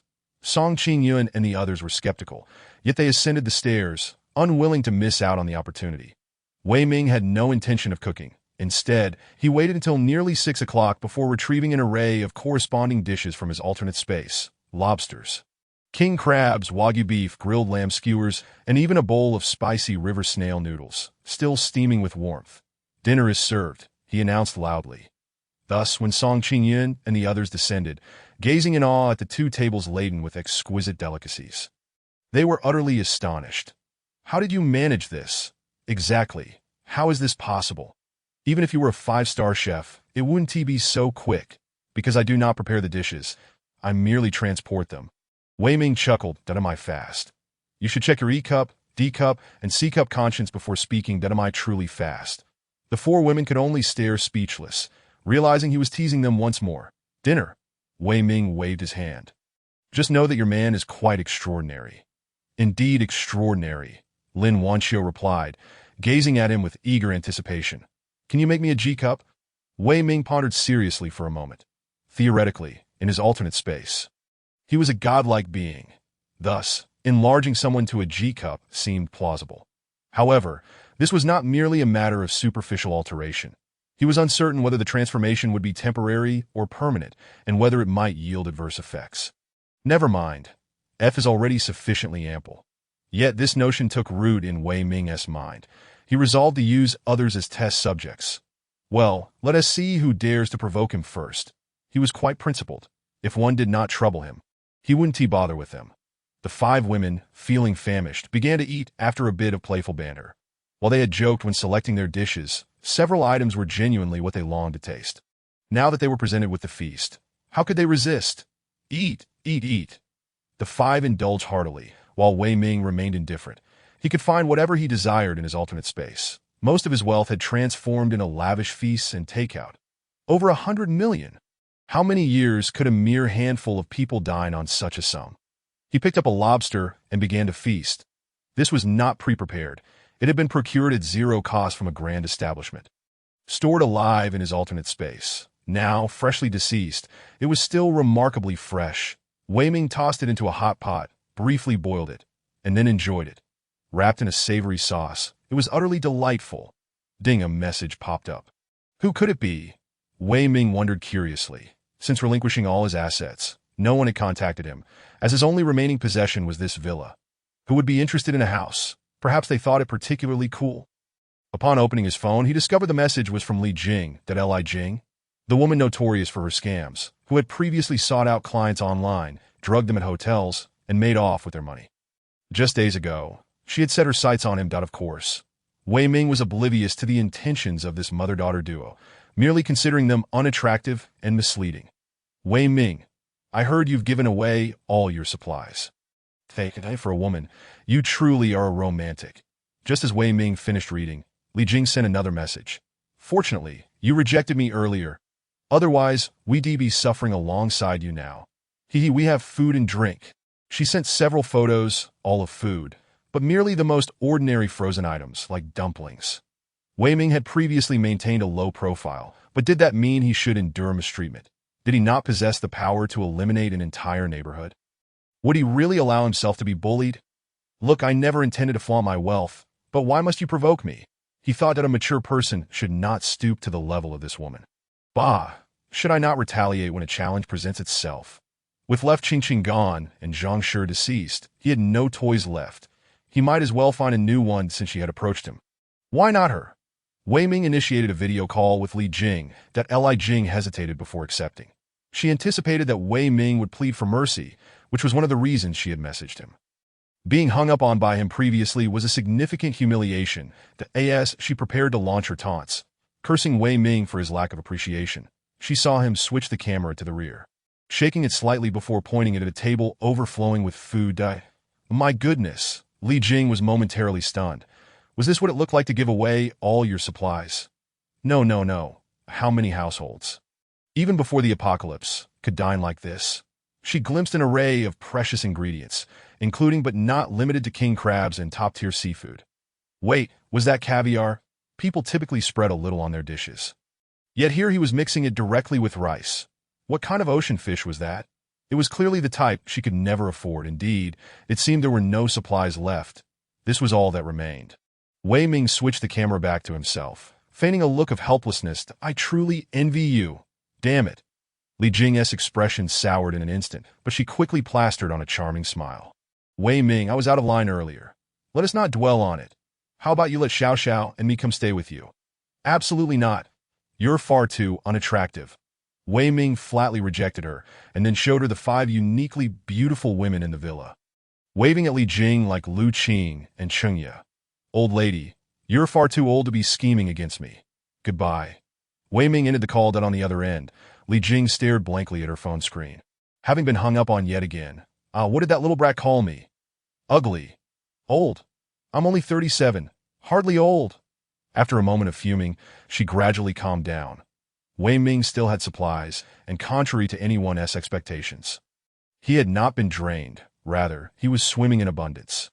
Although Li Jing had no idea how Wei Ming preserved such a vast quantity of food, the reality before her was undeniable, that if you want to give it to me, I shall take it by force. She stood up immediately, shaking her ample backside as she exited the room. In the living room, a burly man in his 30s sat waiting. Upon seeing her, he patted the empty space beside him. Come here.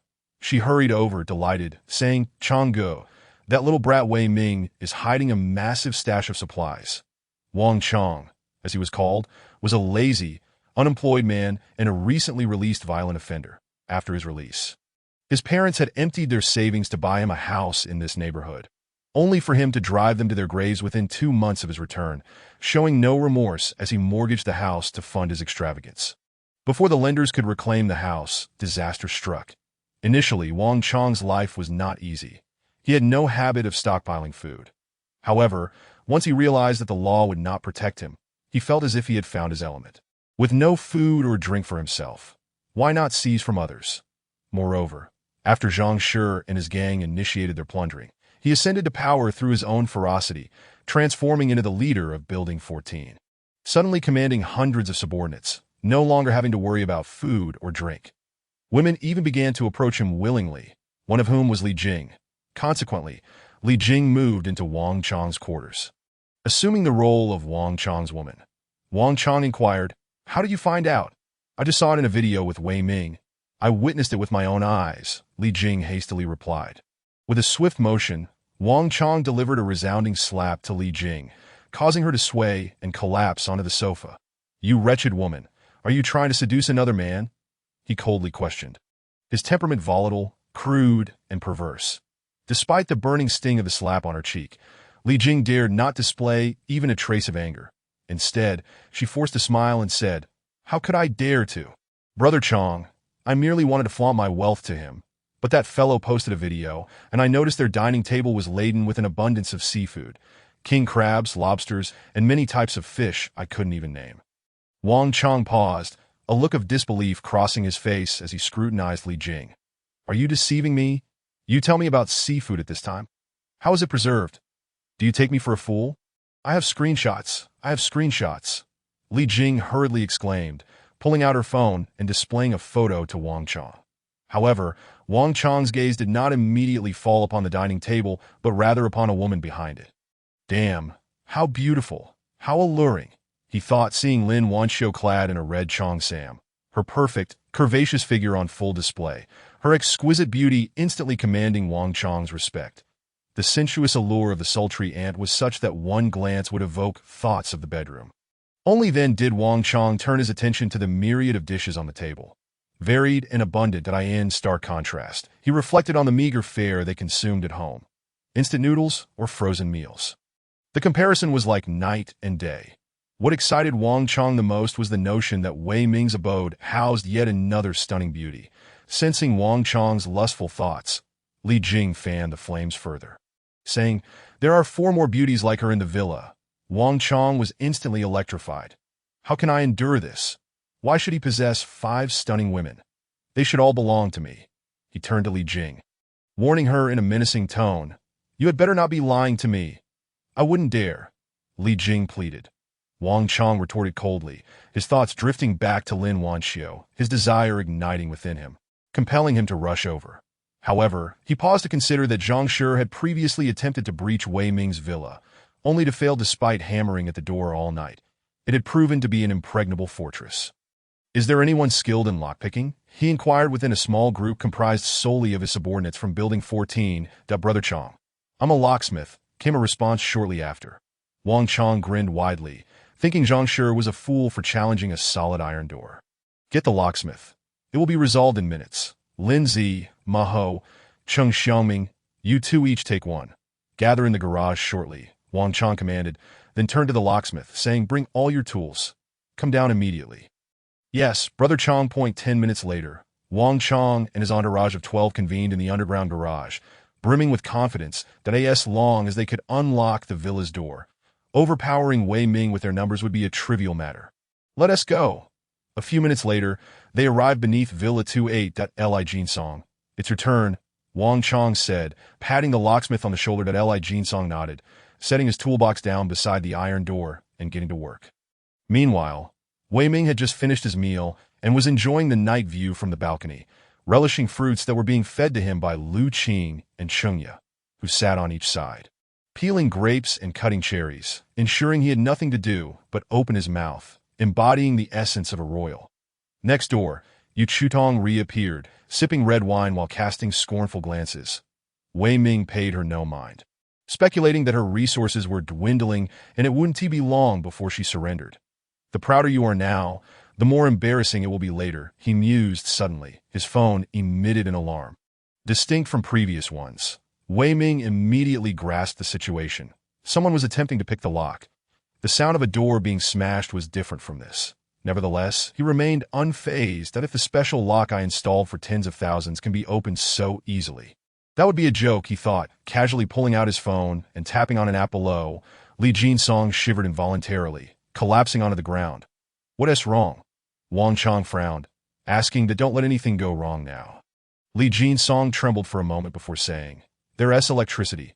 I got shocked. "Electricity?" Wang Chong and the others exchanged bewildered glances. How fearful must Wei Ming be to not only install such a thick door, but also electrify it?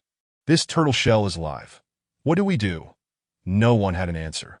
However, as the saying goes, 3 heads are better than 1, and a multitude of minds often yields brilliance. Cheng Xiaoming quickly proposed. "If there's electricity, we can just cut the power, right?"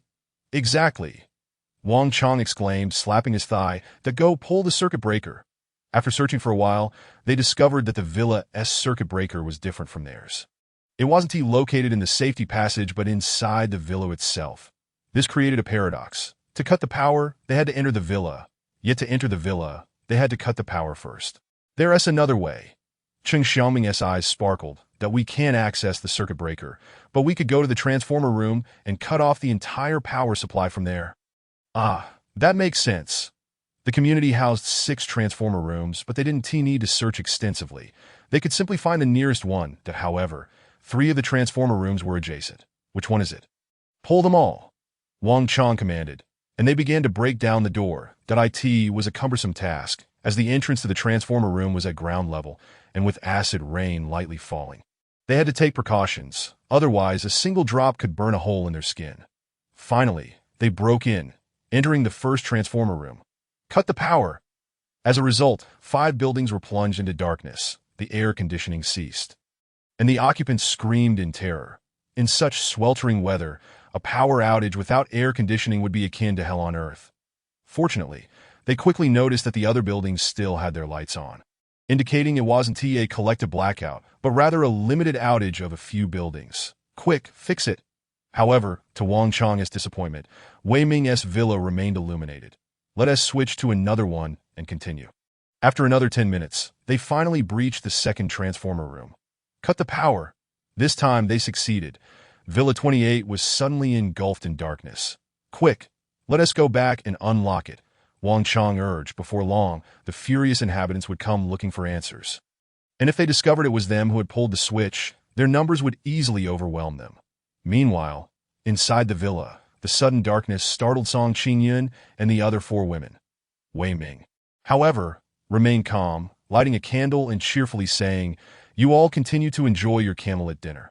I'll go deal with some trash." Descending to the basement, he activated the generator, powering only select circuits for defensive measures, such as the anti-intrusion current at the main door, mechanical devices controlling the steel plates over the windows, and the surveillance cameras.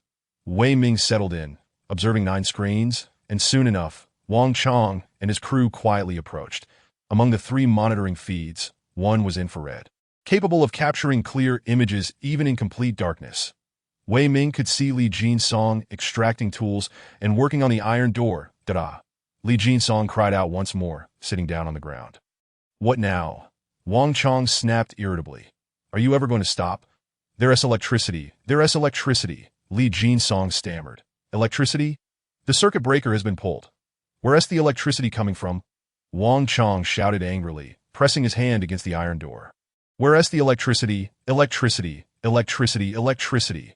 He trembled all over, his hair standing on end, instantly taking on a punk appearance. Wei Ming laughed heartily. He had just raised the power level. Unfortunately, while he had initially wanted to crank it up to lethal levels, Xia Bing had vehemently opposed, claiming it was against regulations. Nevertheless, under Wei Ming's insistence, the current on the iron door was divided into 3 levels, the highest of which was certainly discomforting. Wang Chang shivered for a moment before collapsing onto the ground, though he continued to tremble intermittently. Brother Chang, the others exclaimed in unison. What do we do now? This guy has a backup power source. Wang Chang was not foolish. He immediately deduced the reason behind the situation, which naturally incensed him to the point of fury. Yet he felt utterly powerless, that a frontal assault was futile, as Zhang Shi had already demonstrated. What about a clever breach? That too was impossible. The entrance was electrified. How could one pick the lock under such circumstances? Wang Chang found himself in utter frustration. Why was it so difficult to simply enter? Was the sensation of being electrocuted enjoyable? Wei Ming's voice echoed. What the hell? Wang Chang and his companions were filled with indignation. Thieves were supposed to feel a twinge of guilt, yet these ones were ruthlessly humiliated by their master, transforming their anxiety into rage. Wei Ming, do you dare to come out? Wang Chang challenged, goading him to abandon his shell. Wei Ming laughed heartily. Why should I emerge? If I wanted to kill you, I have plenty of ways that I'll give it a try. Wang Chang sneered, if you do, you shall meet your demise. Though Wei Ming was in the basement, the spatial door could be activated through the wall as long as he remained within 5 meters. Consequently, Wei Ming opened the spatial portal in the corridor, and arrows began to rain down. These were the arrows he had shot into the spatial door using a compound bow during moments of boredom. In that alternate realm, even time ceased to exist, and as the deity of that space, Wei Ming had no trouble redirecting the arrows. Thus, when released, they transformed into a torrential downpour of projectiles. Cries of agony filled the air. What is piercing me? It hurts. It seems to be arrows. How can there be arrows? Forget it, run. The group fled toward the corridor's entrance, stumbling in the darkness, colliding with obstacles, but they were too consumed by instinct to halt. Even when they crashed into walls. Unbeknownst to them, Wei Ming had ceased his assault and instead opened the spatial door at the corridor's mouth. One by one, they charged forward, oblivious to the fact that had they not cut the power, they would have seen their companions vanish mysteriously and would have likely stopped. However, fate had conspired against them. The garage's power was also severed, leaving them blind to their surroundings. Within a mere minute, the screams in the corridor abruptly ceased, plunging the area into an eerie silence. 3 minutes later, the garage lights flickered on, revealing an empty corridor, save for several fresh pools of blood that indicated prior human presence. The circuit breaker had been restored. Many were cursing which bastard, in the dead of night, dared to break into the substation and cut the power. What a fool! Moments earlier, Wei Ming smiled faintly, and with a mere thought. A living person materialized out of thin air. Wang Chong. His consciousness lingered in the moments prior, as the alternate space bore no concept of time, leaving him oblivious to his recent experiences. He was shocked to discover he was no longer in the underground garage but rather within a room. What is happening? His vision flickered from darkness to light. Wei Ming.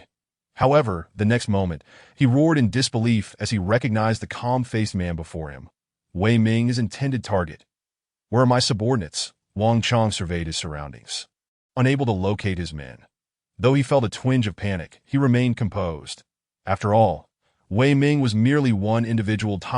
If I kill you, everything here, including the women, will belong to me, he growled menacingly. Chapter 69, Performing Surgery, Unveiling New Functions of the Alternate Space. Wei Ming chuckled. Have you not noticed anything different about yourself? Different? Wang Chong furrowed his brow, for he had inexplicably appeared here, causing him to feel a hint of disarray. Instinctively, he began to examine his body upon hearing Wei Ming's words, but there seemed to be no change. Wait, that is not right. There is. He gazed in disbelief at his left hand, which had accompanied him for over 30 years. Even with his eyes closed, he could sketch its outline, yet now he found it utterly unrecognizable. How peculiar. It resembles a pig's trotter. Why does my left hand feel so foreign? Is it truly mine? Wang Chong stood there, stunned and incredulous that I merely blinked, and my hand has changed. Why? How is this possible? What have you done to me? Wang Chong glared at Wei Ming, a gut feeling urging him to connect this transformation to Wei Ming. Wei Ming smiled slightly. I merely helped you undergo a transformation. Do you not feel grateful? Is it truly you? Wang Chong struggled to believe. How did you accomplish this? It was just a blink of an eye. And I felt no trace of surgery. You need not concern yourself with that.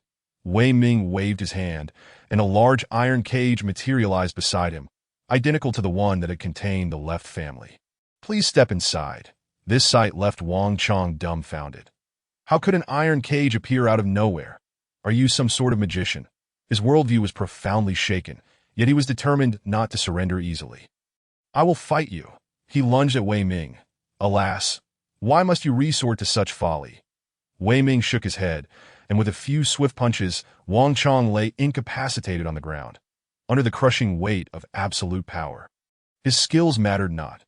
Wei Ming confined Wang Chong within the iron cage, intending to observe his transformation over the next few days, curious about any potential side effects following the surgery. By the way, why did you come looking for me? Wei Ming inquired, pondering why Wang Chong, who had seemingly lost everything, would fixate on him despite their lack of prior interaction. Wang Chong, having completely relinquished his will to resist, answered honestly. It's Li Jing. He recounted the events that had transpired. Indeed, it was her. Which building and room do you reside in? Wei Ming pressed. Building 14, room 902, Wang Chong replied candidly. Wei Ming smiled, since Li Jing had incited Wang Chong against him. She could not be allowed to escape unscathed. He had no desire to provoke others, but if someone insisted on challenging him, they would inevitably experience his righteous wrath. Mobilizing, without opening the door, Wei Ming directly opened the spatial portal outside, transporting himself into the alternate space before emerging through the portal, achieving what appeared to others as instantaneous movement. Wang Chang's eyes widened in horror. Wei Ming vanished like a specter, instilling terror within him. At that moment, he deeply regretted provoking such a monster. As Wei Ming navigated the garage, the temperature soared to around 40 degrees Celsius, a sweltering heat indeed. Fortunately, his physical resilience had significantly improved, while he could not entirely disregard temperature extremes. His ability to withstand heat had notably enhanced, rendering this high temperature merely uncomfortable rather than debilitating. Building 14, here we are. Wei Ming ascended the stairs swiftly, arriving at the 9th floor, room 902. He refrained from knocking, wary of a potential knife wielded at the door. Better safe than sorry that he vanished from his original spot, only to reappear within room 902. That a quick glance revealed a young girl seated on the sofa engrossed in her phone. While the sound of a television emanated from the bedroom, Wei Ming cleared his throat gently. The young girl was Li Xiaoxiao, who gasped and abruptly looked up, exclaiming, "Mom, Mom!" Li Jing rushed out, shouting, "What is it? What is it?" Only to find Wei Ming standing there. "What the hell? How could Wei Ming be here? How did you get in?" Li Jing felt an icy chill coursing through her. Wei Ming spoke ominously. "You incited Wang Chang to attempt my demise. I have come to exact my revenge." That a ghost. Li Jing's face drained of color, and she felt a stream of warmth trickle down her thigh in terror. How could a modern person be so frightened by a ghost? Shouldn't they adhere to materialistic beliefs? Yet, with Wei Ming's eerie appearance, it was difficult to dismiss. The door remained shut, yet he had entered. Was he not a ghost? Moreover, Wang Chang had indeed sought to confront Wei Ming, making it all the more reasonable for Wei Ming to return as a vengeful spirit. And the temperature had plummeted. She glanced at the air conditioner, which displayed a chilling 18 degrees. Could a standard air conditioner cool the room to such an extent during the summer? Absolutely not. Thus, Wei Ming must indeed be a ghost to cause such frigid temperatures. Furthermore, the dense mist surrounding him was characteristic of supernatural entities. In truth, Wei Ming had merely unleashed a considerable amount of dry ice in the kitchen, resulting in a rapid temperature drop and the appearance of fog. "Return my life." Wei Mingping extended his arms and continued to speak in a sinister tone. Li Jing was so frightened that she completely lost control and fled to the balcony. Li Xiaoxiao, equally terrified, followed her onto the balcony. The problem was that it was acid rain outside. Although the balcony had some shelter, it lacked glass, and with the wind blowing, the raindrops came pouring in. Li Jing, already pressed tightly against the edge of the balcony, was immediately struck by the acid rain on her neck. In pain, she instinctively attempted to evade it, but her forceful movement caused her to tumble over the balcony. The word help was still unspoken when Li Xiaoxiao reached out to grab her. However, due to Li Jing's slightly plump stature, Li Xiaoxiao lacked the strength to pull her back. What was the consequence of that grasp? She too was dragged off the balcony. Instantly, piercing screams filled the night sky. The distance from the 9th floor to the 1st floor was merely over 20 meters, and moments later, 2 dull thuds echoed as they both hit the ground. Even if they were not killed by the fall, it was important to remember that acid rain was falling at night. Anyone caught unprepared would suffer severe burns. Could they still be saved? It seemed they were doomed. Chapter 70. Leaving behind future troubles? "They're all my toys." Wei Ming was somewhat speechless, although he had no intention of letting this mother-daughter pair off the hook. Their demise in such a manner was rather unexpected. Very well, death extinguishes all grievances. Wei Ming teleported away, chuckling to himself that even Conan could not unravel this locked-room murder mystery. Some individuals were awakened by the screams. But in a world filled with robbery and murder, such occurrences were hardly surprising. They remained indifferent as long as it did not happen to them. Consequently, they returned to their slumber, even cursing, finally, a cool night for sleeping. "And you are making such a racket that you have no sense of public decency." Wei Ming made his way to the garage, where he deliberately took a detour and spotted the 4 members of his Zhou family. 3 were in a cage, and 1 was outside. Zhou Qingqing was seen recounting something to her parents, but upon closer inspection, it became clear that Zhou Fugui and the others were already lifeless corpses. Yet, Zhou Qingqing appeared to be conversing and laughing with the 3 dead bodies, creating a chilling scene. Wei Ming felt no turmoil within in his previous life. This family of 4 had been brutally murdered. And in this life, avenging that wrong was only fitting. Was he expected to repay malice with kindness? To play the saint? Good heavens. He might as well hang himself with a rope. Wei Ming turned to leave. As for Zhuo Qingqing, let her fend for herself. Upon returning to the villa, no one was aware that several lives had been lost in the community that night. Well, not entirely true. There was one person who knew, Wang Chong. Seeing Wei Ming materialize before him, even this ruffian was struck with fear and shouted, "Are you even human? Are you a ghost?" Wei Ming shrugged, "Of course. I am human. But you, with your dark heart and ruthless hands, hardly qualify as one. Have you not killed enough people? Those subordinates of yours were surely slain by me. And what were you doing just now? Did you go and kill Li Jing and her daughter? How dare you accuse me?" Wei Ming chuckled, "I never initiate trouble. It is fools like you who provoke me, forcing me to retaliate. Why am I even discussing this with you? Your guilt or innocence means nothing to me." Wang Chong's expression shifted through a spectrum of emotions, mingling curiosity, fear, and resentment.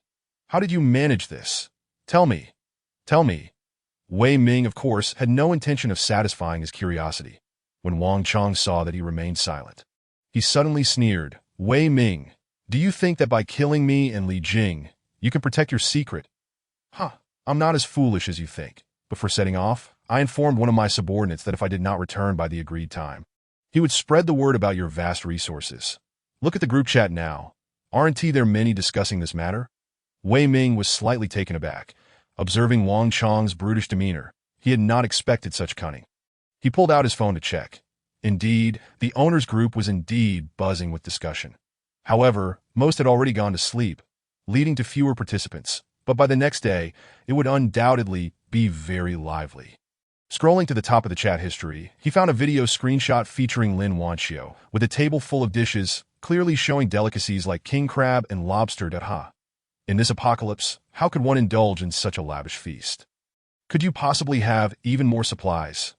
Even if this was Wei Ming's last meal before death, would anyone believe it?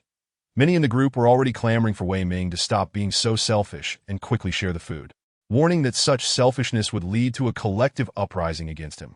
See that? Haha. Wang Chong laughed triumphantly. Although I've fallen into your hands, do not think you can enjoy your spoils in secret. Wei Ming glanced at him and could not help but chuckle. If I feared the people in the community, why would I send that video to Li Jing? He shook his head. Do you think I am unaware that Li Jing might share that screenshot with others? This is a play in the stratosphere.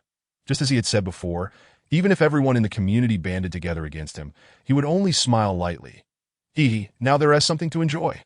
Wang Chong trembled uncontrollably that if everything was part of Wei Ming's scheme, then this individual was truly terrifying. It's impossible. You must be feigning calmness to avoid my ridicule. Think whatever you like. Wei Ming shook his head. Ignoring Wang Chong further, he opened the basement door, ascended to the first floor, locked it, and slowly made his way to the third floor. At that moment, Song Qingyun and the other women had nearly finished their meal and were chatting. Upon seeing Wei Ming return, they all breathed a sigh of relief. Although they had great confidence in Wei Ming, should anything happen to him, they too would suffer the consequences. How could they not worry? Now that Wei Ming had safely returned, they could finally relax. Lin Wanxiu, ever the gossip, smiled and asked, "Your Majesty, what happened just now?" Wei Ming replied with a smile. A group of individuals attempted to disable the villa's security measures to break in and were dealt with by me. He casually recounted. Lin Wanxiu shook her head. People want details. Hey, why shake your head? Why do you have to flaunt your chest? You're provoking me. Do you understand the grave consequences? As the night wore on, the women returned to their rooms to rest, while Wei Ming also went back to his own room. However, having slept much during the afternoon, he was full of energy and unable to fall asleep. He took out his phone to browse instead. To his surprise, there were quite a few night owls active in various groups. The liveliest was the fishing group, where a bunch of anglers had not been able to fish for 7 days and were growing increasingly impatient. They were discussing how to create super materials to withstand acid rain. Indeed, a few individuals in the group were remarkable talents, discussing topics like nanomaterials, which left Wei Ming astonished. Forget it. I want to participate in the discussion. After reading for a while, he finally felt drowsy, tossed his phone aside, and went to bed. Chapter 71. High temperature warning in the apocalypse. Day 8. That early in the morning, the leaders of various factions convened a small group to discuss the incident regarding Wei Ming's substantial resources. The atmosphere was charged with indignation, as they insisted that Wei Ming must relinquish his supplies for the collective survival. This matter must be handled properly, Zhao Jihu said, frowning that as the first person to venture out and bring back supplies.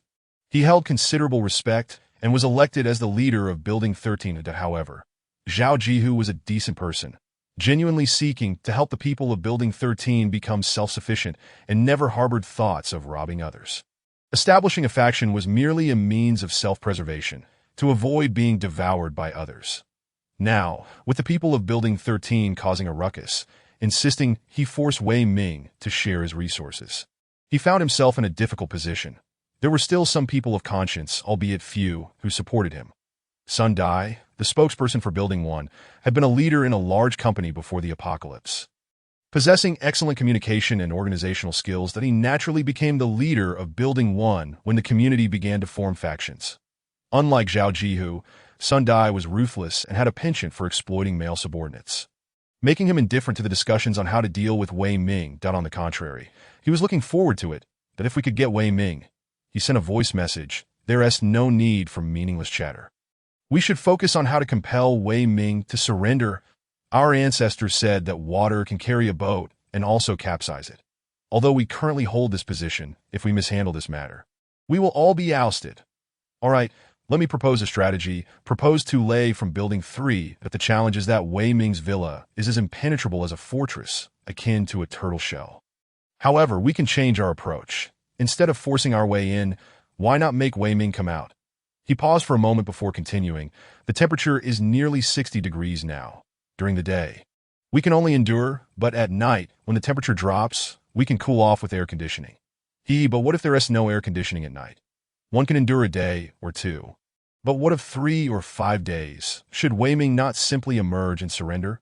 Tu Lei, brimming with confidence, remarked, to achieve this, we merely need to cut off the electricity to the substation. Indeed, it is rather simple. The gang leader's eyes lit up. Why must we persist in thinking solely about how to break in? A shift in perspective opens up a world of possibilities.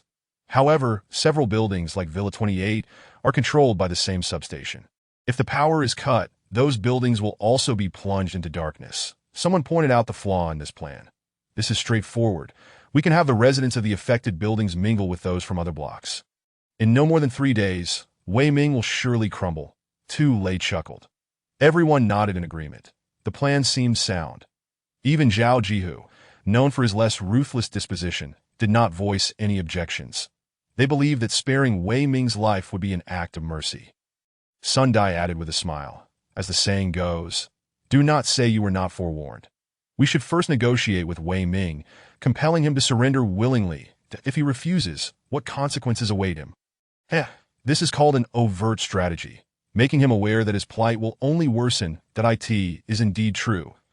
If Wei Ming were to surrender outright, there would be no need to cut off the power. They proceeded to invite Wei Ming into their group chat.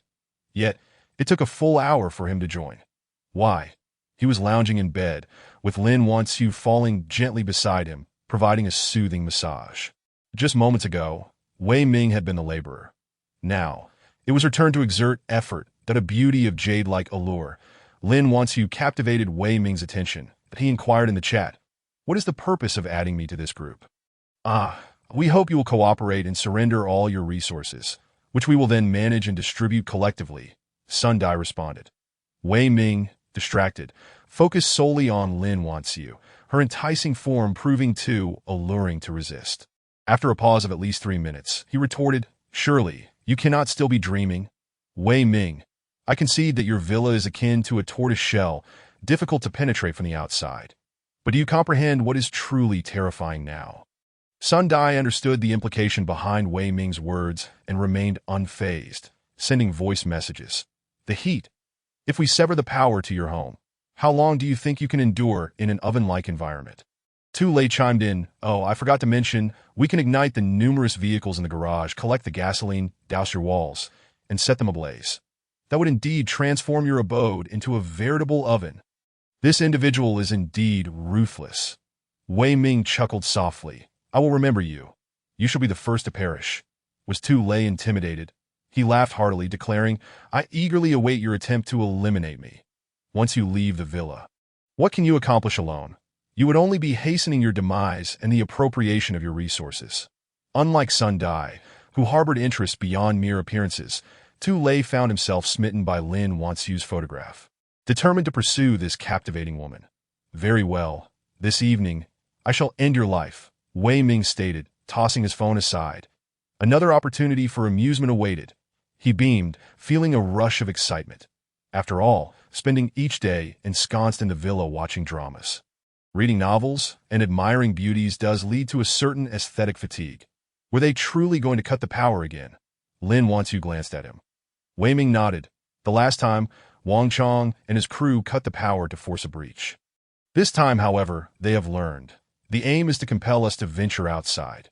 Lin Wanxiu's brows furrowed in concern, prompting Wei Ming to pull her close, relishing the E-cup sensation, and reassured her, I have said it before. Do not fret. I will handle everything. But how will you resolve this? Lin Wanxiu still wore a worried expression. She could be flirtatious when necessary, yet she possessed a keen intellect when matters turned serious. Although the villa utilized ice blocks for cooling, the ice ultimately required electricity to be produced. Wei Ming feigned ignorance. If the power is out, can't we simply plug it back in? Lin Wanxiu rolled her eyes. Are you intentionally playing the fool with me? How amusing. They ventured outside, where Song Qingyun and the others were in the living room, some watching television, others exercising. Although Wei Ming and Lin Wanxiu emerged in their natural state, the others were unfazed, accustomed to such displays. Lin Wanxiu quickly gestured for Wei Ming to set her down, then relayed Sun Dai's threats regarding the power outage. This caused Song Qingyun and the others to pause and furrow their brows. Wei Ming, what shall we do? They implored, looking to him for guidance. Chapter 72. Power outage, Yu Chutong in a frenzy. What to do? Wei Ming replied with a smile. We shall simply make a salad.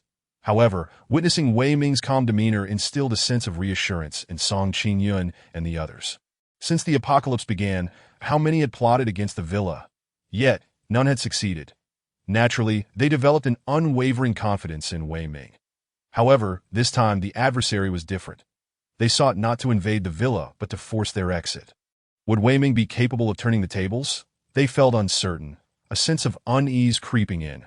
Wei Ming laughed heartily. Fear not. The villa is equipped with a generator, and we have ample energy. A sigh of relief escaped the five women, that if we conserve our usage, we should manage for quite some time. Meanwhile, their adversaries would undoubtedly struggle. What of others?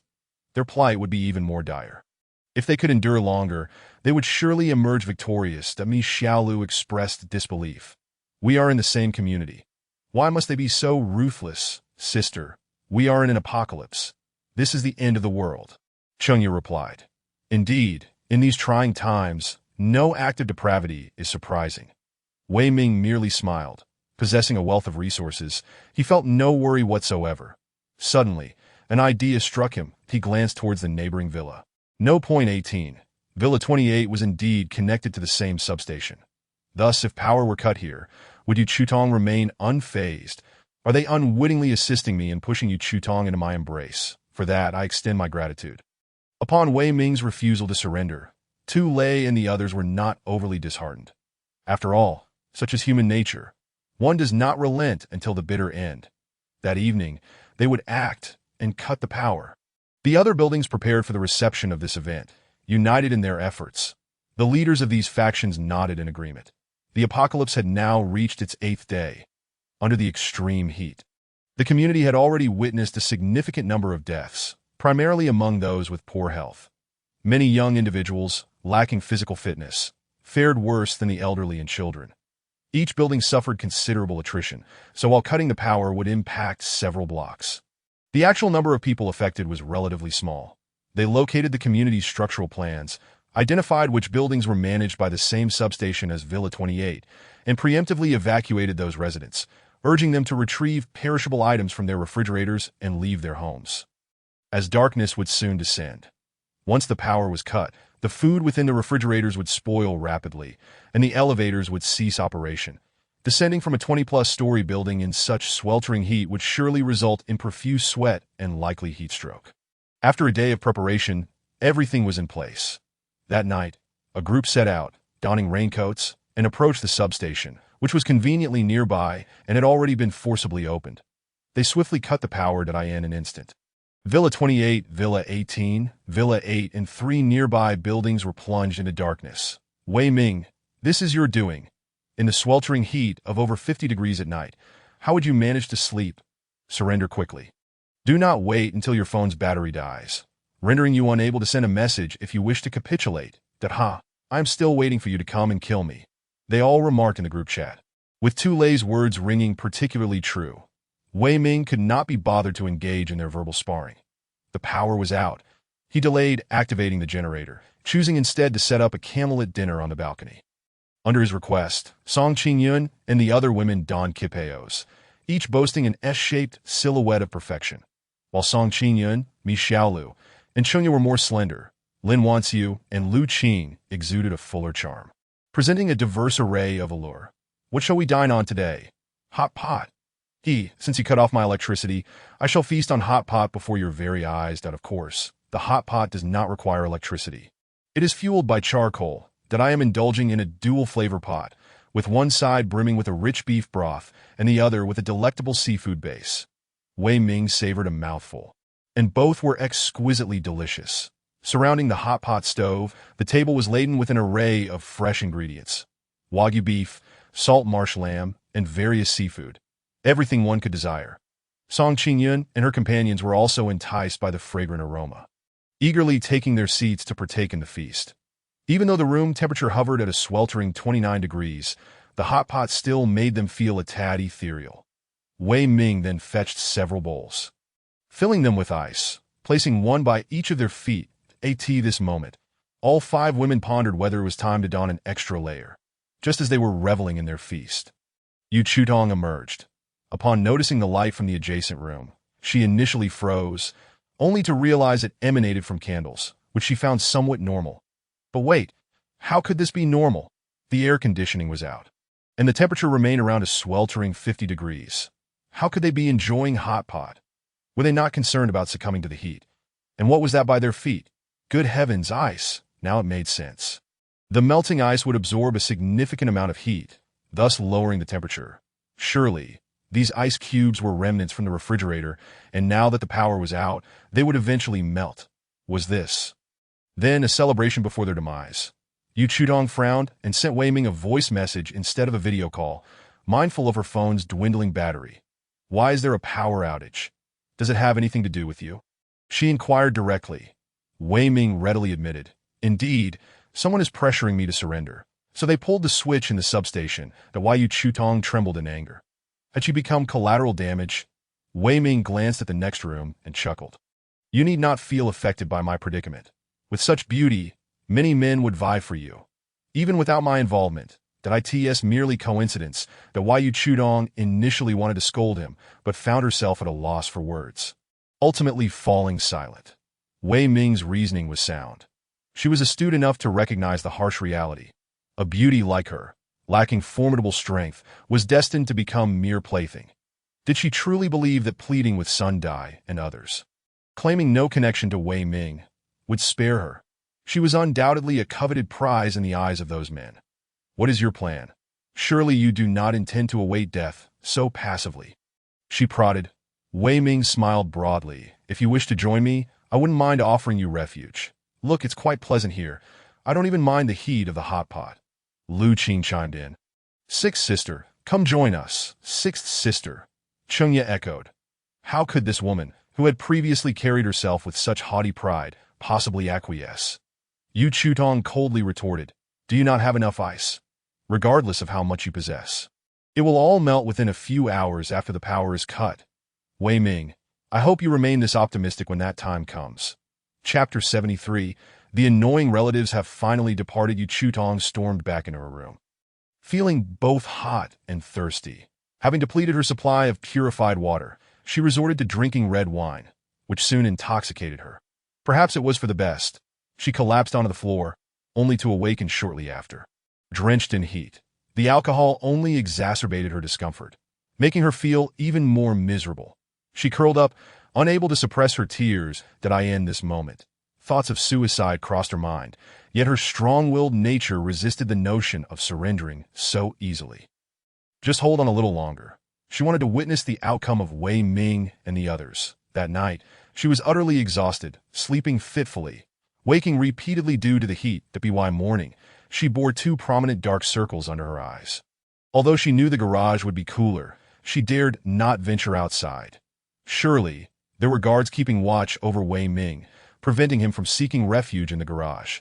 While she was not the primary target, her stunning beauty would undoubtedly attract unwanted attention from men. That if she lingered in this state for 2 or 3 days, she feared she would lose her sanity. As for Wei Ming, he slept soundly, refraining from seeking out Tu Lei. Even if he suspected Wei Ming was merely trying to intimidate him, Tu Lei would undoubtedly take precautions. After all, 2 fists could hardly contend with 4 hands. Wei Ming had no fear of direct confrontation, but was wary of being caught off guard. Thus, he opted to exercise caution. What was the harm in delaying the execution of Tu Lei for another day? On the 9th day of the apocalypse, Tu Lei messaged Wei Ming early in the morning, teasing, "I waited for you all night yesterday. Why didn't you show up?"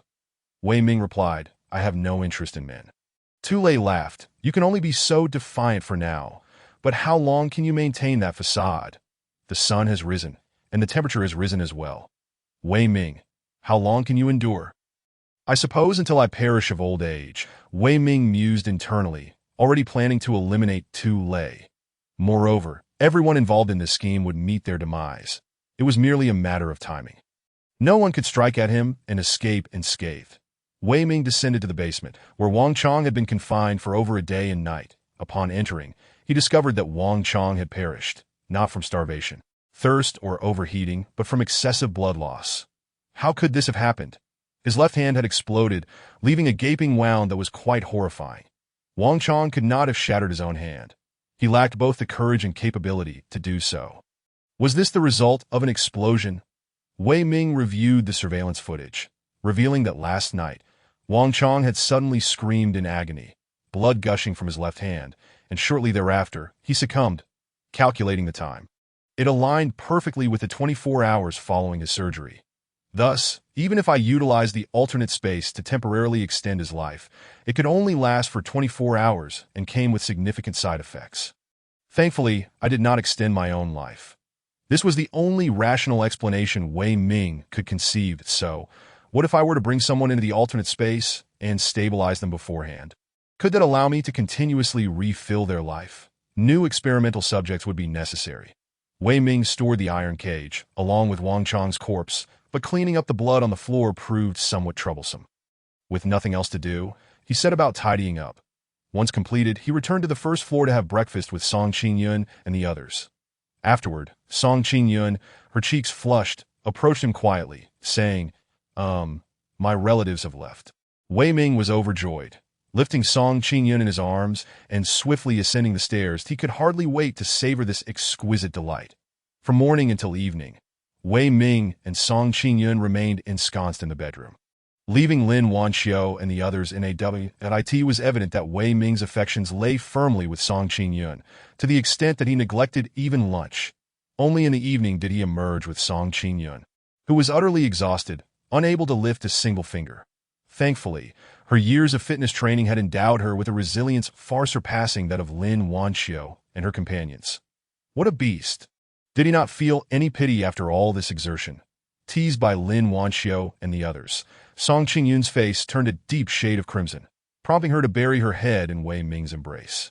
Wei Ming, on the other hand, was utterly satisfied. Song Qingyun was indeed flawless. "What shall we have for dinner?" "Barbecue." Wei Ming prepared the grill on the balcony, using smokeless coal. Otherwise, they would surely suffocate. As the barbecue progressed, Yu Chutong made her appearance once more.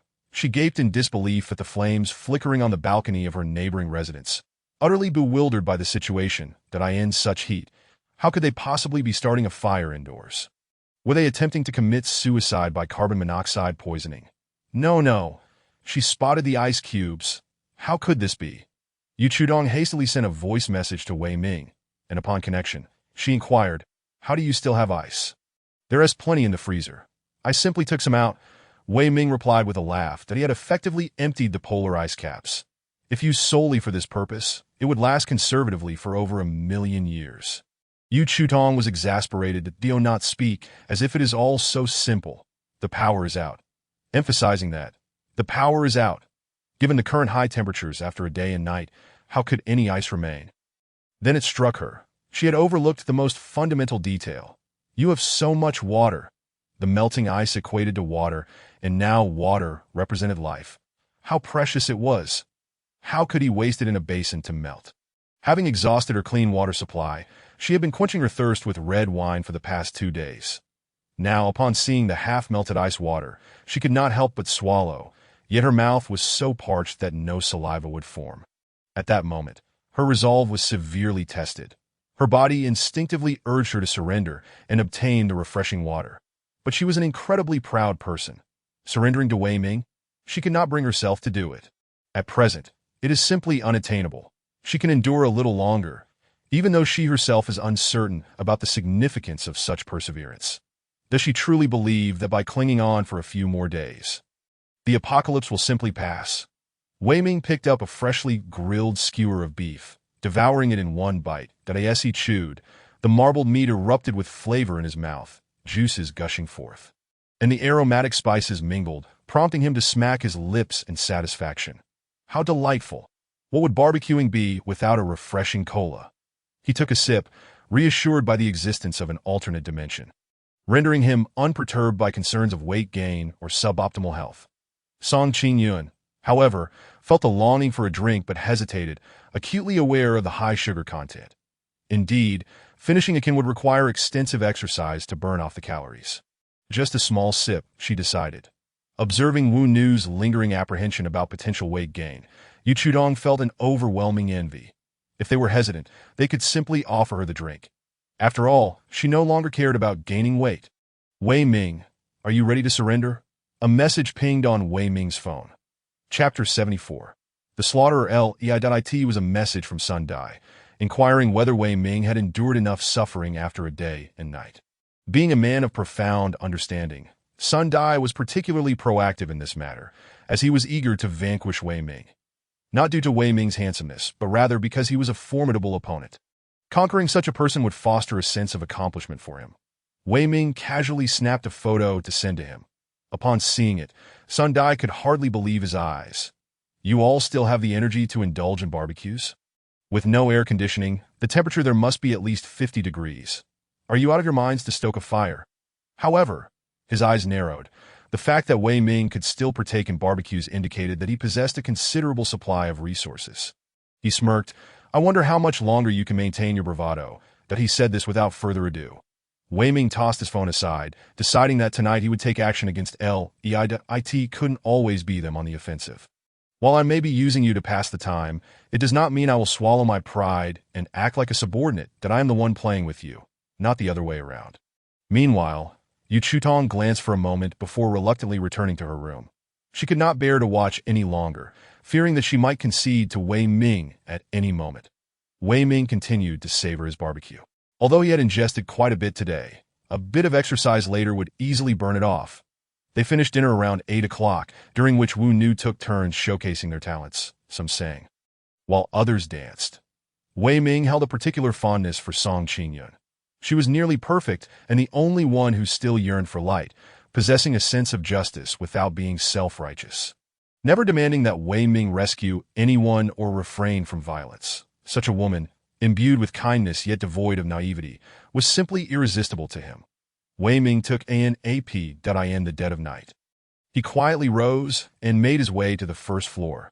Utilizing his ability to teleport, he entered villa number 18 next door. Had Yu Chudong been in the living room at that moment, she would undoubtedly have been terrified.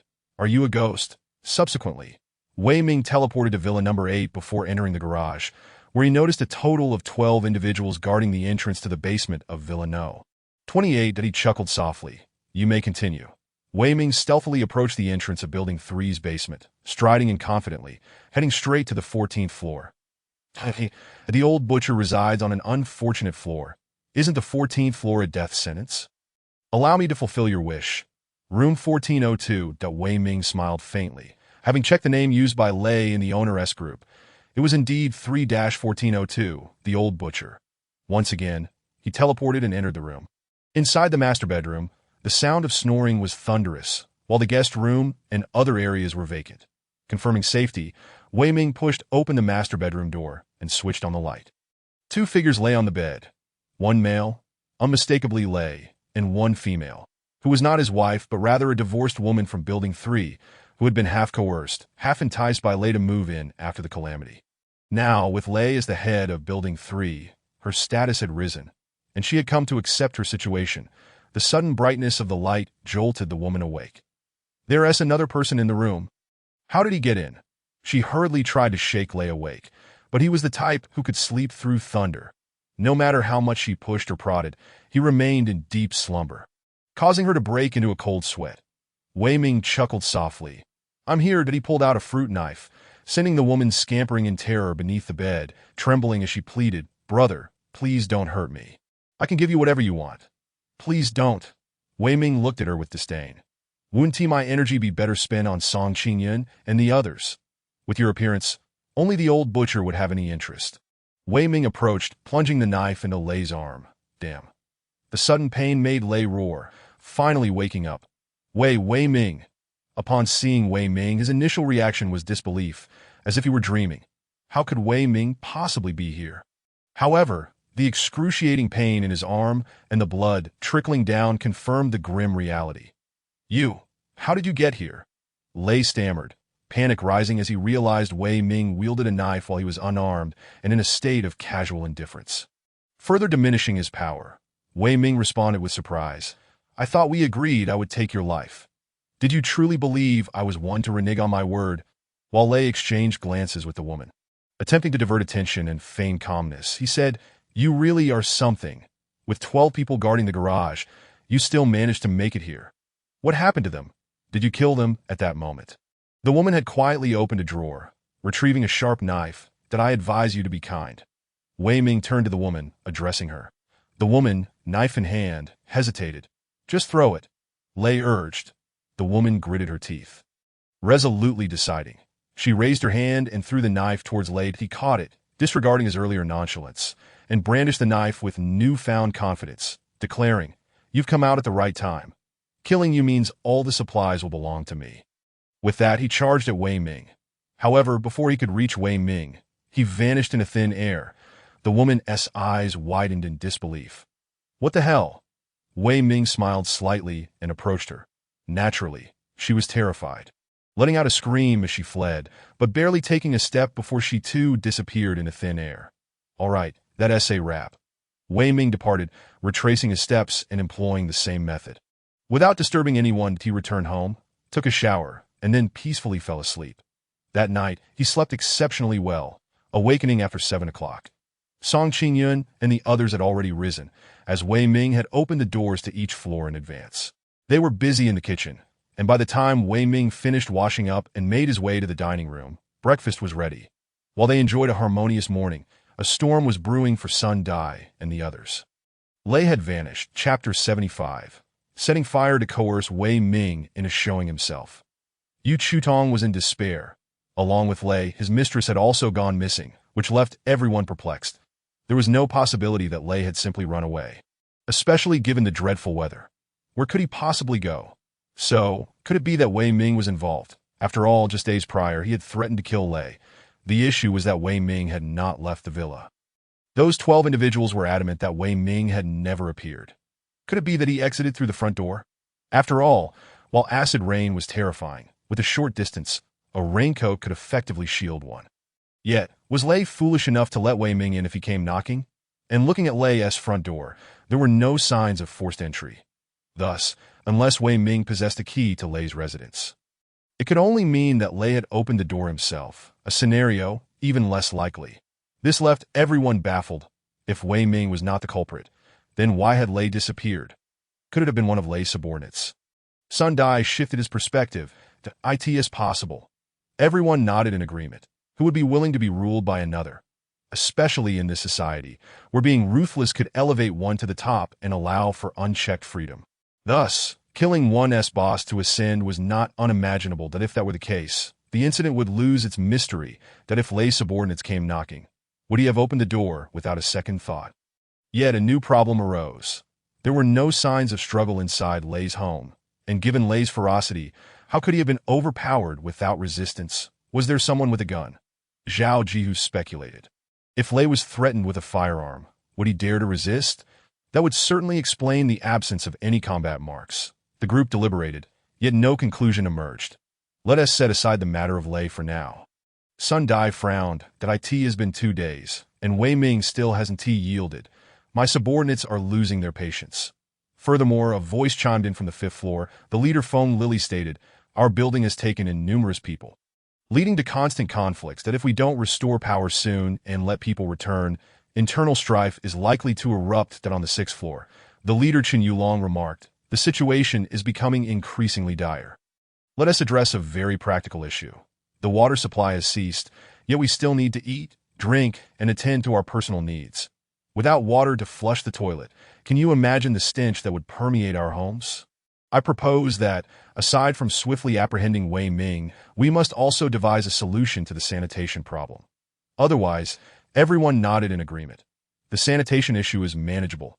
At worst, we could collect acid rain. While it may be unfit for drinking, it suffices for flushing toilets. The crux of the matter lies with Wei Ming.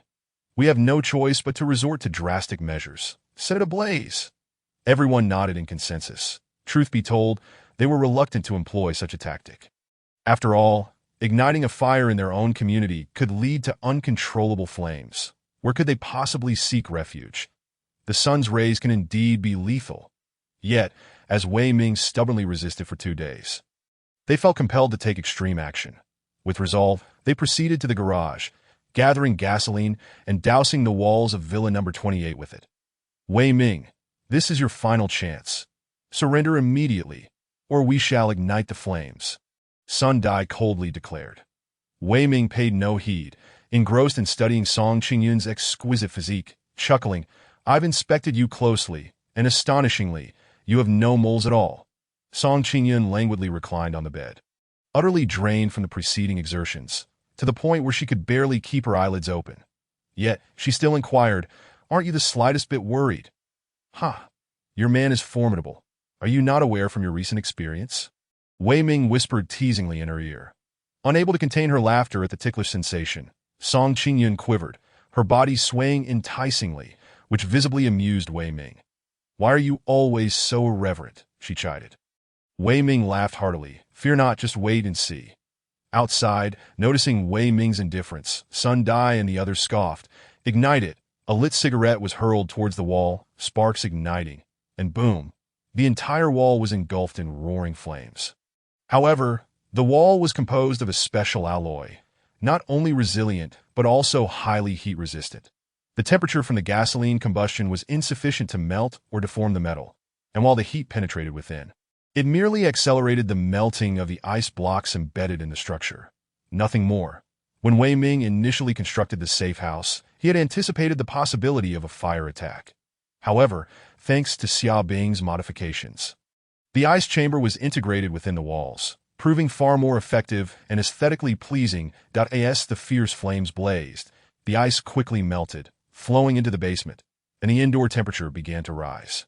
Yet before Song Qingyun and the others could fret, Wei Ming utilized the spatial portal to replenish the ice blocks, stabilizing the temperature within the villa instantly to 28 degrees, even managing to lower it by a degree. Perhaps I added too much ICE. No matter, Wei Ming reassured. The 5 women gazed at Wei Ming in astonishment, while others ignited a villa. How is it that the temperature inside there's not only failed to rise, but actually dropped? How did you accomplish this? One asked. Indeed, do enlighten us, they clamored, curiosity piqued. Wei Ming merely smiled. A sage possesses his own ingenious methods. Lin Wanqiu nestled into his embrace, speaking in a seductive tone. Satisfy my curiosity, and I shall grant you free rein. The positions you requested earlier can be unlocked for you, you know. Even Song Qingyun, driven by curiosity, added that if Wei Ming revealed a secret, she would don any attire and engage in cosplay with him. Just as Wei Ming was about to respond, he received a video call from Yu Chutong. This woman is willing to use video. Is she not concerned about battery life? Wei Ming answered the call. Yu Chudong immediately erupted in a weak voice. You are going to kill me. Wei Ming, remember, you owe me a life. What had she done to deserve this? Her home was also experiencing a power outage. And crucially, Sun Dai and the others were setting fire to Villa number 28. Even if her own villa was not directly ablaze, the escalating temperature was unbearable. What was the indoor temperature during the day? Even with the curtains drawn, it exceeded 50 degrees, and if it continued to rise, it would reach 60 degrees. I refuse to die like this, Yu Chutong cried, tears streaming down her face, only to evaporate before they could fall. I hate you, Wei Ming chuckled. Are you willing to come over now? To die alongside you? Yu Chudong retorted with a cold laugh. No, thank you. She abruptly fell silent, witnessing Wei Ming's calm demeanor. Where was the slightest hint of distress? How could this be? She screamed. I'm not the main character here, yet I'm about to be roasted alive. Shouldn't the temperature in your place be even higher? Wei Ming smiled warmly. Did I not mention I have an abundance of ice? Chapter 76. Yu Chudong's defection. Yu Chutong could hardly believe it. Even if he had ice, under power outage conditions, shouldn't it have melted by now? Yet, Wei Ming and the 5 women appeared completely unfazed, not resembling those on the verge of being scorched at all. In fact, Wei Ming even showed her the temperature. 28 degrees. My goodness, just 28 degrees. Little sister, if you don't surrender soon, do you truly wish to become a roast pig? Lu Qing teased, while Yu Chutong forced a smile. She genuinely regretted her earlier choices. It had been so easy to visit Wei Ming before, just a few steps through the underground garage. But now, could she still traverse the garage? Certainly not. Not to mention the throngs guarding it. The raging fire was also an insurmountable obstacle. Would charging through not be akin to courting death? Thus, she had no choice but to venture above ground. However, the sun's rays could be deadly, and she had to ensure complete protection against the light. Otherwise, the searing pain would overwhelm her, leaving her vulnerable to further sun exposure, ultimately leading to her demise. Moreover, the heat. With no alternative, Yu Chutong donned layers of clothing for protection, nearly fainting from the oppressive warmth. Yet, the will to survive propelled her to open her front door, unfurl an umbrella, and dash toward Wei Ming's villa. In such sweltering heat, her heavy attire only exacerbated her discomfort, and even a few steps left her drenched in sweat, intensifying her suffering. Nonetheless, Wei Ming's villa drew nearer. 10 meters, 5 meters, 1 meter. The door swung open. She rushed inside, the umbrella knocked aside, but Yu Chutong was beyond caring. She fainted from the heat. Wei Ming swiftly caught her, hastily removing her clothing. This was not out of lewd intent, but out of fear that Yu Chutong might perish from the heat. Once she was down to her underwear, he halted, fetching purified water and administering it to her in small sips. The refreshing liquid trickled down her throat, reviving Yu Chutong, who eagerly gulped it down. Wei Ming, mischievously, took a large swig for himself, puffing out his cheeks, refusing to swallow while Yu Chutong, being perceptive, understood his implication. Having made the arduous journey, she was already resolved, and after a few sips, her thirst only intensified, prompting her to lean in for a kiss, greedily transferring the water to him. Wei Ming took another sip. She had no choice but to continue kissing him. They continued this exchange until they had consumed 2 bottles of water, after which she finally regained her composure. Little sister, how delightful. Hee, little six. Lu Qing and the others teased, while Song Qingyun remained benevolent, refraining from joining in the mockery. Yu Chutong could only blush and endure the banter. What could she say when she had been so arrogant just days prior, mocking Song Qingyun and the others, and now, here she was practically offering herself up. The contrast between her previous haughtiness and her current predicament was stark. Wei Ming laughed heartily, patting Yu Chutong on the back. Go take a shower and express your gratitude to those outside. The water is hot and ready for use. What? You actually use precious clean water to bathe? Yu Chutong stared at Wei Ming in disbelief. I'm on the verge of dying of thirst. Wei Ming shrugged. If you don't wash, I'll be put off by your stench. Even the most beautiful woman would not smell fragrant after 7 or 8 days without a bath. Yu Chutong, initially reluctant to waste water for survival's sake, was swayed by Wei Ming's apparent abundance of clean water. Being a woman who cherished beauty, she could hardly bear being filthy and odorous. Yet, in comparison to survival, cleanliness was paramount. She headed to the basement to wash, where the melted water had pooled. She quickly discarded her clothing and stepped into the bathtub, where clean water flowed in steadily. The moment she entered the water, Yu Chutong was overcome with emotion and began to cry.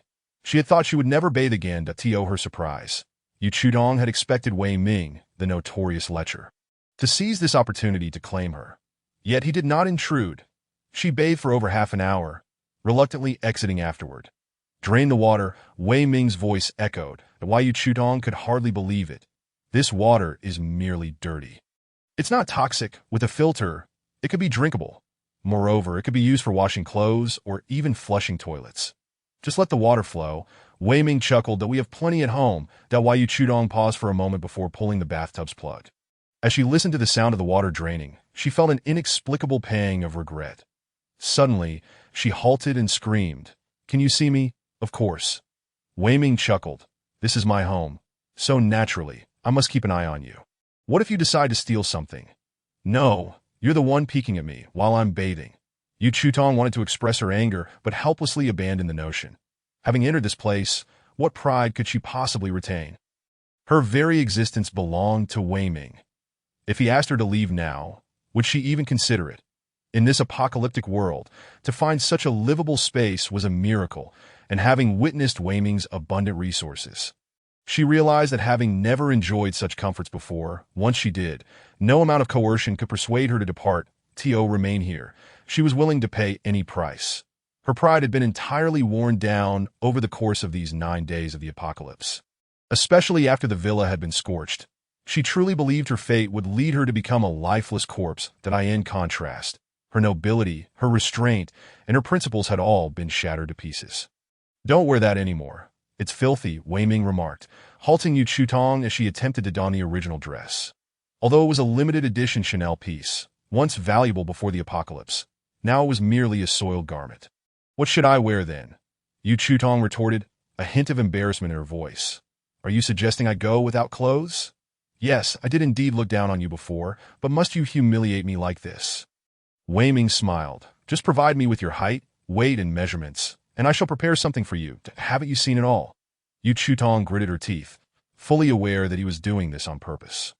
However, seeing that Wei Ming was ignoring her, she reluctantly stated, "Height 172 cm, weight 49 kg, measurements 34d, 22, 33 dm. Just as I estimated."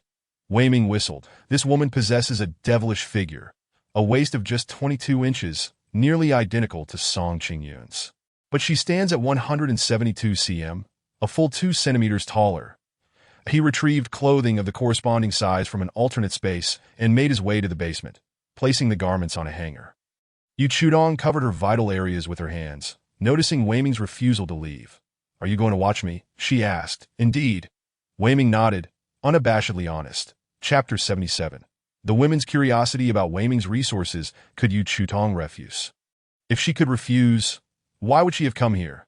As a female CEO, she was quite resolute. Since resistance was futile, she might as well comply. It was akin to a drinking occasion.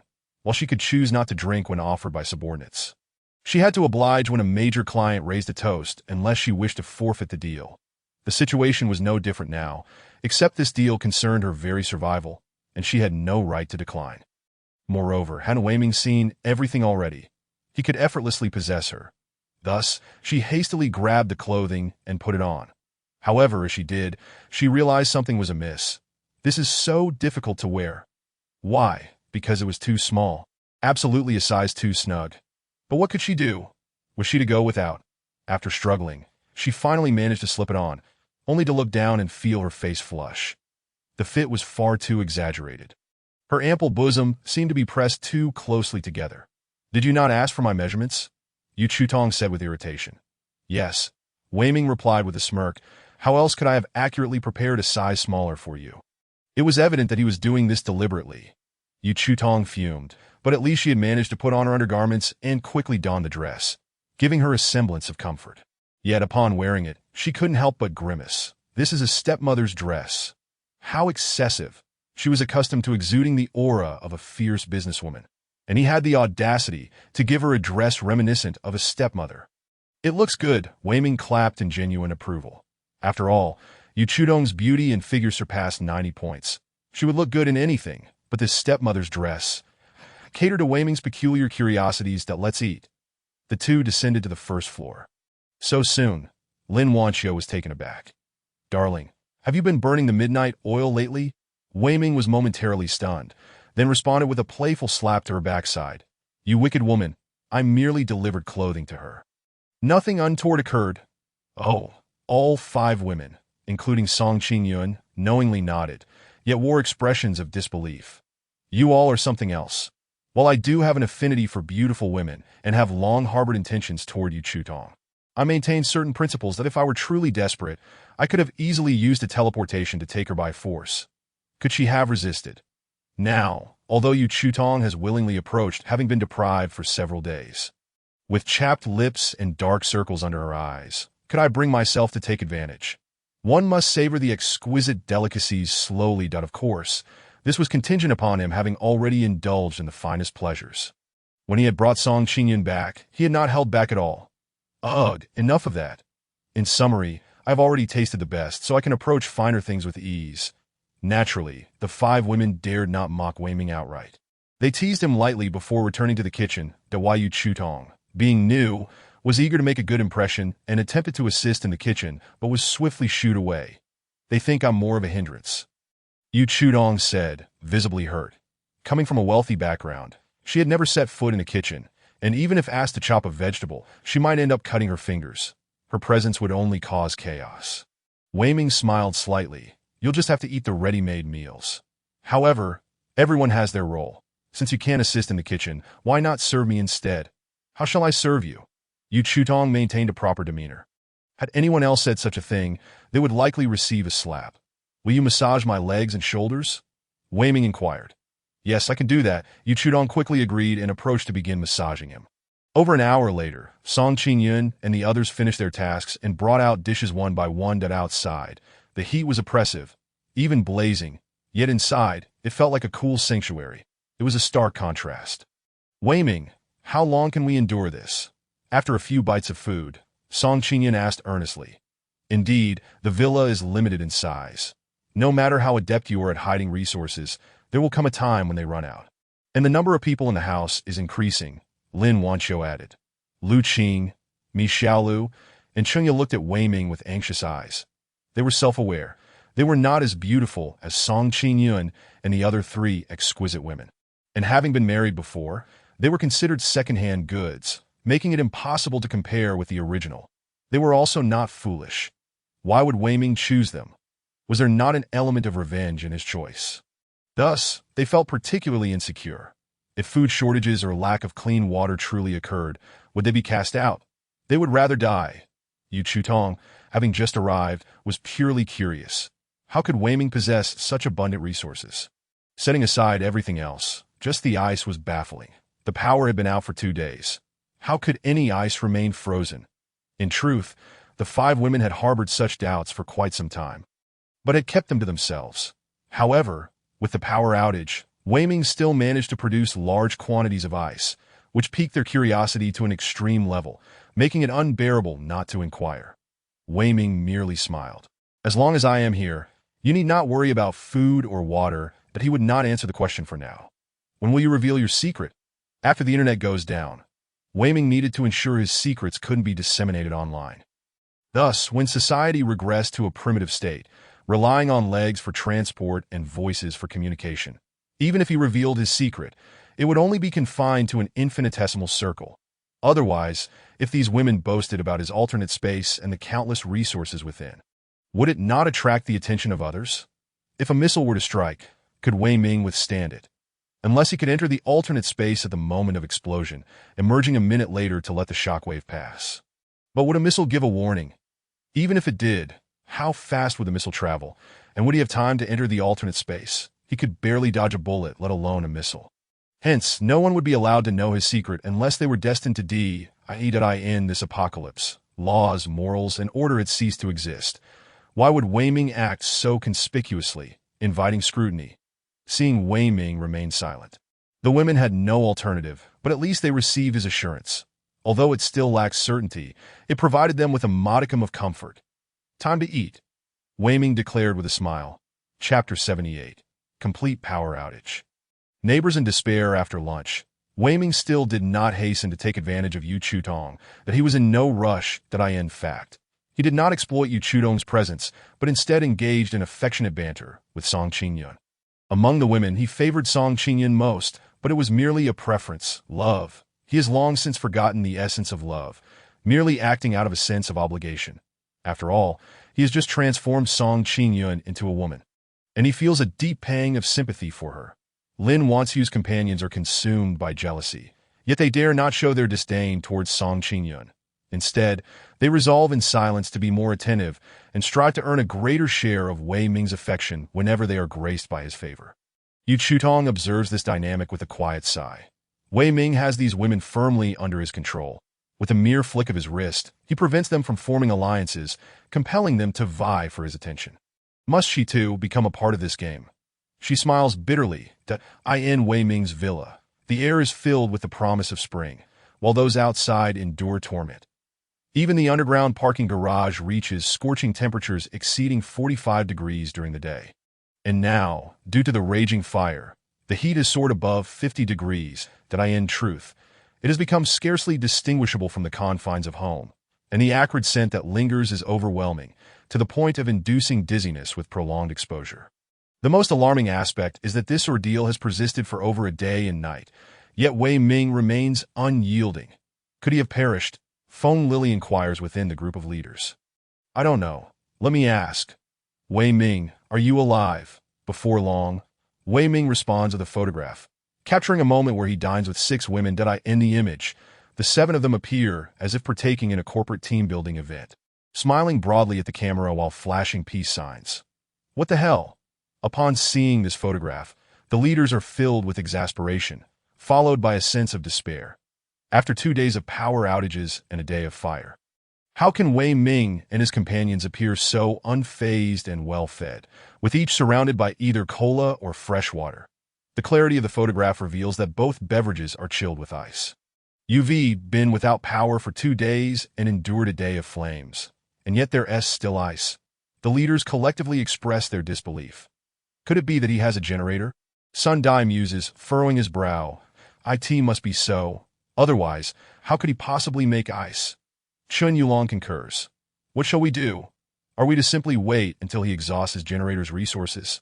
The group is filled with concern. What to do?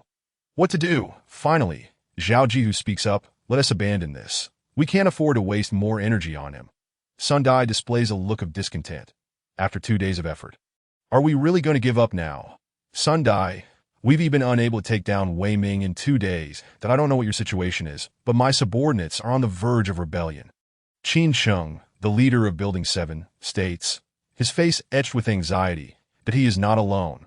The others share his sentiments. How did they ascend to their positions of power? Either through considerable reputation as former building leaders or through sheer strength. As exemplified by Tu Lei, Zhang Shi's threats compelled the owners in each building to unite, necessitating a leader among them, thus leading to the selection of these individuals. Such leadership is inherently unstable. When the winds are favorable, all is well. But when faced with adversity, doubt arises and thoughts of replacing the leader emerge. They may occupy their positions now, but they are reluctant to be ousted, for power is an intoxicating allure. Even in these apocalyptic times, Sun Dai huffs, do you all wish to surrender? The majority remain silent, but silence can often speak volumes. Fine, if you wish to give up, I shall not, Sun Dai coldly declares. However, let me make one thing clear. Should I acquire Wei Ming's resources, none of you will partake. The leaders merely chuckle. Sun Dai scoffs and tosses his phone aside, but he is determined to conquer Wei Ming. In truth, his strategy is simple. Continue the arson and assign a few individuals to keep watch in the underground garage.